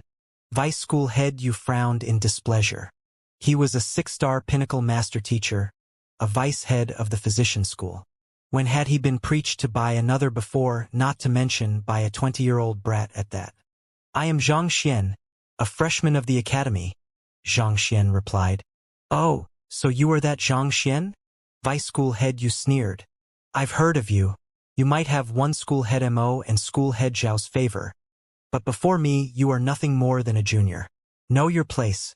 Despite being a student of this academy, you chose not to focus your efforts on your study, and instead went around stirring trouble, sullying the reputation of master teachers. If you were my student, I would have long expelled you from my lineage. At this point, he glanced at Xianxia disdainfully and said, Before you incur my ire, you'd better leave this instant. Otherwise, don't blame me for getting nasty with you. Getting nasty with me? Indeed. Since you are a freshman, you'd better act like one and obey the rules. Yet, here you are, brazen, conceited, and disrespectful. If you continue acting like this, I don't mind teaching you a lesson in your teacher's stead. With his hands behind his back, Vice School Head Yu flung his sleeves. Teach me a lesson in my teacher's stead? You. Sensing the other party's hostility toward him, Xianxia didn't bother holding back either. Who are you to talk about the reputation of the master teachers? That is something for the Master Teacher Pavilion and the Master Teacher Academy to decide. Besides, even though we are in your residence now, this is the property of the Academy. Chase me away. Are you sure you are qualified to do so? If I recall correctly. At this point, Xianxia's lips curled up in a smirk. You aren't the school head yet, right? If others were to treat him with respect, Xianxia would regard them with respect as well. But the other party had spoken about how he'd sullied the reputation of the master teachers and that he would expel him from his lineage right from the get-go. No matter how good Xianxia's temper was, how could he tolerate this? Reputation was extremely important to a master teacher. Without a clear reputation, how could they earn the respect of others? This was also one of the reasons Xianxia eventually chose to transfuse his soul essence to Wei Ruyan despite the risks. Yet, the other party had insulted him as soon as he began to speak. That was a clear provocation, and it had already crossed his bottom line. Audacious! Do you know who you are speaking to? Not expecting a freshman to talk back to him, Vice School Head Yu's face turned livid with rage. Who am I speaking to? Of course I know 6-star Master Teacher Yusu, the Vice School Head of the Physician School. But do you know who you are speaking to? With an upright back, Xianxia emanated an overwhelming aura of confidence. I am the honored guest of Pavilion Master Mo, School Head Mo, School Head Zhao, and School Head Wei, and they have entrusted their personal tokens to me as a symbol of that. On top of that, I am a 6-star blacksmith and a 6-star terpsichore. Yet you dare to insult and threaten me. Isn't it clear who is the one who is being audacious here? A master teacher couldn't allow their dignity to be trampled upon. That was all the more true for a celestial master teacher like him. You! Vice school head Yu narrowed his eyes in fury. He had heard of Xianxia's affairs as well. The latter had raised a huge storm as soon as he'd arrived in the academy, and at this point there was probably no one in the academy, be it the freshmen, seniors, or even teachers, who didn't know of his name. Vice school head Yu harbored a deep dislike for those who showed no regard for the rules. So he had intended to teach Xianxia a lesson so as to suppress his arrogance. Who would have thought that the tables would turn on him instead? The other party was right. The personal tokens of the 3 school heads represented their very presence.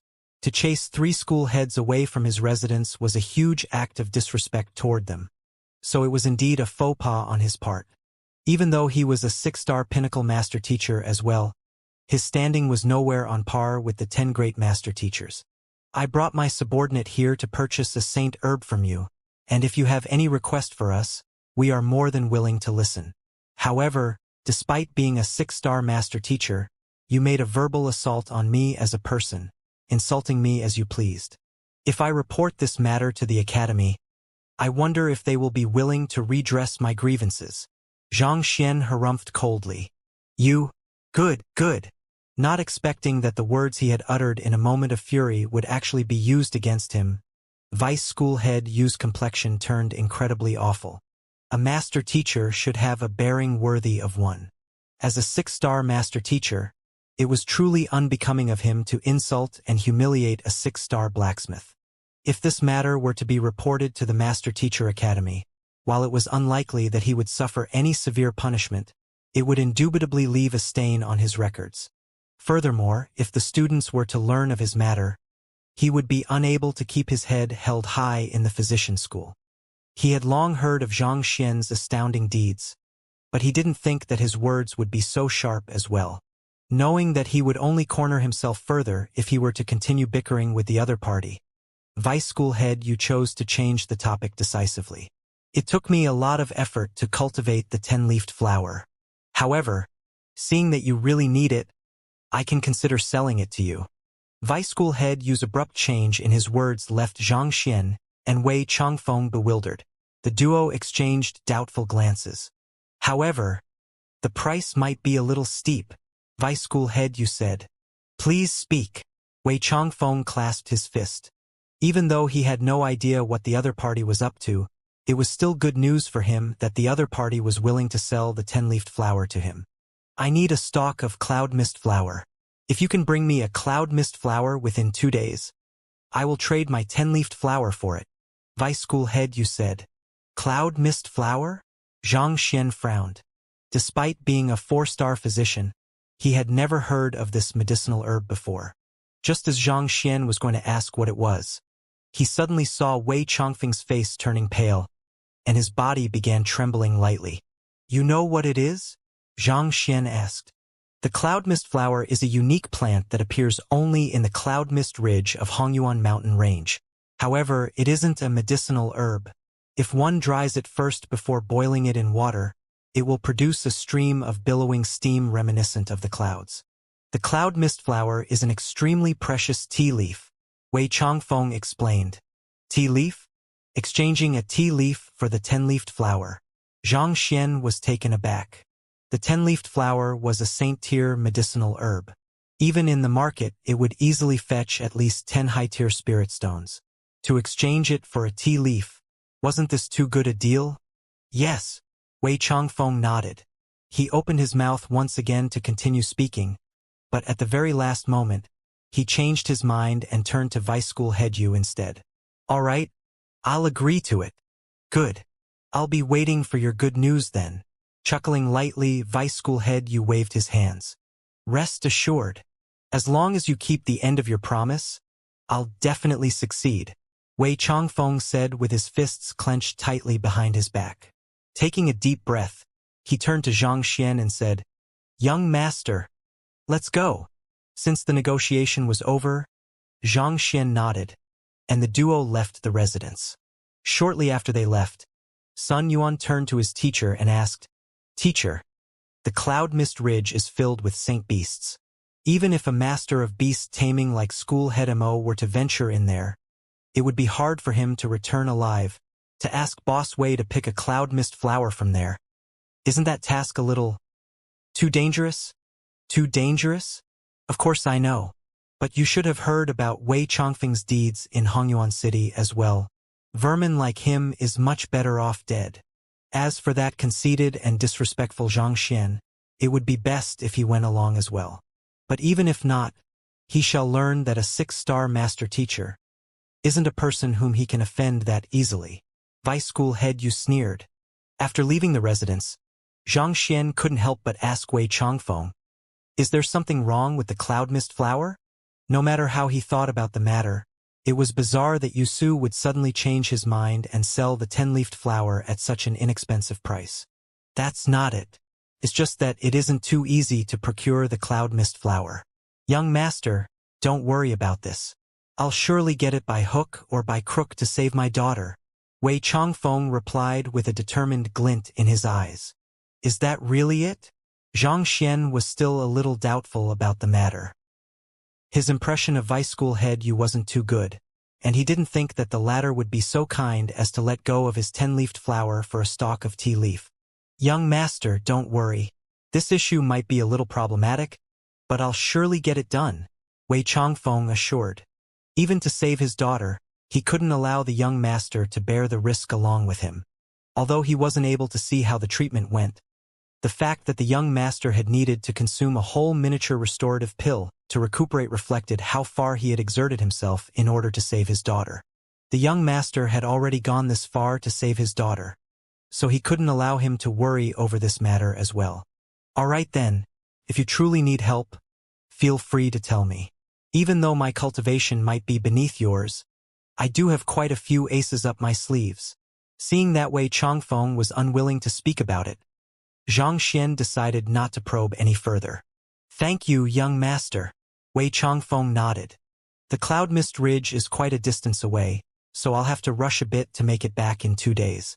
I will have to make some preparations as well, so I'll be taking my leave first." "Okay, go on." Xianxia nodded. Even though he still couldn't help but feel that something was amiss, considering that Wei Chongfeng was a Saint Realm expert and the boss of the Spirit Emporium, he decided to put his worries aside. After bidding Xianxia farewell, Wei Chongfeng immediately leaped into the sky, and in just a few moments, he had already disappeared from sight. Saint Realm experts were capable of flight, and even without aerial spirit beasts to carry them, they could travel tens of thousands of kilometers each day. "I should return to my residence as well." After Wei Chongfeng's departure, Xianxia sighed a breath of relief. He was finally done settling the matters he had at hand, and fatigue began to set in once again. Meeting Hu Yaoyao, browsing through the books in the Terpsichore Compendium Pavilion, cultivating, establishing a student faction, saving Wei Ruyan. Due to this whole string of events coming up one after another, he had already been awake for 2 days. Fatigued, he headed right for his residence in the elite sector right after leaving the physician school. As soon as he pushed open the door to his residence, he saw Luo Qiqi walking up to him excitedly. "Teacher." In the time of Xianxia's coma, in order to better take care of him, Luo Qiqi had created a spare key so that she could access the residence easier. "You're here." Xianxia nodded. After the establishment of the Xianxia faction, while the others were discussing the various administrative and logistical matters, he had Luo Qiqi return to take a good rest. "Teacher, Senior Hu Yaoyao has been here since this morning," Luo Qiqi told him via Jinshi telepathy. "I see." Xianxia nodded. The previous night, after teaching that conceited lass a lesson, he instructed her to report at his residence in the morning. It seemed like she was at least still punctual. Walking into the main hall, Xianxia saw Hu Yaoyao waiting inside. The air of superiority she'd held before had disappeared, and instead, Xianxia could see a hint of respect and deference in her eyes. The matter yesterday had left her slightly fearful. She had utilized all her means against Xianxia, but not only were they ineffective, she even had the favor reversed on her, resulting in her being berated by her teacher. On top of that, after practicing the revised dance of the rippling cloud robe and realizing how exceptional it was, she dared not pull her weight before the other party anymore. Walking up to Xianxia, Hu Yaoyao clenched her fists tightly and bowed slightly. Xianxia, as expected of one of the top beauties of the academy. Despite being dressed in the standard master-teacher robe, the disposition she commanded, along with her movements and gestures, naturally left one's heart fluttering. Her barely visible curvaceous figure under the loose robe seemed to spark one's imagination. However, Xianxia was completely impervious to all of that. He glanced at her nonchalantly and asked, "Do you know why I chose to take you in as my apprentice?" Hu Yaoyao nodded. "You want me to tell you where Wu Yangzi's old residence is?" Saying those words, she couldn't help but feel slightly frustrated. She was the leader of the bewitching devil faction, a famed beauty and genius in the academy, yet he seemed so reluctant to have her become his apprentice. Just the thought of it left her feeling frenzied within. Just how could there be such an oddball in the world? She had thought that with her charms, she would be able to make any men obey her commands. But before Xianxia, she felt as if her charm was worth less than a high-tier spirit stone. "That's right. You can speak now." Seeing Hu Yaoyao understand her current position, Xianxia nodded in satisfaction. Indeed, that was the sole reason he had decided for her to become his apprentice. Otherwise, why in the world would he bother getting involved with such an eccentric and problematic person? It was not as if he had a lack of subordinates. "Even if I were to point out the location, you will probably find it hard to believe. Instead, why don't I take you there instead?" Hu Yaoyao offered. "Fine by me. Lead the way then." Xianxia gestured toward the door. Even though he was extremely exhausted at the moment, there was still some time before nightfall. Besides, it would be better to get this over and done with as soon as possible too. "All right then." Hu Yaoyao nodded and made her way out of the residence. Xianxia beckoned for Luo Qiqi, and the two of them followed closely behind her. Leaving the Master-Teacher Academy, they walked through several streets and alleys, and soon, a magnificent manor appeared before their eyes. Its incredible size and spectacular architecture gave the manor an air of majesty around it. With just a glance, one could tell that it belonged to someone extraordinary. "This is the place." Hu Yaoyao came to a stop before the magnificent manor and gestured. "Here." Xianxia was taken aback. The courtyard, walls, bricks, and even the architecture style were all new. There was no sign of age whatsoever. This was Wu Yangzi's old residence? Was this for real? As one of the greatest blacksmiths in his time, even if Wu Yangzi had gone missing, there would surely have been someone to maintain his residence to serve as a historical monument for future generations to honor him. But this residence was completely brand new. There was no sign of wear and tear at all. It was no wonder Hu Yaoyao had declared confidently that no one other than her knew the location of Wu Yangzi's old residence. Even if someone managed to trace down the location to this magnificent manor, there was no way they would believe that this was it. This was the place where elder Wu Yangzi lived 2,000 years ago. Hu Yaoyao nodded. But this entire manor is brand new. There isn't any sign of it being Wu Yangzi's old residence at all. How can you be certain that this is it? Xianxia couldn't help but ask. Luo Qiqi was also curious about this. This matter concerned the treasures that Wu Yangzi had left behind. If they couldn't even find his old residence, it would be impossible for them to obtain his treasure. "I can't tell you how I know, but I can tell you for sure that this is it. Of the entire Hongyuan city, I am the only one who knows this," Hu Yaoyao replied with a mysterious smile. "All right then." Seeing that Hu Yaoyao was unwilling to speak, Xianxia knew that it would be useless even if he probed on. In any case, the important thing was that they had found Wu Yangzi's old residence. Anything else was of little concern. Thus, he turned his attention back to the manor. The entrance had crimson doors made out of teak. Reeking of paint, it seemed like it had just been refurbished not too long ago. The doors were tightly shut, but one could hear the sound of builders at work inside. However, what was peculiar was even though the manor was in the midst of refurbishment, There was not a single person outside, not even a guard.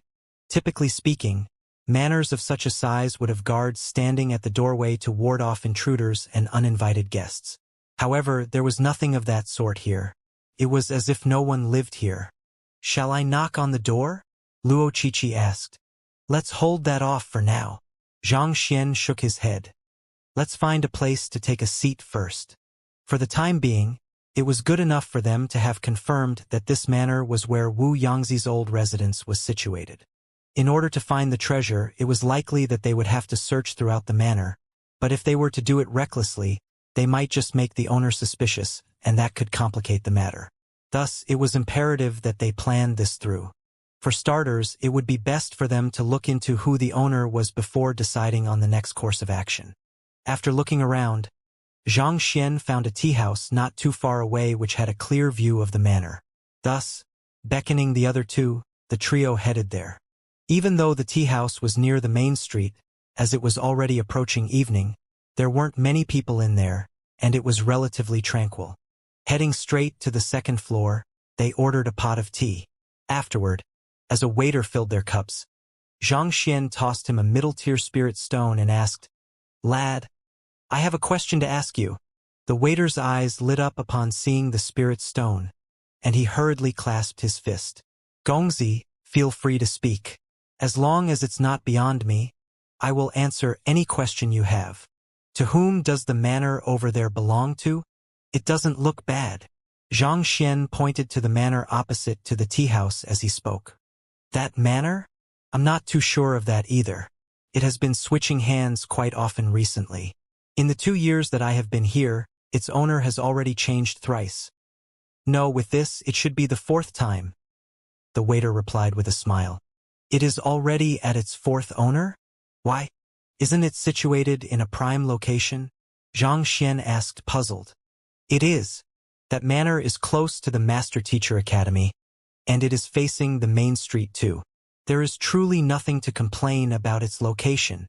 I'm not too sure about the details as well, but 2 years ago, when I first started working at this tea house, it was a merchant who was living in there.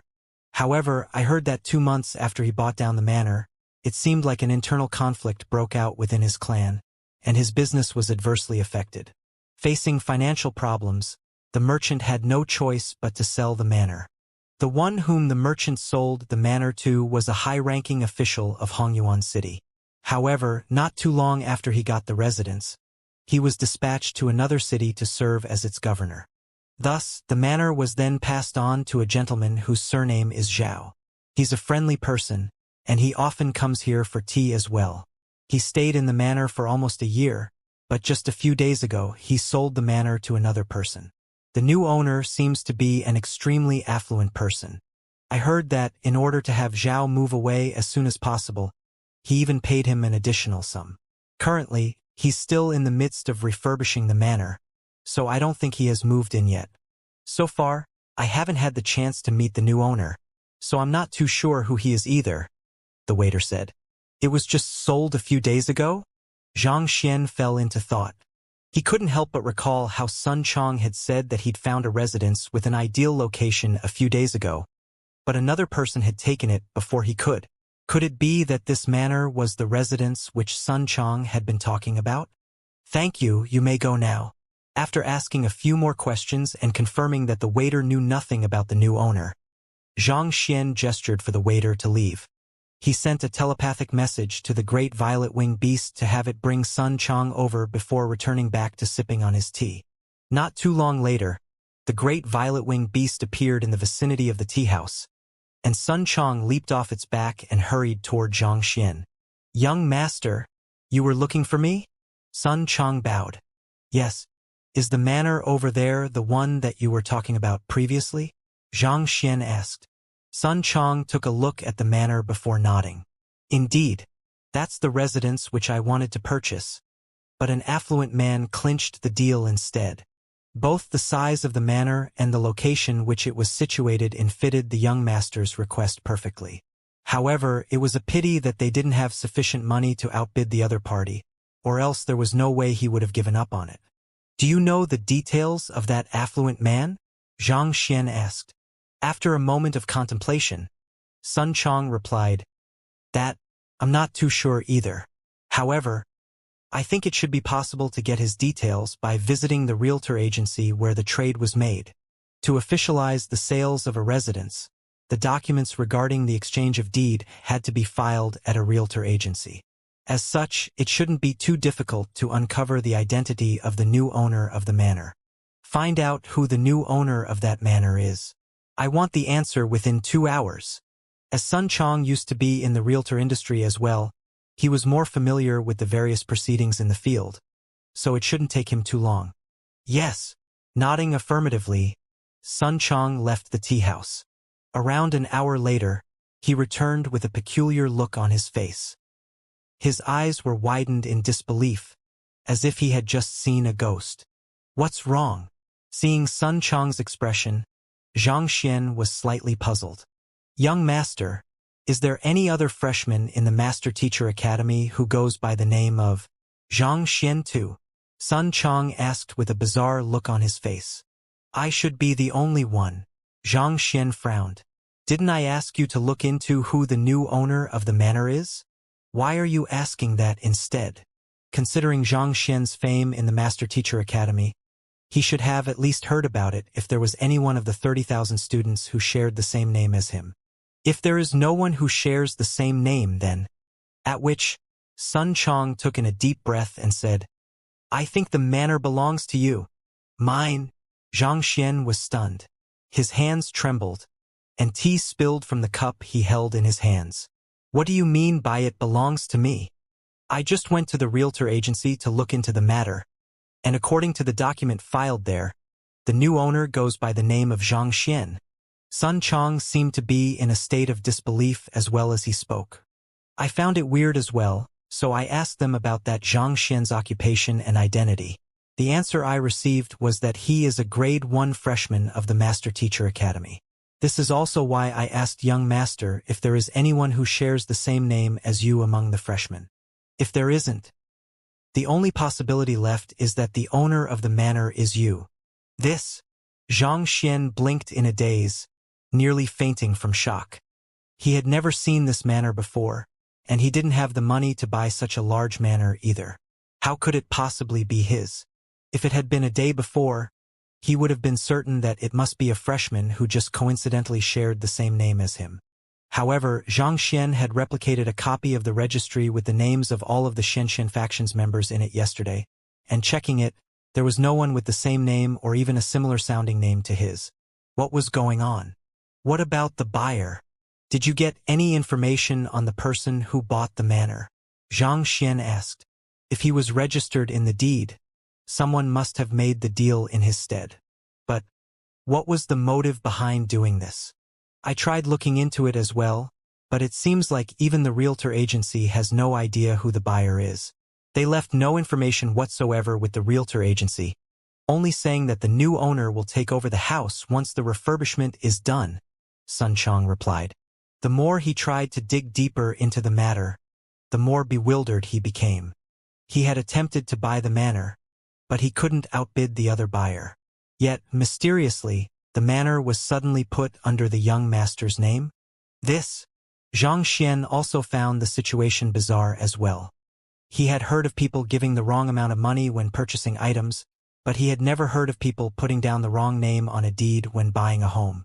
Xianxia couldn't help but turn to the lady before him and ask, "Luo Qiqi, was this you?" Of the entire Hongyuan city, the one who was most likely to do such a thing was this student of his. Luo Qiqi shook her head. "How could it be me? Even if I wished to buy it, I don't have the money to afford such a grand manor." "That's true." Xianxia frowned.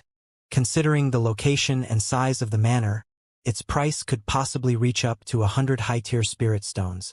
Even with Luo Qiqi's mysterious background, it didn't seem likely that she would have so much money on hand with her. Then, could it be Yu Feier and the others? If it wasn't Luo Qiqi, the only few he could think of were Yu Feier, Xing Yuan, and the others, coming from prestigious clans, not to mention that Yu Feier was the 6th princess of Hongyuan Empire at that. It wasn't implausible for them to be able to afford such a manor. Feier, Xing Yuan, and the others went into seclusion to cultivate after undergoing the meridian and bone cleansing to attempt to make a breakthrough to the perfect harmonization realm.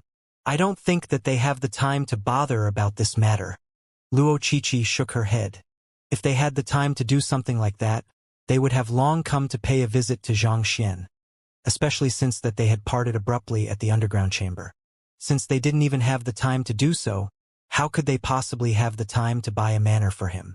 Besides, Yufei was her close friend.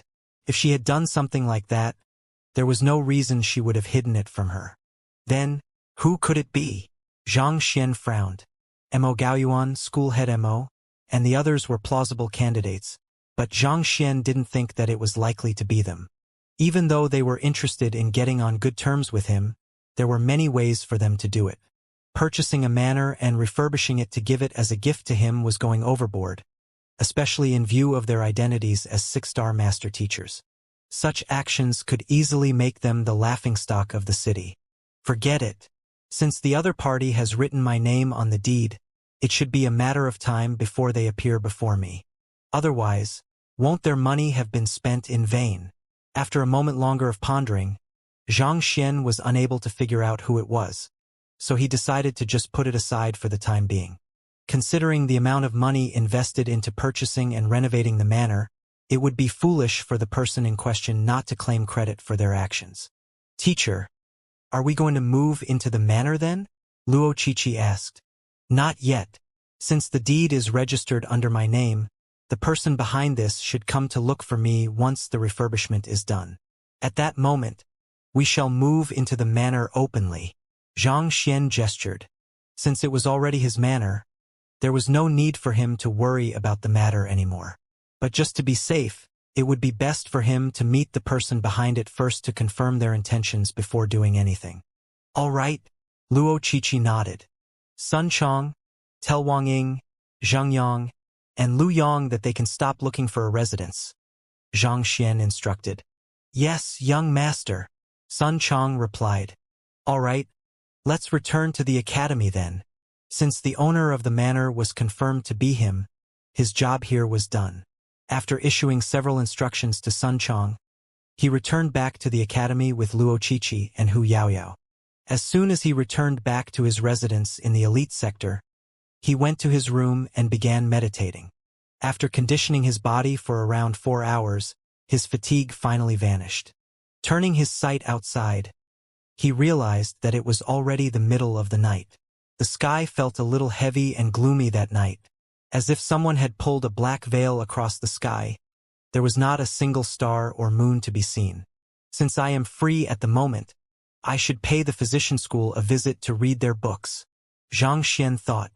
Ever since the previous treatment for Wei Ruyan, he realized that his knowledge regarding the way of medicine was still lacking, so he had been thinking about paying a visit to the library of the physician school.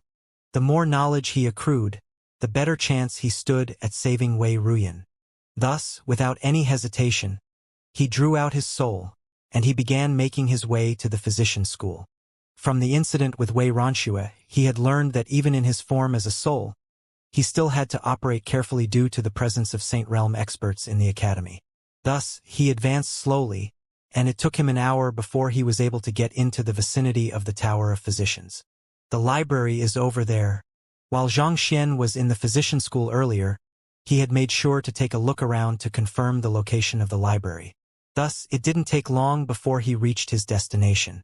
The gigantic building he was currently floating before emanated a solemn and academic aura. Just like the Terpsichore Compendium Pavilion, entry into its premises required a student token and academic credits. Thus, Zhang Xian waited patiently outside. Unlike the Terpsichore school, the physician school was ranked 5th in the academy, and it had several 10,000 students under it. As such, there were many students who visited the library each day, so the wait shouldn't take too long. As expected, a few minutes later, a student walked out from the entrance. Making use of this opportunity, Zhang Xian's soul slipped in. Upon entering the library, an incredible collection of books immediately appeared before his eyes. All right, I should begin.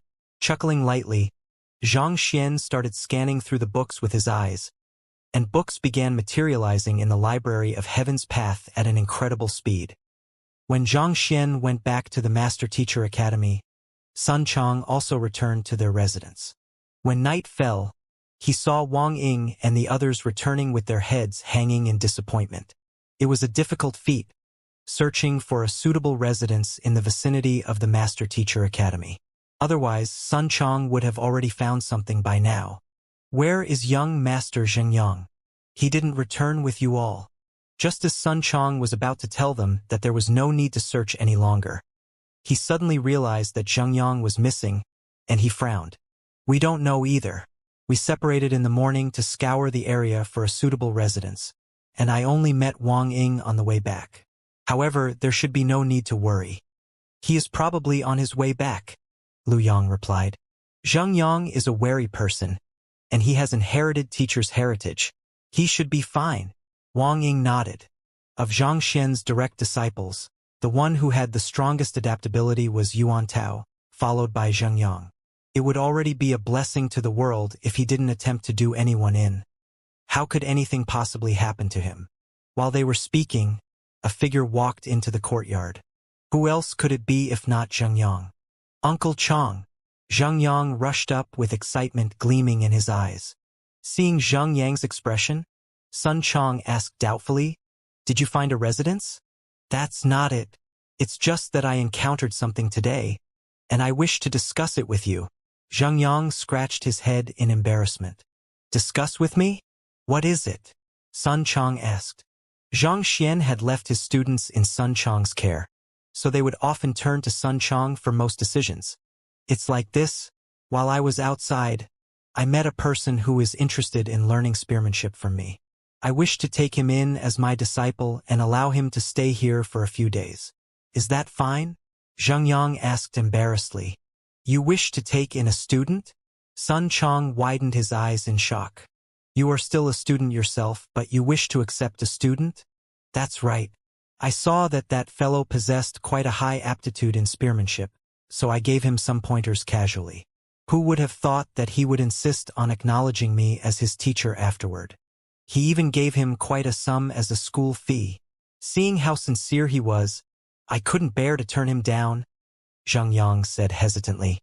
When he was out looking for a residence earlier in the day, he coincidentally stumbled upon a bullying incident, and out of rage, he drew his spear and taught the bullies a lesson. A young man happened to catch sight of him in action, and impressed by what he saw, the other party insisted on learning spearmanship from him. After studying diligently under Zhang Shi over the past half a year, Zhang Yang's spearmanship had already reached an unfathomable level. Upon hearing that someone was interested in learning from him, he couldn't help but offer him a few words of guidance. To his surprise, that young man was extremely intelligent, comprehending what he imparted in an instant. Even though his spearmanship was still a little weak, it was fortunate that his foundations were still considerably solid. As a result, Zhang Yang's interest in taking the other party as his disciple was piqued.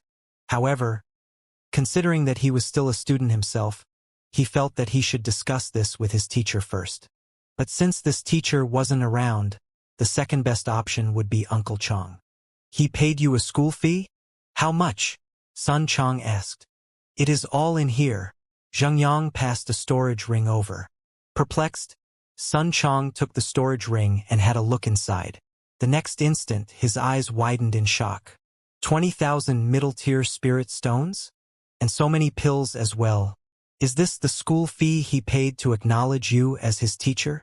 Other than the 20,000 middle-tier spirit stones, there were various herbs and other miscellaneous stuff inside as well. Totaling the entire value of the items in the ring, there were definitely at least 50,000 middle-tier spirit stones. The other party had paid so much money to learn spearmanship from Zhengyang? Just where in the world did Zhengyang find such a wealthy lad? "That's right. I wish to take him in as my student, but I fear that teacher will disagree with it. Uncle Chang, please help me convince my teacher about this." "Don't worry. Given the school fee, ahem. As a master teacher, the young master surely wishes to spread his teachings far and wide, so you don't have to worry about it." Sun Chang smiled. After the time he had spent with the young master, How could he possibly not know the latter's character? As long as one was willing to fork out sufficient money, putting aside a single disciple, he would even accept an army of them without any hesitation. That's great. Hearing that there was no problem about it, Xianxia heaved a sigh of relief. He hurriedly turned to the entrance excitedly and said, "Come in!" "Yes." Hearing those words, a young man wielding a spear walked into the residence. His aura felt condensed and sharp, reminiscent of a blade piercing into the heavens. In his early 30s, the young man had sharp facial features which gave him a masculine appearance. "Uncle Chang, Wang Ying, and Lu Yang. This is the student I have accepted," Xianxia introduced. "Student Xue Xinjiang pays respect to seniors," the young man greeted with a clasped fist. "Xue Xinjiang, your cultivation seems to be considerably higher than Xinjiang, isn't it? Why did you choose to acknowledge him as your teacher?" Sun Chang frowned. While he wasn't able to gauge the exact level of the other party's cultivation, he could tell that it was definitely far above Xianxia's. Why would an expert of his strength acknowledge a young child as his teacher? "Even though my cultivation is higher than Zheng Laosher, my comprehension of spearmanship is far beneath him. It's my honor to be able to learn from someone as capable as him," Xue Xinjiang said respectfully.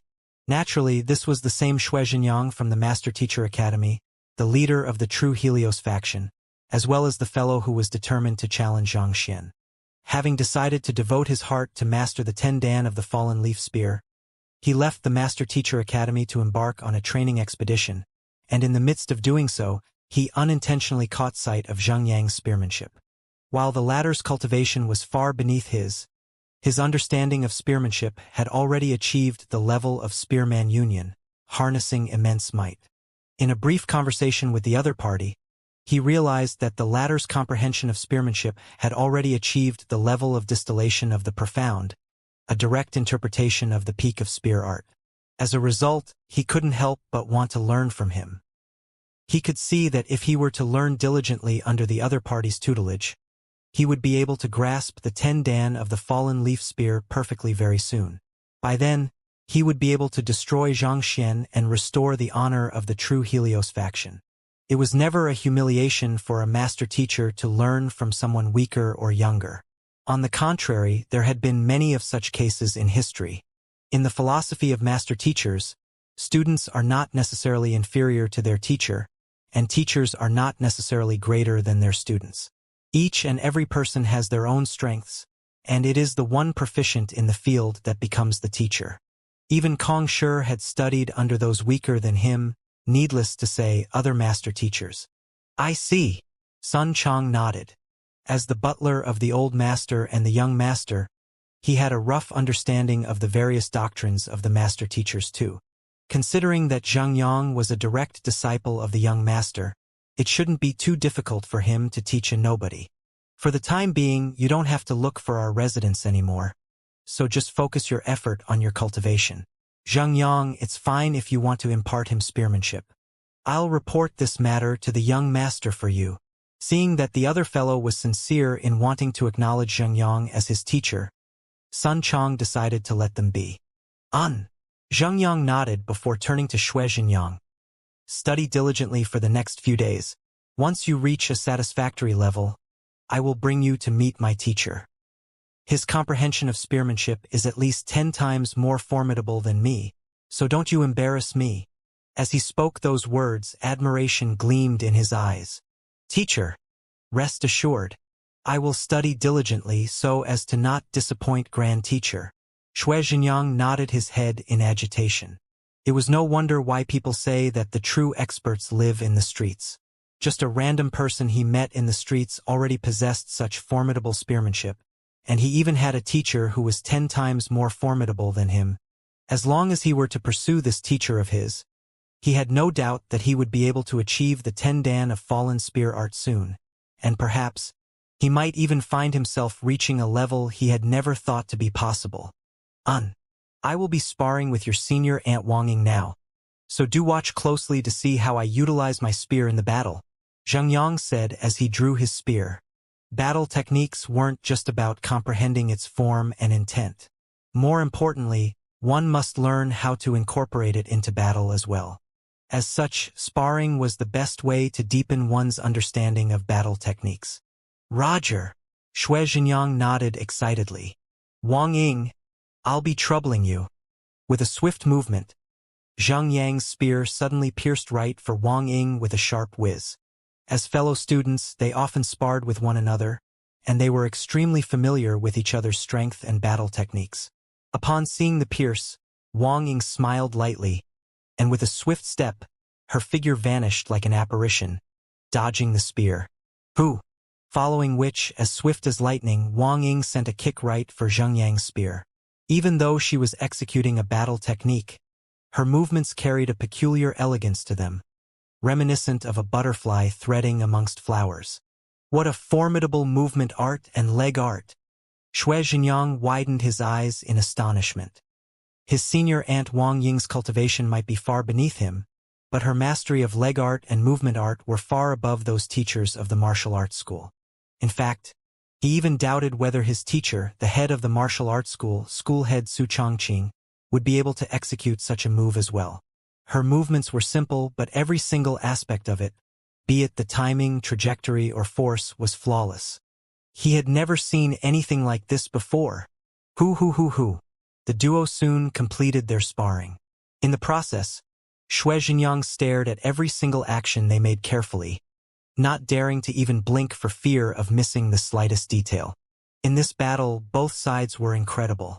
The spearmanship, movement art, and leg art utilized in the battle had left his heart thumping with excitement and awe, as if a new world had opened before him. Zhang Yang, why don't we give it a go too? Lu Yang stepped in and asked with a smile. This was the first time any of them had accepted a student, and for someone as young as they were, it was inevitable that they would be tempted to show off before the other party's student. Sure. Zhang Yang agreed to it heartily. Raising his spear once more, he charged at Lu Yang. Shui Xianxiang hurriedly turned his attention to the duel, curious to see what his senior uncle Lu Yang was capable of. Unlike senior aunt Wang Ying, senior uncle Lu Yang couldn't move at unbelievable speed, and he didn't seem to specialize in leg art either. However, what was incredible about him was the sheer might of his fist.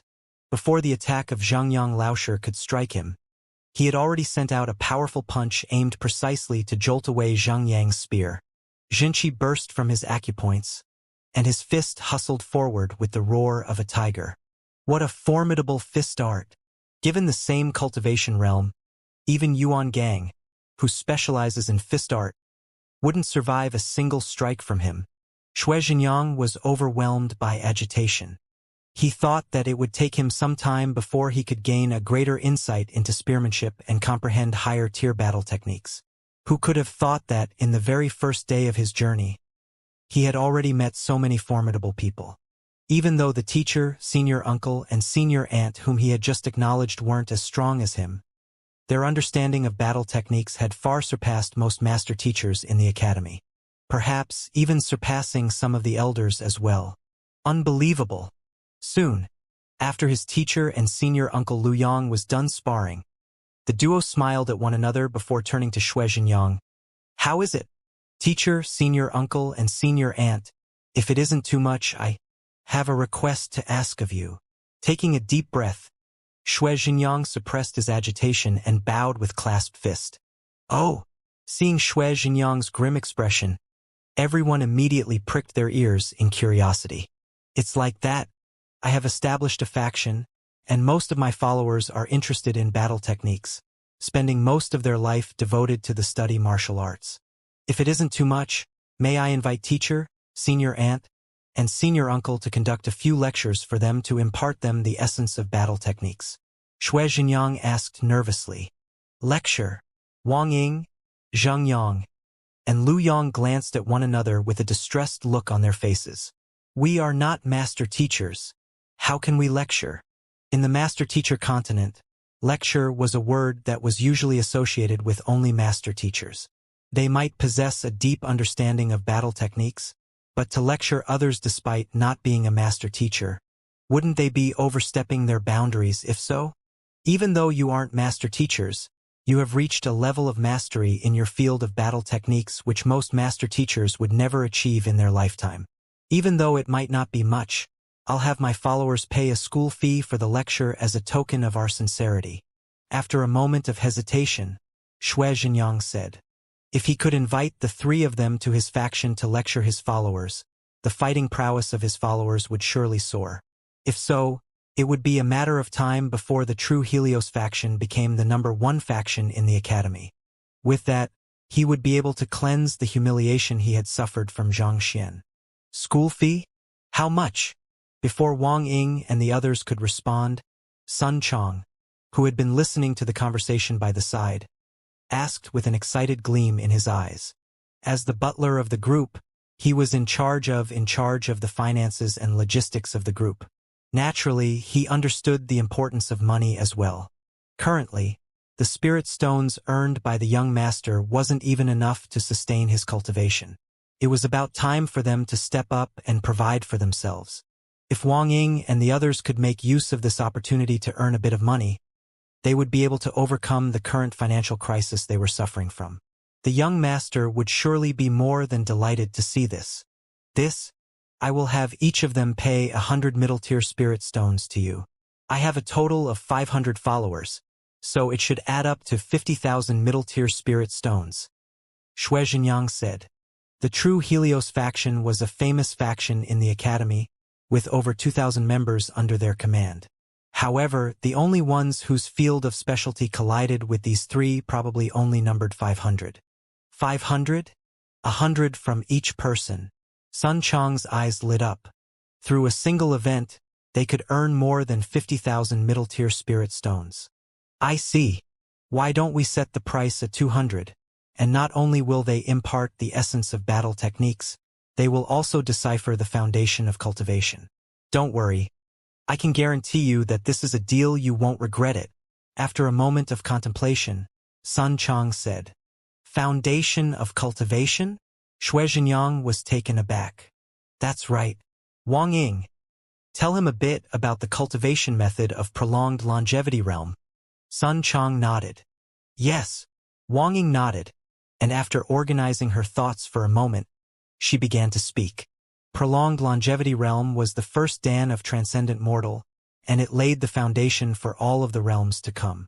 If cultivated improperly, not only would one's further progress slow, it might even create an invisible cap on the person's eventual accomplishment. Wang Ying hadn't read many books on the topic before, but as a cultivator of a simplified version of the Heaven's Path divine art, and having learned directly from Xianxia, her understanding of the subject had reached an astonishing level. With just a few words from her, Xianxia's body was already convulsing with excitement.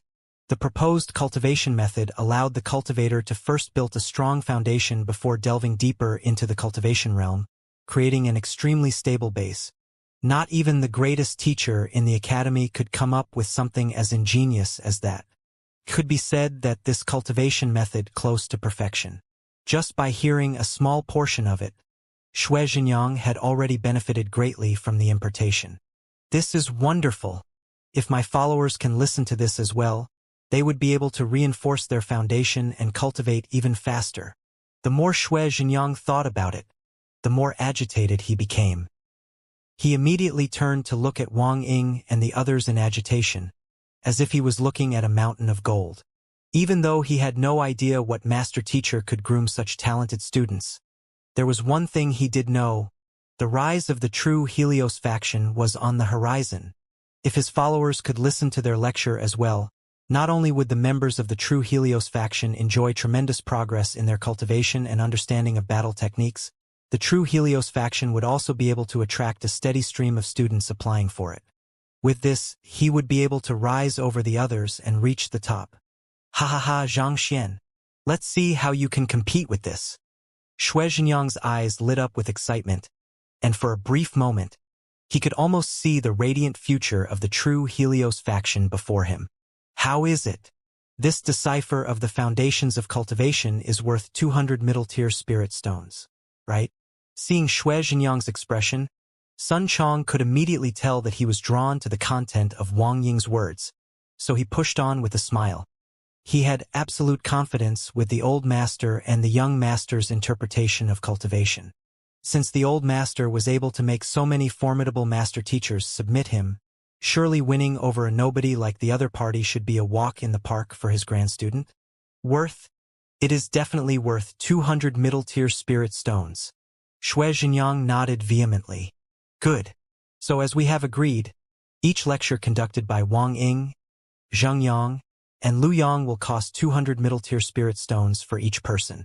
I will have to ask you to first prepare the spirit stones in advance before the lecture, or else I'm afraid that we'll have to drop the matter.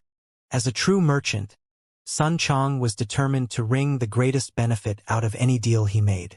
200 middle-tier spirit stones per lecture?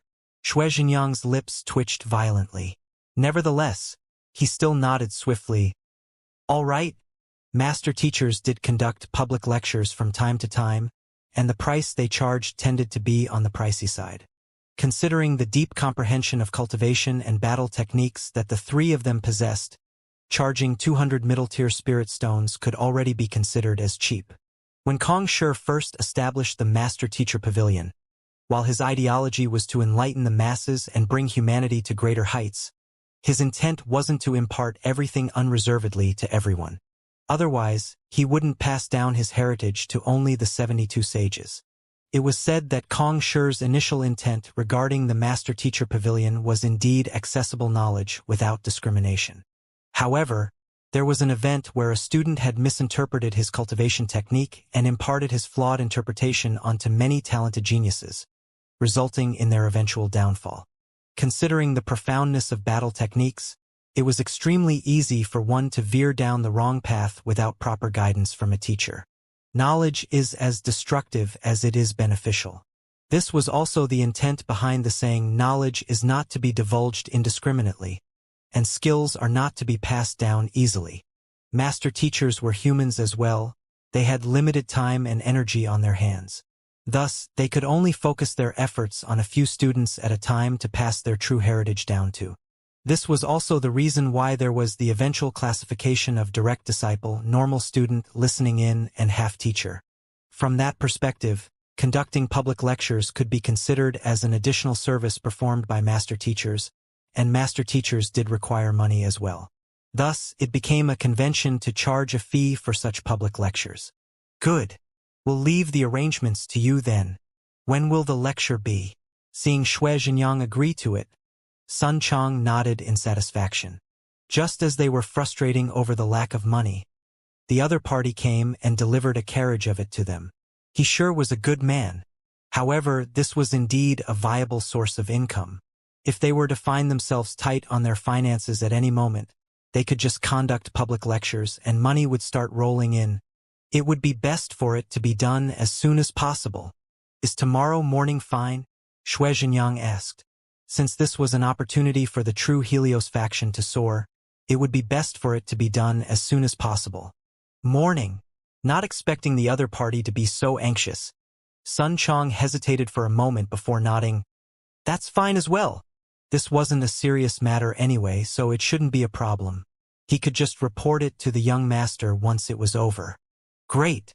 I will bring you all to the Master Teacher Academy with me tomorrow morning then. Hearing the other party agree to it, Shui Zhenyang nodded in excitement. Master Teacher Academy? Hearing those words, everyone leaped in shock. Sun Chong asked in astonishment. You are a master teacher? Indeed, Shui Zhenyang nodded. This? Everyone glanced at one another with a troubled look on their faces. They had thought the other party was a nobody, but to think that he would be a student from the Master Teacher Academy.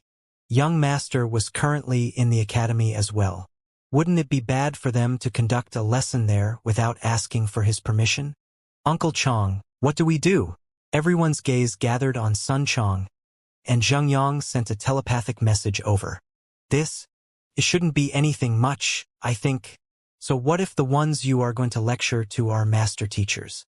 There are plenty of master teachers out there who have submitted to the old master.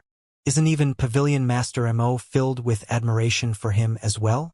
As the grand student of such a figure, there's nothing for you to be afraid of. As long as you explain the concepts the young master has imparted you carefully, there shouldn't be any problem. After a moment of hesitation, Sun Chong replied with gritted teeth. What about the Master Teacher Academy? He had never feared anything before, so why should he fear it? It was the other party who was inviting them over to conduct a lecture, not that they were forcing the other party into it. Moreover, to allow money that was nearly in their pockets to slip away. Then, on teacher's side, Wang Ying asked worriedly. Leave the young master to me, you just have to focus your effort on conducting the lecture. As long as you do a good job, the young master shouldn't have any objections to the matter. Sun Chong replied. Given the dire state of their finances, surely beggars couldn't be choosers? It wasn't easy for them to meet a god of fortune. It would be a huge shame if they were to let this opportunity slip past their fingers.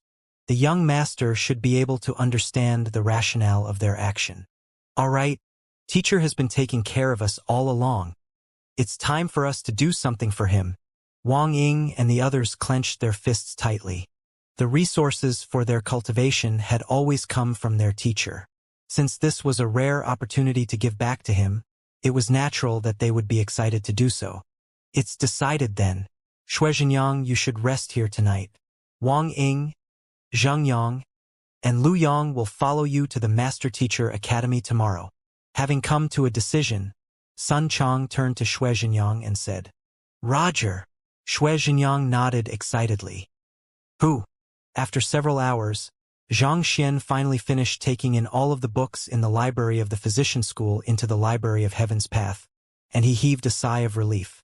After which, making use of the opportunity of another student's entrance, he slipped out of the library and returned back to his residence. Compile. With a thought, the books came together and formed 6 books, ranging from 1 star to 6 star. Since he was already a 4-star physician, there was no purpose in reading the earlier books. Thus, he picked up the 5th book straight. Voila! The content of the book flowed into Zhang Xian's head, and he swiftly began assimilating the knowledge. It took a while before he was able to fully comprehend the wisdom contained within the book. Following which, he turned to the 6th book. An hour later, he was done assimilating the knowledge within it as well. After that, he went back to browse through the earlier 4 books, and as he had expected, their crux was similar to what he had compiled earlier. Right now, my knowledge in the way of medicine should be on par with 6-star pinnacle physicians. After he was finally done studying the 6 Heavens Path physician art manuals, Zhang Xian exhaled deeply. Zhang Xian's current knowledge in the way of medicine ranked at the very peak of 6-star pinnacle. Even the head of the physician school would be no match for him, and he might even be able to rival some of the less proficient 7-star physicians too. Wei Ruyan's illness. With the advancement in his understanding of the way of medicine, Zhang Xian began pondering over Wei Ruyan's illness once more. But after some time, he eventually shook his head. The young lady was struck a heavy blow while she was still in the womb, resulting in her suffering from a deficiency of spirit, soul, and blood. Her condition was simply too weak that there was nothing he could do other than to nourish her soul and physical body. As long as I obtain the 10-leafed flower and pair it with some additional medicinal herb to complement its effects, I should be able to hasten the recovery of her soul. Vice School Head Yusu's 10-leafed flower hadn't matured yet, so its effects wouldn't reach ideality. However, with Zhang Xian's newfound knowledge, he would be able to complement the 10-leafed flower with several other medicinal herbs to boost its effectiveness. Yet another night has passed. Putting aside those thoughts from his mind, Zhang Xian stretched his back lazily as he walked out of his room, only to realize that the sky had already lit up. The rays of the sun fell upon the courtyard, reflecting a brilliant gold on the ground. Teacher. After eating breakfast, Zhang Xian was just about to head out when Luo Qiqi walked into the residence. You came at a good timing. There's something that I forgot to ask you yesterday, Zhang Xian said with a smile as he suddenly recalled something that he had neglected yesterday. He had been too shocked upon learning that the manor where Wu Yangzi's old residence was situated at belonged to him that he forgot to ask Luo Qiqi about that matter. Teacher, please speak, Luo Qiqi said with a perplexed expression. Have you heard of the cloud mist flower before? Xianxia asked. He had noticed some peculiarities in Wei Changfeng yesterday, but he had shrugged it off thinking that it shouldn't be a problem for him as a Saint Realm expert. However, the more he thought about it, the more he felt that things weren't that simple. Cloud mist flower? Is teacher referring to the flowers that grow on the cloud mist ridge which can be processed into tea leaves? Luo Qiqi pondered for a moment before replying. Yes, that's it. He hadn't heard of the cloud mist ridge before, but Wei Changfeng did say that the cloud mist flower could be dried to serve as tea leaf, and the tea brewed from it produced billowing clouds and had a refreshing fragrance, making it a sought-after product. According to what I have heard from Yu Feier, the cloud mist flower is a very precious commodity. Not only is it rare, it is very difficult to harvest it as well. Even if one were to take the entire Hongyuan Empire into account, there is barely a few stalks of it. Even the royal family will only use it to welcome esteemed guests of the empire. Luo Qiqi replied after a moment of contemplation. It's so rare. Zhang Xian was taken aback. A moment later, a frown emerged on his face as he asked, You mentioned that it's very difficult to harvest earlier. What does that mean? The Cloud Mist Ridge is located in the midst of Hongyuan mountain range, and it is home to countless spirit beasts and saint beasts.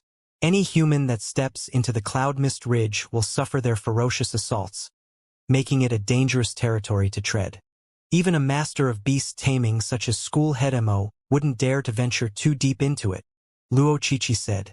This is also the reason why the Cloud Mist Ridge is classified as a forbidden land. Forbidden land? Getting. Zhang Xian's heart skipped a beat as his complexion turned awful. Indeed. Seeing Zhang Xian's expression, Luo Qiqi asked doubtfully, What's wrong, teacher? If a Saint Realm expert were to enter the Cloud Mist Ridge to harvest a cloud mist flower, what will happen? Zhang Xian asked anxiously with a sharp glint in his eyes. A Saint Realm expert? The odds are that he won't be able to return alive. Even the stock of cloud mist flowers that the Hongyuan Empire royal family possesses comes from occasional expeditions with over a dozen Saint Realm experts in the team. Even so, they dare not to venture too deep to harvest more for fear of their life. How could a single Saint Realm expert survive in such lands alone? He would surely be killed. Luo Qiqi shook her head. Surely be killed? Damn it! Zhang Xian's fists shook uncontrollably. He finally understood why Wei Changfeng's complexion would look so awful after hearing about the cloud mist flower. It seemed like he knew the dangers associated with it. That explains why that darned Yusu changed his mind. So that's what he's going for, Zhang Xian said with a livid face. An aura reminiscent of the brewing of a tempest gathered around him, ready to burst at any moment. Teacher. Luo Qiqi's body stiffened upon seeing his state. Ever since she first met her teacher, the latter had been able to keep his calm regardless of how bad the situation before him was. Back then, in the underground chamber, when the both of them were in dire straits, he was still able to deal with it with composure. Yet, seeing him in such a state, just what could have happened? I'm fine. Seeing the worried gaze of the young lady before him, Zhang Xian took a deep breath before asking, Where is the Cloud Mist Ridge? The Cloud Mist Ridge is around 1,000 li one east from here. Its name is derived from the clouds that shroud it all year round, making it a conspicuous landmark, Luo Qiqi said. I'll be going out for a moment. Upon learning the location, Zhang Xian immediately rushed out of his residence and began running. At the same time, he sent a telepathic message out, and not too long later, the great violet-winged beast appeared before him. Leaping onto its back, they headed eastward. Wei Changfeng, since you have pledged your allegiance to me, I won't allow anything to happen to you. The great violet-winged beast was capable of flying at an incredible speed. The distance of 1,000 li was covered swiftly. In the meandering Hongyuan mountain range, a towering mountain was shrouded amidst clouds. The sun rays falling on it refracted to form a brilliant myriad of colors. Accompanied with the rich spiritual energy on the grounds and the occasional calls of beasts and fowls, it felt like a heavenly realm. So this is the Cloud Mist Ridge. Recalling Luo Qiqi's introduction, Zhang Xian stared at it with a grave expression. Even before reaching, He could already feel the concentrated spiritual energy spilling from it, as if a natural spirit-gathering formation had been erected on the mountain. Without a doubt, such a blessed land would have countless powerful spirit beasts and saint beasts on it. I need to speed up. Knowing that Wei Changfeng might be in danger at this very moment, Xianxia urged the great violet wing beast forward. However, as they reached the foot of the mountain, the great violet wing beast seemed to have felt some kind of fearsome aura which rendered it unwilling to advance forward regardless of what he said. Thus, he could only have it wait at the bottom of the mountain while he ventured up alone. Eye of Insight. Activating the red dust heaven ascending steps, Xianxia scanned his surroundings carefully as he advanced forward to search for Wei Changfeng's trail. The cloud mist ridge might only be a portion of Hongyuan mountain range, but nevertheless it still extended over several hundred kilometers. On top of that, visibility here was also impaired by the clouds drifting in the area. If Xianxia were to search randomly, it would be unlikely for him to find the other party even if he were given a year. By then, the other party would have been long dead. I can't find his trail. After scanning the region, Xianxia was unable to find anything at all, and his eyebrows shot up. Logically speaking, considering that Wei Changfeng had only set off a day earlier than him, he should be able to pick up his trail through the Eye of Insight easily. Yet, to be unable to find anything at all. What was happening? Wei Changfeng must have intentionally erased his trail. After a moment of thought, the truth dawned on Xianxia. Considering that he was venturing into a land filled with saint beasts, if he were to leave behind any trail, the enemy could use it to track him, and he would be placed in an extremely dangerous position. Realizing this, Wei Changfeng must have intentionally erased his trail so as to avoid the attention of the saint beasts. How do I find him now? Xianxia frowned. He thought that he would be able to find the other party's trail easily with the Eye of Insight, but given the current circumstances, how was he to save Wei Changfeng? If he were to search aimlessly, it was more likely that he would get lost before he could even find Wei Changfeng. Right? Just as Xianxia was conflicted, a thought suddenly appeared in his mind, and he took out the football-sized object from his storage ring. Myriad anthive nest. In terms of finding something, there was nothing more efficient than this fellow. Who? The myriad anthive queen appeared before Xianxia. Over the past few days, it seemed to have become much thinner, and its body was distorted like a fried dough biscuit. What happened to you? Seeing its state, Xianxia was taken aback. On the other hand, the myriad anthive queen's eyes flew around the place in fury. Don't you know very well what happened to me? You forcefully stuffed the Byzantium Helios beast into my nest, leaving me to squeeze with that huge fellow. If it wasn't for the blessing of the heavens, I might have already been squeezed to death. But as frustrated as the myriad anthive queen was, she didn't dare to complain to Xianxia. Alright, the reason why I brought you out is to have you scout the cloud mist ridge for me. I want to find a person. Knowing that this wasn't the time to be concerned with the state of the myriad anthive queen, Xianxia instructed. The myriad anthive queen nodded, and opening its mouth, it breathed out a round ball. Wong wong wong. The ball grew larger and larger before abruptly bursting, and countless myriad anthive ants burst forth from it, infiltrating the surroundings inconspicuously. Master, there is no sign of any humans in the area. A few minutes later, the myriad anthive queen reported. No sign. Xianxia frowned. Search the area further up the mountain. At the same time, keep a lookout for the saint beasts as well. The moment you find any, report it to me immediately. There might be many saint beasts in the area, but it was highly likely that they had segmented the mountain amongst them. As long as they could find the saint beast in charge of the territory they were treading through and avoid it, they should be able to avoid danger. Yes. The myriad anthive queen nodded. Using its unique ability, it relayed the orders to the myriad anthive ants. Let's advance up the mountain.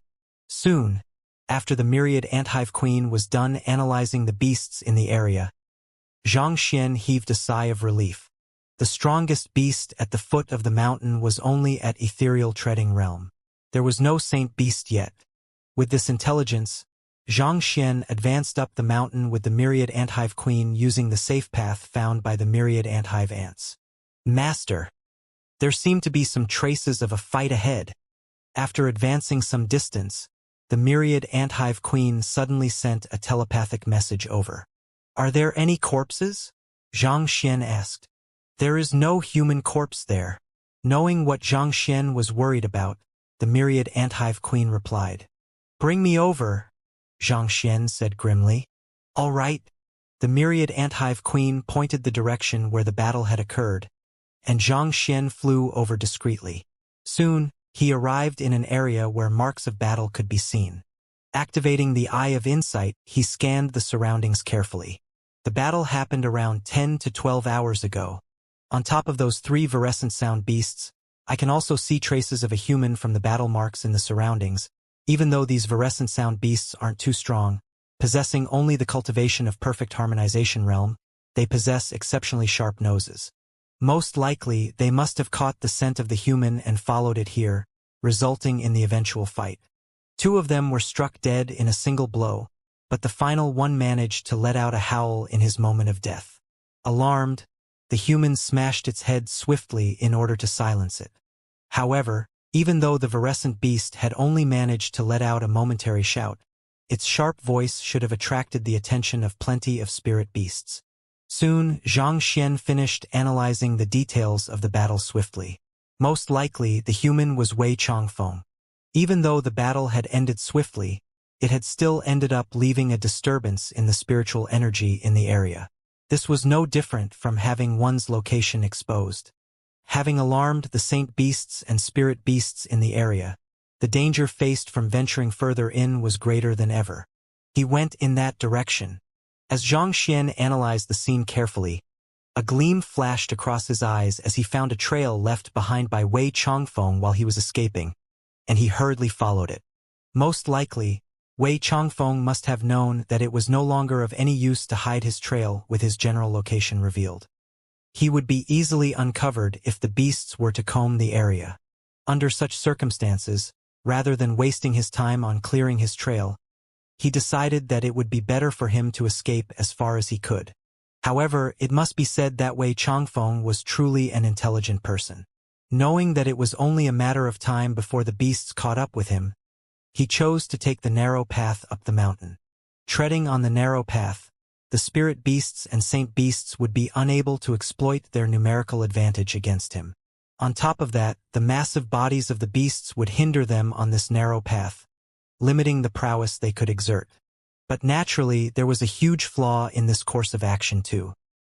He might still be able to hold his ground at the start, but as his strength depletes battle after battle, he would find himself with nowhere to escape to, as though a noose was slowly tightening on his neck.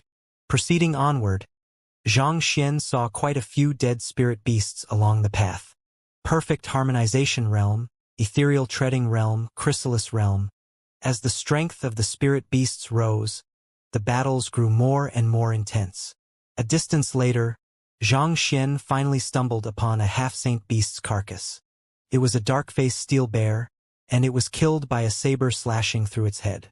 A half-saint has already appeared even though I haven't reached the middle point of the ridge yet, and the beasts will only grow stronger the further up the mountain we proceed. Xianxia thought grimly.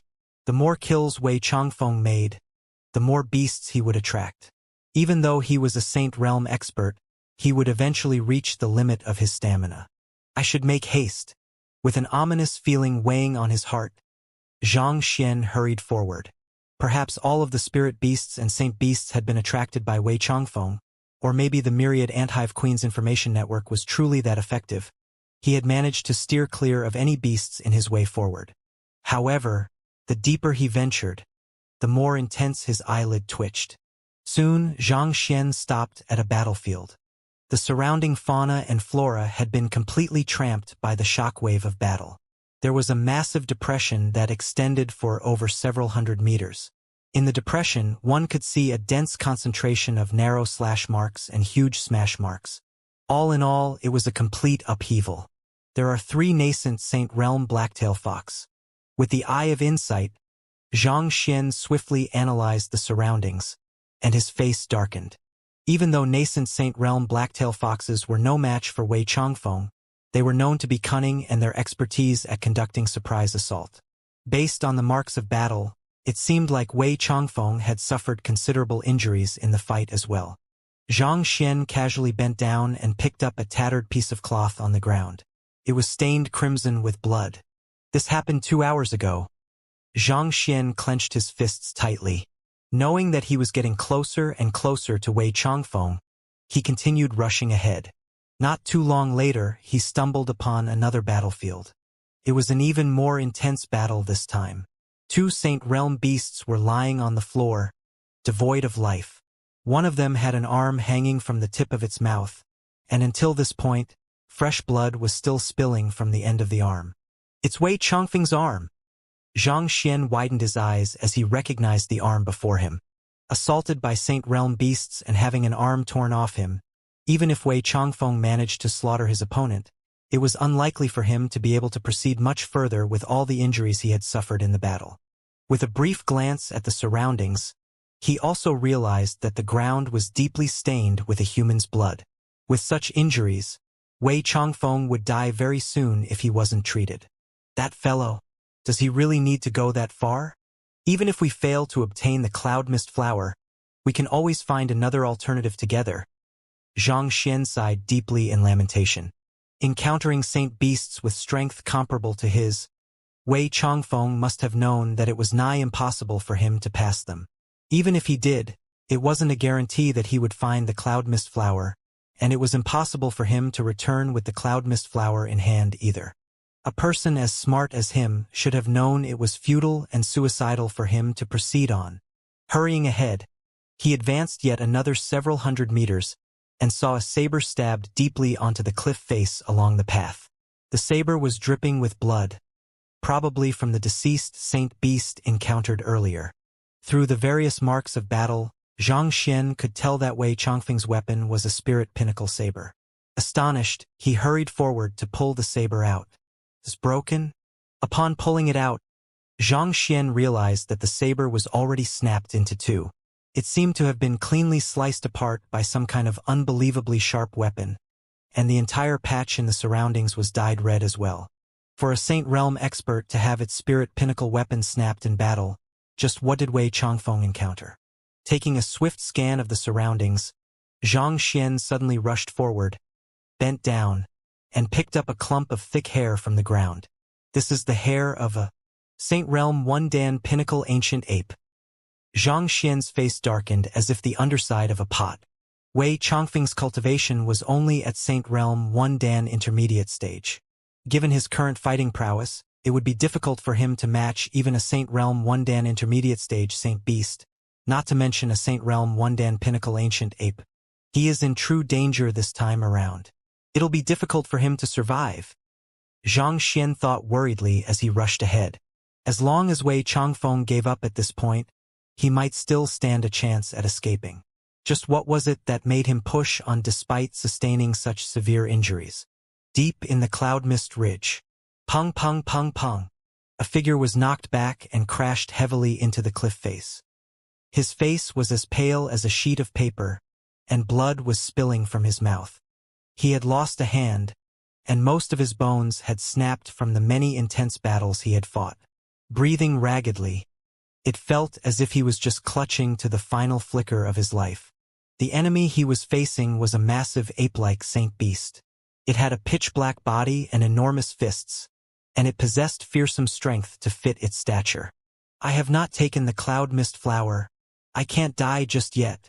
Clenching his teeth, he pulled himself out from the cliff face through sheer resolution, and with his gaze fixated in the distance, he immediately charged over. Damn it! Seeing how that fellow was still persisting on, the ape snorted heavily and charged at the man once more. Upon reaching the level of a saint beast, the ape was already capable of speaking human speech.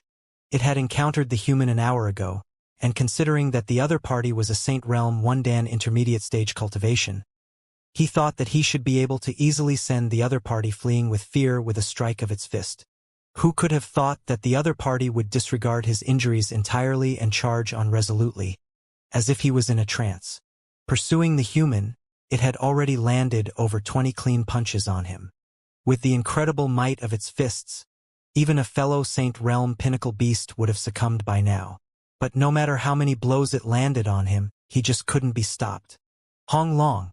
With a swift leap, the ape smashed that human into the ground, shattering innumerable bones in his body further. Poo piu piu. The human spewed yet another mouthful of fresh blood with so much force that it felt as if he would spew his innards out as well.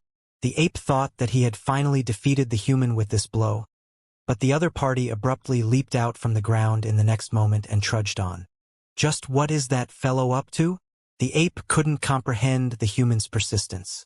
All life forms, be it human or beast, carried a natural deference for life.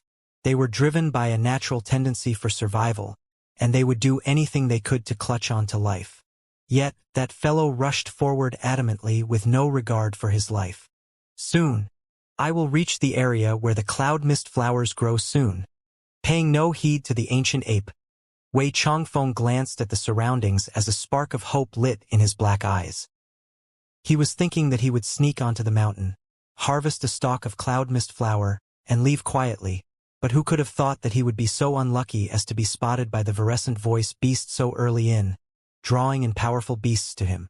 To be honest, as the boss of the Spirit Emporium, Wei Changfeng possessed many unique artifacts that would have allowed him to escape even from the Saint One Dan pinnacle ancient ape. But, if he were to do that, it would be impossible for him to make it within the 2-day deadline that Yusu set. He needed the cloud mist flower to trade for the 10-leafed flower in order to save his daughter's life. For that goal, even if death was at the very end of the path, he would tread on it without any hesitation. Pong! Struck yet again, Wei Changfeng was sent tumbling on the ground. With each blow, Wei Changfeng could feel his strength and consciousness being driven out from his body. In a moment of daze, he could vaguely see a figure beckoning him over. I haven't met him yet, and I don't even know his gender, but he's our child. Even at the risk of my life, I can't allow anything to happen to him.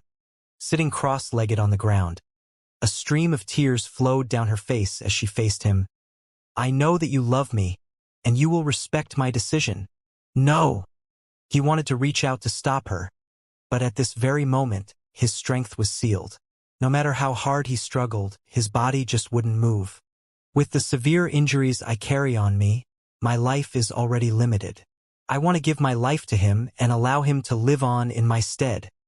With a dull moan, she transferred the remaining strength she had in her towards her womb, granting her child the strength to come to this world. A resounding cry of an infant echoed in the cavern. Finally, he managed to break the seal that bound him. But by this point, she was already lying on the ground, devoid of strength. In his embrace, she smiled. Changfeng, I'm sorry. Take care of our child and bring her up well. Before she could finish her words, her body had already slumped lifelessly. Your daughter has suffered considerable damage in the womb. I fear that she won't live more than 3 months. An old man shook his head. He gritted his teeth as he heard those words. This life was one she had exchanged her life for. If his daughter were to die, how could he face the woman he deeply loved? Thus, he traveled the world, searching for renowned physicians to treat his daughter. The spirit of artifacts can grant her soul the power to support her body, allowing her to live on, but this is only a temporary measure. Its effectiveness will eventually wear out. A 6-star physician told him. As long as she can live on, I am willing to pay any price, he replied with clenched fists. Thus, he built the Spirit Emporium and went around scouring for as many artifacts as he could, resorting to even underhanded means to obtain them. Finally, his daughter's condition improved. Papa! A young voice sounded. His eyes reddened, and at that moment, he felt as if everything he had done had paid off. This was because she was his daughter, as well as her daughter. Where is Mama? An 8-year-old child asked him. The gleam in her eyes and the slight frown on her forehead seemed like an exact replica of hers. She has gone to a faraway place. Holding his daughter dearly, his eyes couldn't help but redden. Father, Am I reaching my end? I feel so tired and exhausted. You will be fine. Father will save you. He spoke with a lump in his throat. The 10-leafed flower can save your daughter's life. The young master told him. I need a stalk of cloud mist flower. If you can bring me a cloud mist flower within 2 days, I will trade my 10-leafed flower for it. Vice School Head Yusu said with a nod.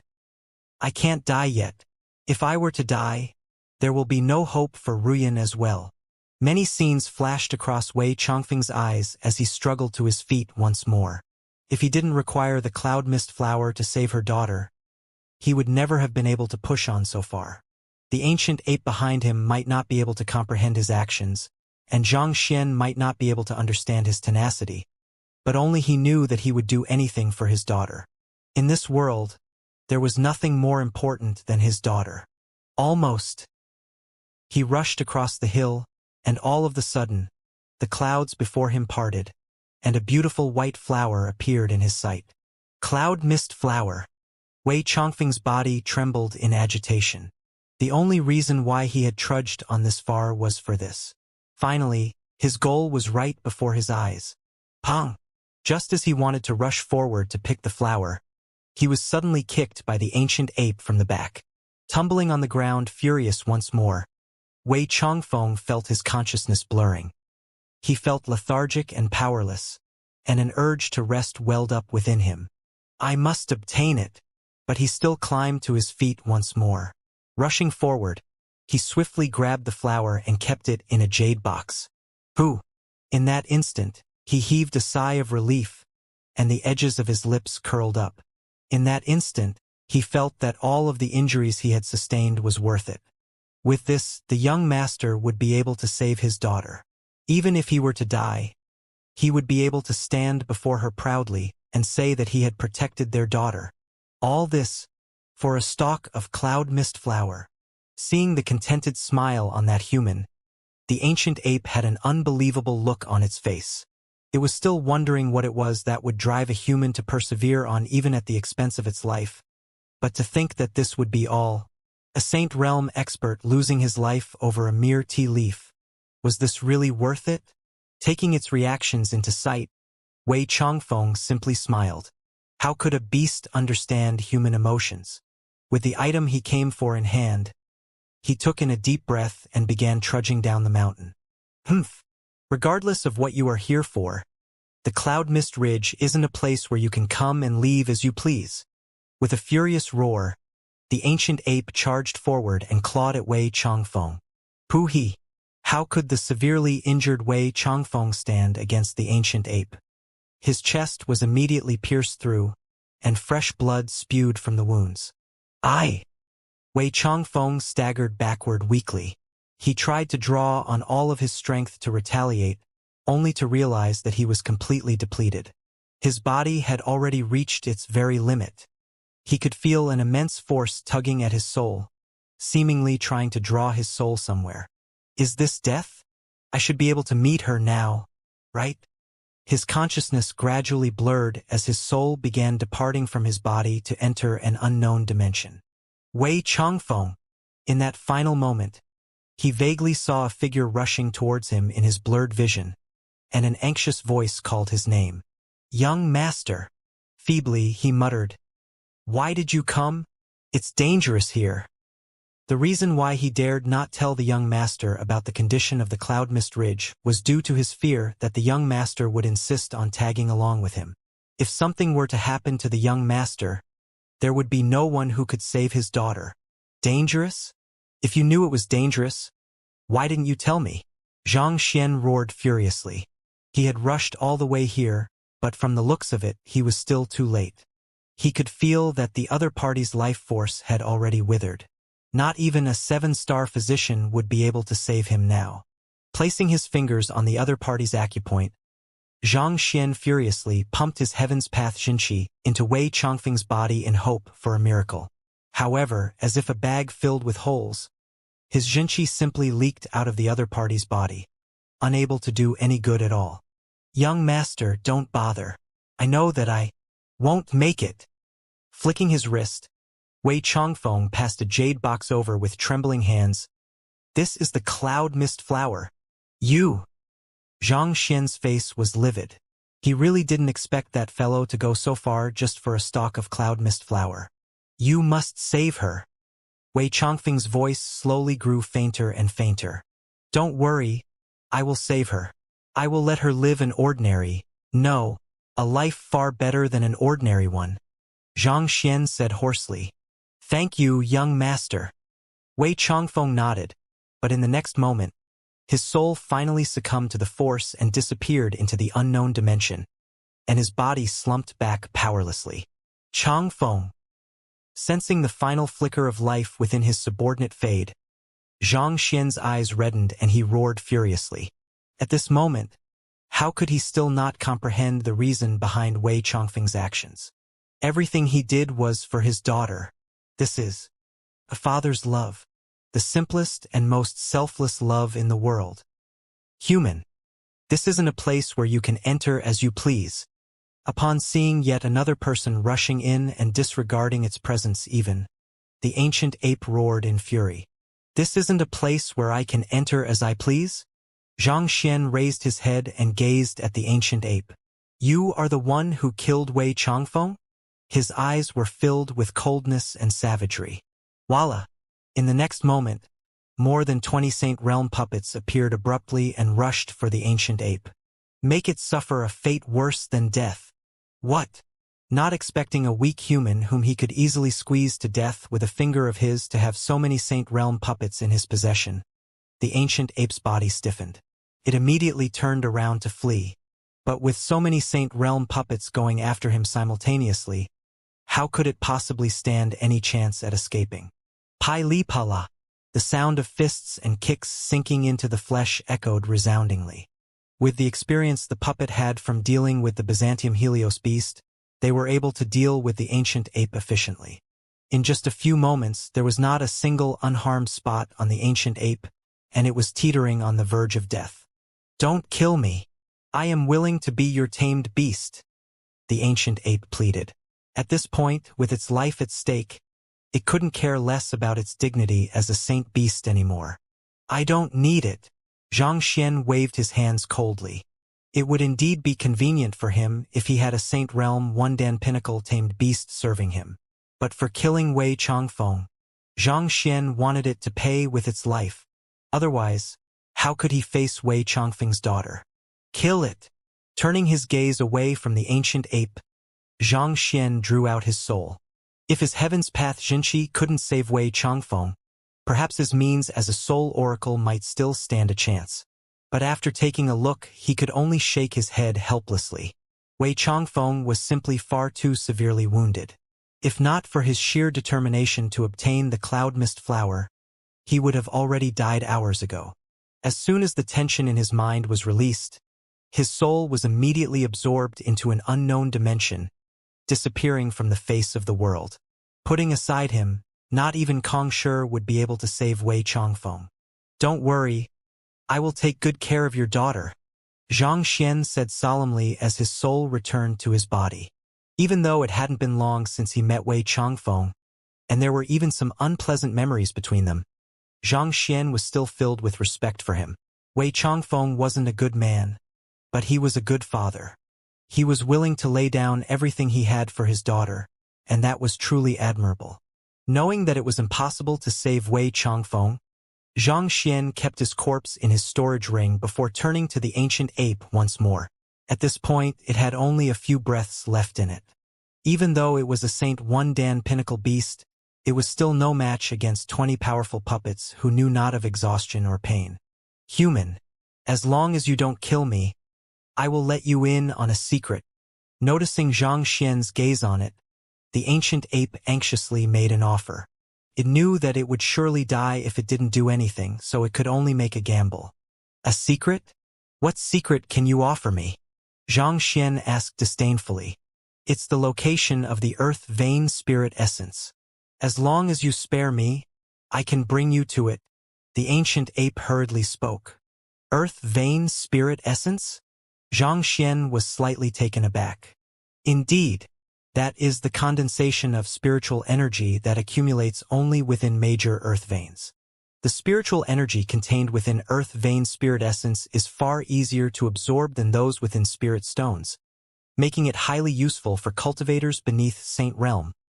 The ancient ape explained hurriedly, fearing that Xianxia wouldn't know what it was. Xianxia was moved by the offer. At the current moment, what he was lacking direly at the moment was spirit stones to provide ample spiritual energy for his cultivation. If he could obtain the earth vein spirit essence, he could be spared a great deal of effort. Even though he had never heard of the earth vein spirit essence before, considering that it was the condensation of spiritual energy within major earth veins, it must be incredibly valuable. The reason why Saint Beasts of Cloud Mist Ridge disallow humans from entering the mountain is to protect the earth vein spirit essence. As long as you don't kill me, I can bring you over, the ancient ape offered. I will be able to find it even without you, Xianxia uttered coldly as he raised his hand, and the puppets immediately continued raining blows on the ancient ape. At the same time, Xianxia drew his soul out of his body and formed a series of hand seals. Soul art, soul search. As the culprit who killed Wei Changfeng, the ancient ape had to die. There was no room for negotiation at all.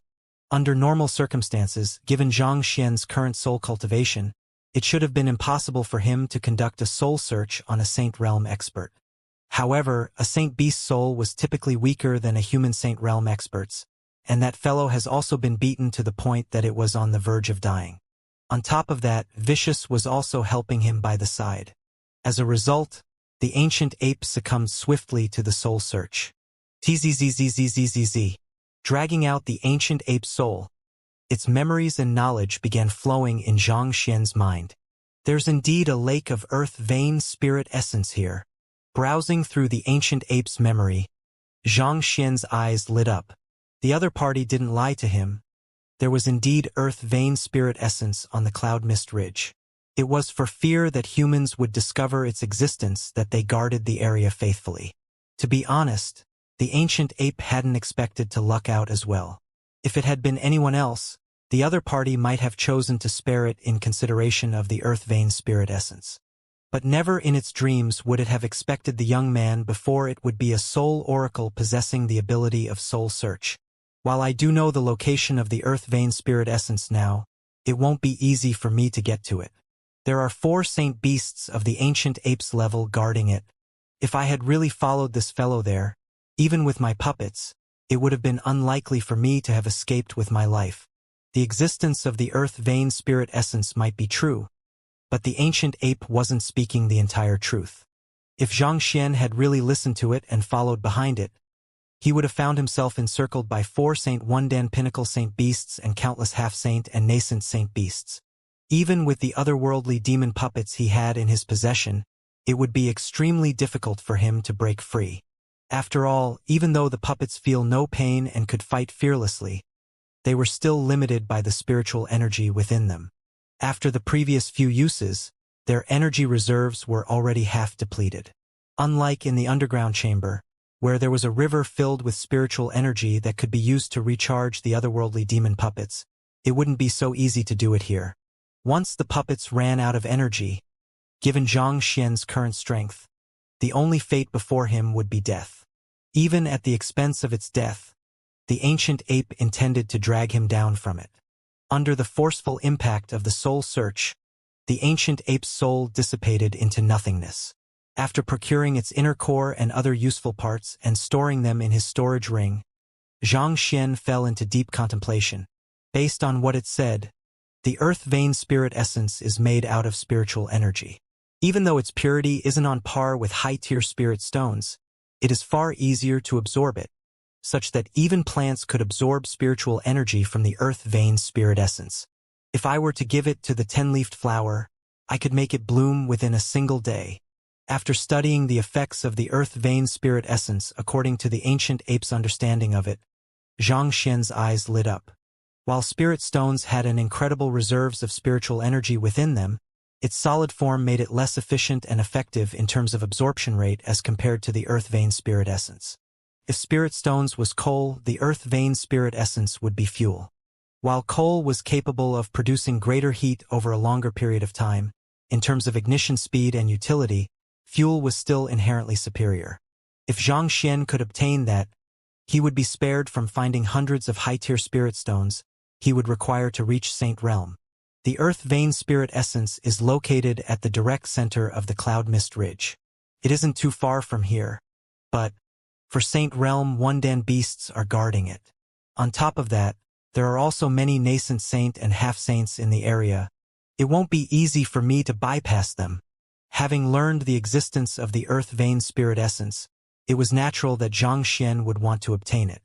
However, with his current strength, he would only die if he were to attempt to charge in forcefully. Vicious could suppress a Saint Realm Wundan beast easily, but there was nothing he could do about it when there were too many of them. After all, he had only just awakened, and he was merely a little more than a heart at the moment. Naturally, his strength was still far from his peak. Besides, it wouldn't be safe to rely solely on Vicious. If Vicious were to attempt a mutually assured destruction and refuse to help him, he might very well end up losing his life. Thus, it would be best to depend on himself wherever possible. Looks like I should still rely on my soul. After a moment of contemplation, a thought emerged in Xianxia's mind. It would be impossible for him to infiltrate the center of the Cloud Mist Ridge in his physical body. No matter how well he hid his trail, considering the dense concentration of spirit beasts and saint beasts in the area, he would definitely be found easily. However, it would be a different case if he was just a soul. Unlike Saint Realm cultivators, saint beasts had far weaker souls. It would be harder for them to sense the presence of souls. If Xianxia were to play his cards well, he might be able to creep in silently and smuggle the Earth Vein Spirit Essence out. All right, it's decided then. Without any hesitation, Xianxia sat on the floor and drew his soul out. With a slight flick, he kept his physical body within the storage ring. The myriad anthive nest was extremely squeezy with the Byzantium Helios beast and the myriad anthive queen packed inside. Despite the harsh conditions in the storage ring for a living body, considering Xianxia's current cultivation realm and the resilience of his physical body, it should be fine if it was just for a few hours. What should I do about the ring? Since he had stored his physical body and his clone within the storage ring, it would be safer for him to bring it along with him wherever he went. Otherwise, if Spirit Beast were to find his storage ring and take it away, it would be too late for tears. But if he were to carry something tangible with his soul, that would be going against the very purpose of infiltrating into the center of the Cloud Mist Ridge as an intangible soul. He would be giving away his location to his enemies. Wait, what about the myriad ants? A thought suddenly struck Xianxia. He might be unable to bring the storage ring with him, but he could leave it with the myriad ants. Despite their small size, those ants were still savage beasts. It wasn't too difficult for them to fly with a ring. Furthermore, the intelligence network they shared allowed them to avoid spirit beasts and saint beasts in advance as well. They could follow his soul silently and bring the storage ring to where he wanted it to be. Even if some beast really managed to obtain the storage ring from them, as long as there were myriad ants keeping tabs on its location, he would still be able to find some way to retrieve the ring. It's decided then. Xianxia sent a telepathic message to the myriad anthive queen to inform it of his plan, and a myriad ant immediately flew over to carry the storage ring. As he had expected, it had no problem flying while bearing the weight of the ring. Good. Fly close to the ground, near the shrubs. Seeing that his plan was feasible, Xianxia issued it several instructions before advancing to the center of the Cloud Mist Ridge. After the soul search he had conducted on the ancient ape, he had gained an insight into how the beasts were distributed on the Cloud Mist Ridge. With the myriad ants scouting the area as well, Xianxia's soul managed to avoid the detection of the spirit beast and saint beast. An hour later, he arrived before a towering cliff. Before the cliff was a gigantic waterfall that produced a deafening rumble reminiscent of thunder as it cascaded from the peak. The water eventually led to a river which meandered into the horizon. It should be here. Xianxia raised his gaze and stared at the waterfall. It was completely concealed behind the cascading water, but if staring at it intently, he could still barely see the outlines of a cavern behind the waterfall. If one hadn't known in advance, it would have been impossible to notice it. Based on the ancient ape's memory, the Earth Vein Spirit Essence was inside the cavern. Instead of rushing into the cavern, Xianxia first scanned the surroundings and expected. He found a couple of saint beasts who possessed strength on par with the ancient ape camping in the area. Slightly further away, he sensed the presence of at least a dozen Saint Realm primary stage, intermediate stage, and advanced stage beasts. It's fortunate that I didn't come here in my physical body. Upon seeing this sight, Xianxia heaved a sigh of relief. Had he brought his physical body over, he would have definitely been surrounded and killed. On the other hand, a soul was intangible and nearly indiscernible. As long as he didn't exert any power, it would be difficult for the enemies to notice his presence. You head in first. Xianxia first issued elaborate instructions to the myriad ant carrying his storage ring for it to proceed into the cavern without drawing anyone's attention first before slowly flying over himself. It has been some time since ancient ape headed out. Why isn't he back yet? Before he could reach the cavern, he heard a voice from the surroundings. Two saint beasts not too far away from the cavern were currently chatting. The other saint beast harumphed. Who knows? But in any case, I heard the enemy is a Saint Realm intermediate stage human, so he should be more than enough to subdue the other party. He's probably just toying with him at this point. After all, it has been some time since any humans came to the Cloud Mist Ridge. They were conversing in the ancient beast language, but Xianxia could still understand their words without any problem. Indeed, at least the humans know their place. Knowing that we are around, they dare not come over at all, the first saint beast said. Seeing that the two saint beasts were too engrossed in their conversation to notice him, Xianxia dived straight into the cavern. If it had been any other soul oracle, even if the saint beasts were ignorant in the study of souls, they would still have noticed the Een aura it exuded. However, having cultivated the Heaven's Path soul art, his soul was complete, leaving it with no distinct aura. As if a light breeze, it would be extremely difficult for any unskilled personnel to notice it. Making use of the massive torrent of water from the waterfall, Xianxia was able to conceal his movement and slip into the cavern without any issue as well. The cavern was vast, and it was filled with slightly damp air. Xianxia met up with the myriad ant and took the ring from it before advancing forward. The further he advanced, the more humid the surroundings seemed to become. At the same time, the spiritual energy also grew more and more concentrated. At his current location, the spiritual energy concentration was already far above even that of Vice School Head Yusu's residence. It was indeed a blessed land for cultivation. One would be able to easily achieve what would have taken others several days elsewhere in a single day. It's no wonder the Saint Beasts maintain such a tight defense around the Cloud Mist Ridge. There is no way anyone would be willing to give up on such a blessed land, Xianxia thought. Not only was the spiritual energy in the surroundings concentrated, it was incredibly pure as well. Its level of purity was sufficient to even satisfy Xianxia's demands easily. Advancing forward, Xianxia soon reached the end of the cavern. There, he saw a round lake of around 8 meters in diameter. Within it was an emerald fluid which carried a refreshing air to it. It felt like one would be able to progress greatly in one's cultivation just by absorbing a small portion of it. This is the earth vein spirit essence? It's indeed impressive. Xianxia's eyes lit up. Even though he had learnt of its mystical effects from the ancient ape, it was still very difficult for him to believe that such an incredible item could exist in the world until he finally laid his eyes on it himself. While its purity was still slightly lacking compared to a high-tier spirit stone, it made up for it with its overwhelming quantity. Even 1,000 high-tier spirit stones together might not match the sheer amount of spiritual energy contained within the lake. The mountains in the Hongyuan mountain range are a naturally occurring spirit-gathering formation, and the Cloud Mist Ridge stood at the very center of the formation. As a result, vast amounts of spiritual energy accumulated in the area. However, the clouds in the surroundings hinder the diffusion of the spiritual energy, and as time went by, the spiritual energy eventually condensed into spirit essence. Xianxia deduced as he recalled the geographical terrain in the surroundings and the various sites he had seen so far. Nevertheless, to form a lake as big as the one before Xianxia, it should have taken at least 10,000 years.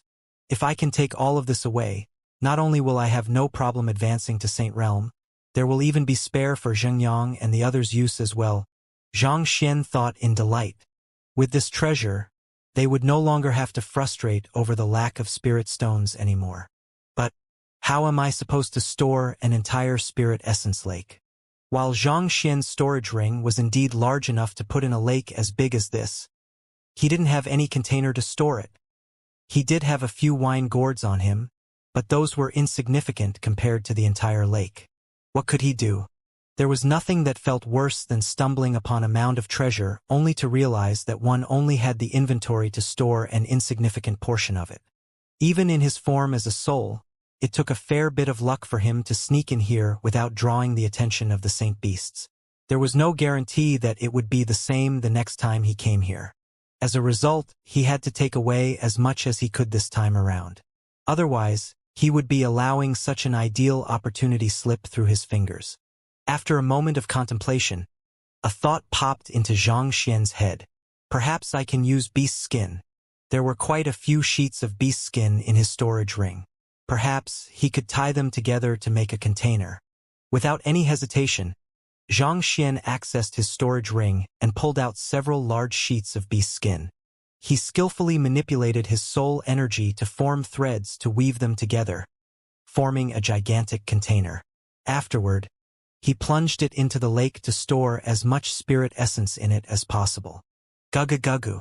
Soon, the beast skin container was full with over 20 tons of liquid in it. Zhang Xian swiftly stored the beast skin container into his storage ring. There is still more than half left. Seeing that there was still a lot of spirit essence left in the lake, Zhang Xian stroked his lower jaw. Since he was already there, if he didn't clean out the place, he would have a nagging feeling at the back of his mind that he had missed something important. Obsessive-compulsive disorder sure is frustrating. Besides, the saint beasts on the Cloud Mist Ridge had a hostile relations with humans, and they had slain countless humans over the years. Every droplet of the earth vein spirit essence left meant an additional droplet to nourish the enemy. However, having used up even his beast skin, there was nothing else he could use as a container in his storage ring anymore. It was impossible for him to store any more than that. I wonder if there are any objects that could be used to store spirit essence around here. Zhang Xian pondered for a moment, but after he found that he was still unable to come up with any feasible solution, he decided to take a look around the cavern to see if there was anything he could use. What's this? Drifting alongside the lake, a pile of items suddenly appeared before Zhang Xian's eyes, and his eyebrows shot up. These are human bones? Taking a closer look, the pile was astonishingly human bones. Scanning the surroundings, there were several hundred other similar skeletal piles all around the cavern. Aren't humans forbidden from entering this area? How can there be human skeletons here? Zhang Xian was bewildered. With the tight defenses the saint beasts and spirit beasts had organized on the Cloud Mist Ridge, it should have been impossible for any humans to get in here. Thus, the presence of so many skeletons was unnatural. Perplexed, Zhang Xian drifted down to take an even closer look. Most of the skeletal piles were male, and not too far from the pile he found several weapons. These weapons weren't too high-tiered, averaging at around spirit intermediate tier. Zhang Xian picked one up using his soul energy, but upon attempting a slash, the weapon immediately snapped in two. It seemed the weapon had suffered severe damage in the midst of an intense battle, resulting in the loss of its durability. It appeared that an army had barged into the cavern in hopes of securing the grounds, only to eventually fall in defeat. As Zhang Xian was casually looking around, he suddenly caught sight of a storage ring. Interested, he immediately immersed his consciousness into the ring. There's nothing inside. Seems like someone has already emptied it out. Zhang Xian shook his head. Even though spirit beasts were unable to access storage rings, saint beasts could. Considering the sheer number of saint beasts in the area, if there had been anything good in those storage rings, they would have already long emptied them out. How could they possibly leave anything behind for him? These are books? Just as Zhang Xian was going to back out of the storage ring, he suddenly caught sight of an insignificant pile of items in the very corner of the storage ring. Proceeding closer, he realized that they were all books. Saint beasts had their own heritage, and the innate differences between a human and a beast also made it impossible for them to take up human cultivation techniques and battle techniques as well. As such, these books were completely useless to them. Xianxia's eyes swiftly scanned through them and replicated them in the library of Heaven's Path. Indeed, they really are cultivation technique and battle technique manuals. Xianxia's eyes lit up in excitement. Most human cultivators had the habit of carrying dozens of books with them in their storage rings for reference or studying purposes. It was the same here as well. The storage ring had over 100 books in it. They spanned over Cosmos Bridge Realm, Perfect Harmonization Realm, and Ethereal Treading Realm. However, due to the lacking quantity, Xianxia was still unable to form a Heaven's Path divine art out of them. Perhaps there might be other storage rings in the area. If I can find more books, I just might be able to compile a complete Heaven's Path divine art. Since Xianxia was in no hurry either, he scanned through the area carefully, and before long, he had unearthed more than 20 storage rings. For several hundred corpses to only have so many rings, the rest must have been claimed by the other saints' beasts. Just like the ring Xianxia had looked into before, the valuable items had also been emptied out of them, leaving behind only a couple of books. Xianxia swiftly replicated the books in his library of Heaven's Path. There are over 1,000 Perfect Harmonization Realm cultivation technique manuals, 500 for Ethereal Treading Realm, and 200 for Chrysalis Realm. Xianxia's eyes lit up. He still didn't have sufficient books to compile a complete Heaven's Path divine art for Ethereal Treading Realm and Chrysalis Realm, but with over 1,000 for Perfect Harmonization Realm, he should be able to do so for that one. Compile. Before long, a Perfect Harmonization Realm Heaven's Path divine art appeared before his eyes. Flipping through it casually, its contents appeared in Xianxia's mind. Since I am unable to take away the remaining Earth Vein Spirit Essence, I might as well cultivate here and save as much as I can. Since there was nothing that could be used as a container in the surroundings, Xianxia decided to take this chance to raise his cultivation realm as well. Thriftiness is a virtue. What can be saved should be saved. Xianxia took out his physical body and returned his soul into it. After which, with a flick of his wrist, his clone also appeared before him. Just like his main body, his clone had also only cultivated up to Cosmos Bridge Realm Pinnacle. Given the sheer amount of Earth Vein Spirit Essence remaining in the lake, it should be more than enough to share between him and his clone. Thus, after informing his clone about the situation, Xianxia stepped into the lake first. Tzzzzzz. Driving the Perfect Harmonization Realm Heaven's Path divine art, the spirit essence around him began flowing into his body through his acupoints. Hong Long. With a crisp echo, he successfully achieved a breakthrough from Cosmos Bridge Realm Pinnacle to Perfect Harmonization Realm. With the rise in his cultivation, the rate at which he could absorb spiritual energy increased as well.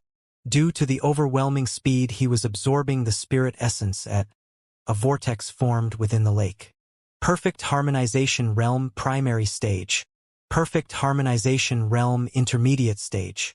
Perfect Harmonization Realm Advanced Stage. In just an hour, Xianxia's cultivation had reached Perfect Harmonization Realm Pinnacle. Now for my soul. After he was done raising his Jinchi cultivation, Xianxia immediately drew out his soul and continued cultivating. His soul had already reached Perfect Harmonization Realm Advanced Stage, so it only took him 10 minutes to reach Pinnacle. With his Jinchi cultivation and soul cultivation reaching new heights, Xianxia heaved a sigh of relief. Feeling the immense power he wielded within, his eyes glowed in excitement. Typically speaking, it would have taken him at least several dozen high-tier spirit stones in order to raise his soul cultivation and Jinchi cultivation to Perfect Harmonization Realm Pinnacle. However, to be able to do this for free, he couldn't help but feel extremely comforted within. Alright, standing up, Xianxia glanced at the spirit essence to see how much of it was left when he suddenly froze. At this very moment, he could see the floor of the spirit essence lake, which had a diameter of 8 meters. In a little more than an hour, the earth vein spirit essence had been almost completely depleted. How is this possible? Xianxia had only advanced his cultivation to Perfect Harmonization Realm Pinnacle, so how could he have possibly used so much of it? He subconsciously turned his gaze to his clone, and his eyes narrowed in shock. Unable to hold himself back, he cursed, "Screw you, you damned wastrel." At this moment, he saw that his clone's soul had also left his body, and it was currently absorbing the spiritual energy in the lake frenziedly. With all the absorption he had done, his soul had doubled in size, reaching around 20 meters tall and nearly filling the entire cavern. Most of the remaining spirit essence had been absorbed by that fellow before him. Even though his clone's soul cultivation was still at perfect harmonization realm, the sheer size and power surrounding the soul felt reminiscent of a deity, as if it wielded boundless power in its hands. After breaking the 20-meter bottleneck, the soul seemed to have undergone some kind of mysterious metamorphosis yet again. It became considerably more resilient, and the strength it wielded seemed to have grown far more fearsome as well. Against such a huge soul, even Lu Chang's soul, which he had seen in the latter's consciousness back then, paled in comparison. Xianxia had barely used 1/100th of the spirit essence to raise his Jinqi cultivation and soul cultivation to perfect harmonization realm pinnacle. But that fellow actually sapped the entire lake dry. Just the thought of it left him so frenzied that he could tear his hair out. Even though it was indeed true that he had no way of taking away the remaining earth vein spirit essence, he still couldn't help but feel his heart bleed upon seeing that huge lake being reduced to nothing. Who? Hearing Zhang Xian's roar, his clone's soul immediately slipped back into his body, and an incredible aura burst from its body, leaving Zhang Xian's eyebrows twitching uncontrollably. Zhang Xian wasn't a match for it before, and he was even less so now. Despite coming from the same origin, his clone's soul had been nourished by the 9 Hearts Lotus, granting it strength far greater than the main body. For the main body to be inferior to the clone, how humiliating! Nevertheless, considering that they shared the same consciousness, they could be considered as one entity. His clone's growth was also good news for him.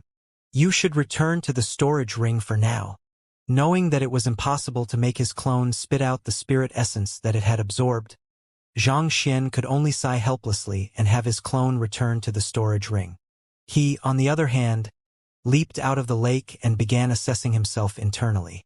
Having reached perfect harmonization realm pinnacle, the current strength that he could draw from his Jinqi cultivation was 14 million ding, which was comparable to an ethereal treading realm primary stage expert. Additionally, the maximum power he could draw from his soul cultivation had also reached 11 million ding. Adding in the 8 million ding from his physical body, his overall maximum strength currently stood at 33 million ding, which was nearly on par with a transcendent mortal 9-dan Chrysalis Realm Pinnacle expert. Chrysalis Realm Pinnacle, 34 million ding. With this kind of strength, he could definitely be ranked amongst the top of the student populace. Nonetheless, it was still far from matching up to the Saint Beasts camping outside. I should leave now. With his work done, Zhang Xian immediately drew out his soul and placed his physical body in the storage ring. Holding it himself, he carefully sneaked out of the cavern. Wait a moment. Why does it feel like the spiritual energy concentration inside has fallen? Let's take a look. But before he could reach the cavern entrance, he suddenly heard the bellows of the Saint Beasts outside. In that split moment, Zhang Xian swiftly hid the storage ring behind a boulder before lying motionlessly with his soul pressed against the wall. Who? Right after he did that, 2 Saint Beasts abruptly appeared at the entrance of the cavern and rushed in at a speed so fast that it nearly stirred up a hurricane. It was due to the earth vein spirit essence that the cavern was unbelievably rich in spiritual energy. However, along with its depletion, the concentration of spiritual energy in the area began falling at a perceptible rate. No matter how slow the Saint Beasts were, it was impossible for them to not notice it. Now is my chance, I should quickly leave. Knowing that the Saint Beasts would comb through every nook and cranny once they noticed that the lake of spirit essence had been completely depleted, Zhang Xian dared not waste a single moment. He quickly picked up his storage ring and darted out of the cavern. Ah! Someone stole the spirit essence. Damn it! Who was the one who did it? Right after Zhang Xian left the cavern, he heard a deafening roar from within.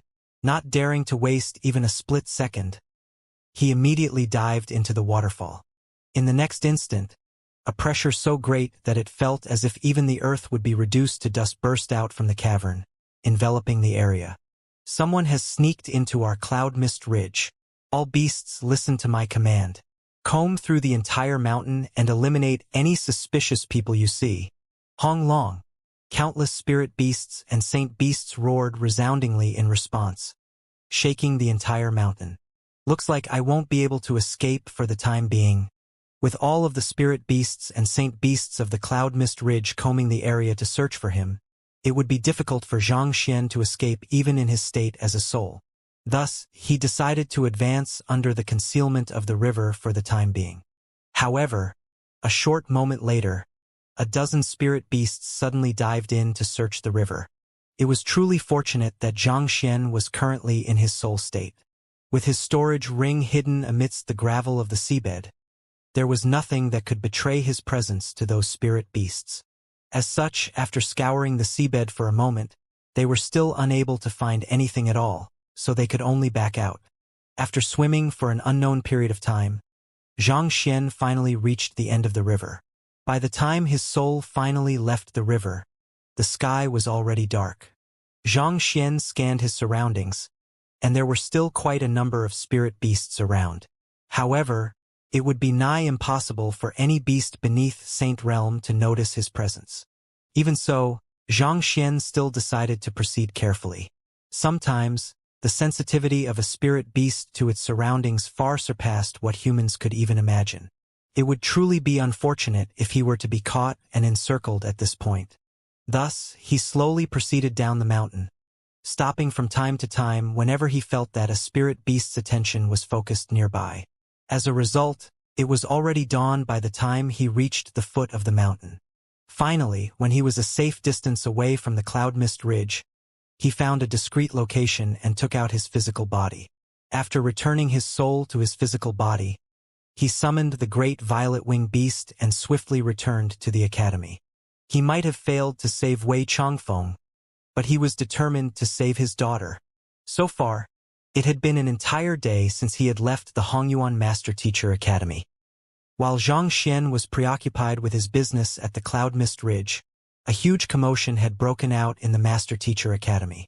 Sun Chong had rushed to Xianxia's elite sector residence in order to report the matter of someone being interested in learning battle techniques from Zhengyang and the others to him. But of course, the latter was nowhere to be found. At the same time, Zhengyang and the others had also entered the headquarters of the True Helios faction, following behind Xue Zhenyang. In a vast courtyard, "Gather everyone," Xue Zhenyang issued a command as soon as he returned. Not long later, everyone in the True Helios faction was standing before him. As expected of one of the top few factions in the academy, the entire True Helios faction consisted of more than 2,000 people, and its members spanned from grade 1 to grade 4.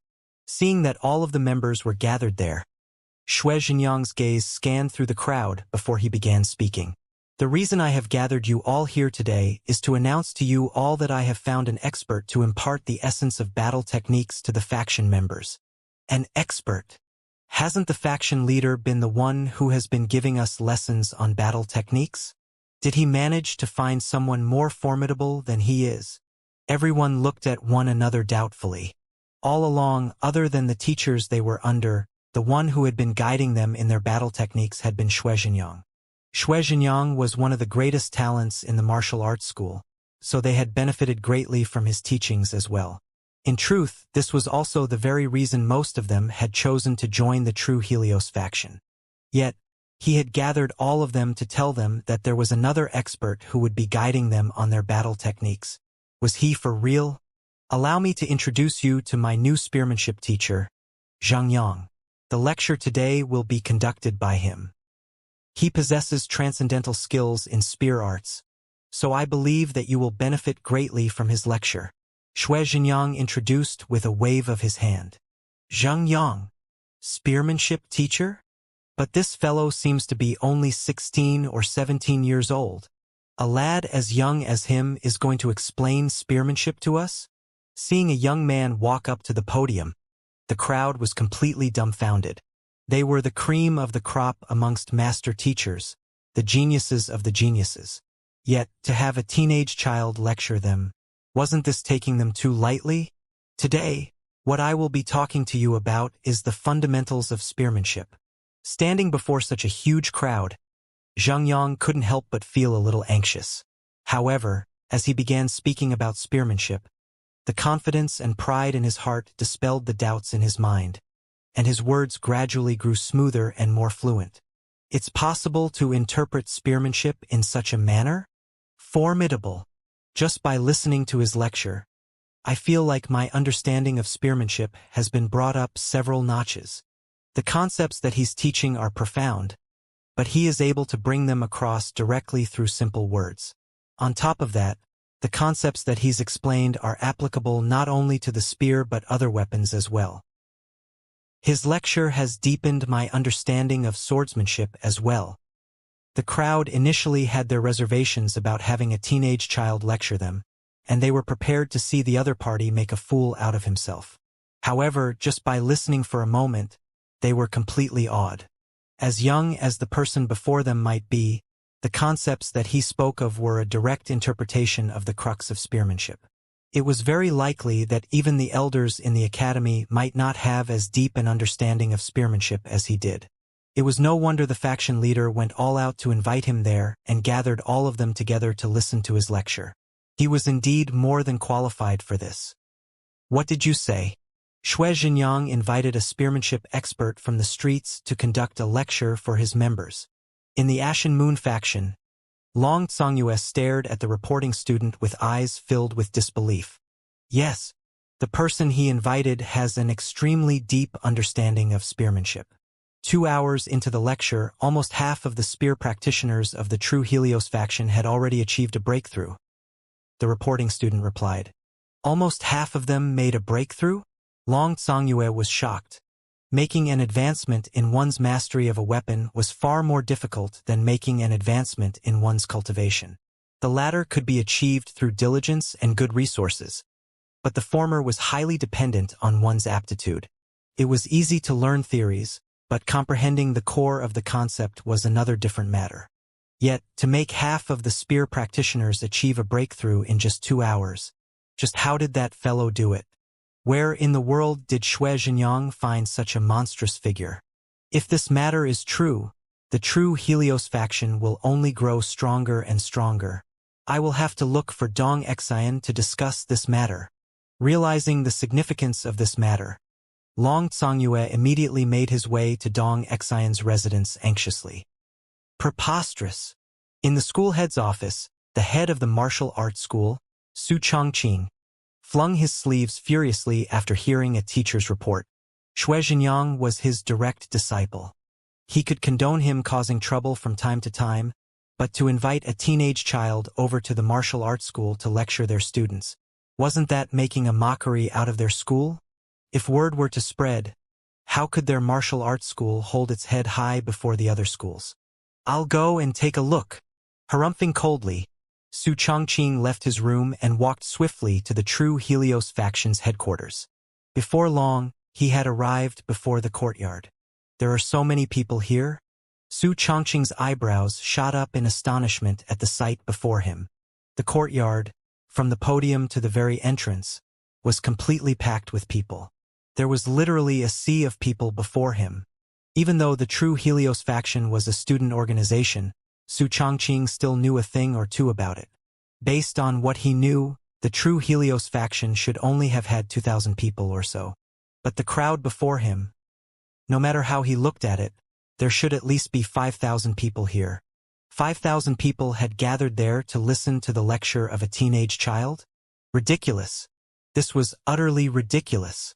Just as Su Chongqing was about to step into the courtyard, a plump man holding a basket in his hand abruptly stepped over and blocked his way. It will cost you 200 middle-tier spirit stones to enter. I have to pay to enter? Hearing those words, Su Chongqing's face turned livid. It was already bad enough that Xianxia found a person of doubtful background to conduct a lecture in the martial arts school. But to think that he would have to pay 200 middle-tier spirit stones to enter, this was even costlier than the lecture of normal 6-star master teachers.